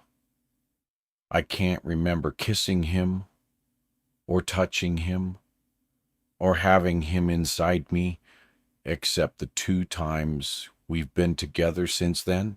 The pictures on the phone don't lie, though. I have to believe him. My skin is crawling, I say. I can't remember any of this. I feel so violated. He's on his feet in a second. No, please, Diana, don't say that. Then or now. Nothing that ever happened between us was forced. It was all consensual. I swear to you, you knew I didn't remember any of it. But you did it again, knowing everything about before and knowing I did not. So, how can you really say that it was consensual? You're the one who came here, he says. But his voice is gritty and broken. You should have turned me away. As far as I was concerned, we met in that coffee shop at the rec center a couple of months after my car accident. I stagger, but keep my feet. But you already knew about that too. Cole turns away from me to pace. He drags his hands through his hair and whirls to face me. His face twists, expression fierce and frightening. But the light in his eyes is also somehow comforting because it means all of this is important to him. It means I am important to him. And my heart wants to embrace this and make it something important. But my mind can't quite wrap around any of this. Give me a minute. I take a deep breath, then another, doing everything Dr. Levitt recommended. Maybe quitting my sessions with her wasn't such a bright idea. Cole watches without trying to touch me. And even though I imagine maybe a little desperately throwing myself into his arms, I keep my distance. When I'm calmer and can focus, I sit back on the couch. I wrap the blanket around me. I clear my throat, keep my voice steady, and look up at him. How much did I pay you? He doesn't answer. I think of the envelope in his bathroom. I think of the withdrawal from the bank account I didn't remember. How much, Cole? We started with $5,000. I'm missing 4 times that amount. And then what? Again? Cole hesitates. Diana, look. After we got involved, did I pay you to have sex with me? The idea of it is sour. A physical taste on my tongue like bile. Please tell me that you're not a gigolo. Oh my God, Cole! Is that why? Are you insane? No man on earth would need a paycheck to go to bed with you. Cole says this with shocked conviction, and I want to be flattered, but I just can't. The first night I was here, I trail off with a withered, bitter laugh. I guess it wasn't the first time. The first night I remember being here, I found an envelope full of money in your closet. It was an accident, but it was a lot of money. Was it from me? Yes. There was more than $5,000 in there. I say you gave me 20 altogether to keep for you. You said that if you didn't have it, he couldn't make a claim to it. If I had proof he was cheating on me, I say I wouldn't have needed to hide it. He wouldn't be entitled to any of it anyway. It was my payout from Gentech, and it came in after he and Val started sleeping together. I'm only telling you what you told me, Cole says. My lips press together, and I look down. How could I possibly believe you're telling me the truth? Because I am. That's all. You know me, Cole says. I shake my head. No, I don't. You know me, he whispers, and moves close enough to touch my knee with his shin. My instinct is to pull away, but I don't. I close my eyes for a second or so, thinking that when I open them, I'm going to be in my own bed, that this is a dream. But I know it isn't. This is all real, and it's happening, and I need to keep pushing for the truth. You were taking that painting class, and after you hired me the first couple of times we met at the coffee shop, after it, so I could drop off the stuff for you, he began for a third meeting. I finally managed to get you video of them together, doing more than talking. I figured you'd want to meet at the coffee shop again, but you asked me if it was possible to meet you at my place instead. Are you in the habit of allowing your clients to see where you live? I toss out the words like a challenge. Cole shakes his head. No, never. But you let me.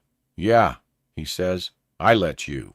There is no use in me trying to recall any of this, or to make sense of it. I might as well have put all of this into a box like the one I buried. I might as well just keep listening. I invited you in and gave you the envelope with a USB drive in it. You looked me in the eyes and said, Cole, you seem like the sort of guy who appreciates a woman who knows what she wants. And right now, I want you. So I seduced you. I shift on the couch. I'm still wet, but not as cold. I kissed you hard as you wanted, and you wanted it hard. And then we went into the bedroom and had the most amazing sex I have ever had. And when it was done, you sat up and shook my hand and thanked me for my time. A bubble of confused, startled laughter slips out of me. What? Cole takes the chance to move closer. I knew that if I let you walk out that door, I was going to regret it for the rest of my life. So, I kissed you again, and you stayed for a while longer. And after we were done, we talked for hours. You finally went home about 3 o'clock in the morning. I never asked you what had prompted any of it. Honestly, I didn't care what had started it. I just knew I wanted to keep it going.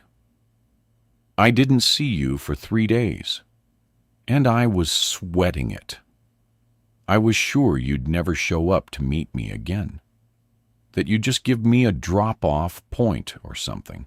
Then you told me to meet you after your class at the coffee shop.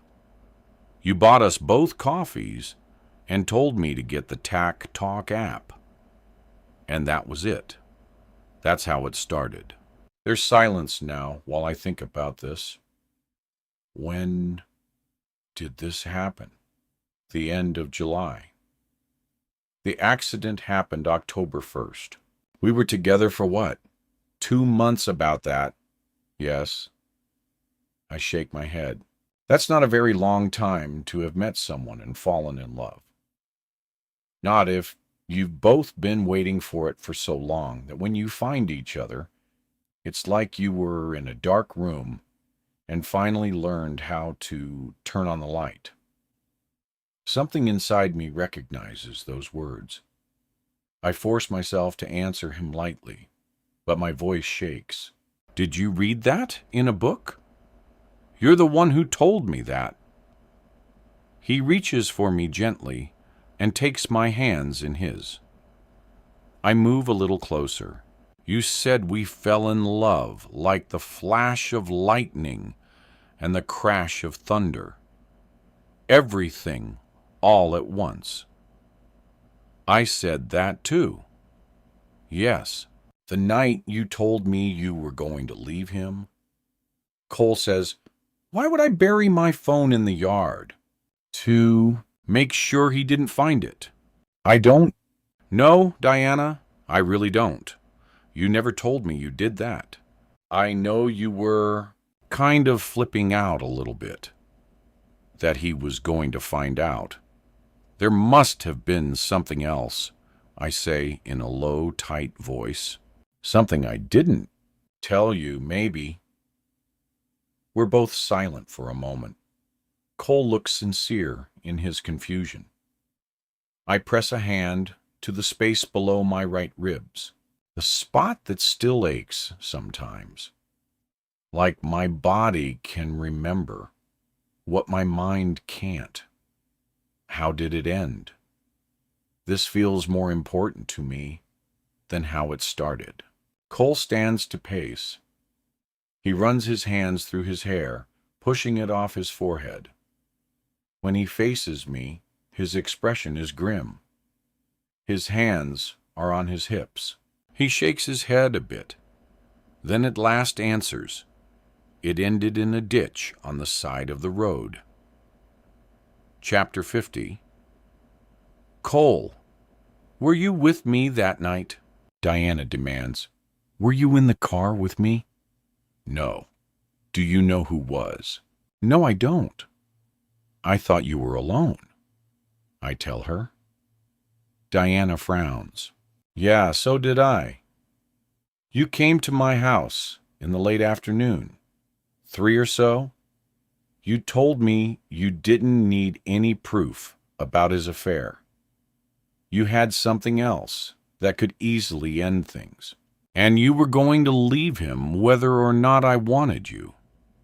What was it? She blinks hard, each word sharp. What did I have? I don't know. I go to my knees in front of her to take her hands, but I told you I loved you. I told you that I wanted you. Did we? She demands. I don't flinch, even though I'm pretty sure that's what she's trying to make me do. We made love. We, Diana says coldly. I shake my head. My fingers squeeze hers. I don't correct her with my words, but I hope she feels that I meant the distinction. You're happy, Diana. I mean, just look at the pictures on that phone. Look how happy we are. Were. She corrects, and it might as well have been someone else. I try again. You said that you were going to make sure it all worked out. We had a meal together. Steak. That wine you love. a celebration.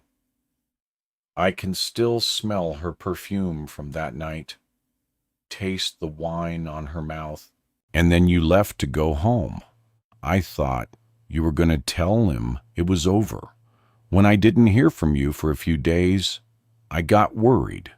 You weren't answering messages. So I searched the local news and found out about the accident. I came to the hospital to see you. At that point, I didn't care who found out. I lied, said I was your brother, but you didn't know me.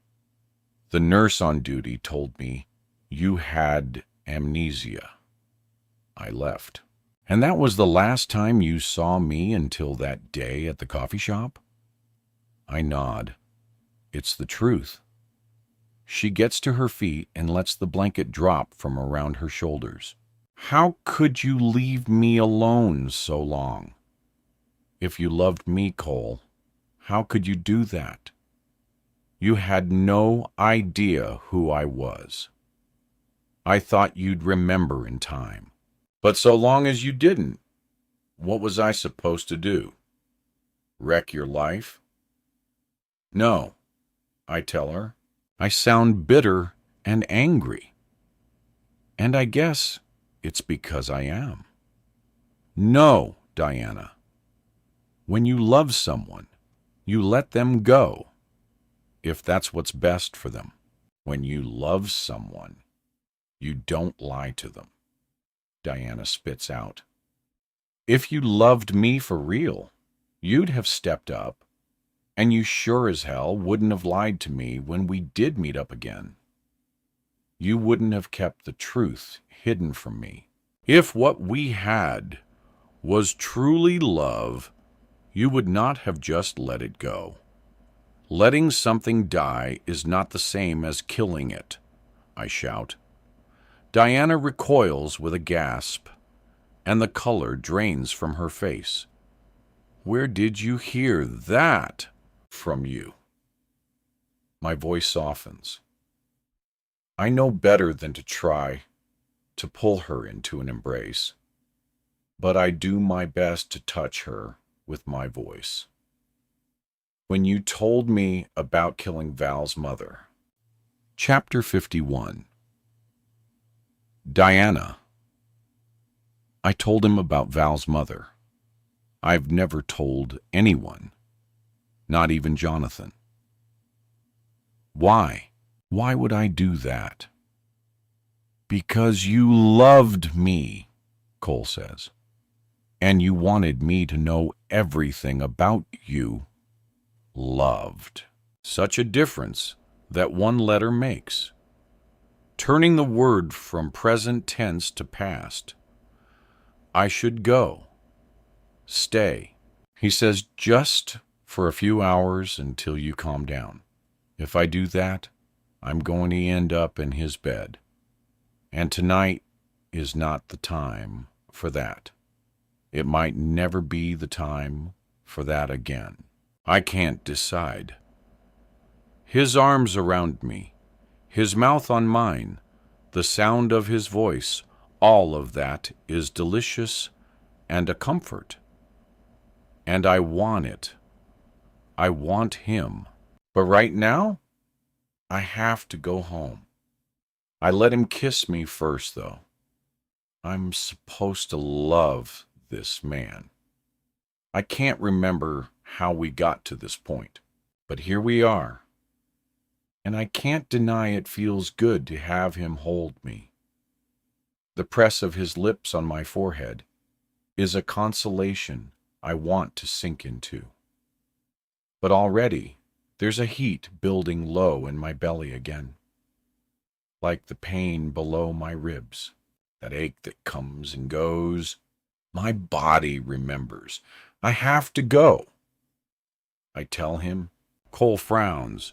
Call me when you get home, or text, or tack talk, whatever works.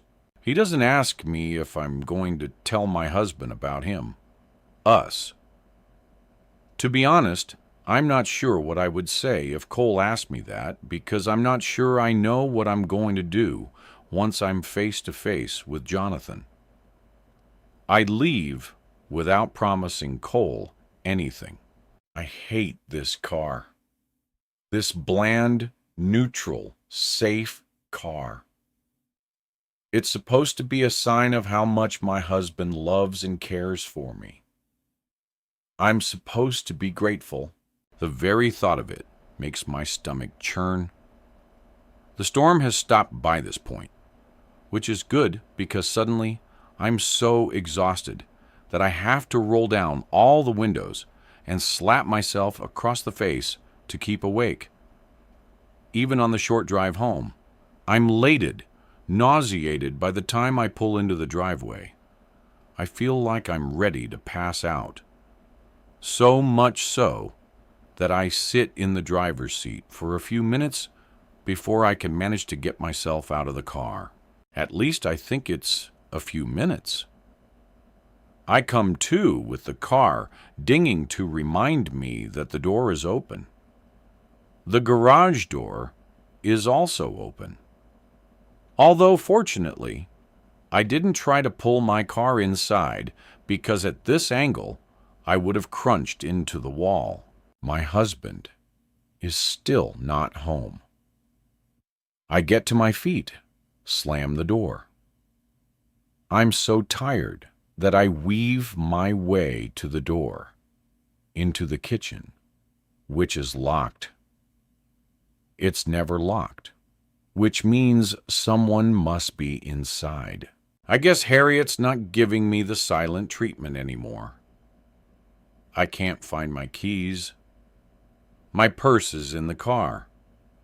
I bang on the door again.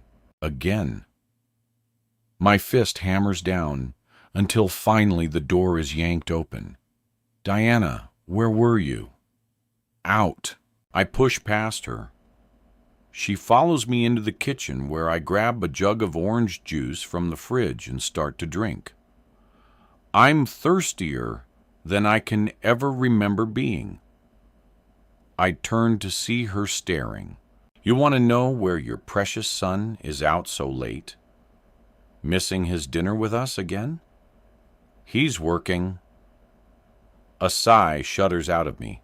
I drink more juice. The thirst isn't being quenched, and my stomach is churning. And now, a wave of dizziness threatens. After a few more gulps, my stomach revolts, and I bend over the sink, expecting to vomit. I keep my stomach's contents inside, but barely. Jonathan is having an affair. It's been going on for months. I expect her to deny it, but Harriet only shakes her head. Like father, like son. What? Jonathan's father also had a wandering eye and stepped out on his marriage. She shrugs. Why do you think I insisted you sign a prenup before you ever married him? Is that supposed to be an excuse? I drain the jug and toss it into the sink. She crosses her arms. You're drunk. I'm not just tired. 1 glass of wine. Half a glass. No more than that. That's all I drank hours ago. Nothing at Cool's. He poured me some, but I didn't drink it. Nothing since this afternoon. That's all I remember drinking anyway. I shake my head, but that sends a fresh wave of dizziness through me. I breathe in through my nose, out through my mouth. I close my eyes, trying to steady myself. It's not really working. You were drinking and driving, she accuses. It's a wonder you didn't crash another car. I lean against the counter and focus on my breathing, pausing only to say, yes, Harriet, let's talk about that. Why not? Let's talk about my red car. My amazing, sexy, as bright red car that I loved. A showy, vulgar car. Jonathan should never have indulged you in it. It was trashy, a waste of his money. Oh my God. I managed to laugh. It wasn't his money. We're married. It's all our money, Harriet. But aside from that, it was literally bought with money I inherited from my own disaster of a mother. I turned to face her. With the counter sturdy and supportive behind me, I'm able to stand upright. I'm still so thirsty. My mouth a desert. Every swallow cuts me from the inside like razor blades. Oh yes, I remember now how she came back around, trying to weasel her way back into your life, trying to buy your love. The world was eased of a tremendous burden when she left it. It's an awful thing to say. True, but terrible. A sob slips out of me. Oh dear, don't cry, Diana. Why don't I put on some tea for us, and we can get caught up on Runner? It's been forever since we were able to settle in on a couch and just hang out together. Harriet puts an arm around my shoulder, squeezing. She stands so close, I could count the hairs on her eyebrows if I want to. The crinkles in the corners of her eyes are filled with dusty makeup. For a second, there seemed to be two of her. And damn it, one is more than plenty. I straighten and gripped the counter behind me, trying to keep my balance. Did you put him up to it? What? Who? The car, Harriet. The car. My words slur. She looks confused for a second. What about the car? I think you know exactly what I'm talking about. I wave a hand at her, but the gesture sends another round of weariness through me. My car? My red car. It's in the shed. What on earth is it doing there? The world spins and turns. But I'm not drunk. Just like all those other times, the bottles were emptied when I was not drunk. I don't know what the hell is happening, but I do know that something else is going on. Something very wrong. I think I make some excuses to her, but my words are jumbled, my mouth full of mush. Not sure how, but I'm upstairs. In my bedroom, I pull up Dr. Levitt's phone number and call her. I hold my breath, waiting for her to answer, but it goes to voicemail. Dr. Levitt, this is Diana Sparrow. I just wanted to tell you that I'm pretty angry with you about talking to my husband about me and my mother without my permission. He said you asked him about it, and that's just wrong. But I still need to talk with you. That seems like the right thing to say, but I'm not sure I have any more words. I'm tired now. You know what? Sometimes I'm so damn tired. I want to go to sleep and never wake up. Just so long as I don't dream. I'd sleep forever if I didn't have to dream. The phone slips from my hand and lands on the bed with a thump.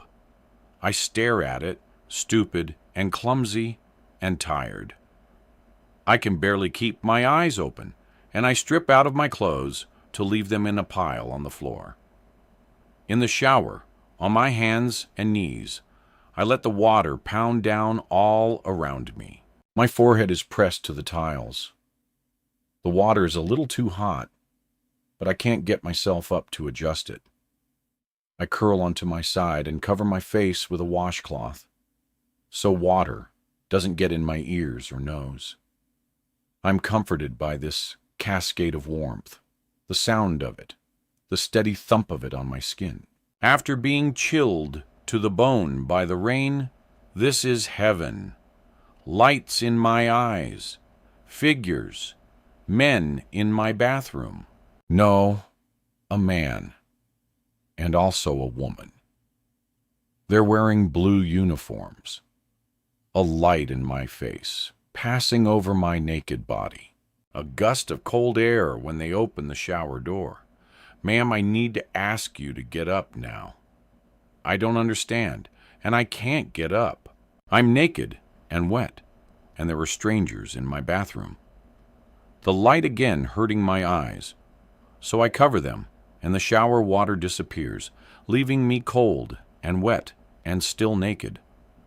And there are hands on me, gentle but firm, pulling me upright. I grab for a towel, and one is pressed into my numb fingers. I cry out in pain. I almost drop it. Ma'am, I'm Officer Gaines.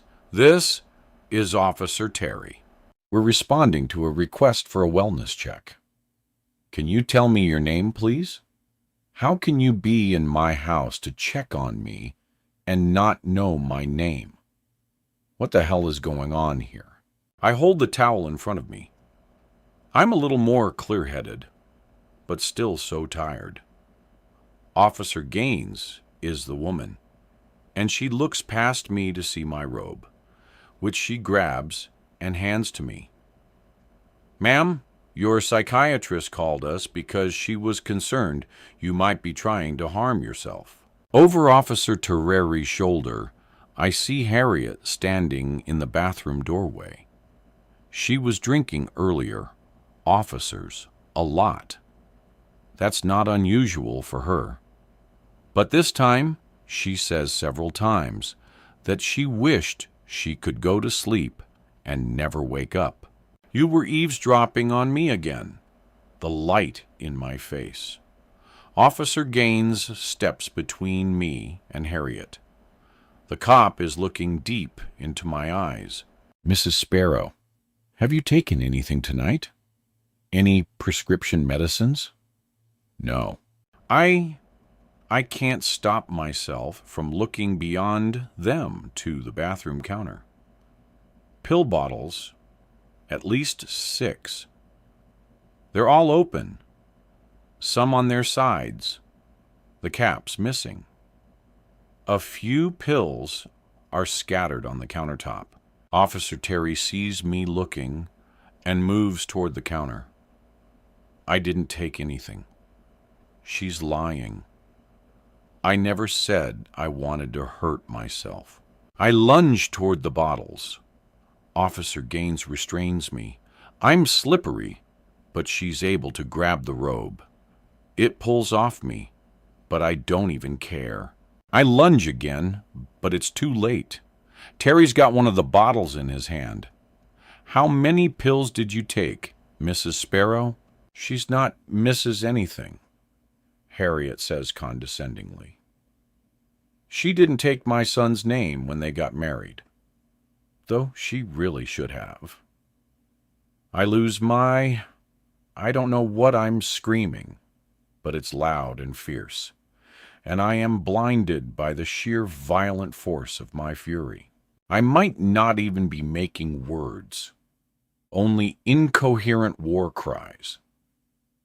My right hand cracks Harriet across the face, knocking her back. And then the 2 police officers grab me, wet, naked, fighting like a pit bull, and they put me down, and everything goes black. Chapter 52. Valerie.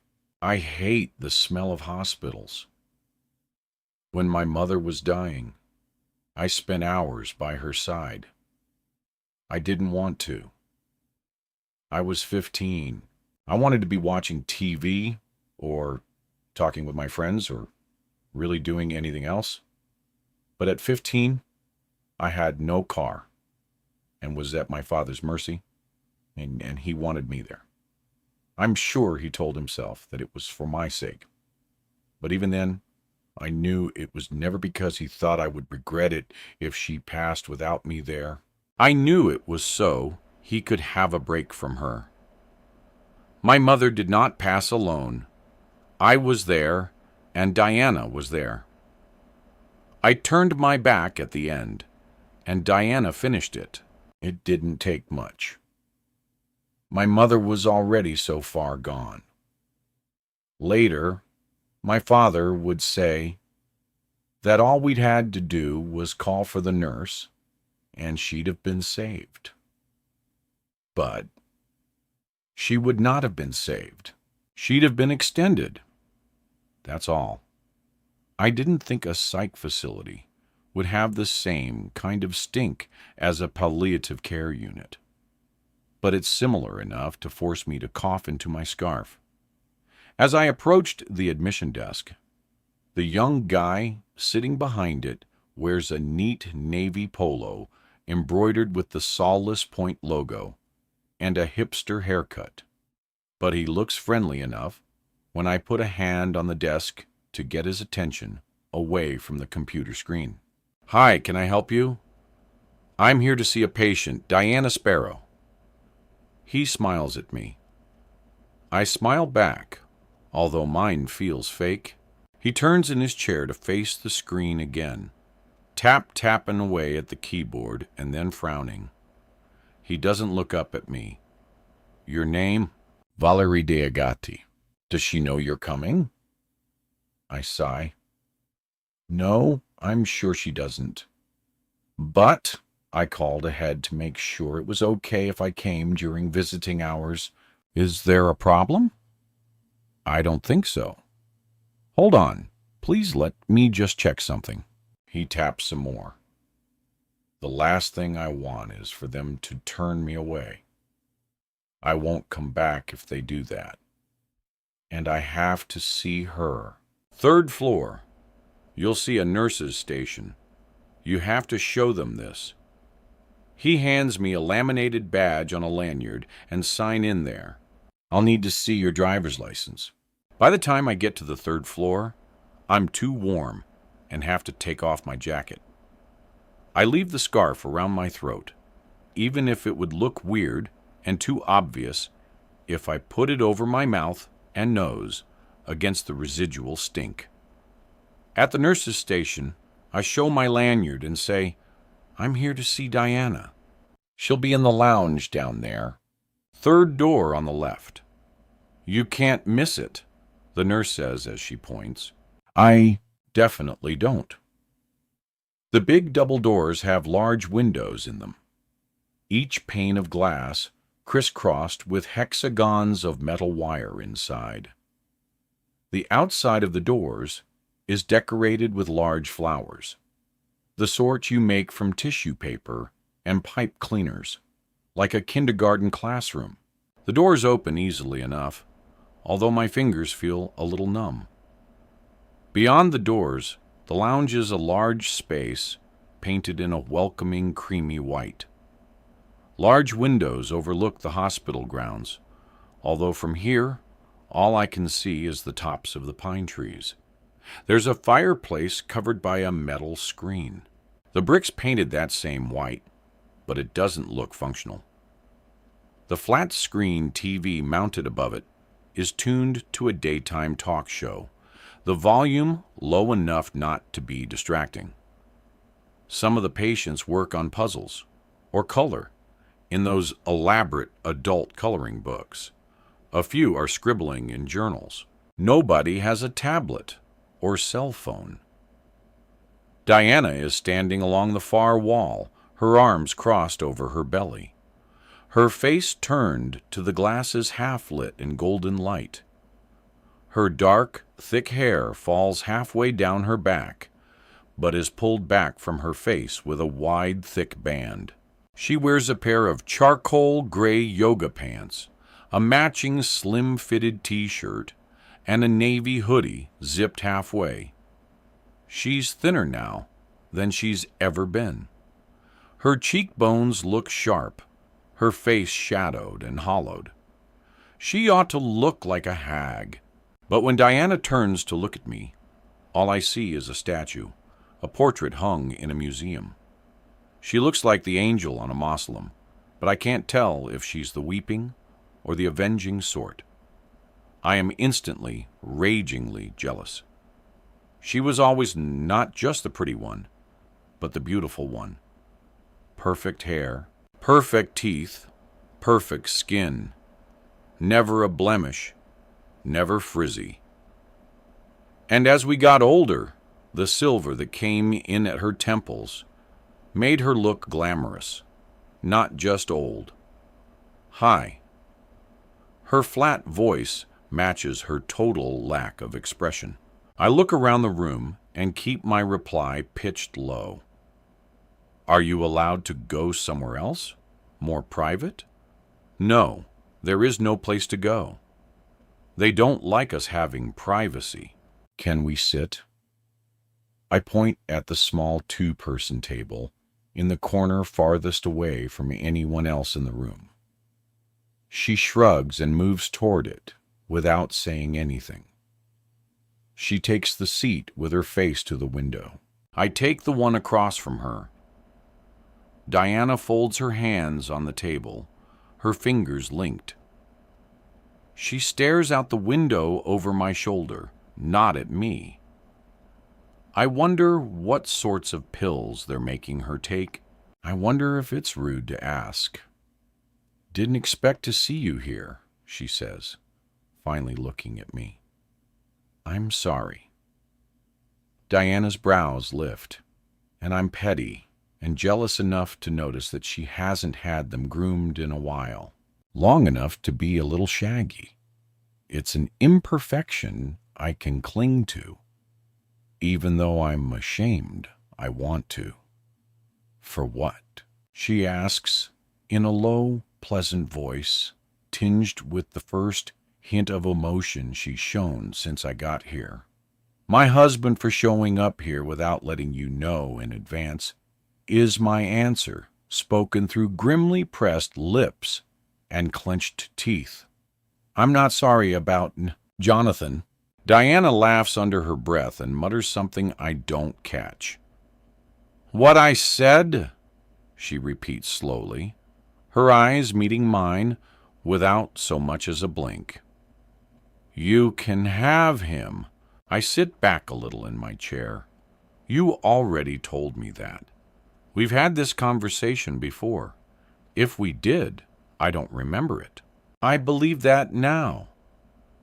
I tell her, I'm sorry I didn't before. Did Jonathan tell you I was here? Diana's low laugh sounds sharp and ragged, like rusty barbed wire. Yes, of course he did. He feels terrible, I say. Diana recoils. Her lips skin back over her teeth. For a moment, a brief and flashing second, she looks skeletal and scary. I'm sure he does.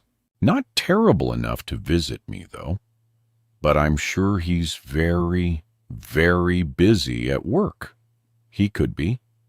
Aside from him calling to tell me what happened to her, I haven't heard from Jonathan myself. How long do you have to be in here? Minimum 24 more hours. It was a 72-hour involuntary hold. That's standard, they said, but they have the right to keep me longer if they determine I'm still a danger to myself or others. Diana adds with a significant look at me and a shuddery chuckle that reminds me so much of how we used to laugh that it makes me want to cry. Are you? I never thought of you as the suicidal type. She shakes her head. The laughter fades. She draws in a long, deep breath. I'm not. My doctor took what I said the wrong way. Now that I've been in here, she thinks I've got issues from my meds, wrong dosages, interactions. They're saying that I'm paranoid, suffering some kind of breakdown, anesthesia, induced psychosis, in addition to the amnesia. Or maybe it's all the same thing. Did you know that was a thing? I didn't know that was a thing. No, I didn't either. I gave her a second. but she doesn't add anything. So I do. Do you think they'll keep you longer? Why do you want to know? So you and my husband canoodle without fear of getting caught now. She looks ugly. I wish I could take some pleasure in it, but I really can't. He's not going to leave you while you're in here. I can guarantee it. So thanks for that. You think I'm doing this to keep him from leaving me? Oh, Val. Did it ever occur to you that if Jonathan wasn't leaving me, it was because he didn't want to?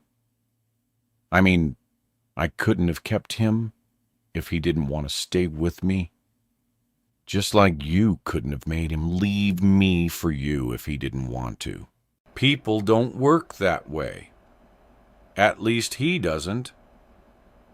You sad silly.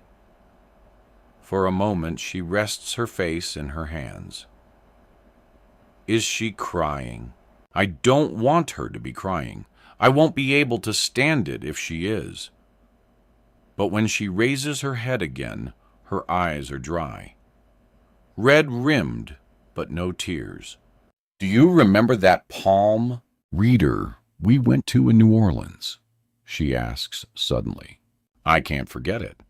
Yes, she said. We'd be friends forever, Diana says with a hitch in her voice. Maybe I should get my money back.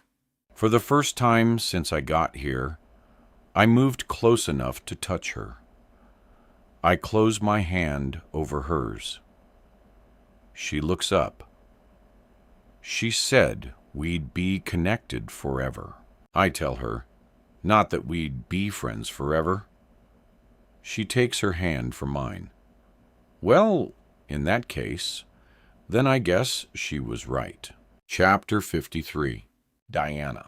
I love him, Val says, as though that's a good enough reason for what she's done. Hell, maybe it is. It's not like she did it all on her own. My husband did more than his share of it, I'm sure. And even though I can't remember it, I guess I did too. I wish you didn't. I say, I shouldn't have been surprised that she showed up. I know. But sitting across from Val right now, I can still hardly believe she's here. It's not about having the nerve either. I can tell by the way she's twisting her hands in her lap, by her shaking voice, and how she can hardly meet my gaze. She had to steel herself to come here to see me. She had to make herself brave. And that's not something my dear friend Valerie was ever very good at. I never did this to hurt you, Diana. Another slow curl of surprise twists through me. I never thought you did. Her tears make me uncomfortable, which is stupid because here, at Solace Point, you get used to people randomly crying. Sometimes it's yourself. Still watching as she buries her face in her hands and her shoulders shake. I don't know how to feel or what to do. Once upon a time, I'd have hugged her without a second thought. Now all that's changed. She did that, not me. Why then am I the one feeling so sad? What do you want me to say, Val? That it's all okay? That I forgive you? No, I don't expect that. She raises a tear-streaked face. How could you? We've forgiven each other a lot over the years. My best friend and I gone through a lot together. This is just one more thing, isn't it? I want to tell her this, but my mouth is dry, my tongue is thick, and my eyes are heavy. I barely have the energy to talk to her right now. Why are you here then? I ask. I wanted to make sure you were well. I guess to make sure you were going to be all right. I shift in the chair. Everything here in Solace Point is top quality, the finest of everything. But these chairs are hard as rock. Half an hour in one, and your butt starts to go numb. I put my hands flat on the table and lean toward her. I'm in a psych ward.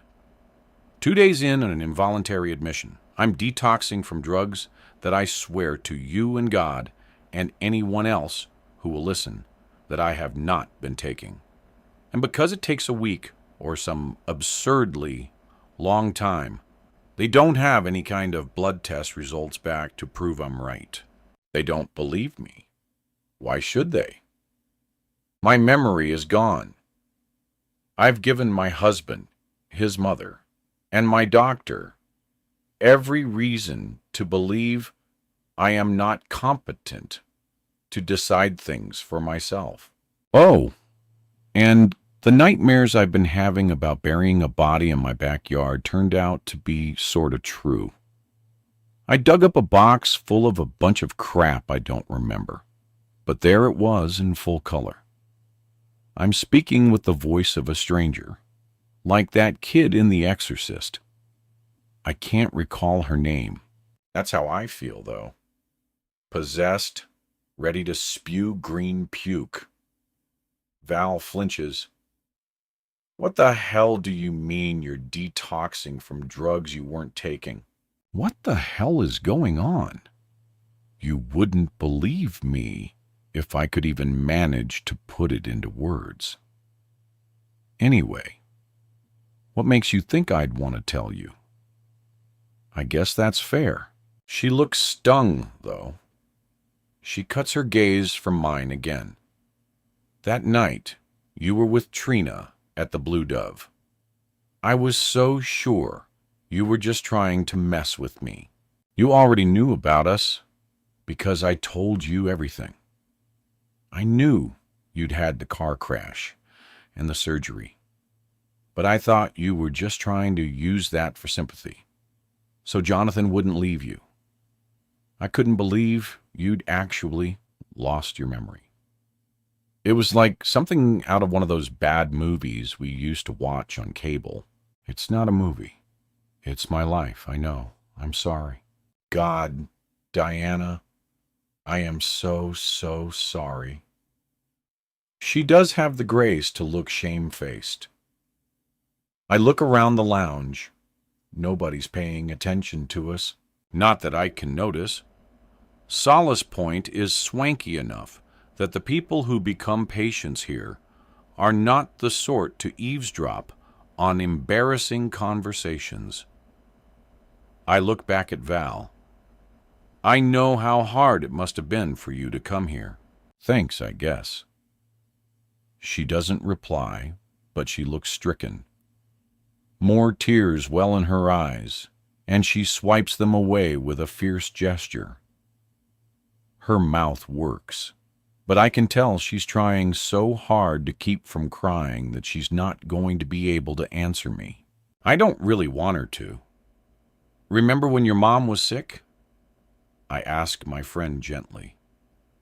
And you'd come over to my house after your dad brought you home from the hospital? Val nods. She takes her hands out of her lap and puts them on the table. I take one, both of us leaning in toward each other. Her fingers are cold, or maybe it's mine that are freezing. And we would make microwave popcorn and fold out the sofa bed in the den. We'd watch those terrible movies on cable all night long and talk about boys. When Joey Lentini stood me up for the prom, who went with me instead? I ask, gripping her harder, not to hurt her, but because suddenly I feel as though if I don't hold on tight to something, anything, my body is simply going to fly away like an unknotted balloon. I did. We already had. Val chokes to silence, then forces herself to finish. We already had the matching dresses. That time in college, I held the cowboy hat for you to puke in. When you thought it would be a good idea to see how many shots of tequila he would take before you stopped thinking about the awful things your dad said to you, and how he acted when you didn't quit school to help him do all the things your mom had always done, or Peggy had done after her. At the mention of her stepmother, who divorced her dad during Val's freshman year of college, my friend manages a watery, wavy smile. You said your dad's an adult, and if he can't figure out how to be one, that's not your fault. All those years, all that stuff. So many secrets we kept for each other. So many truths we shared. We never lied to each other in all that time. So why did you think I would lie to you about anything ever? You thought I was making it all up to what? Keep him. Yes, her shame comes out in the tremble of her voice. You've been my sister friend since we were in the 4th grade, I say after what feels like forever. Damn it, Val. Between the two of you, who do you think I'd rather have kept? Chapter 54. Valerie. I know Diana and I won't ever be friends again. I think I knew that the first time I let Jonathan kiss me. I know, too, that it's selfish of me to mourn for that lost friendship, since I'm the one who willingly broke it. But damn it, something has to be said about love, doesn't it? Something has to be said about sacrifice in the name of it. I knew you were unhappy. I tell her, over cans of soda we got from the vending machine using the coins I dug up from the bottom of my purse. I also bought a package of snack crackers for me, a candy bar for her. For the first time, I don't envy her body. As it turns out, there is such a thing as too thin. Diana opens the package, but doesn't nibble the candy. She sips the cola slowly with a grimace. So much fizz. I gave up soda a while ago. You did? This sets me back for a second or so. Diana used to drink a 6-pack of diet soda every day, easily. When a while ago, after you stopped returning my messages. Her hard grin isn't cruel so much as it is resigned. A lot of things happened after that. You were miserable with him. You bitched about him all the time. I remind her. I hate feeling like I have to justify myself. Diana nods. Her long dark lashes cast shadows on her cheeks as she looks down at the chocolate bar on the table. Yes, I did. I'm sure he did the same about me. He's never said a word against you. This is the truth, even if I wish it weren't. She looked surprised. No, never. I know I wasn't happy with him, but divorce. She shivers. I don't remember talking about that at all. I really can't remember anything beyond the drive down to the beach with you. I probably won't ever be able to. I need you to tell me what happened, Val. I need to hear it from you. So, I tell her about the Christmas kiss that led to the conversation at the beach house, which turned into her proposition, if it makes you feel any better. I heard you complain about him a lot, but it was the first time I ever heard you talk about divorcing him. You're not remembering wrong. Diana's voice is low and disbelieving, but when she looks at me, I can tell she knows I'm telling her the truth. It was supposed to be so simple, right? Dump the dick. Keep the beach house and my bestie. Plenty of money. No worries. That was it. That was it, I say. And then you fell in love with him. I know he's not perfect. Believe me, I do. But with him, I feel more like myself than I ever have in all my life. Can you understand that? I hate to sound like I'm pleading, but how else can I sound? Is that why we fought in August? I don't remember it, she says like she needs reminding. But I found an email from you telling me to never contact you again. You gave him to me, and then it seemed like you were trying to take him back. He and I were supposed to go on a trip. Puntana. She rubs the spot between her eyes. You mentioned it at the Blue Dove. I had no idea what you were talking about. Yes, Puntana. But he told me you were insisting he take you instead. I thought you were just being like you'd changed your mind. Or you were mad. I know. I add the look on her face. I should have known better, especially when you told me that you hadn't insisted on anything. You told me Jonathan lies.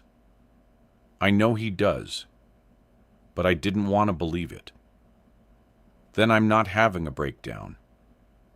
Val, you have to believe me. Whatever's going on, it's not any kind of psychosis, anesthesia, related or otherwise. I believe you. I squeeze her hand. She pulls it away after a few seconds. Do you remember what you were going to tell me about your mother and Harriet? She looks up, eyes narrowing. What do you mean? In August, when I confronted you about the trip, you said that you didn't need to have any kind of proof anymore. You had something else that would nullify the prenup. Something about your mother and Harriet. I paused to clear my throat and lower my voice, thinking of that night in the motel. What I heard, what I suspected. Did you do something to your mother, Diana? She sits up straight, her shoulders square. Her lips part, but only a hiss escapes. No words, not at first. When she does speak, her voice ripples. What do you think I did to her? She was found dead in her motel room. I never told you, but I saw her that night. It was right around the time my dad had just started getting sick. I was staying in the same motel, but you didn't find out for another couple of weeks. Why do you think I had anything to do with it? I tell her quickly of the shouting and the voices. The car that might have been hers. Diana shakes her head over and over until I stop speaking. That was an entire year before the summer. I can't recall, she says. I haven't forgotten anything about it. I swear to you, I wasn't there that night. But you think maybe someone was? That maybe she didn't die by accident? I can't really say for sure. She was an addict. Nobody blinked twice when it looked like an overdose. But Val, it wasn't me. When she stopped answering my texts, I assumed she'd left me again, even though she'd promised she wouldn't, that she wanted to see if we could repair things. Diana shivers, pulling her hoodie closed around her throat. The shadows under her eyes look like they've gotten deeper since I arrived.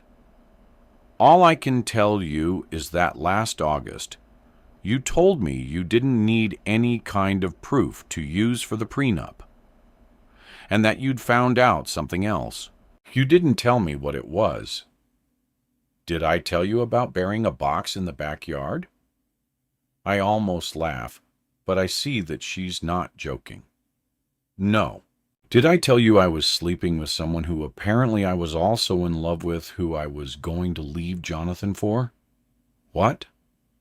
No. I thought I'd just forgot telling you. She giggles low, but it sounds more like her old self.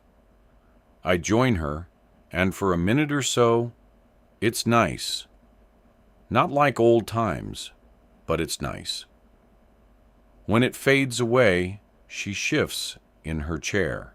What are we going to do about all of this? I ask her finally, when a minute's passed, and neither of us have said anything. Diana looks at me, and then she shrugs. I don't know. Chapter 55. Diana. The house is very quiet and feels very empty. Even though Jonathan and I have both been sitting at the kitchen table for over an hour, we've each drunk about a pot of coffee apiece. But the cinnamon crumb cake he pulled from the fridge has gone untouched. I think we've both lost our appetites. You're lucky. They could have kept you a lot longer, he says. Sure, right? Lucky. Dr. Levitt signed me out so long as I agreed to continue treatment with her, or someone else if I didn't trust her. Someone had to oversee my meds, but she said she no longer believed I was a danger to myself. By the way, she'd said, I want to assure you that while I did have a discussion with your husband about the time period of your amnesia, he was the one who called me. I would never have reached out to him without your permission, and I told him that I wouldn't continue to discuss you with him unless you knew about it. Now home, facing him, I can't deal with any more lies. I tell him everything I know, including that I found my car. It's far from enough, but at least it's something. It's the first time in years, maybe the entirety of our marriage, in fact, that I felt like Jonathan not only listened to me, but actually heard what I was saying. No nodding along only to completely ignore everything I told him. No gaslighting or backpedaling to excuse himself. I wouldn't say he's owned everything that happened between us, but it's a start. His guilt helps. What surprises me are his tears. He listened stone-faced when I confessed that Val and I had conspired against him to start their affair and why we'd done it. But when I tell him everything about Cole, the length and depth and breadth of the relationship that I still can't completely believe existed, Jonathan buries his face in his hands and weeps. Heart-wrenching body sobs. The sound of it is horrifying, worse than listening to someone vomit. It's the sound of agony, of something dying. You can't possibly love him, my husband says finally, through the rasp of his tear-torn throat. He looks at me through swollen eyes.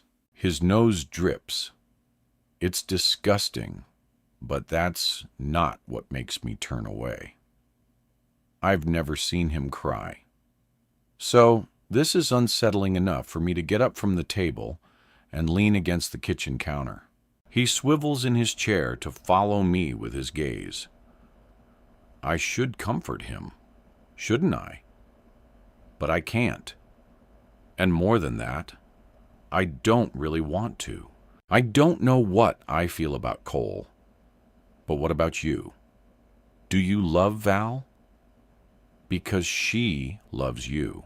Jonathan doesn't say anything, which is not fair, but totally typical.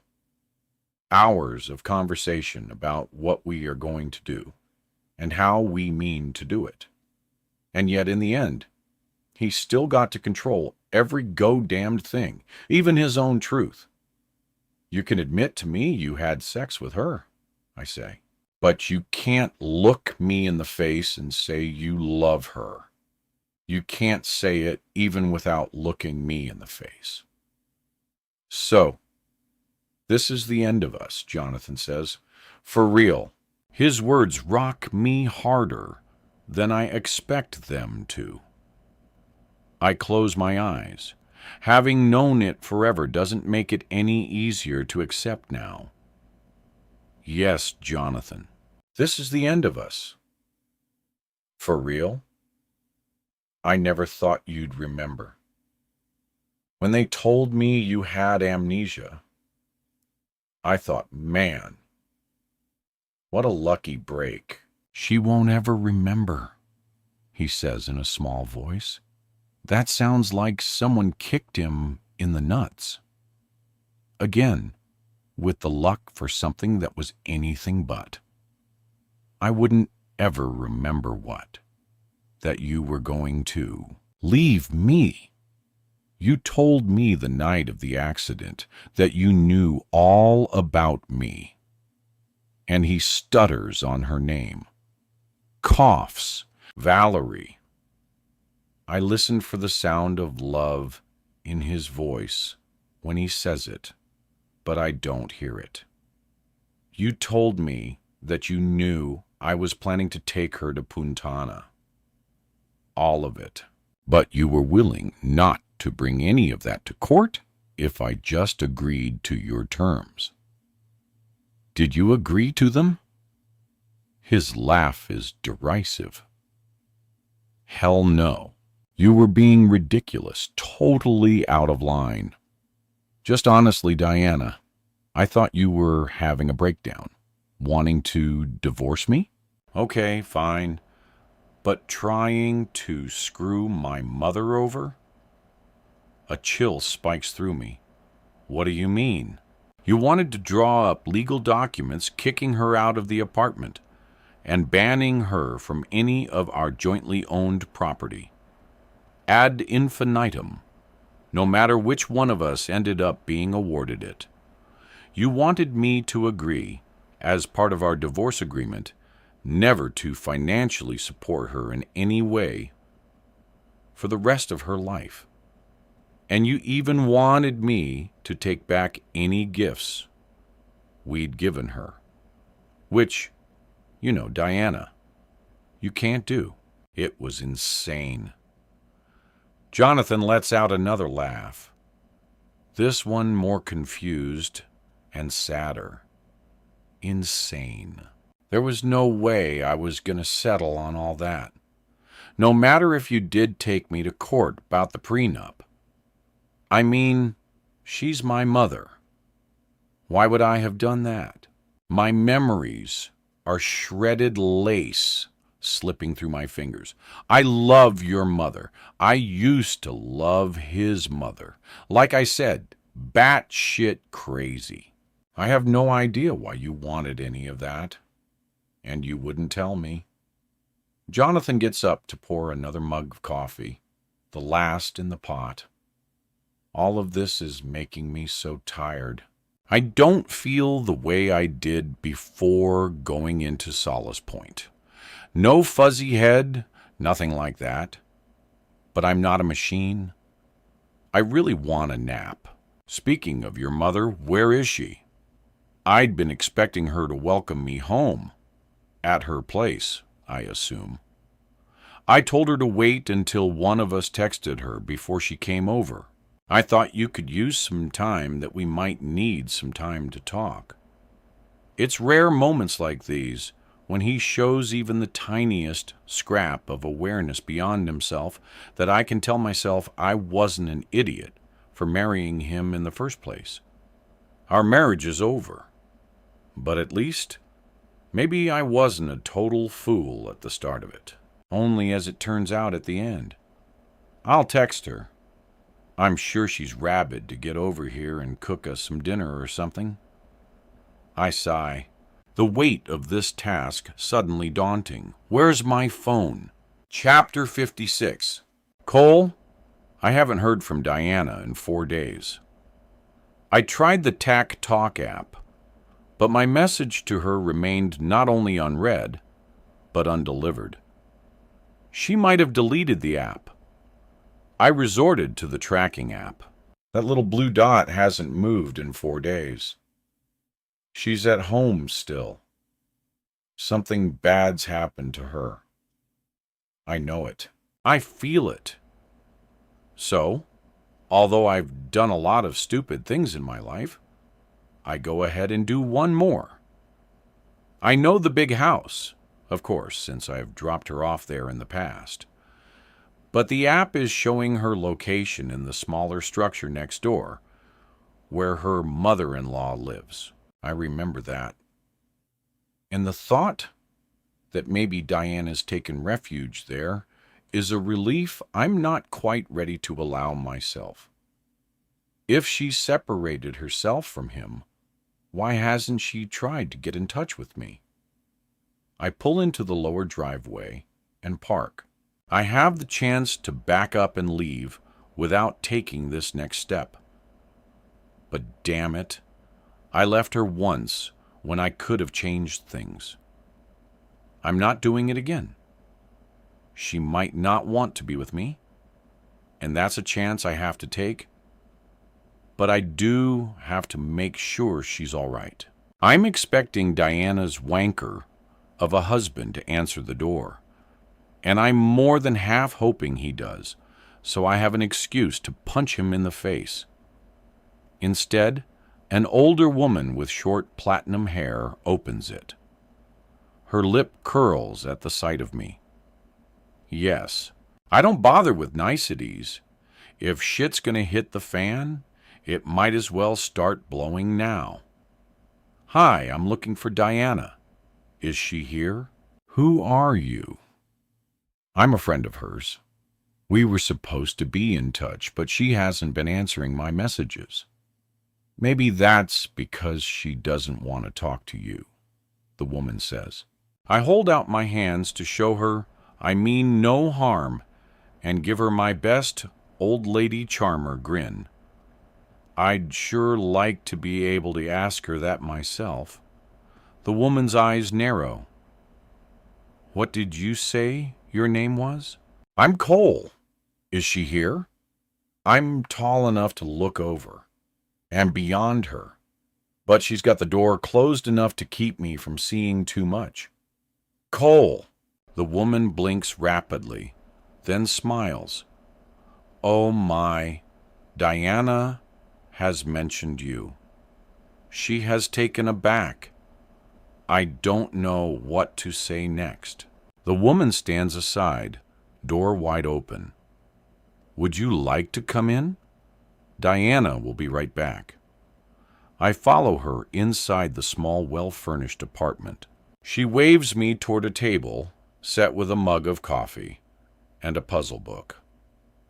I don't see any signs of Diana here, but I stop myself from calling out her name. Would you like something to drink? A cup of coffee. I have some fresh right here. Diana's mother-in-law says, let me get you some while you wait. It won't be more than a few minutes, I'm sure. All right, I tell her. A cup of coffee sounds great. Chapter 57. Diana. Have you seen my phone? I sort through my oversized purse, which was hanging on the back of the chair, and look up at Jonathan. I haven't had it since before they took me away. He grimaces like my description of what happened has offended his delicate sensibilities. I can't care very much about that. What happened sure as hell offended mine.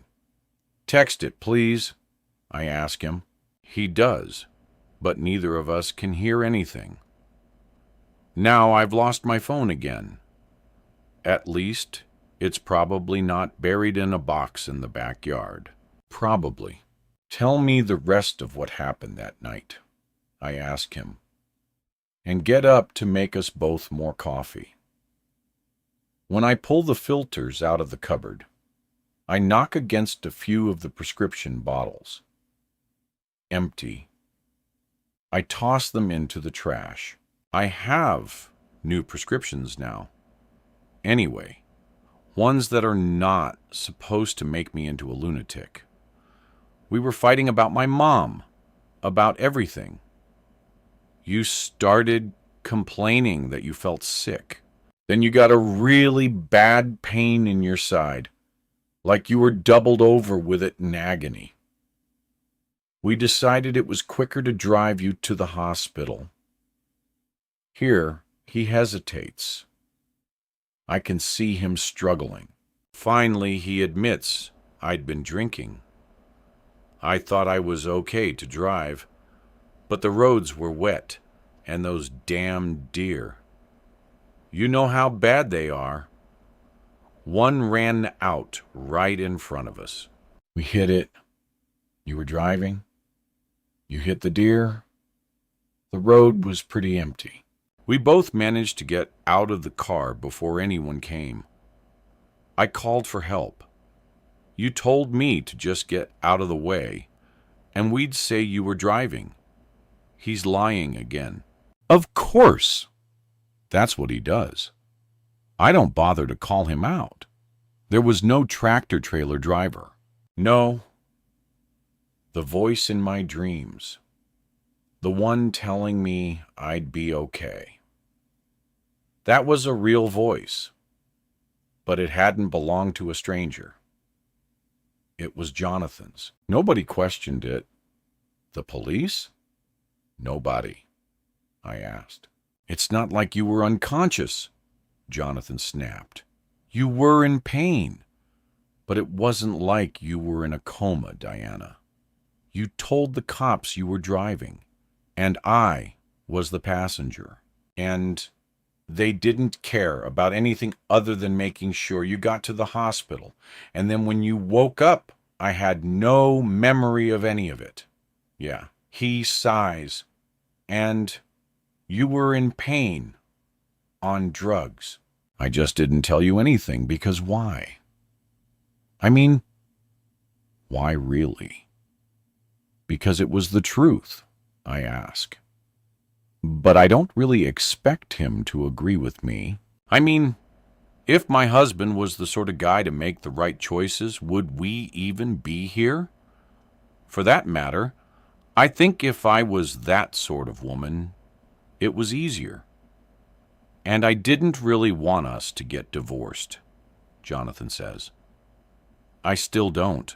We stare at each other then, silent, both of us weighing what has come between us. Maybe both of us wondering if there's a way now to salvage anything we once had. Why is my car in the shed? It's the final question I need to ask. You told me it was totaled. The airbag deployed. So the insurance company totaled it. Then why is it in the shed? I'm not going to let him get away with more lies. Not about my car. I was going to get it fixed, but it would have cost thousands of dollars. I thought I'd sell it, surprise you with something else. But your name's the only one on the title. So I put it in the shed until I could figure out what to do with it. I knew how upset you'd be if you saw it like that. He says defensive. I did it for you. I do everything for you. Anyway, that car was unnecessary. There then, that's it. The final nail. If there was the slightest, most minuscule chance, we might reconcile. There it went. Both of us turned toward the sound of the front door opening. In the next minute, Harriet's in the kitchen. She hands me my phone. I knew you'd want this.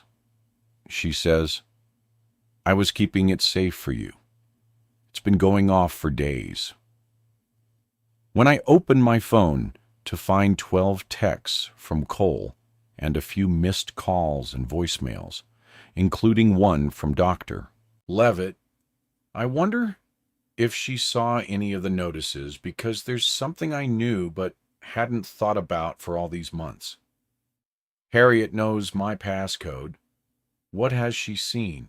More importantly, what has she done? Thanks, I tell her. Harriet hugs me. It's so good to have you home, honey. All the family back together just how it should be. Are you hungry?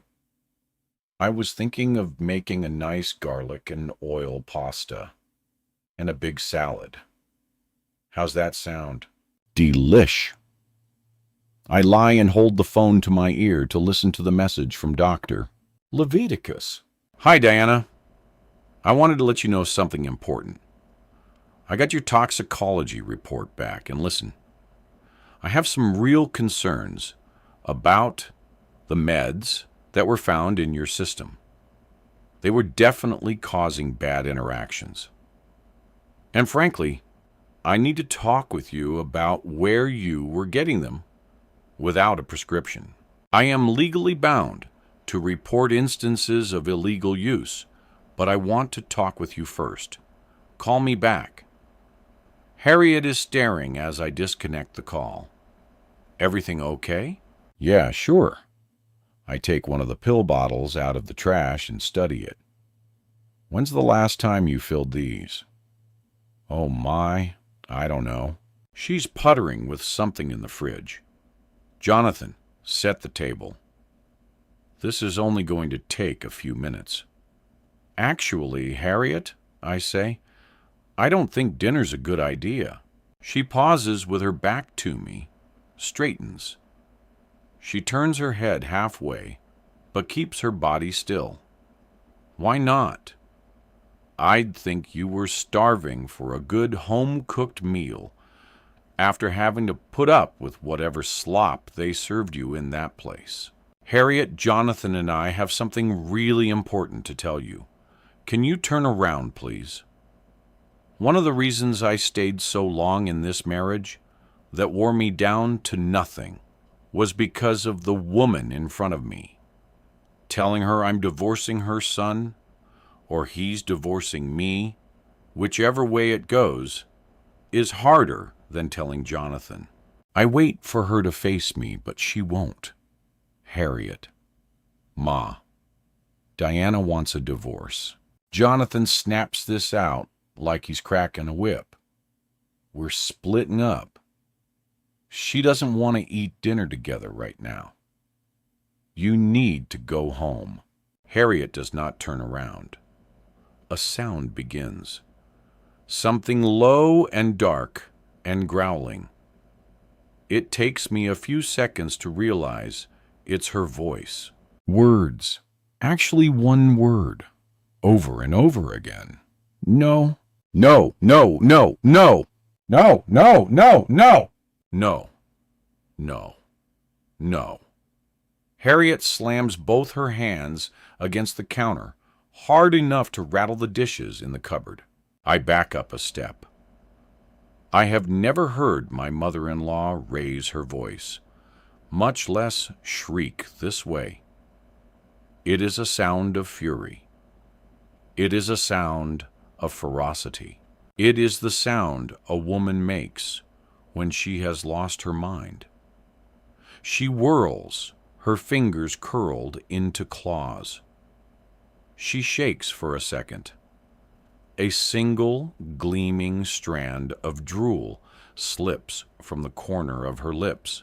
I watch in horror as she doesn't even try to wipe it away.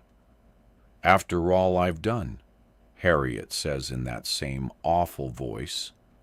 After all I've done, I have never heard her swear. Ma, you shut up. You've done enough. Harriet spits at him. You and your little man, doing all the thinking for you and you. She turns to me. Her finger stabs.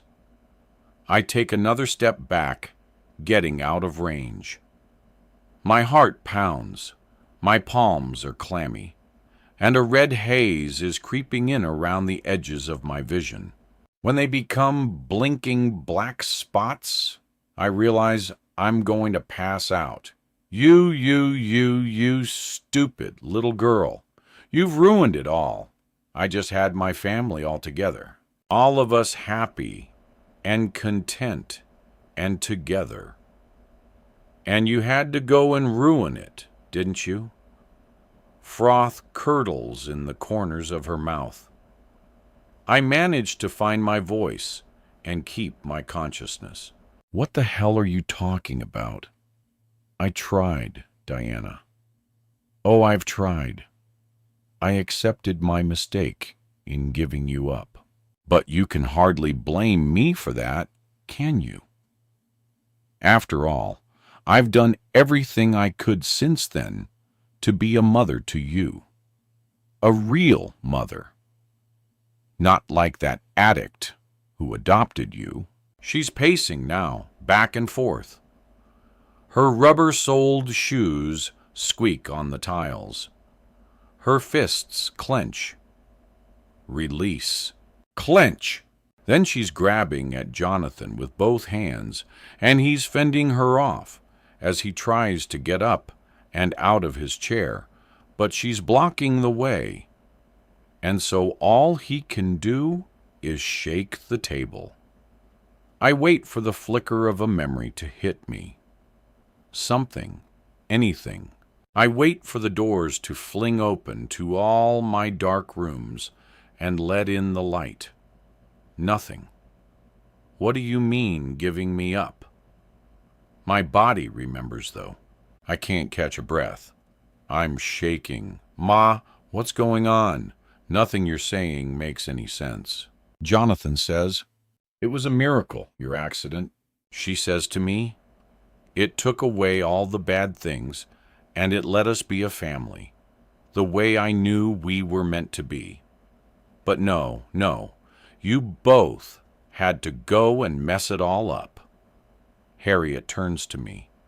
"You blamed me for it all, Diana, but anything I ever did was for you." Now I know where her son gets it. "What do you mean I blamed you?" I say. She's ranting, making no sense. Her voice is raw sorrow.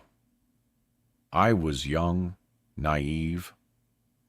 When the man you love says he's going to leave his wife for you, well, you believe it, don't you? I did. Until he changed his mind. Said he was going to stay with his swine of a wife. Like father, like son. "You said Jonathan's father cheated on you," I managed to say. Jonathan recoils.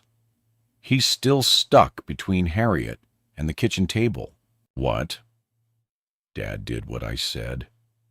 He stepped out on his marriage. Harriet tells me in a voice as calm and deep as a well. "You were the other woman. He loved me." She cries. He felt obligated to her. That was all. So he stayed with her and left me to raise our baby all on my own. I thought I was being smart, but at the time I was young. I was heartbroken. Giving you up for adoption was the only choice I had, and I regretted it every single day, Diana. It took me years before I was able to find a way back into your life, to be the mother to you that I'd always wanted to be. You're my biological mother. Each breath comes shuddery and shivery, but I no longer feel like I'm going to faint. I'm not sure what I'm going to do. In all the years of dreaming of who my biological parents might be, never once had I thought it might be Harriet, because that means, oh God, oh my God. Jonathan makes a guttural noise. No. What? The "I am your only mother." Harriet says, "I am the only mother you ever really had, and I am the only mother you will ever really need." Chapter 58. Val, I got the text from Diana a few hours ago, but didn't see it until a few minutes ago. She's home. She wants us to talk things out. Her, me, and Jonathan. Want you to come over, she texted. We need to talk. I should feel more nervous when I pull into the driveway. This confrontation has been a long time coming, and I wish I felt more confident that it is going to work out in my favor. What will I do if the two of them tell me together that they're not splitting up? Nobody answers the front door when I knock, so I let myself in. I hear voices from the kitchen. Jonathan's raised in a half shout. I'm expecting to see him and Diana arguing, but he's facing Harriet. What the hell is going on? Jonathan catches sight of me. The look on his face is not one of love or relief, and I instantly regret coming here. He takes a step toward me. Valerie, get out of here. Harriet twists. She's a tiny woman, small and frail looking. She wears too much makeup. She's got a wide grin, crazy eyes. What's going on? I stay in the doorway weary and shoot a glance at Diana. She is pale and looks sick. One hand over her mouth like maybe she's trying not to throw up or something. She looks at me over her fingers and her eyes are wide. The pupils huge, her gaze slightly unfocused. So this is Val. Diana's friend Val. The one I've heard so much about. Like a sister to her. She said that more than once. Harriet's voice drips with contempt. She never remembers who I am, no matter how often we meet. And I see now, it's always been deliberate. This is the woman you couldn't keep your dick out of, Jonathan. Did she ever tell you it was all Diana's idea, that the two of them... Yes, Diana told me. I've never heard Jonathan sound this way. Defeated, exhausted, demoralized. She told me, too. Months ago, she told me, confessed it right to me. Told me she couldn't be married to you anymore. You were sleeping with Val. She was messing around with that Cole. Both of you so stupid and selfish. You make me so ashamed. I told you about Cole. Diana takes the hand away from her mouth. Something big has gone down here, but I have no clue what it might be. Only that the man I've loved for so short a time looks as though someone died. And the woman I've loved for a lot longer than that looks like she wants to kill someone. Harriet sneers. You told me everything. And I told you everything too. All of it. That addict was going to tell you the truth. But I couldn't have that, could I? I had to take care of it. Make sure she wouldn't fill your head with nonsense. And I thought, when I told you all of it, everything, surely you'd understand. But no, you blamed me for it and everything that happened. There's the reason I wanted you banned. Diana says, but I have no idea what she's talking about. Oh my God, I can't. I believe in fate, Diana. There's a reason you had that accident. Why your memories were taken away. It was so you'd stop being so stupid and selfish. Harriet says, Diana, did you text me to come over? I ask. She shakes her head. No, Harriet had my phone. I texted you, Harriet says. You need to hear it from Jonathan himself, so we can get this all sorted. Tell her, Jonathan, you're finished with her. Jonathan, I say, waiting. For him to tell his mother she has no idea what she's talking about. I'm sorry, Val, he says. I never thought it would get this far. Oh, God, Jonathan, you're such an asshole, Diana says. After all this, Jonathan puts a hand on the back of a kitchen chair. Like if he doesn't hold on to it, he's gonna fall down. He hangs his head. I can't see his face. And I guess I really don't want to. I'm sorry, he says again. You go on home now, Harriet says. Diana steps toward me. No, Val, don't go. You have to hear this. It's about what I was going to tell you in August. You'd think Diana had punched her in the face the way Harriet starts to scream. She's flailing and writhing.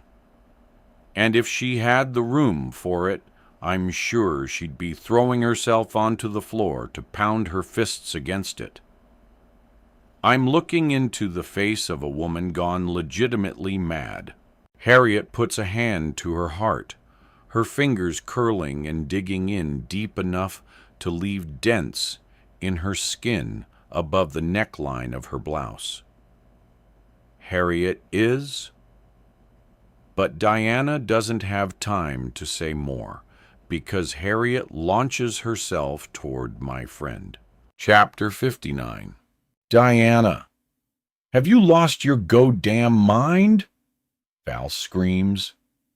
Harriet catches me with a slap to the face. More by luck than anything else. But I've been in a psych ward for the past 3 days and detoxing from prescription meds. I'm unsteady as it is, so the second blow to my face knocks me back a step. The kitchen counter hits me in the small of the back, and I let out a curse. I manage to get my hands up in front of me to stop most of the clawing smacks she's aiming at me. But when she goes for my eyes, all I can do is shove her away from me as hard as I can. She's still muttering accusations, unintelligible except for a word here or there. Baby mother, nobody else. Love mail order pills. She's seething, huffing and puffing. Her eyes roll. She's unhinged.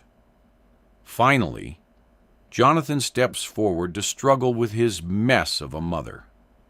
He has to forcibly push her a few steps out of the way so he can get around the table. He tries to grab her by the upper arms, but she manages to slip his grip. Ma, everything's going to be all right. We're going to call for some help. Val has her phone out, but Harriet is fast. She slaps it out of Val's hands. The phone hits the floor hard enough to shatter the screen and slides far under the table into the corner. I blink and blink, trying hard to keep on my feet. Harriet is between me and Val, who looks too stunned to move. All those pills I got for you in the mail, it's not so easy to buy them. No, but I did. Everything you ate or drank. I knew Jonathan would never eat or drink anything, not with meat in it. Oh no, it was all for Diana. Jonathan goes pale, and we share a look. It makes sense now. The few times he snuck some of his mother's food. How he acted after, how I've been acting for months. Were you trying to kill me? I cry. Harriet stops struggling in Jonathan's grip and goes very, very still. If you weren't sick, Diana, how could Mama possibly take care of you? Val lets out a breath and mutters what sounds like an exclamation, but I can't hear the words. Jonathan makes a low cry of disgust, puts the heels of his hands over his eyes, nobody moves. I don't understand what's going on, Val whispers. I don't either. I don't think I want to know.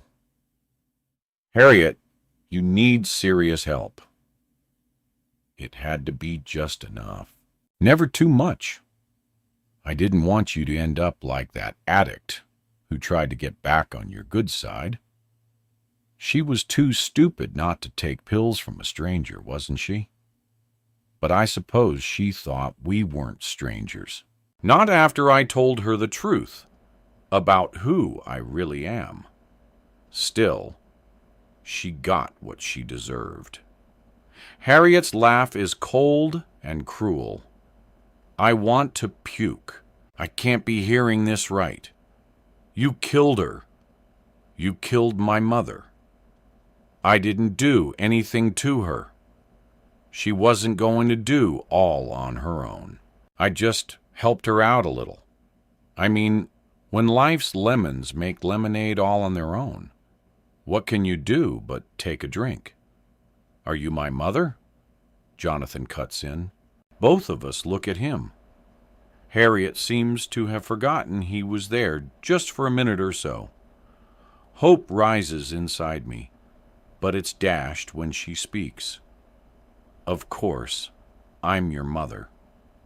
And you're Diana's mother. Val grunts. Harriet nods, grinning. She claps her hands together as though this is the best news ever and not a devastating, disgusting revelation for the two of us. Thank God we never had kids. Yes, I didn't have the pleasure of raising her. I already told you that, but I've made up for it. Shut up, Jonathan barks. Dad is her father, and mine. Harriet scowls, her pleasant expression twisting again into the face of a crone. Yes. Are you stupid? Yes, that's what I'm saying. I took care of his first wife, that S.A., and he came around just like he was meant to. We had you. And years later, I was blessed with a chance to get to know Diana. We are a family now. But you set us up. He gestures at me. You set us up to get married. How else was I going to have both my babies back with me under one roof? Harriet reaches for him. And Jonathan, maybe too stunned to protest, lets her pull him into an embrace. It's been so lovely. Our little family. Our perfect family. Both of you with me. The way it was always meant to be. This hurts worse than anything else, I think, because I'd never asked her to try to be my mother. I'd never asked her to love me. I'd just come to believe she did. This is sick. It's sick. Jonathan wrestles out of her grip. Vel pushes past Harriet and gets on her knees in front of the table, trying to grab for her phone. I close my eyes. I hear the clang of metal. When I open my eyes, Harriet has pulled the biggest knife from the block. She holds it in front of her between us, and the fact that her hands are shaking wildly does not bring me any comfort because the blade is waving way too close to me. I am exhausted, but also I am beyond tired of Harriet's. The knife scares me, but not enough to stop me from spilling some scalding truth tea all over this. I make sure I look her dead in the eyes. We're getting divorced, and we will never, ever, ever be your perfect little family. Not ever, you sick, twisted psycho. Chapter 60. Cole, I'm not completely out of it. Whatever that put in my coffee is trying hard to push me under, but I'm bigger than she probably accounted for. I've lost some time, though. Not sure how much. Her living room floor is hard and cold under my cheek. The room spins. I need to get up. I push myself to my feet and stagger. I have to get this out of me. She's drugged me. That's all I can think. And I don't know why. But it doesn't matter. In the kitchen, I bend over the garbage can and put my fingers down my throat. I gag and heave, but nothing comes up. I try again, but the iron stomach I've cultivated is my enemy now. In the trash, yellow padded envelopes, addressed to Harriet Richmond, mailed from Mexico, Canada, labels in Chinese, pill bottles inside, empty. I can't make myself throw up whatever used to be in these bottles. I'm going down again on my knees. I hit the floor with my face, phone in my pocket. I swipe it, but can't get it to open. I'm passing out. I try one more time. A voice asks me, "What's my emergency?" I think I answer, but in the end, all I manage is one word. Help! Chapter 61. Diana, how could you do this? Jonathan looks defeated, and I have the most infinitesimal shard of pity for him. I mean, nobody deserves to be loved this wrongly. We've both been over. The difference is, I already know what it's like to be betrayed by a mother, and he's only just learning. You've ruined my life. I can't even look at you. No, her wail seems endless until it's chopped off abruptly by the snap of her teeth. Harriet is faster than she looks. I'm not sure she stabbed him until the first arterial spray of blood jets from Jonathan's throat. She doesn't stop again and again. Harriet's blade raises and lowers, and although the knife skips off him in some places, it catches him in enough others. Blood is everywhere. She is screaming. I am screaming. Val is backed against the wall, covered in blood. Jonathan clutches his throat, pressing against the tide of crimson spurting out of him, and he can't make a sound. I grab the blade, but it's the knife end of it, and Harriet slices my palms. Metal clinks on metal. The only thing that saves the fingers on my left hand is my wedding set as it deflects the blade's bite. Still, I let go because I can't hold on to it. The pain is cold, then hot. The burn of ice on bare flesh. I fall back. Val lunges forward, but she's not fast enough. Jonathan falls face first, and his head bounces off the kitchen counter, so he ends up on his back, sprawled on the floor. Harriet, still screaming, plunges the knife directly into his crotch. And if there was ever a more meaningful action taken by anyone in this life, I don't know what it would be. The world is graying out in front of me. I fall to my knees. Harriet yanks the knife out of Jonathan's motionless body and turns on me. I'm going to tell them you did it. She screams at Val just before she stabs herself in the stomach. Epilogue. Diana. 1 year later, the police and paramedics showed up first next door, where they discovered Cole. He was able to direct them to the main house before passing out completely. He was in the hospital for a few days, but made a full recovery. Harriet's self-inflicted wound was not fatal. The one she landed on her son, though, was. Jonathan bled out while I was unconscious. The paramedics found the three of us on the kitchen floor. Harriet had tossed the knife in Val's direction, but of course that wasn't enough to make anyone believe it had been Val who stabbed her. The frozen leftovers from all the meals she made just for me were analyzed, and it became clear she was dosing my food with medications she purchased online.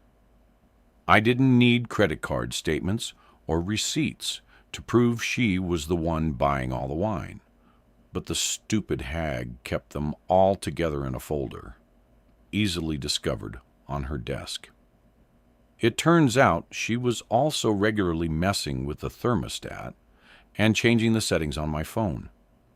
In other words, she'd been deliberately and relentlessly trying to keep me helpless for months. My memories still have not come back, and there will always be some mysteries left I will never figure out. I have Cole, though, and his ability to dig up the past, even when it's not conveniently buried beneath a tree in the yard.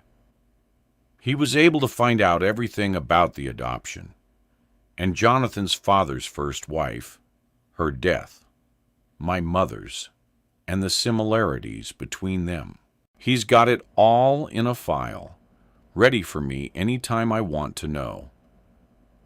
As for the two of us, it's not love. It might have been in the heat of last summer. It might have lasted, too, and grown into something real, if not for the accident. It might still, if we give it a chance. And there are days when I think about it. We'll never know what might have been, but nobody ever can.